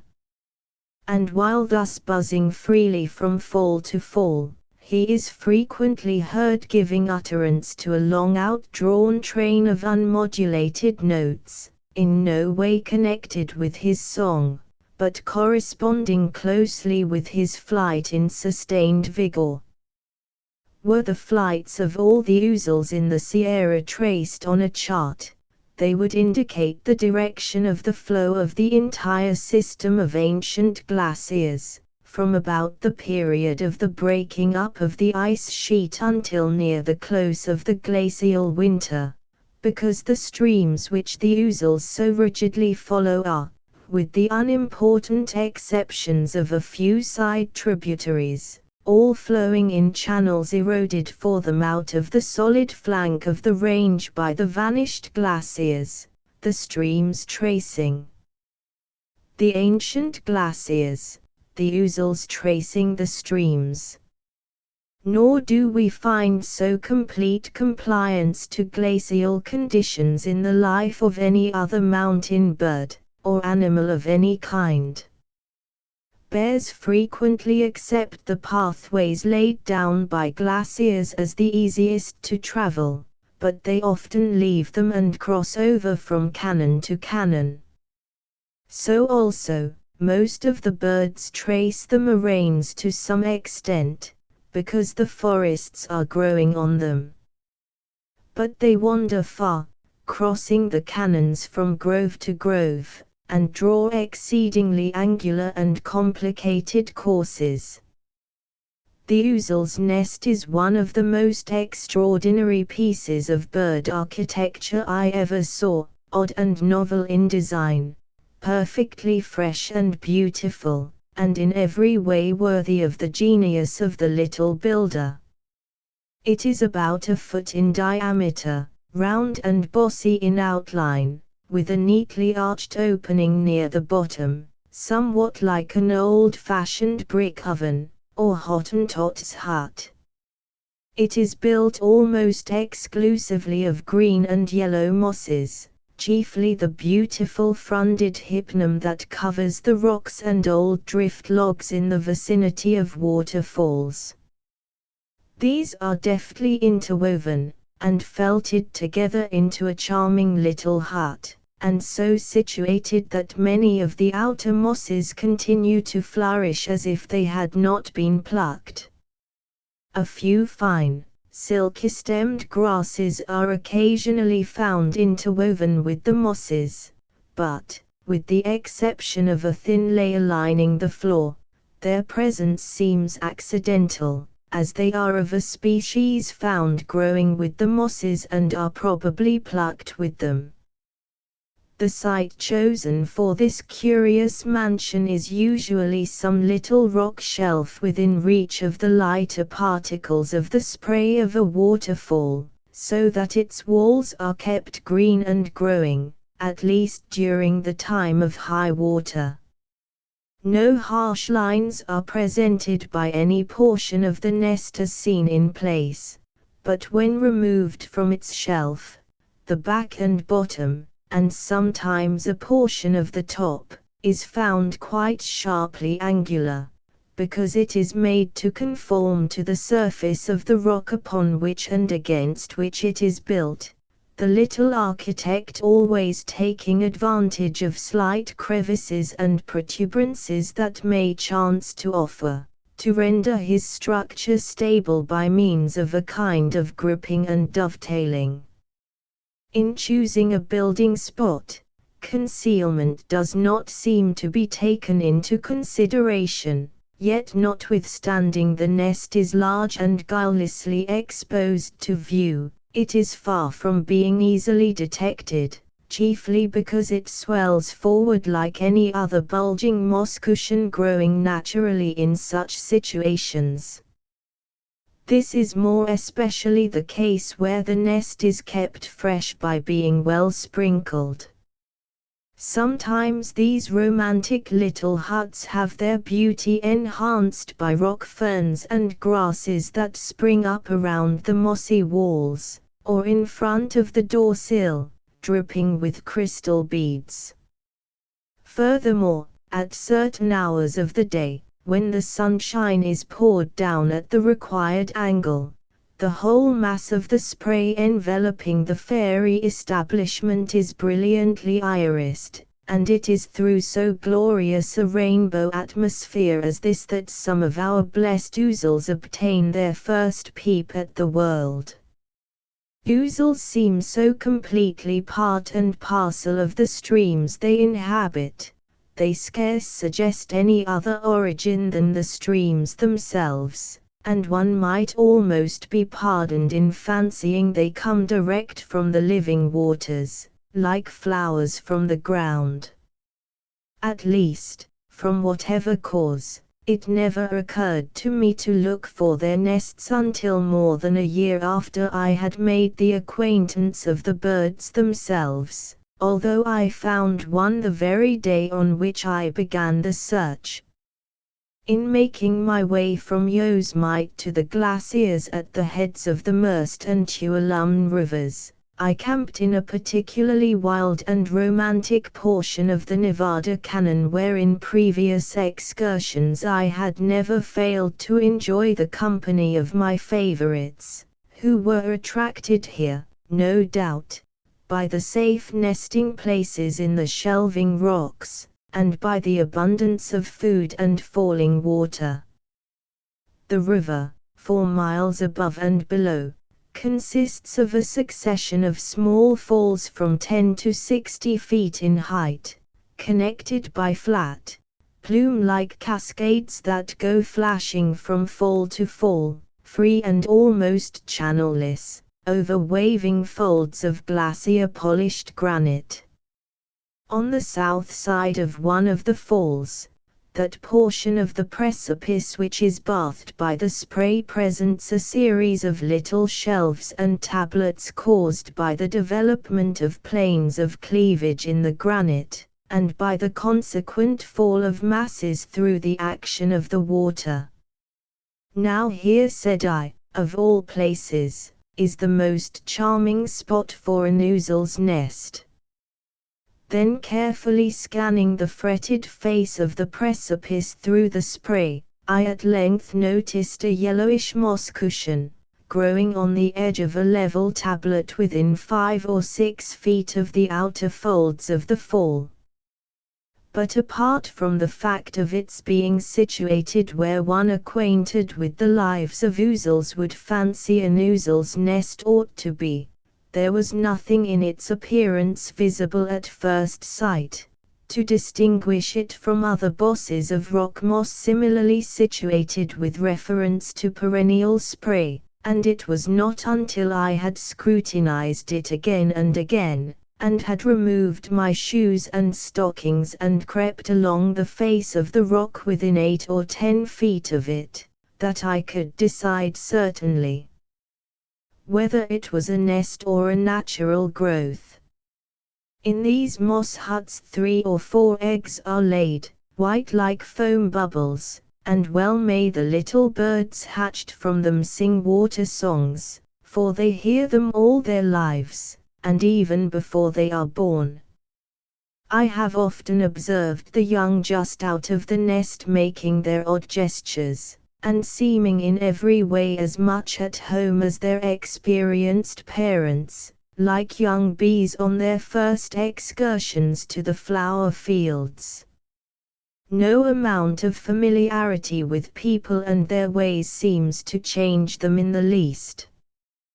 To all appearance their behavior is just the same on seeing a man for the first time, as when they have seen him frequently. The ouzel at home.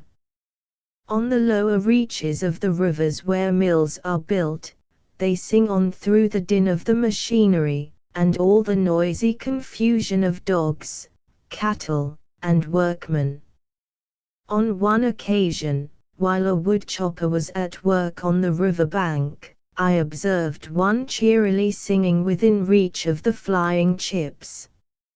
Nor does any kind of unwanted disturbance put him in bad humor, or frighten him out of calm self-possession. In passing through a narrow gorge, I once drove one ahead of me from rapid to rapid, disturbing him 4 times in quick succession where he could not very well fly past me on account of the narrowness of the channel. Most birds under similar circumstances fancy themselves pursued, and become suspiciously uneasy, but, instead of growing nervous about it, he made his usual dippings, and sang one of his most tranquil strains. When observed within a few yards their eyes are seen to express remarkable gentleness and intelligence, but they seldom allow so near a view unless one wears clothing of about the same color as the rocks and trees, and knows how to sit still. On one occasion, while rambling along the shore of a mountain lake, where the birds, at least those born that season, had never seen a man, I sat down to rest on a large stone close to the water's edge, upon which it seemed the ouzels and sandpipers were in the habit of alighting when they came to feed on that part of the shore, and some of the other birds also, when they came down to wash or drink. In a few minutes, along came a whirring ouzel and alighted on the stone beside me, within reach of my hand. Then suddenly observing me, he stooped nervously as if about to fly on the instant, but as I remained as motionless as the stone, he gained confidence, and looked me steadily in the face for about a minute, then flew quietly to the outlet and began to sing. Next came a sandpiper and gazed at me with much the same guileless expression of eye as the ouzel. Lastly, down with a swoop came a Stiller's jay out of a fir tree, probably with the intention of moistening his noisy throat. But instead of sitting confidingly as my other visitors had done, he rushed off at once, nearly tumbling heels over head into the lake in his suspicious confusion, and with loud screams roused the neighborhood. Love for songbirds, with their sweet human voices, appears to be more common and unfailing than love for flowers. Everyone loves flowers to some extent, at least in life's fresh morning, attracted by them as instinctively as hummingbirds and bees. Even the young digger Indians have sufficient love for the brightest of those found growing on the mountains to gather them and braid them, as decorations for the hair. And I was glad to discover, through the few Indians that could be induced to talk on the subject, that they have names for the wild rose and the lily, and other conspicuous flowers, whether available as food or otherwise. Most men, however, whether savage or civilized, become apathetic toward all plants that have no other apparent use than the use of beauty. But fortunately one's first instinctive love of songbirds is never wholly obliterated, no matter what the influences upon our lives may be. I have often been delighted to see a pure, spiritual glow come into the countenances of hard businessmen and old miners, when a songbird chanced to alight near them. Nevertheless, the little mouthful of meat that swells out the breasts of some songbirds is too often the cause of their death. Larks and robins in particular are brought to market in hundreds. But fortunately the ouzel has no enemy so eager to eat his little body as to follow him into the mountain solitudes. I never knew him to be chased even by hawks. An acquaintance of mine, a sort of foothill mountaineer, had a pet cat, a great, dozy, overgrown creature, about as broad-shouldered as a lynx. During the winter, while the snow lay deep, the mountaineer sat in his lonely cabin among the pines smoking his pipe and wearing the dull time away. Tom was his sole companion, sharing his bed, and sitting beside him on a stool with much the same drowsy expression of eye as his master. The good-natured bachelor was content with his hard fare of soda bread and bacon, but Tom, the only creature in the world acknowledging dependence on him, must needs be provided with fresh meat.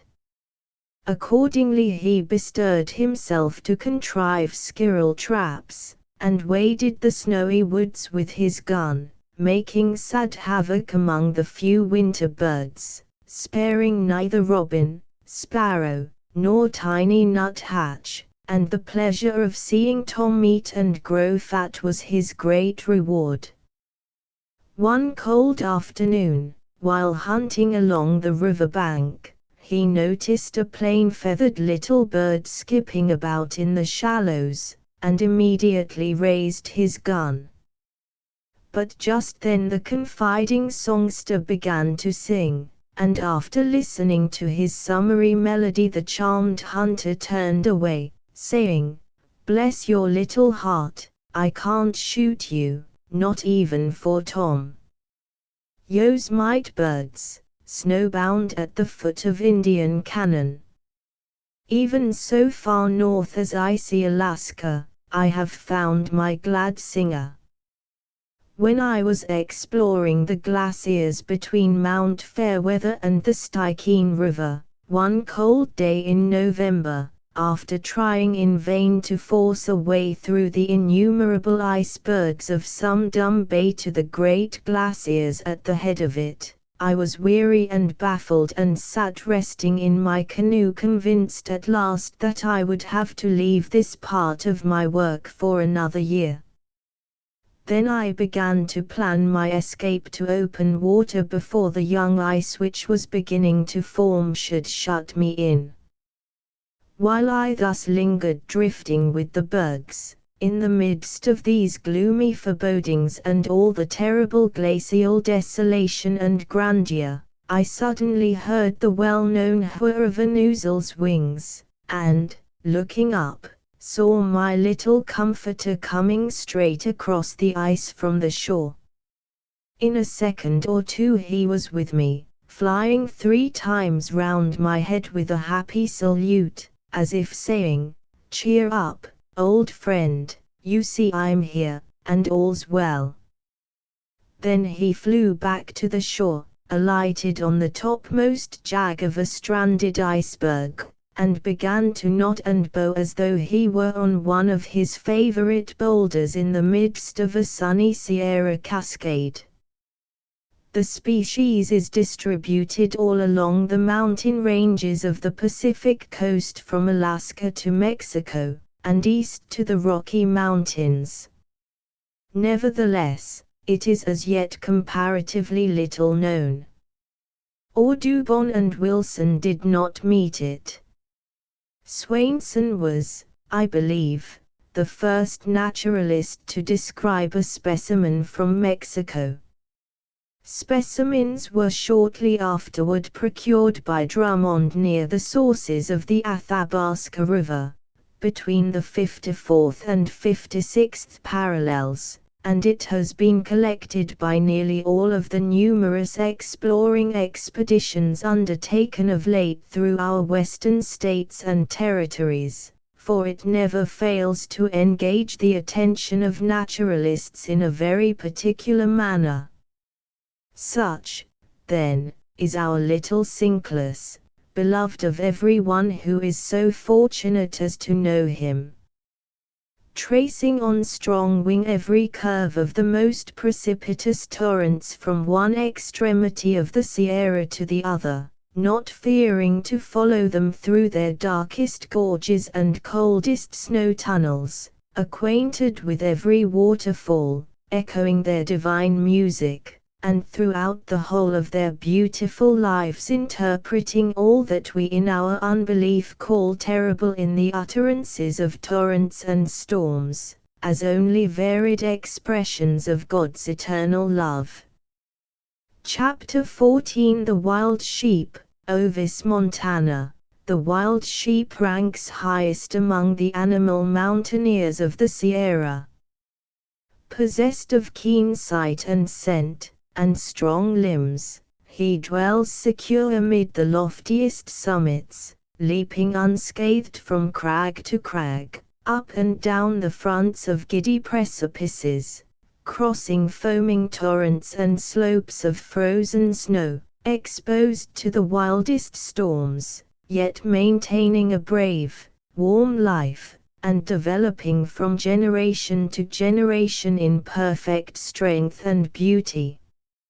Nearly all the lofty mountain chains of the globe are inhabited by wild sheep, most of which, on account of the remote and all but inaccessible regions where they dwell, are imperfectly known as yet. They are classified by different naturalists under from 5 to 10 distinct species or varieties, the best known being the burhul of the Himalaya, Ovis burhul, Blythe, the argali, the large wild sheep of Central and Northeastern Asia, Oaman, Lin, or Caprivis argali, the Corsican mouflon, O musaman, Pal, the aoudad of the mountains of northern Africa, Amatrugus tragelaphus, and the Rocky Mountain bighorn, O montana, Cove. To this last named species belongs the wild sheep of the Sierra. Its range, according to the late Professor Baird of the Smithsonian Institution, extends from the region of the Upper Missouri and Yellowstone to the Rocky Mountains and the high grounds adjacent to them on the eastern slope, and as far south as the Rio Grande. Westward it extends to the coast ranges of Washington, Oregon, and California, and follows the highlands some distance into Mexico. 1. Throughout the vast region bounded on the east by the Wasatch Mountains and on the west by the Sierra, there are more than 100 subordinate ranges and mountain groups, trending north and south, range beyond range, with summits rising from 8 to 12,000 feet above the level of the sea, probably all of which, according to my own observations, is, or has been, inhabited by this species.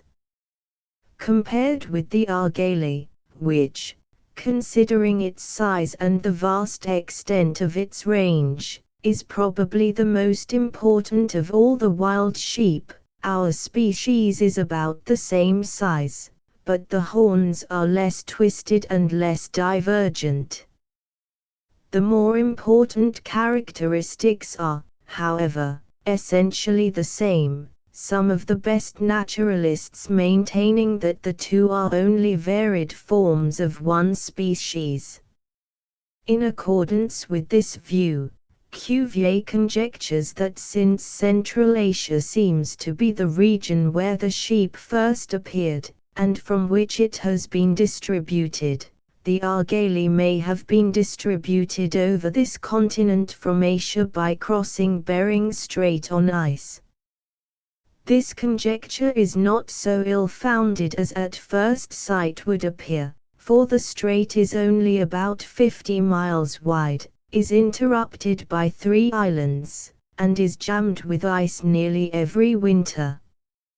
Furthermore, the argali is abundant on the mountains adjacent to the strait at East Cape, where it is well known to the Chukchi hunters and where I have seen many of their horns.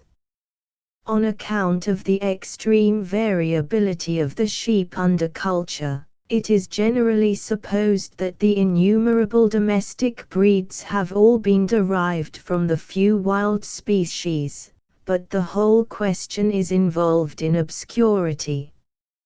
According to Darwin, sheep have been domesticated from a very ancient period, the remains of a small breed, differing from any now known, having been found in the famous Swiss lake dwellings.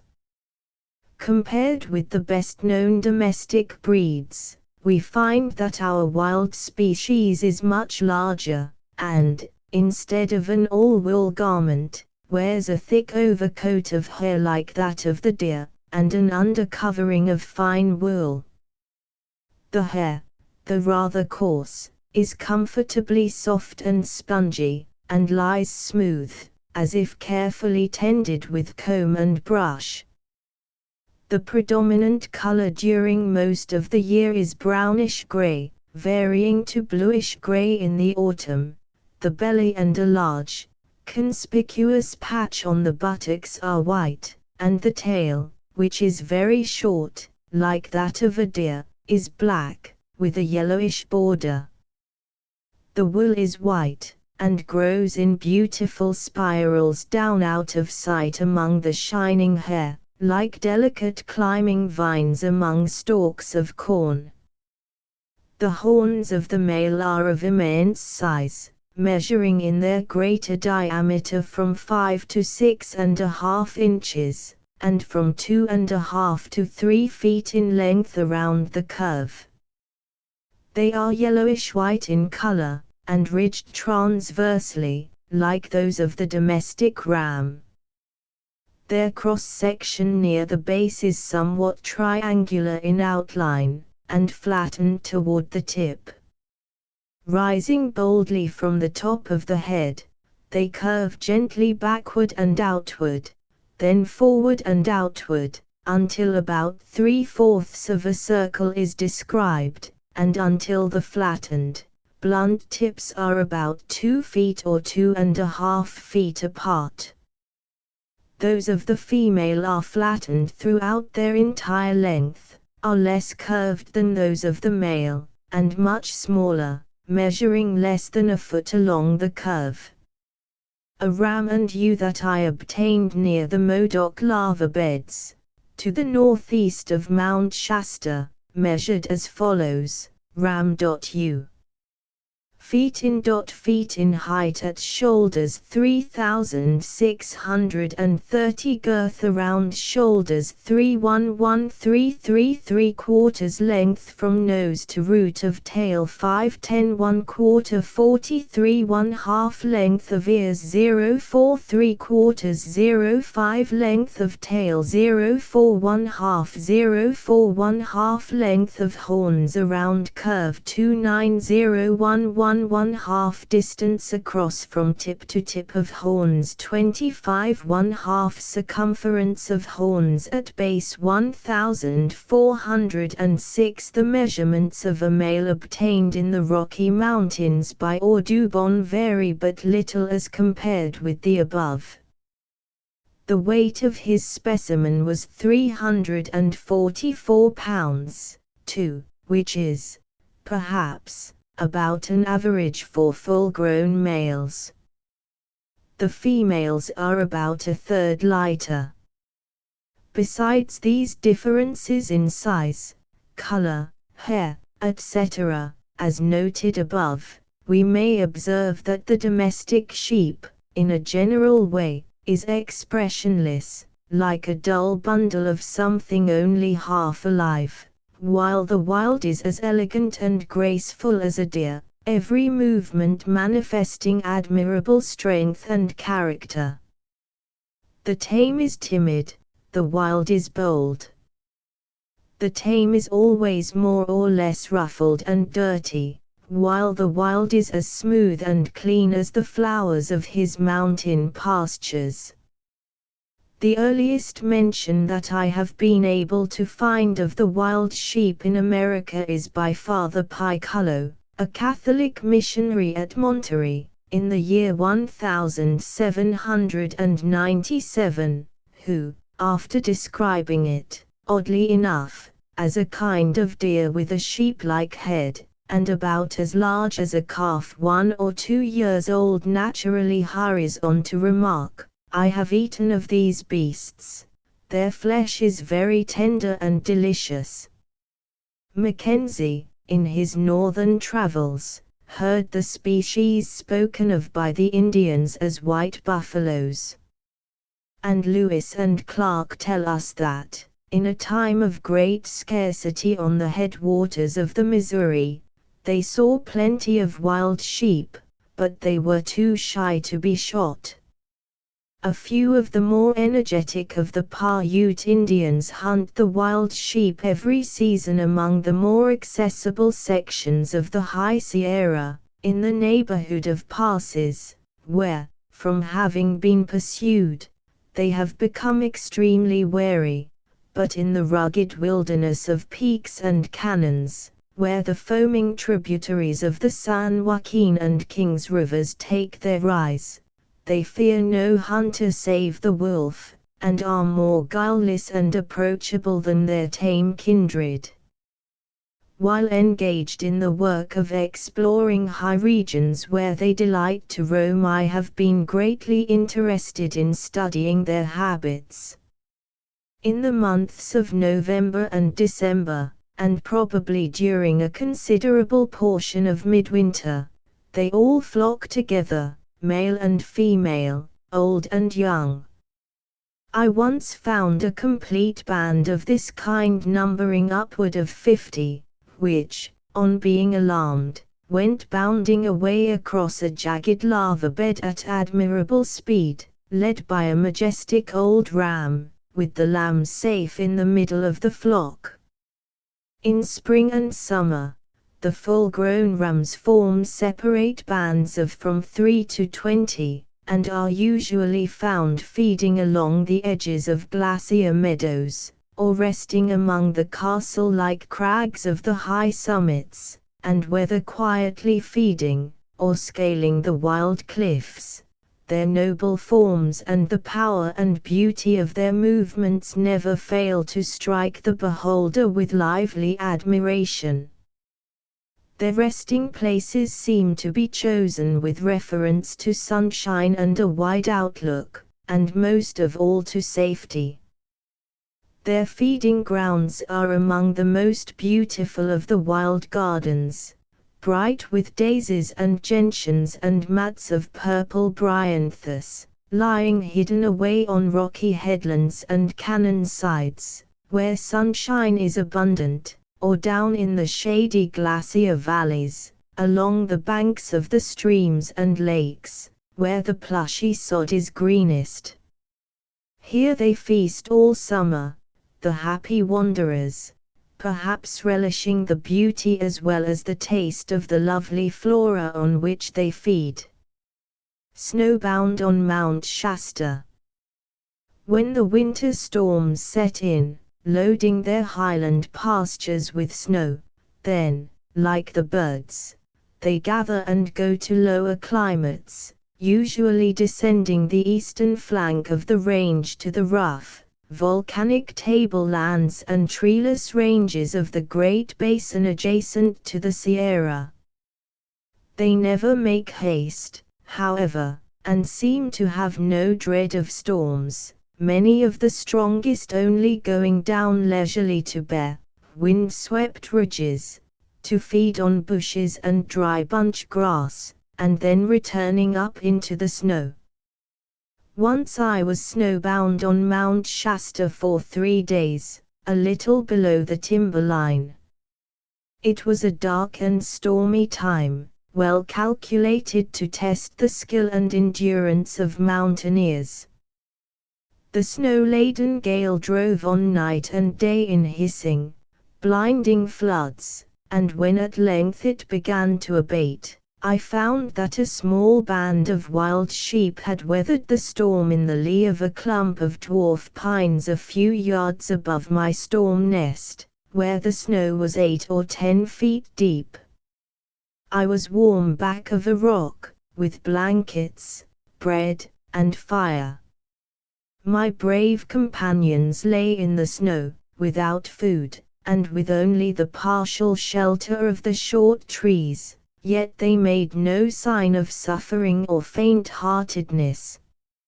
In the months of May and June, the wild sheep bring forth their young in solitary and almost inaccessible crags, far above the nesting rocks of the eagle. I have frequently come upon the beds of the ewes and lambs at an elevation of from 12,000 to 13,000 feet above sea level. These beds are simply oval-shaped hollows, poured out among loose, disintegrating rock chips and sand, upon some sunny spot commanding a good outlook, and partially sheltered from the winds that sweep those lofty peaks almost without intermission. Such is the cradle of the little mountaineer, aloft in the very sky, rocked in storms, curtained in clouds, sleeping in thin, icy air, but, wrapped in his hairy coat, and nourished by a strong, warm mother, defended from the talons of the eagle and the teeth of the sly coyote, the bonny lamb grows apace. He soon learns to nibble the tufted rock grasses and leaves of the white spur sea, his horns begin to shoot, and before summer is done he is strong and agile, and goes forth with the flock, watched by the same divine love that tends the more helpless human lamb in its cradle by the fireside. Nothing is more commonly remarked by noisy, dusty trail travelers in the Sierra than the want of animal life. No songbirds, no deer, no squirrels, no game of any kind, they say.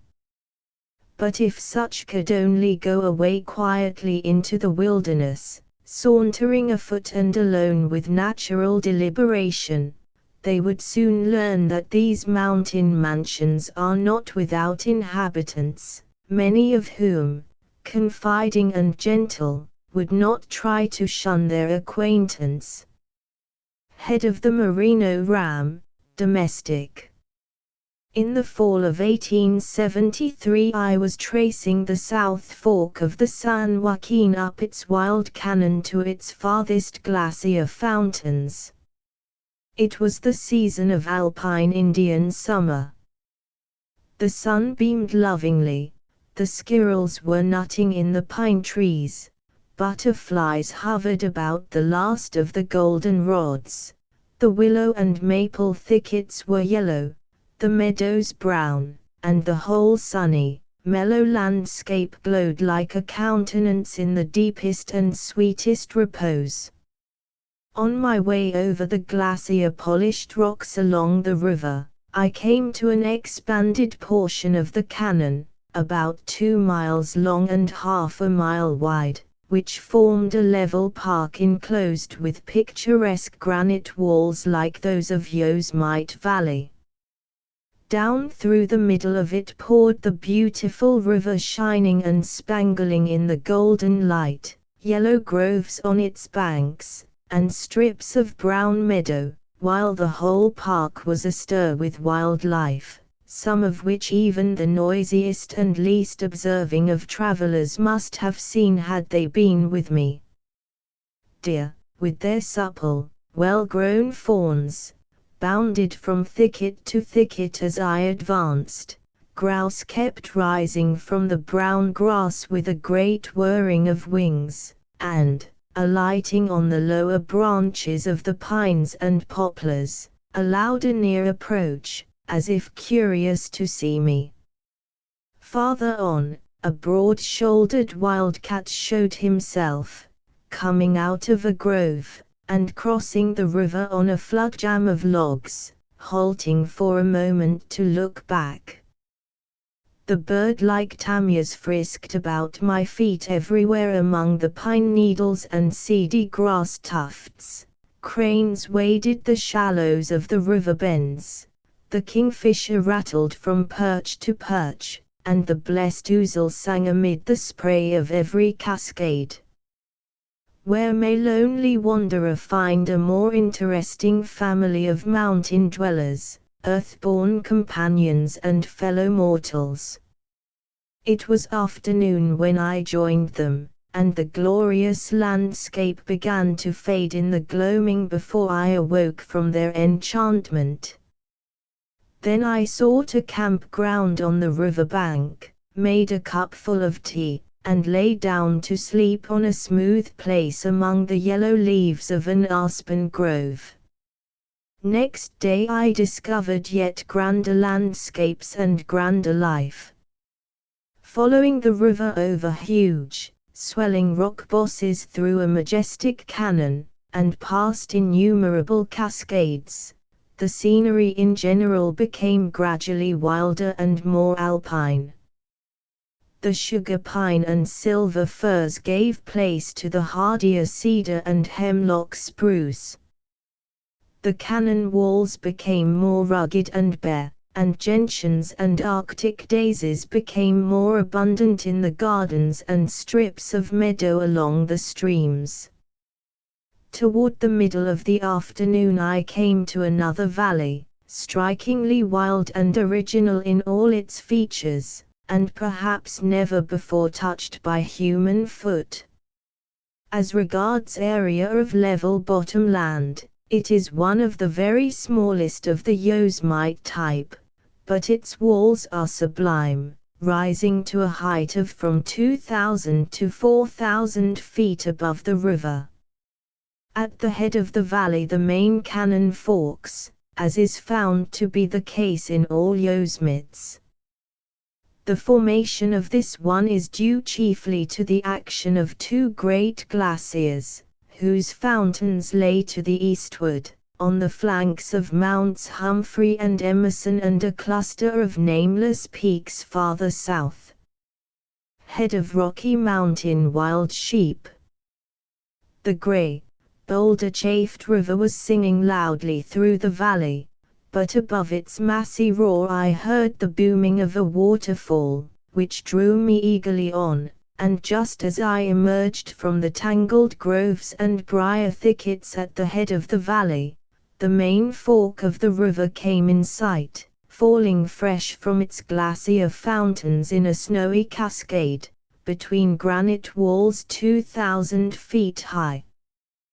The steep incline down which the glad waters thundered seemed to bar all farther progress. It was not long, however, before I discovered a crooked seam in the rock, by which I was enabled to climb to the edge of a terrace that crosses the canon, and divides the cataract nearly in the middle. Here I sat down to take breath and make some entries in my notebook, taking advantage, at the same time, of my elevated position above the trees to gaze back over the valley into the heart of the noble landscape, little knowing the while what neighbors were near. After spending a few minutes in this way, I chanced to look across the fall, and there stood 3 sheep quietly observing me. Never did the sudden appearance of a mountain, or fall, or human friend more forcibly seize and rivet my attention. Anxiety to observe accurately held me perfectly still. Eagerly I marked the flowing undulations of their firm, braided muscles, their strong legs, ears, eyes, heads, their graceful rounded necks, the color of their hair, and the bold, upsweeping curves of their noble horns. When they moved I watched every gesture, while they, in no wise disconcerted either by my attention or by the tumultuous roar of the water, advanced deliberately alongside the rapids, between the 2 divisions of the cataract, turning now and then to look at me. Presently they came to a steep, ice-burnished acclivity, which they ascended by a succession of quick, short, stiff-legged leaps, reaching the top without a struggle. This was the most startling feat of mountaineering I had ever witnessed, and, considering only the mechanics of the thing, my astonishment could hardly have been greater had they displayed wings and taken to flight. Sure-footed mules on such ground would have fallen and rolled like loosened boulders. Many a time, where the slopes are far lower, I have been compelled to take off my shoes and stockings, tie them to my belt, and creep barefooted, with the utmost caution. No wonder then, that I watched the progress of these animal mountaineers with keen sympathy, and exulted in the boundless sufficiency of wild nature displayed in their invention, construction, and keeping. A few minutes later I caught sight of a dozen more in one band, near the foot of the upper fall. They were standing on the same side of the river with me, only 25 or 30 yards away, looking as unworn and perfect as if created on the spot. It appeared by their tracks, which I had seen in the Little Yosemite, and by their present position, that when I came up the canon they were all feeding together down in the valley, and in their haste to reach high ground, where they could look about them to ascertain the nature of the strange disturbance, they were divided, 3 ascending on one side the river, the rest on the other. The main band, headed by an experienced chief, now began to cross the wild rapids between the 2 divisions of the cascade. This was another exciting feat, for, among all the varied experiences of mountaineers, the crossing of boisterous, rock-dashed torrents is found to be one of the most trying to the nerves. Yet these fine fellows walked fearlessly to the brink, and jumped from boulder to boulder, holding themselves in easy poise above the whirling, confusing current, as if they were doing nothing extraordinary. Crossing a canon stream. In the immediate foreground of this rare picture there was a fold of ice-burnished granite, traversed by a few bold lines in which rock ferns and tufts of bryanthus were growing. The grey canon walls on the sides, nobly sculptured and adorned with brown cedars and pines, lofty peaks in the distance, and in the middle ground the snowy fall, the voice and soul of the landscape, fringing bushes beating time to its thunder tones, the brave sheep in front of it, their grey forms slightly obscured in the spray, yet standing out in good, heavy relief against the close white water, with their huge horns rising like the upturned roots of dead pine trees, while the evening sunbeams streaming up the canon colored all the picture a rosy purple and made it glorious.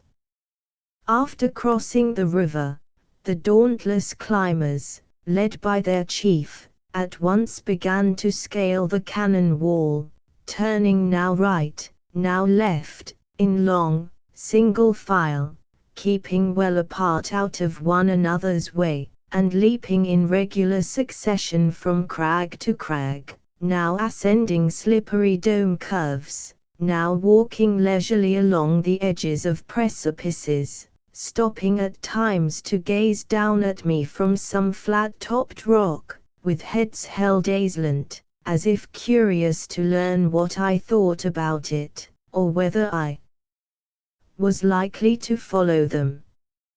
After reaching the top of the wall, which, at this place, is somewhere between 1,500 and 2,000 feet high, they were still visible against the sky as they lingered, looking down in groups of twos or threes.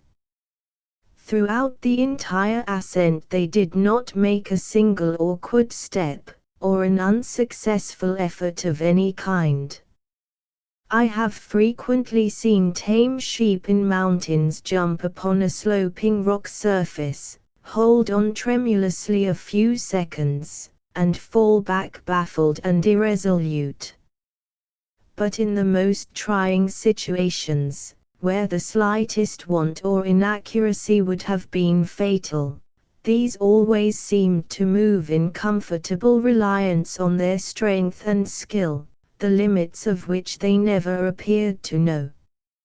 Moreover, each one of the flock, while following the guidance of the most experienced, yet climbed with intelligent independence as a perfect individual, capable of separate existence whenever it should wish or be compelled to withdraw from the little clan.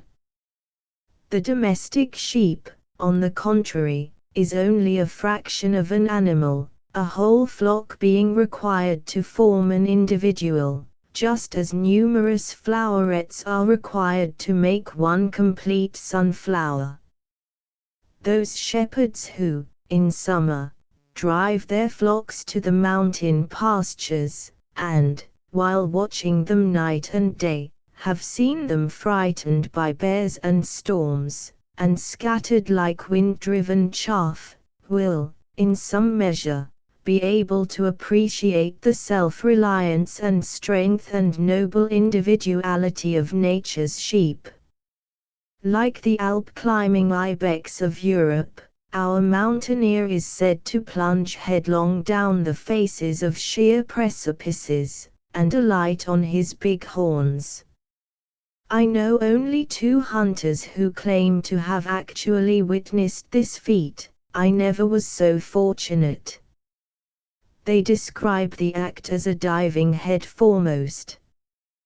The horns are so large at the base that they cover the upper portion of the head down nearly to a level with the eyes, and the skull is exceedingly strong. I struck an old, bleached specimen on Mount Ritter a dozen blows with my ice axe without breaking it. Such skulls would not fracture very readily by the wildest rock diving, but other bones could hardly be expected to hold together in such a performance, and the mechanical difficulties in the way of controlling their movements, after striking upon an irregular surface, are, in themselves, sufficient to show this boulder-like method of progression to be impossible, even in the absence of all other evidence on the subject. Moreover, the ewes follow wherever the rams may lead, although their horns are mere spikes. I have found many pairs of the horns of the old rams considerably battered, doubtless a result of fighting. I was particularly interested in the question, after witnessing the performances of this San Joaquin band upon the glaciated rocks at the foot of the falls, and as soon as I procured specimens and examined their feet, all the mystery disappeared. The secret, considered in connection with exceptionally strong muscles, is simply this: the wide posterior portion of the bottom of the foot, instead of wearing down and becoming flat and hard, like the feet of tame sheep and horses, bulges out in a soft, rubber-like pad or cushion, which not only grips and holds well on smooth rocks, but fits into small cavities, and down upon or against slight protuberances. Even the hardest portions of the edge of the hoof are comparatively soft and elastic. Furthermore, the toes admit of an extraordinary amount of both lateral and vertical movement, allowing the foot to accommodate itself still more perfectly to the irregularities of rock surfaces, while at the same time increasing the gripping power. At the base of Sheep Rock, one of the winter strongholds of the Shasta flocks, there lives a stock raiser who has had the advantage of observing the movements of wild sheep every winter, and, in the course of a conversation with him on the subject of their diving habits, he pointed to the front of a lava headland about 150 feet high, which is only 8 or 10 degrees out of the perpendicular. There, said he, I followed a band of them fellows to the back of that rock yonder, and expected to capture them all, for I thought I had a dead thing on them. I got behind them on a narrow bench that runs along the face of the wall near the top and comes to an end where they couldn't get away without falling and being killed, but they jumped off, and landed all right, as if that were the regular thing with them. What, said I, jumped 150 feet perpendicular? Did you see them do it? No, he replied, I didn't see them going down, for I was behind them, but I saw them go off over the brink, and then I went below and found their tracks where they struck on the loose rubbish at the bottom. They just sailed right off, and landed on their feet right side up. That is the kind of animal they is, beats anything else that goes on 4 legs. Wild sheep jumping over a precipice. On another occasion, a flock that was pursued by hunters retreated to another portion of this same cliff where it is still higher, and, on being followed, they were seen jumping down in perfect order, one behind another, by 2 men who happened to be chopping where they had a fair view of them and could watch their progress from top to bottom of the precipice. Both ewes and rams made the frightful descent without evincing any extraordinary concern, hugging the rock closely, and controlling the velocity of their half-falling, half-leaping movements by striking at short intervals and holding back with their cushioned, rubber feet upon small ledges and roughened inclines until near the bottom, when they sailed off into the free air and alighted on their feet, but with their bodies so nearly in a vertical position that they appeared to be diving. It appears, therefore, that the methods of this wild mountaineering become clearly comprehensible as soon as we make ourselves acquainted with the rocks, and the kind of feet and muscles brought to bear upon them. The Modoc and Paiute Indians are, or rather have been, the most successful hunters of the wild sheep in the regions that have come under my own observation. I have seen large numbers of heads and horns in the caves of Mount Shasta and the Modoc lava beds, where the Indians had been feasting in stormy weather, also in the canyons of the Sierra opposite Owens Valley, while the heavy obsidian arrowheads found on some of the highest peaks show that this warfare has long been going on. In the more accessible ranges that stretch across the desert regions of western Utah and Nevada, considerable numbers of Indians used to hunt in company like packs of wolves, and being perfectly acquainted with the topography of their hunting grounds, and with the habits and instincts of the game, they were pretty successful. On the tops of nearly every one of the Nevada mountains that I have visited, I found small, nest-like enclosures built of stones, in which, as I afterward learned, one or more Indians would lie in wait while their companions scoured the ridges below, knowing that the alarmed sheep would surely run to the summit, and when they could be made to approach with the wind they were shot at short range. Indians hunting wild sheep. Still larger bands of Indians used to make extensive hunts upon some dominant mountain much frequented by the sheep, such as Mount Grant on the Wasatch Range to the west of Walker Lake. On some particular spot, favorably situated with reference to the well-known trails of the sheep, they built a high-walled corral, with long guiding wings diverging from the gateway, and into this enclosure they sometimes succeeded in driving the noble game. Great numbers of Indians were of course required, more, indeed, than they could usually muster, counting in squaws, children, and all. They were compelled, therefore, to build rows of dummy hunters out of stones, along the ridge-tops which they wished to prevent the sheep from crossing.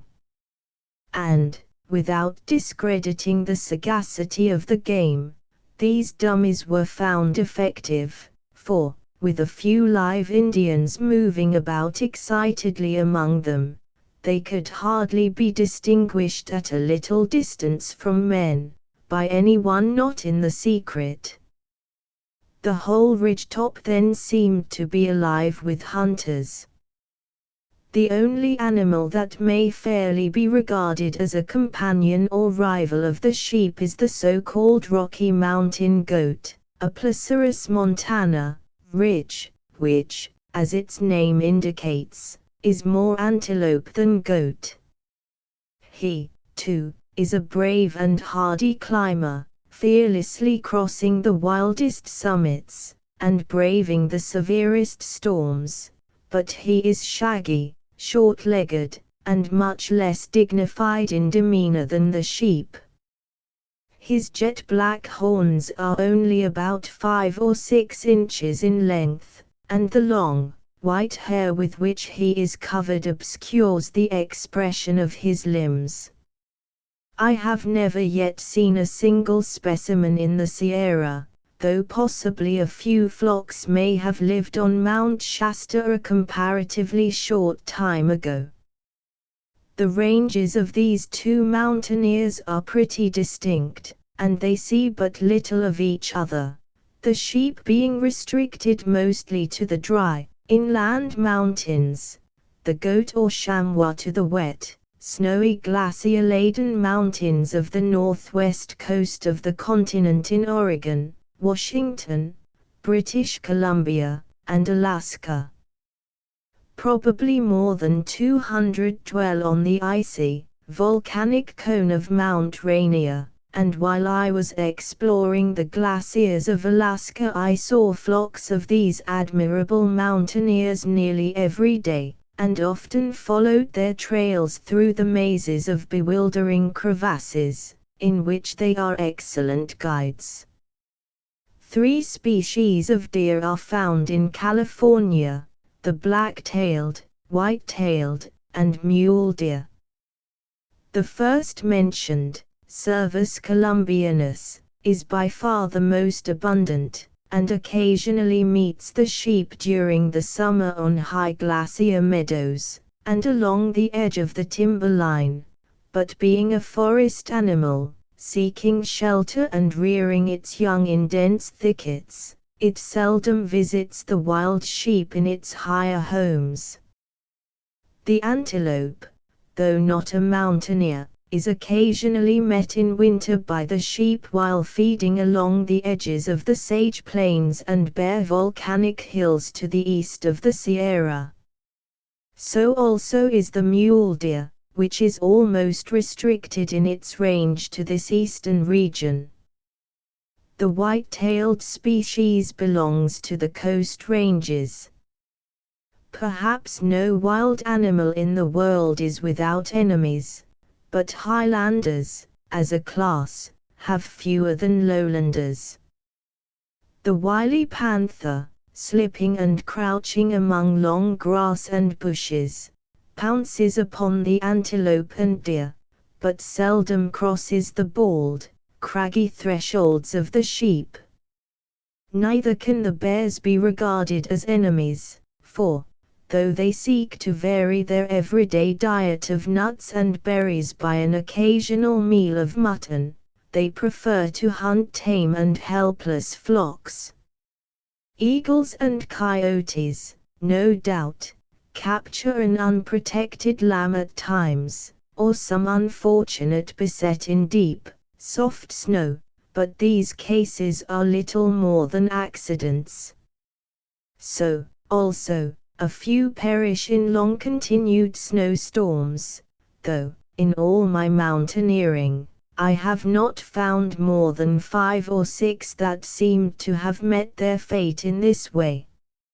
A little band of 3 were discovered snowbound in Bloody Canyon a few years ago, and were killed with an axe by mountaineers, who chanced to be crossing the range in winter. Man is the most dangerous enemy of all, but even from him our brave mountain dweller has little to fear in the remote solitudes of the High Sierra. The golden plains of the Sacramento and San Joaquin were lately thronged with bands of elk and antelope, but, being fertile and accessible, they were required for human pastures. So, also, are many of the feeding grounds of the deer, hill, valley, forest, and meadow, but it will be long before man will care to take the highland castles of the sheep. And when we consider here how rapidly entire species of noble animals, such as the elk, moose, and buffalo, are being pushed to the very verge of extinction, all lovers of wildness will rejoice with me in the rocky security of Ovis Montana, the bravest of all the Sierra mountaineers. 1. Pacific Railroad Survey, Volume 8, page 678. 2. Audubon and Bachman's Quadrupeds of North America. Chapter 15. In the Sierra foothills, Murphy's Camp is a curious old mining town in Calavras County, at an elevation of 2,400 feet above the sea, situated like a nest in the center of a rough, gravelly region, rich in gold.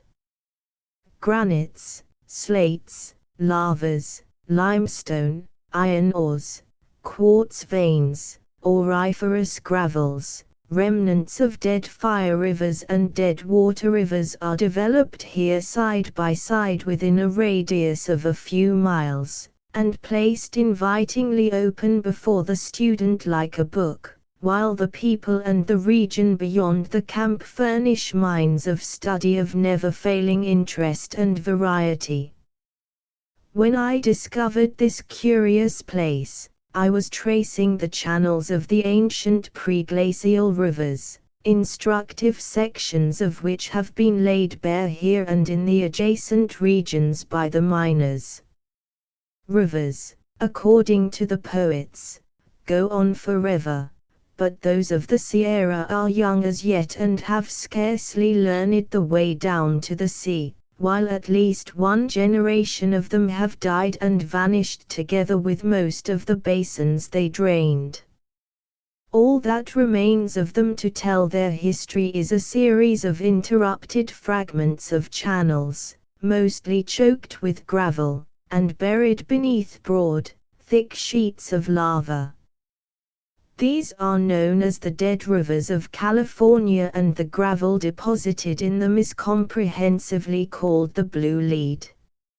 In some places the channels of the present rivers trend in the same direction, or nearly so, as those of the ancient rivers, but, in general, there is little correspondence between them, the entire drainage having been changed, or, rather, made new.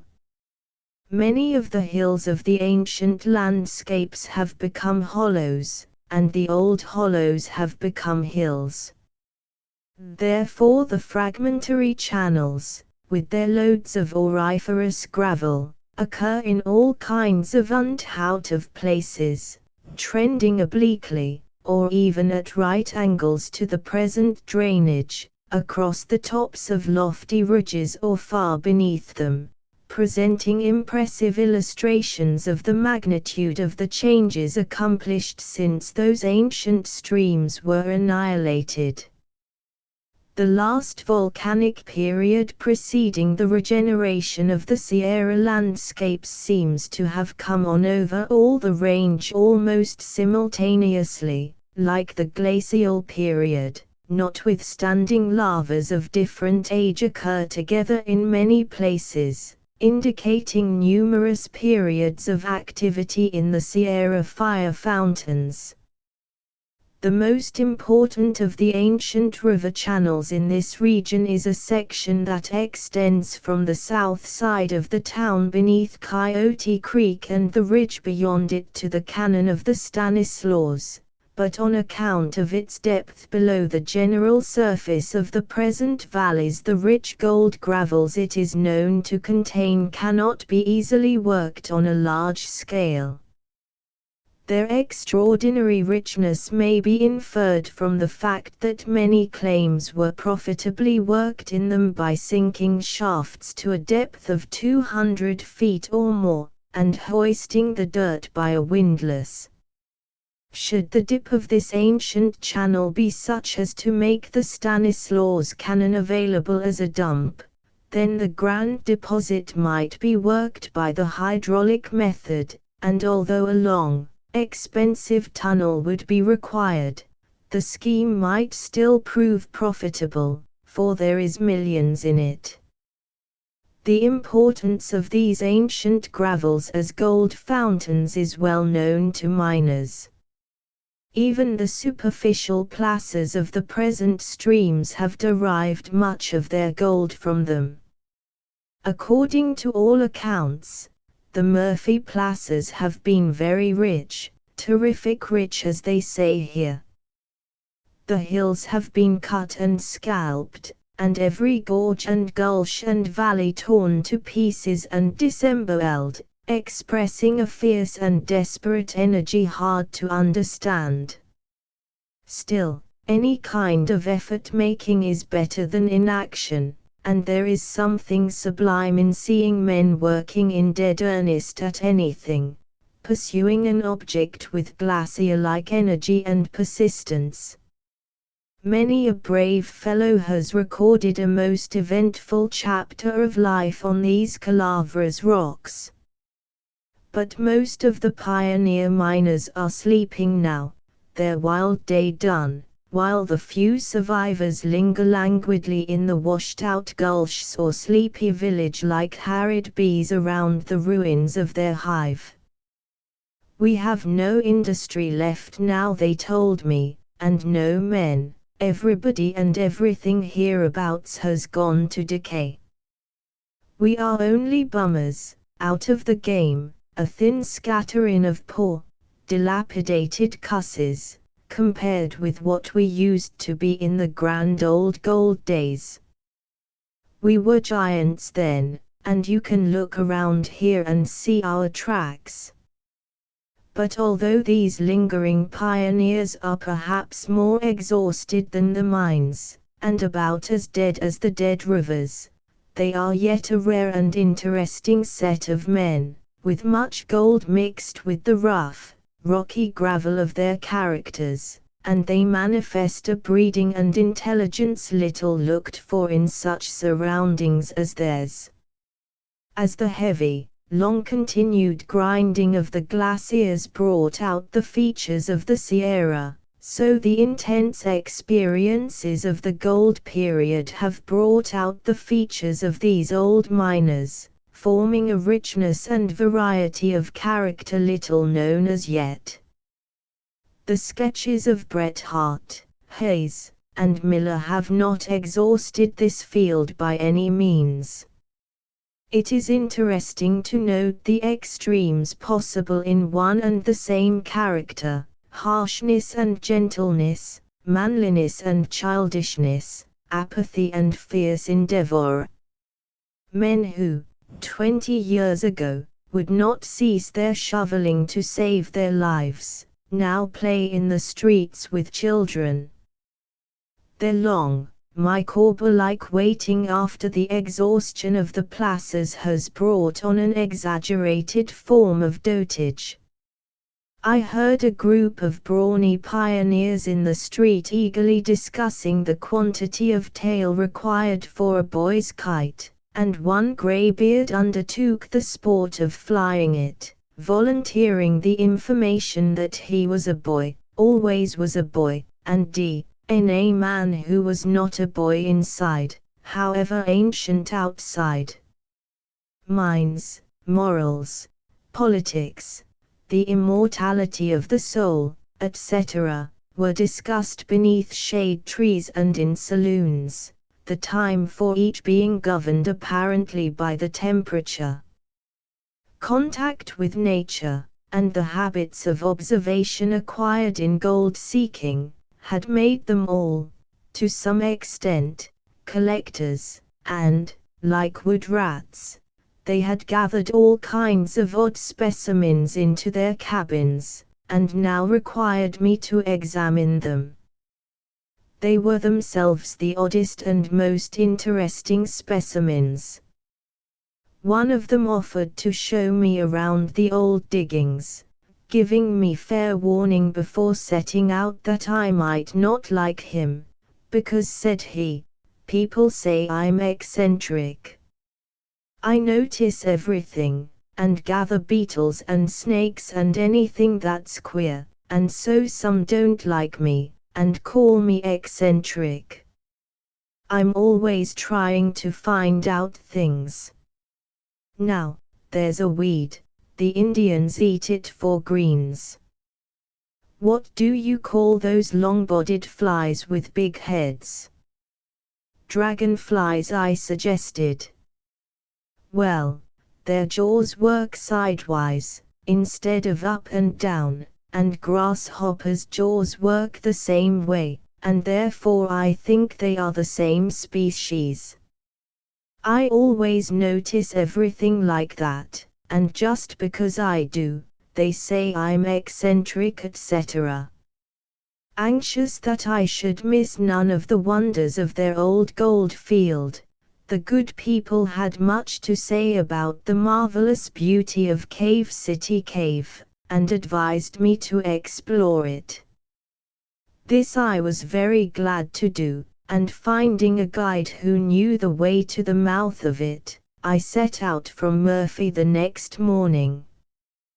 The most beautiful and extensive of the mountain caves of California occur in a belt of metamorphic limestone that is pretty generally developed along the western flank of the Sierra from the McCloud River on the north to the Kauai on the south, a distance of over 400 miles. At an elevation of from 2,000 to 7,000 feet above the sea. Besides this regular belt of caves, the California landscapes are diversified by long imposing ranks of sea caves, rugged and variable in architecture, carved in the coast headlands and precipices by centuries of wave dashing, and innumerable lava caves, great and small, originating in the unequal flowing and hardening of the lava sheets in which they occur, fine illustrations of which are presented in the famous Modoc lava beds, and around the base of icy Shasta. In this comprehensive glance we may also notice the shallow wind-worn caves in stratified sandstones along the margins of the plains, and the cave-like recesses in the Sierra slates and granites, where bears and other mountaineers find shelter during the fall of sudden storms. In general, however, the grand massive uplift of the Sierra, as far as it has been laid bare to observation, is about as solid and caveless as a boulder. Fresh beauty opens one's eyes wherever it is really seen, but the very abundance and completeness of the common beauty that besets our steps prevents its being absorbed and appreciated. It is a good thing, therefore, to make short excursions now and then to the bottom of the sea among dulse and coral, or up among the clouds on mountain tops, or in balloons, or even to creep like worms into dark holes and caverns underground, not only to learn something of what is going on in those out-of-the-way places, but to see better what the sun sees on our return to common everyday beauty.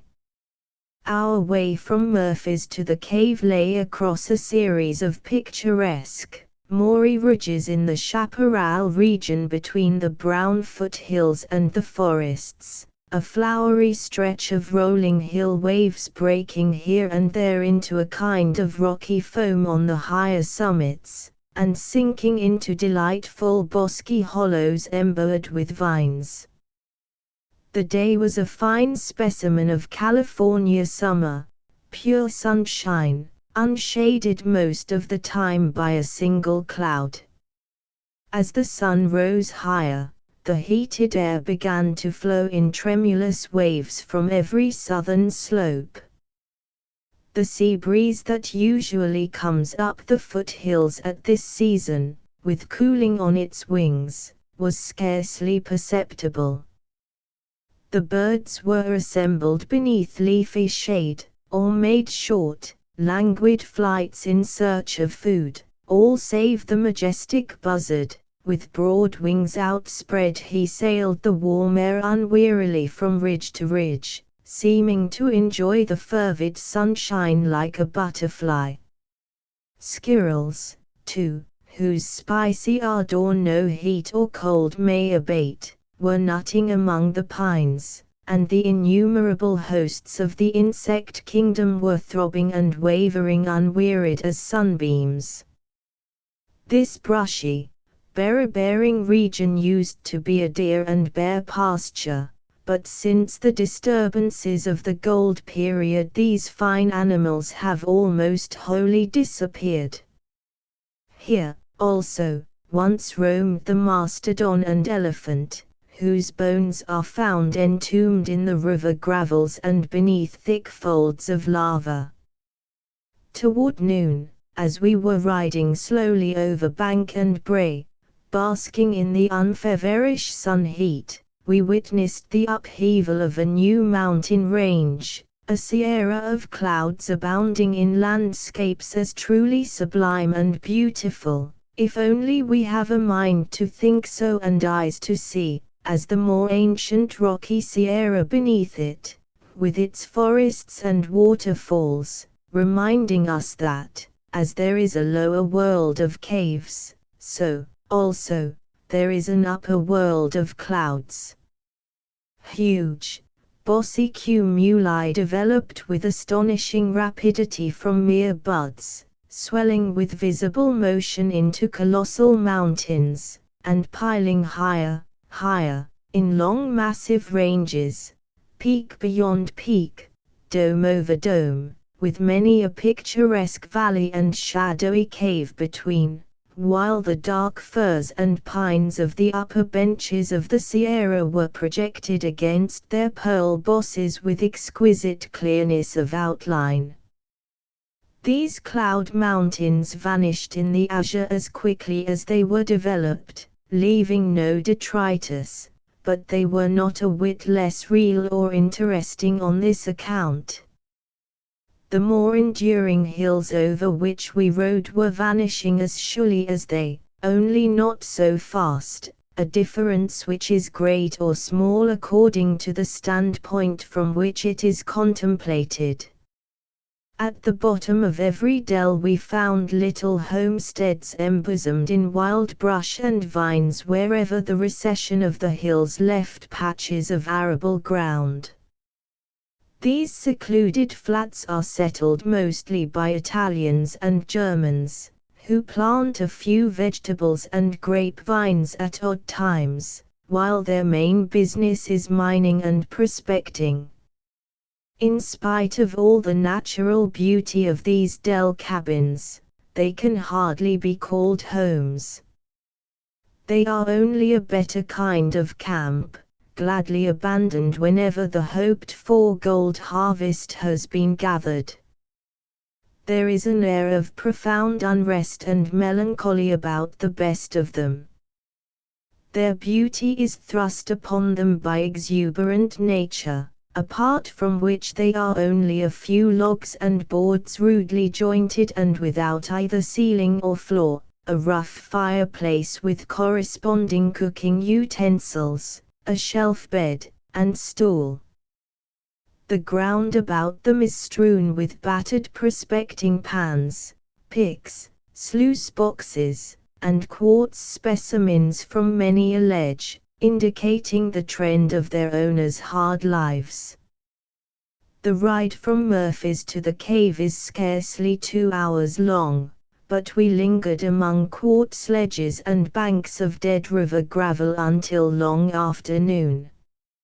At length, emerging from a narrow-throated gorge, a small house came in sight set in a thicket of fig trees at the base of a limestone hill. "That," said my guide, pointing to the house, "is Cave City, and the cave is in that grey hill." Arriving at the one house of this one-house city, we were boisterously welcomed by 3 drunken men who had come to town to hold a spree. The mistress of the house tried to keep order, and in reply to our inquiries told us that the cave guide was then in the cave with a party of ladies. "And must we wait until he returns?" we asked.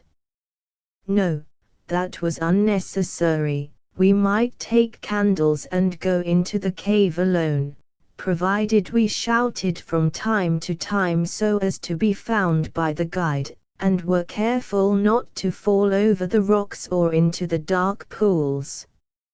Accordingly, taking a trail from the house, we were led around the base of the hill to the mouth of the cave, a small inconspicuous archway, mossy around the edges and shaped like the door of a water ouzel's nest, with no appreciable hint or advertisement of the grandeur of the many crystal chambers within.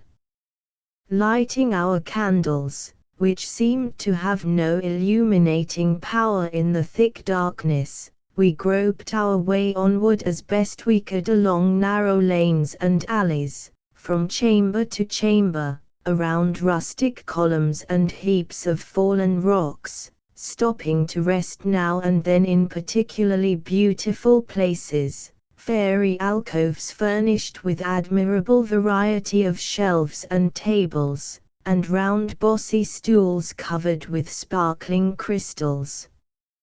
Some of the corridors were muddy, and in plodding along these we seemed to be in the streets of some prairie village in springtime. Then we would come to handsome marble stairways conducting right and left into upper chambers ranged above one another 3 or 4 stories high, floors, ceilings, and walls lavishly decorated with innumerable crystalline forms.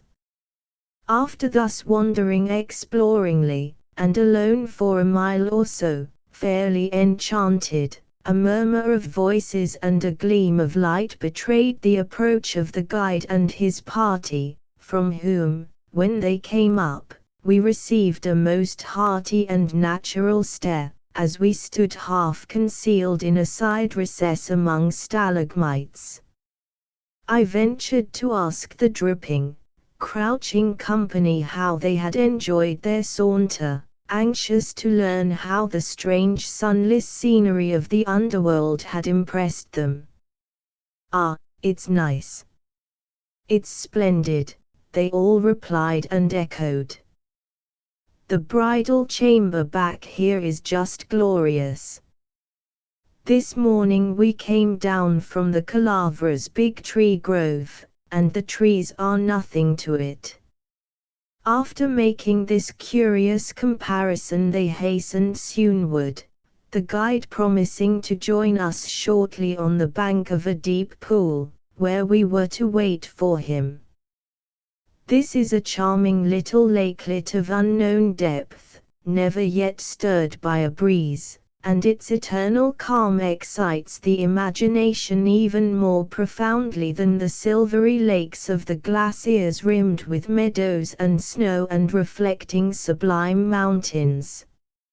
Our guide, a jolly, rollicking Italian, led us into the heart of the hill, up and down, right and left, from chamber to chamber more and more magnificent, all a-glitter like a glacier cave with icicle-like stalactites and stalagmites combined in forms of indescribable beauty. We were shown one large room that was occasionally used as a dancing hall, another that was used as a chapel, with natural pulpit and crosses and pews, sermons in every stone, where a priest had said Mass. Mass saying is not so generally developed in connection with natural wonders as dancing. One of the first conceits excited by the giant sequoias was to cut one of them down and dance on its stump. We have also seen dancing in the spray of Niagara, dancing in the famous Bower Cave above Coulterville, and nowhere have I seen so much dancing as in Yosemite. A dance on the inaccessible South Dome would likely follow the making of an easy way to the top of it. It was delightful to witness here the infinite deliberation of nature, and the simplicity of her methods in the production of such mighty results. Such perfect repose combined with restless enthusiastic energy. Though cold and bloodless as a landscape of polar ice, building was going on in the dark with incessant activity. The archways and ceilings were everywhere hung with down-growing crystals, like inverted groves of leafless saplings, some of them large, others delicately attenuated, each tipped with a single drop of water, like the terminal bud of a pine tree. The only appreciable sounds were the dripping and tinkling of water failing into pools or faintly plashing on the crystal floors. In some places the crystal decorations are arranged in graceful flowing folds deeply placated like stiff silken drapery. In others straight lines of the ordinary stalactite forms are combined with reference to size and tone in a regularly graduated system like the strings of a harp with musical tones corresponding thereto, and on these stone harps we played by striking the crystal strings with a stick. The delicious liquid tones they gave forth seemed perfectly divine as they sweetly whispered and wavered through the majestic halls and died away in faintest cadence, the music of fairyland.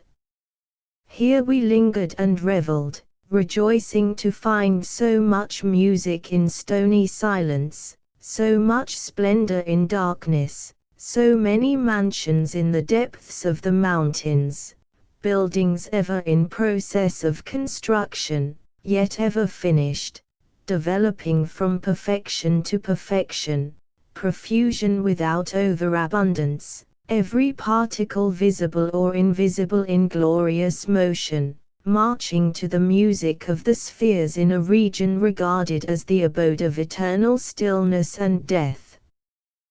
The outer chambers of mountain caves are frequently selected as homes by wild beasts. In the Sierra, however, they seem to prefer homes and hiding places in chaparral and beneath shelving precipices, as I have never seen their tracks in any of the caves.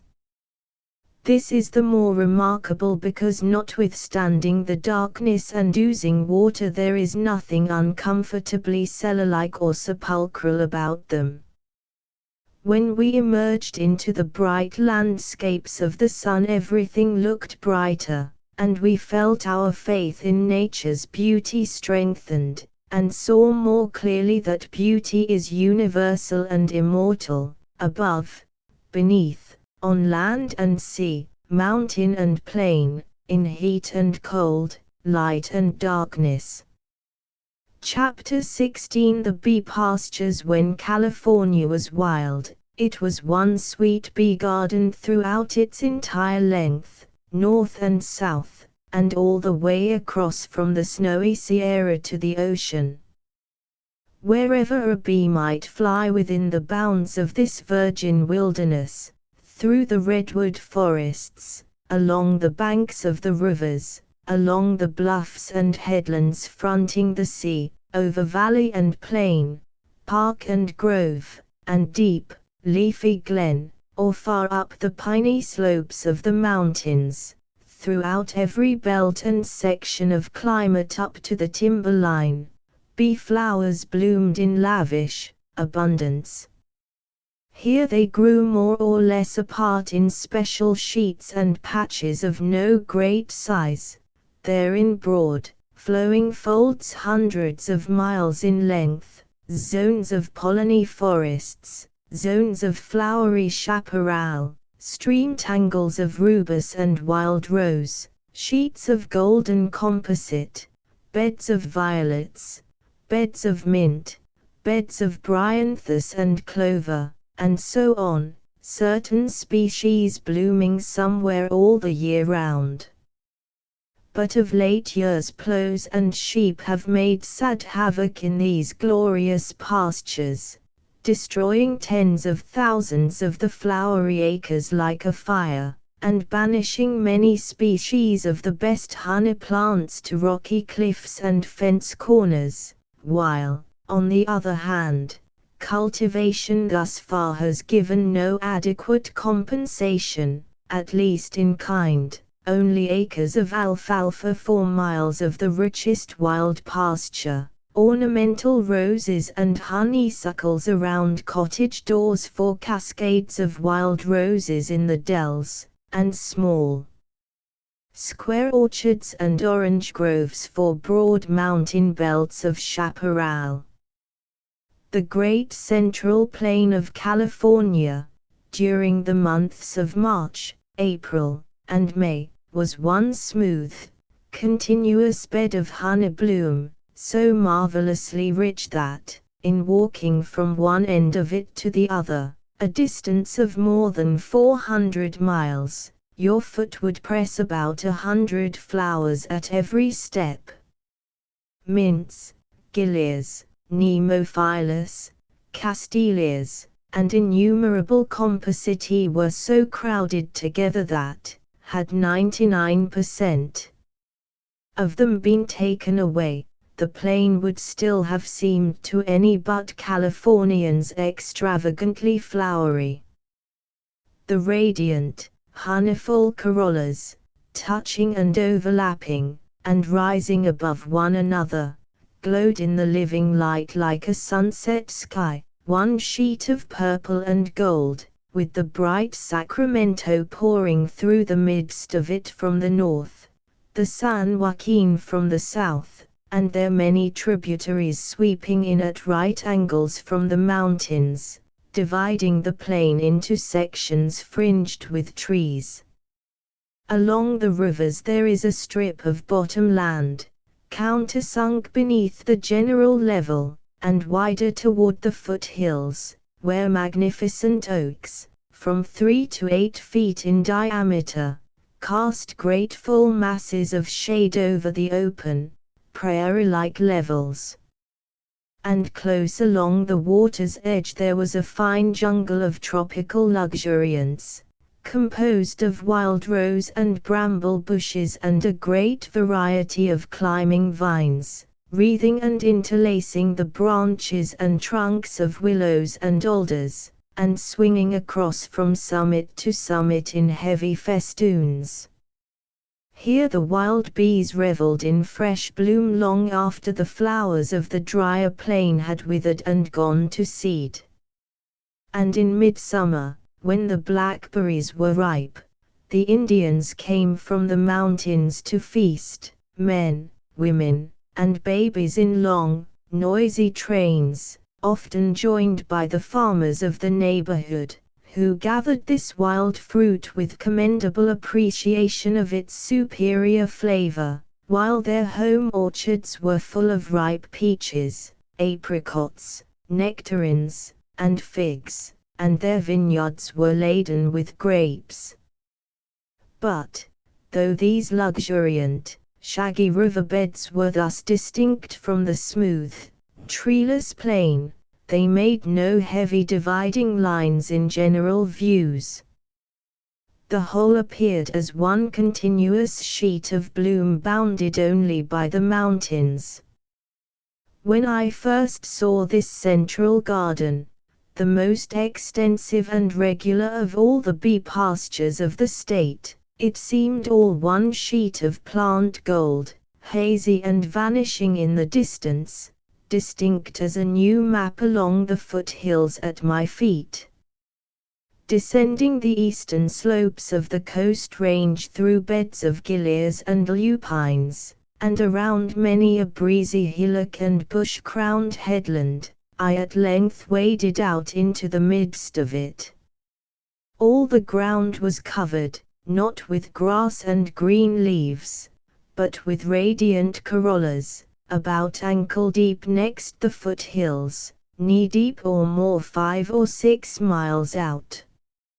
Here were Bahia, Madia, Madaria, Burrelia, Chrysopsis, Corythrogen, Grindelia, etc., growing in close social congregations of various shades of yellow, blending finely with the purples of Clarkia, Orthocarpus, and Enothera, whose delicate petals were drinking the vital sunbeams without giving back any sparkling glow. A bee ranch in Lower California.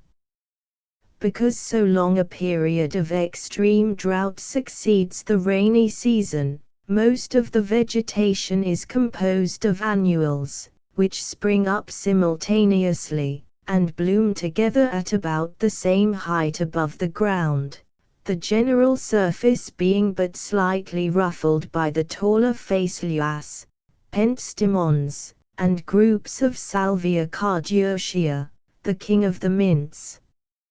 Sauntering in any direction, hundreds of these happy sun plants brushed against my feet at every step, and closed over them as if I were wading in liquid gold.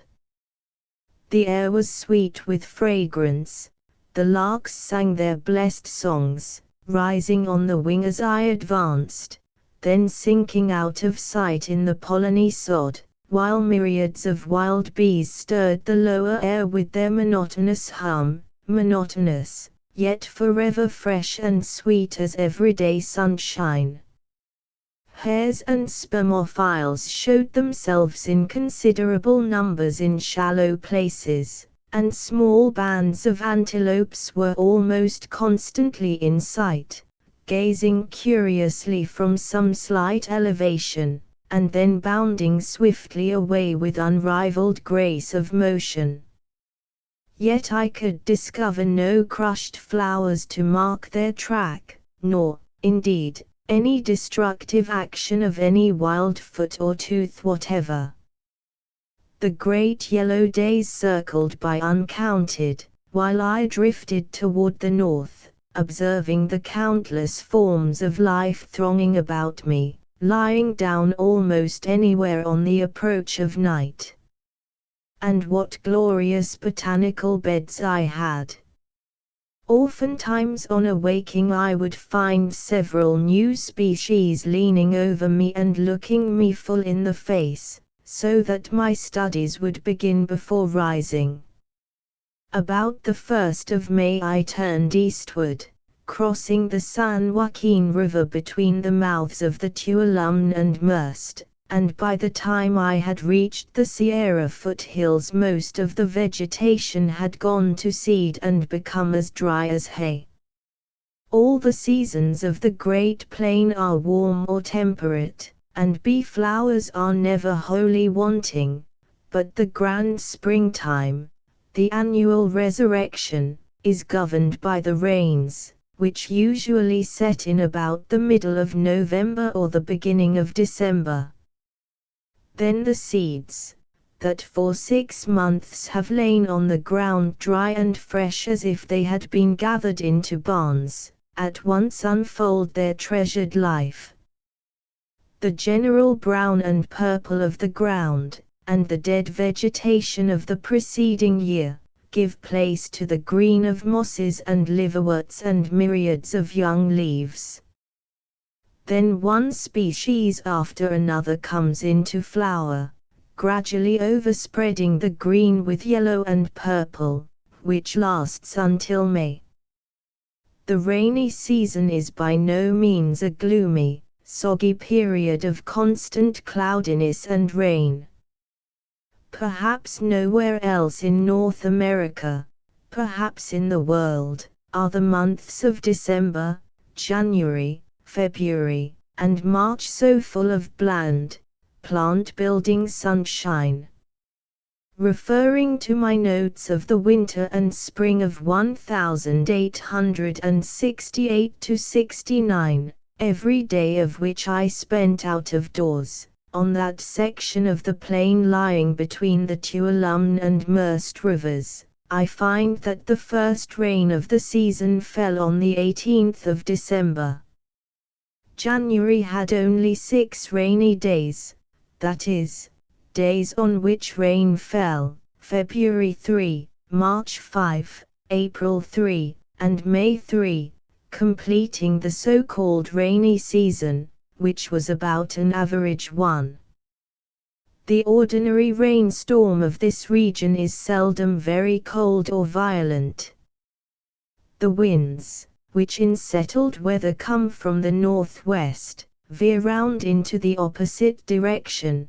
The sky fills gradually and evenly with one general cloud, from which the rain falls steadily, often for days in succession, at a temperature of about 45 degrees or 50 degrees.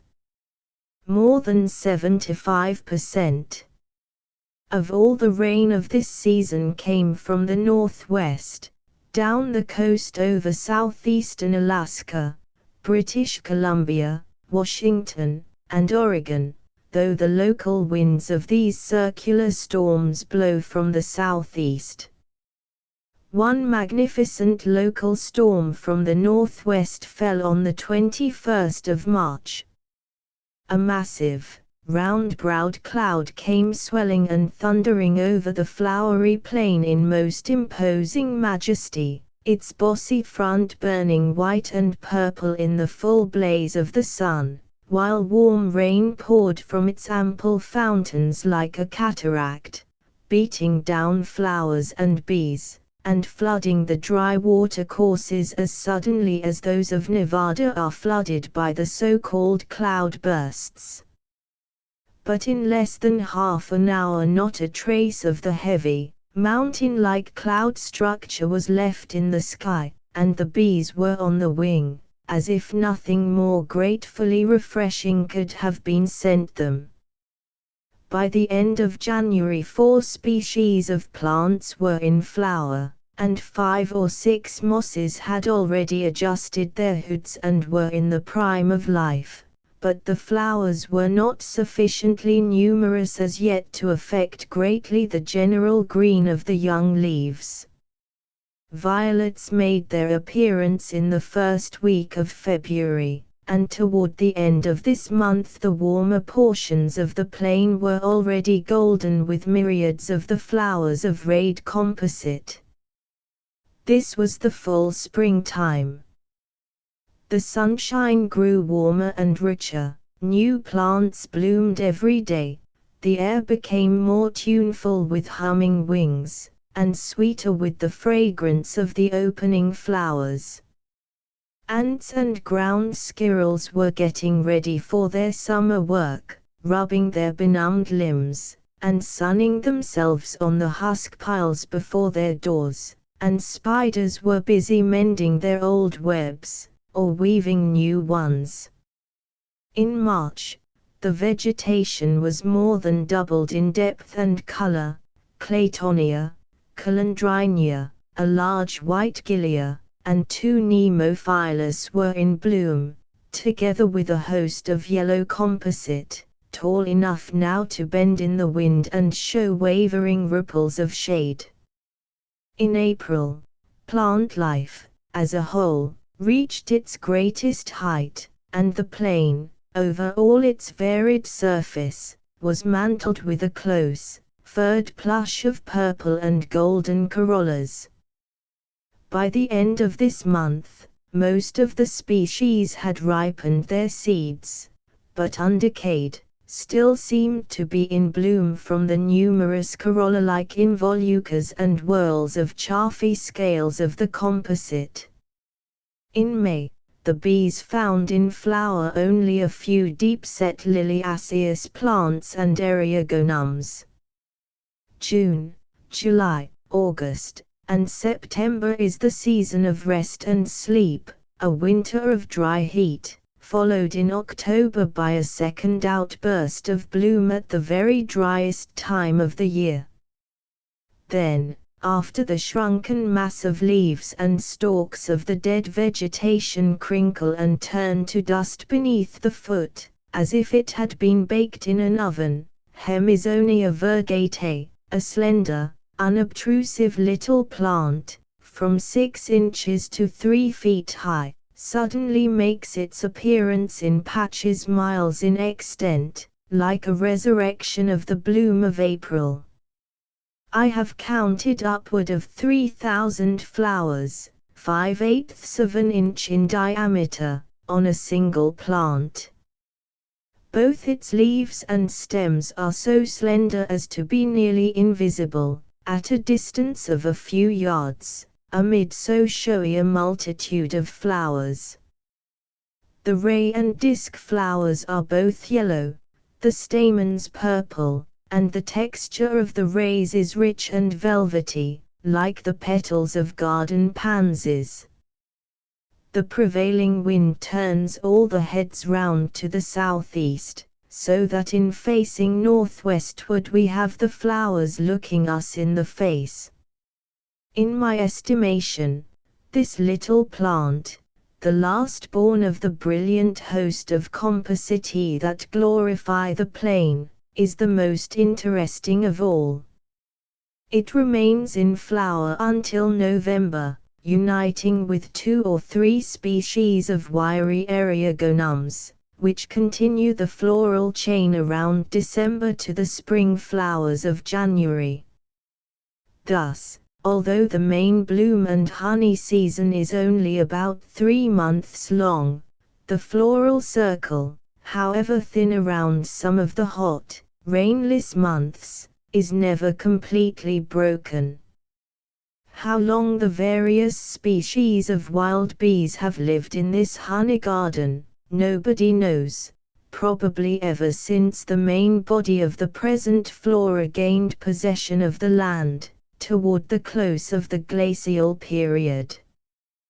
The first brown honeybees brought to California are said to have arrived in San Francisco in March 1853.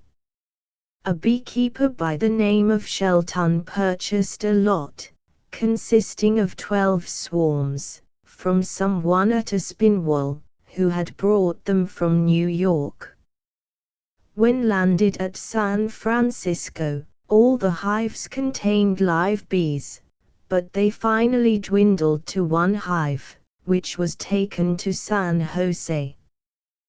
The little immigrants flourished and multiplied in the bountiful pastures of the Santa Clara Valley, sending off 3 swarms the first season.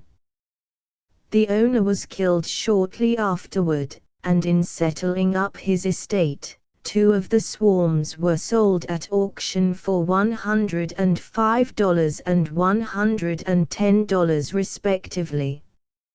Other importations were made, from time to time, by way of the isthmus, and, though great pains were taken to ensure success, about one half usually died on the way.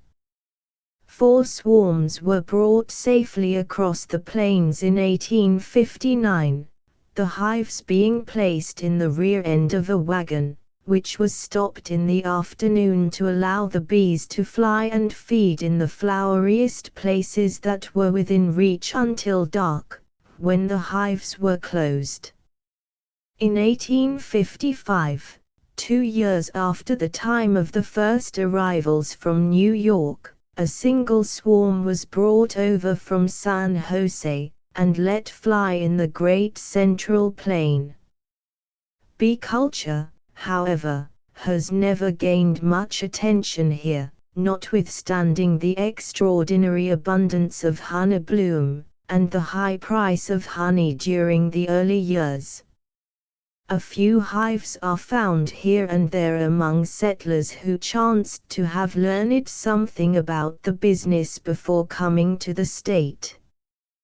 But sheep, cattle, grain, and fruit raising are the chief industries, as they require less skill and care, while the profits thus far have been greater. In 1856 honey sold here at from $1.50 to $2 per pound. 12 years later the price had fallen to 12.5 cents. In 1868 I sat down to dinner with a band of ravenous sheep shearers at a ranch on the San Joaquin, where 15 or 20 hives were kept, and our host advised us not to spare the large pan of honey he had placed on the table, as it was the cheapest article he had to offer. In all my walks, however, I have never come upon a regular bee ranch in the Central Valley like those so common and so skillfully managed in the southern counties of the state. The few pounds of honey and wax produced are consumed at home, and are scarcely taken into account among the coarser products of the farm. The swarms that escape from their careless owners have a weary, perplexing time of it in seeking suitable homes. Most of them make their way to the foothills of the mountains, or to the trees that line the banks of the rivers, where some hollow log or trunk may be found. A friend of mine, while out hunting on the San Joaquin, came upon an old coon trap, hidden among some tall grass, near the edge of the river, upon which he sat down to rest. Shortly afterward his attention was attracted to a crowd of angry bees that were flying excitedly about his head, when he discovered that he was sitting upon their hive, which was found to contain more than 200 pounds of honey. Out in the broad, swampy delta of the Sacramento and San Joaquin rivers, the little wanderers have been known to build their combs in a bunch of rushes, or stiff, wiry grass, only slightly protected from the weather, and in danger every spring of being carried away by floods. They have the advantage, however, of a vast extent of fresh pasture, accessible only to themselves. The present condition of the Grand Central Garden is very different from that we have sketched.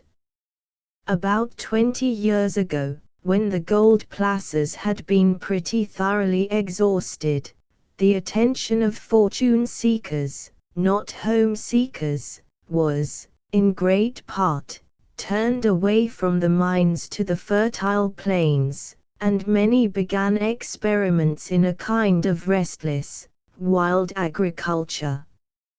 A load of lumber would be hauled to some spot on the free wilderness, where water could be easily found, and a rude box cabin built.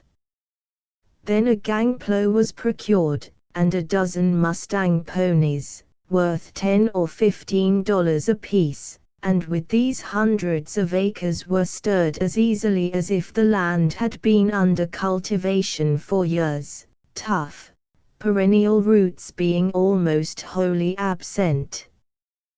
Thus a ranch was established, and from these bare wooden huts, as centers of desolation, the wild flora vanished in ever-widening circles.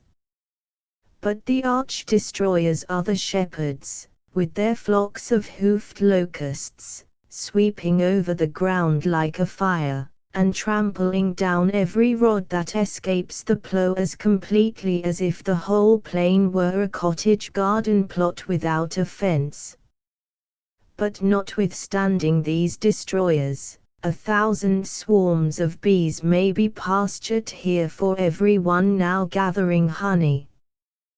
The greater portion is still covered every season with a repressed growth of bee flowers, for most of the species are annuals, and many of them are not relished by sheep or cattle, while the rapidity of their growth enables them to develop and mature their seeds before any foot has time to crush them.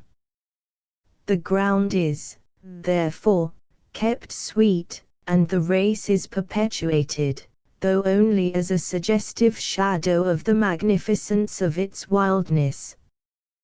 The time will undoubtedly come when the entire area of this noble valley will be tilled like a garden, when the fertilizing waters of the mountains, now flowing to the sea, will be distributed to every acre, giving rise to prosperous towns, wealth, arts, etc. Then, I suppose, there will be few left, even among botanists, to deplore the vanished primeval flora. In the meantime, the pure waste going on, the wanton destruction of the innocents, is a sad sight to see, and the sun may well be pitied in being compelled to look on. The bee pastures of the coast ranges last longer and are more varied than those of the Great Plain, on account of differences of soil and climate, moisture, and shade, etc. Some of the mountains are upward of 4,000 feet in height, and small streams, springs, oozy bogs, etc., occur in great abundance and variety in the wooded regions, while open parks, flooded with sunshine, and hill-girt valleys lying at different elevations, each with its own peculiar climate and exposure, possess the required conditions for the development of species and families of plants widely varied.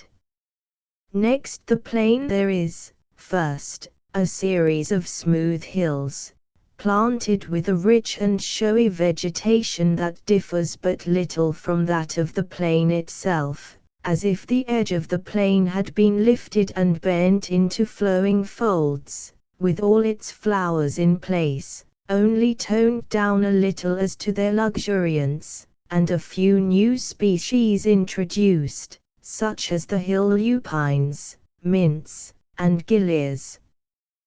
The colors show finely when thus held to view on the slopes, patches of red, purple, blue, yellow, and white, blending around the edges, the whole appearing at a little distance like a map colored in sections.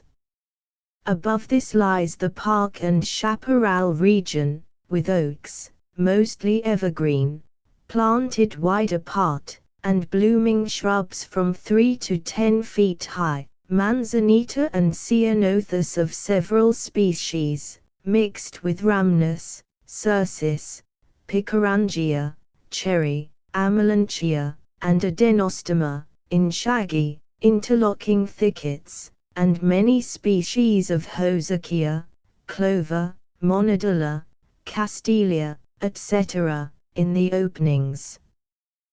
The main ranges send out spurs somewhat parallel to their axes, enclosing level valleys, many of them quite extensive, and containing a great profusion of sun-loving bee flowers in their wild state, but these are, in great part, already lost to the bees by cultivation.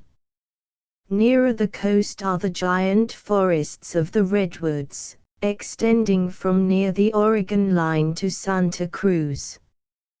Beneath the cool, deep shade of these majestic trees the ground is occupied by ferns, chiefly woodwardia and aspidiums, with only a few flowering plants, oxalis, trientalis, erythrinium, fritillaria, smilax, and other shade lovers. But all along the redwood belt there are sunny openings on hill slopes looking to the south, where the giant trees stand back, and give the ground to the small sunflowers and the bees. Around the lofty redwood walls of these little bee acres there is usually a fringe of chestnut oak, laurel, and madrono, the last of which is a surpassingly beautiful tree, and a great favorite with the bees. The trunks of the largest specimens are 7 or 8 feet thick, and about 50 feet high, the bark red and chocolate-colored, the leaves plain, large, and glossy, like those of Magnolia grandiflora, while the flowers are yellowish-white, and urn-shaped, in well-proportioned panicles, from 5 to 10 inches long. When in full bloom, a single tree seems to be visited at times by a whole hive of bees at once, and the deep hum of such a multitude makes the listener guess that more than the ordinary work of honey-winning must be going on. How perfectly enchanting and care-obliterating are these withdrawn gardens of the woods, long vistas opening to the sea, sunshine sifting and pouring upon the flowery ground in a tremulous, shifting mosaic, as the light weighs in the leafy wall open and close with the swaying breeze, shining leaves and flowers, birds and bees, mingling together in springtime harmony, and soothing fragrance exhaling from 1,000 fountains. In these balmy, dissolving days, when the deep heartbeats of nature are felt thrilling rocks and trees and everything alike, common business and friends are happily forgotten, and even the natural honeywork of bees, and the care of birds for their young, and mothers for their children, seem slightly out of place. To the northward, in Humboldt and the adjacent counties, whole hillsides are covered with rhododendron, making a glorious melody of bee bloom in the spring. And the western azalea, hardly less flowery, grows in massy thickets 3 to 8 feet high around the edges of groves and woods as far south as San Luis Obispo, usually accompanied by manzanita, while the valleys, with their varying moisture and shade, yield a rich variety of the smaller honey flowers, such as mentha, lycopus, micromeria, audibacia, trichostoma, and other mints, with vaccinium, wild strawberry, geranium, calais, and goldenrod, and in the cool glens along the stream banks. Where the shade of trees is not too deep, spirea, dogwood, heteronals, and calycanthus, and many species of rubus form interlacing tangles, some portion of which continues in bloom for months. Though the coast region was the first to be invaded and settled by white men, it has suffered less from a bee point of view than either of the other main divisions, chiefly, no doubt, because of the unevenness of the surface, and because it is owned and protected instead of lying exposed to the flocks of the wandering sheepmen. These remarks apply more particularly to the north half of the coast. Farther south there is less moisture, less forest shade, and the honey flora is less varied. The Sierra region is the largest of the three main divisions of the beelands of the state, and the most regularly varied in its subdivisions, owing to their gradual rise from the level of the central plain to the alpine summits. The foothill region is about as dry and sunful, from the end of May until the setting in of the winter rains, as the plain. There are no shady forests, no damp glens, at all like those lying at the same elevations in the coast mountains. The social composite of the plain, with a few added species, form the bulk of the herbaceous portion of the vegetation up to a height of 1,500 feet or more, shaded lightly here and there with oaks and sabine pines, and interrupted by patches of ceanothus and buckeye. Above this, and just below the forest region, there is a dark, heath-like belt of chaparral, composed almost exclusively of Adenostoma fasciculata, a bush belonging to the rose family, from 5 to 8 feet high, with small, round leaves in fascicles, and bearing a multitude of small white flowers in panicles on the ends of the upper branches. Where it occurs at all, it usually covers all the ground with a close, impenetrable growth, scarcely broken for miles. Up through the forest region, to a height of about 9,000 feet above sea level, there are ragged patches of manzanita, and 5 or 6 species of ceanothus, called deerbrush or California lilac. These are the most important of all the honey-bearing bushes of the Sierra. Chamaebatia foliolosa, a little shrub about a foot high, with flowers like the strawberry, makes handsome carpets beneath the pines, and seems to be a favorite with the bees, while pines themselves furnish unlimited quantities of pollen and honeydew. The product of a single tree, ripening its pollen at the right time of year, would be sufficient for the wants of a whole hive. Along the streams there is a rich growth of lilies, larkspurs, pedicularis, castilleias, and clover. The alpine region contains the flowery glacier meadows, and countless small gardens in all sorts of places full of potentilla of several species, spraga, ivesea, epilobium, and goldenrod, with beds of bryanthus and the charming cassiope covered with sweet bells. Even the tops of the mountains are blessed with flowers, dwarf phlox, pelemonium, ribs, hulsey, etc. I have seen wild bees and butterflies feeding at a height of 13,000 feet above the sea. Many, however, that go up these dangerous heights never come down again.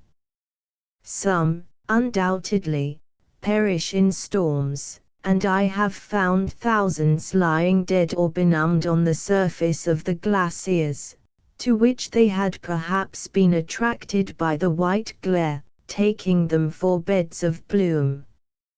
From swarms that escaped their owners in the lowlands, the honeybee is now generally distributed throughout the whole length of the Sierra, up to an elevation of 8,000 feet above sea level. At this height they flourish without care, though the snow every winter is deep. Even higher than this several bee trees have been cut which contained over 200 pounds of honey. The destructive action of sheep has not been so general on the mountain pastures as on those of the Great Plain, but in many places it has been more complete, owing to the more friable character of the soil, and its sloping position. The slant digging and down-raking action of hoofs on the steeper slopes of moraines has uprooted and buried many of the tender plants from year to year, without allowing them time to mature their seeds. The shrubs, too, are badly bitten, especially the various species of Ceanothus. Fortunately, neither sheep nor cattle care to feed on the manzanita, spirea, or adenostoma, and these fine honeybushes are too stiff and tall, or grow in places too rough and inaccessible, to be trodden underfoot.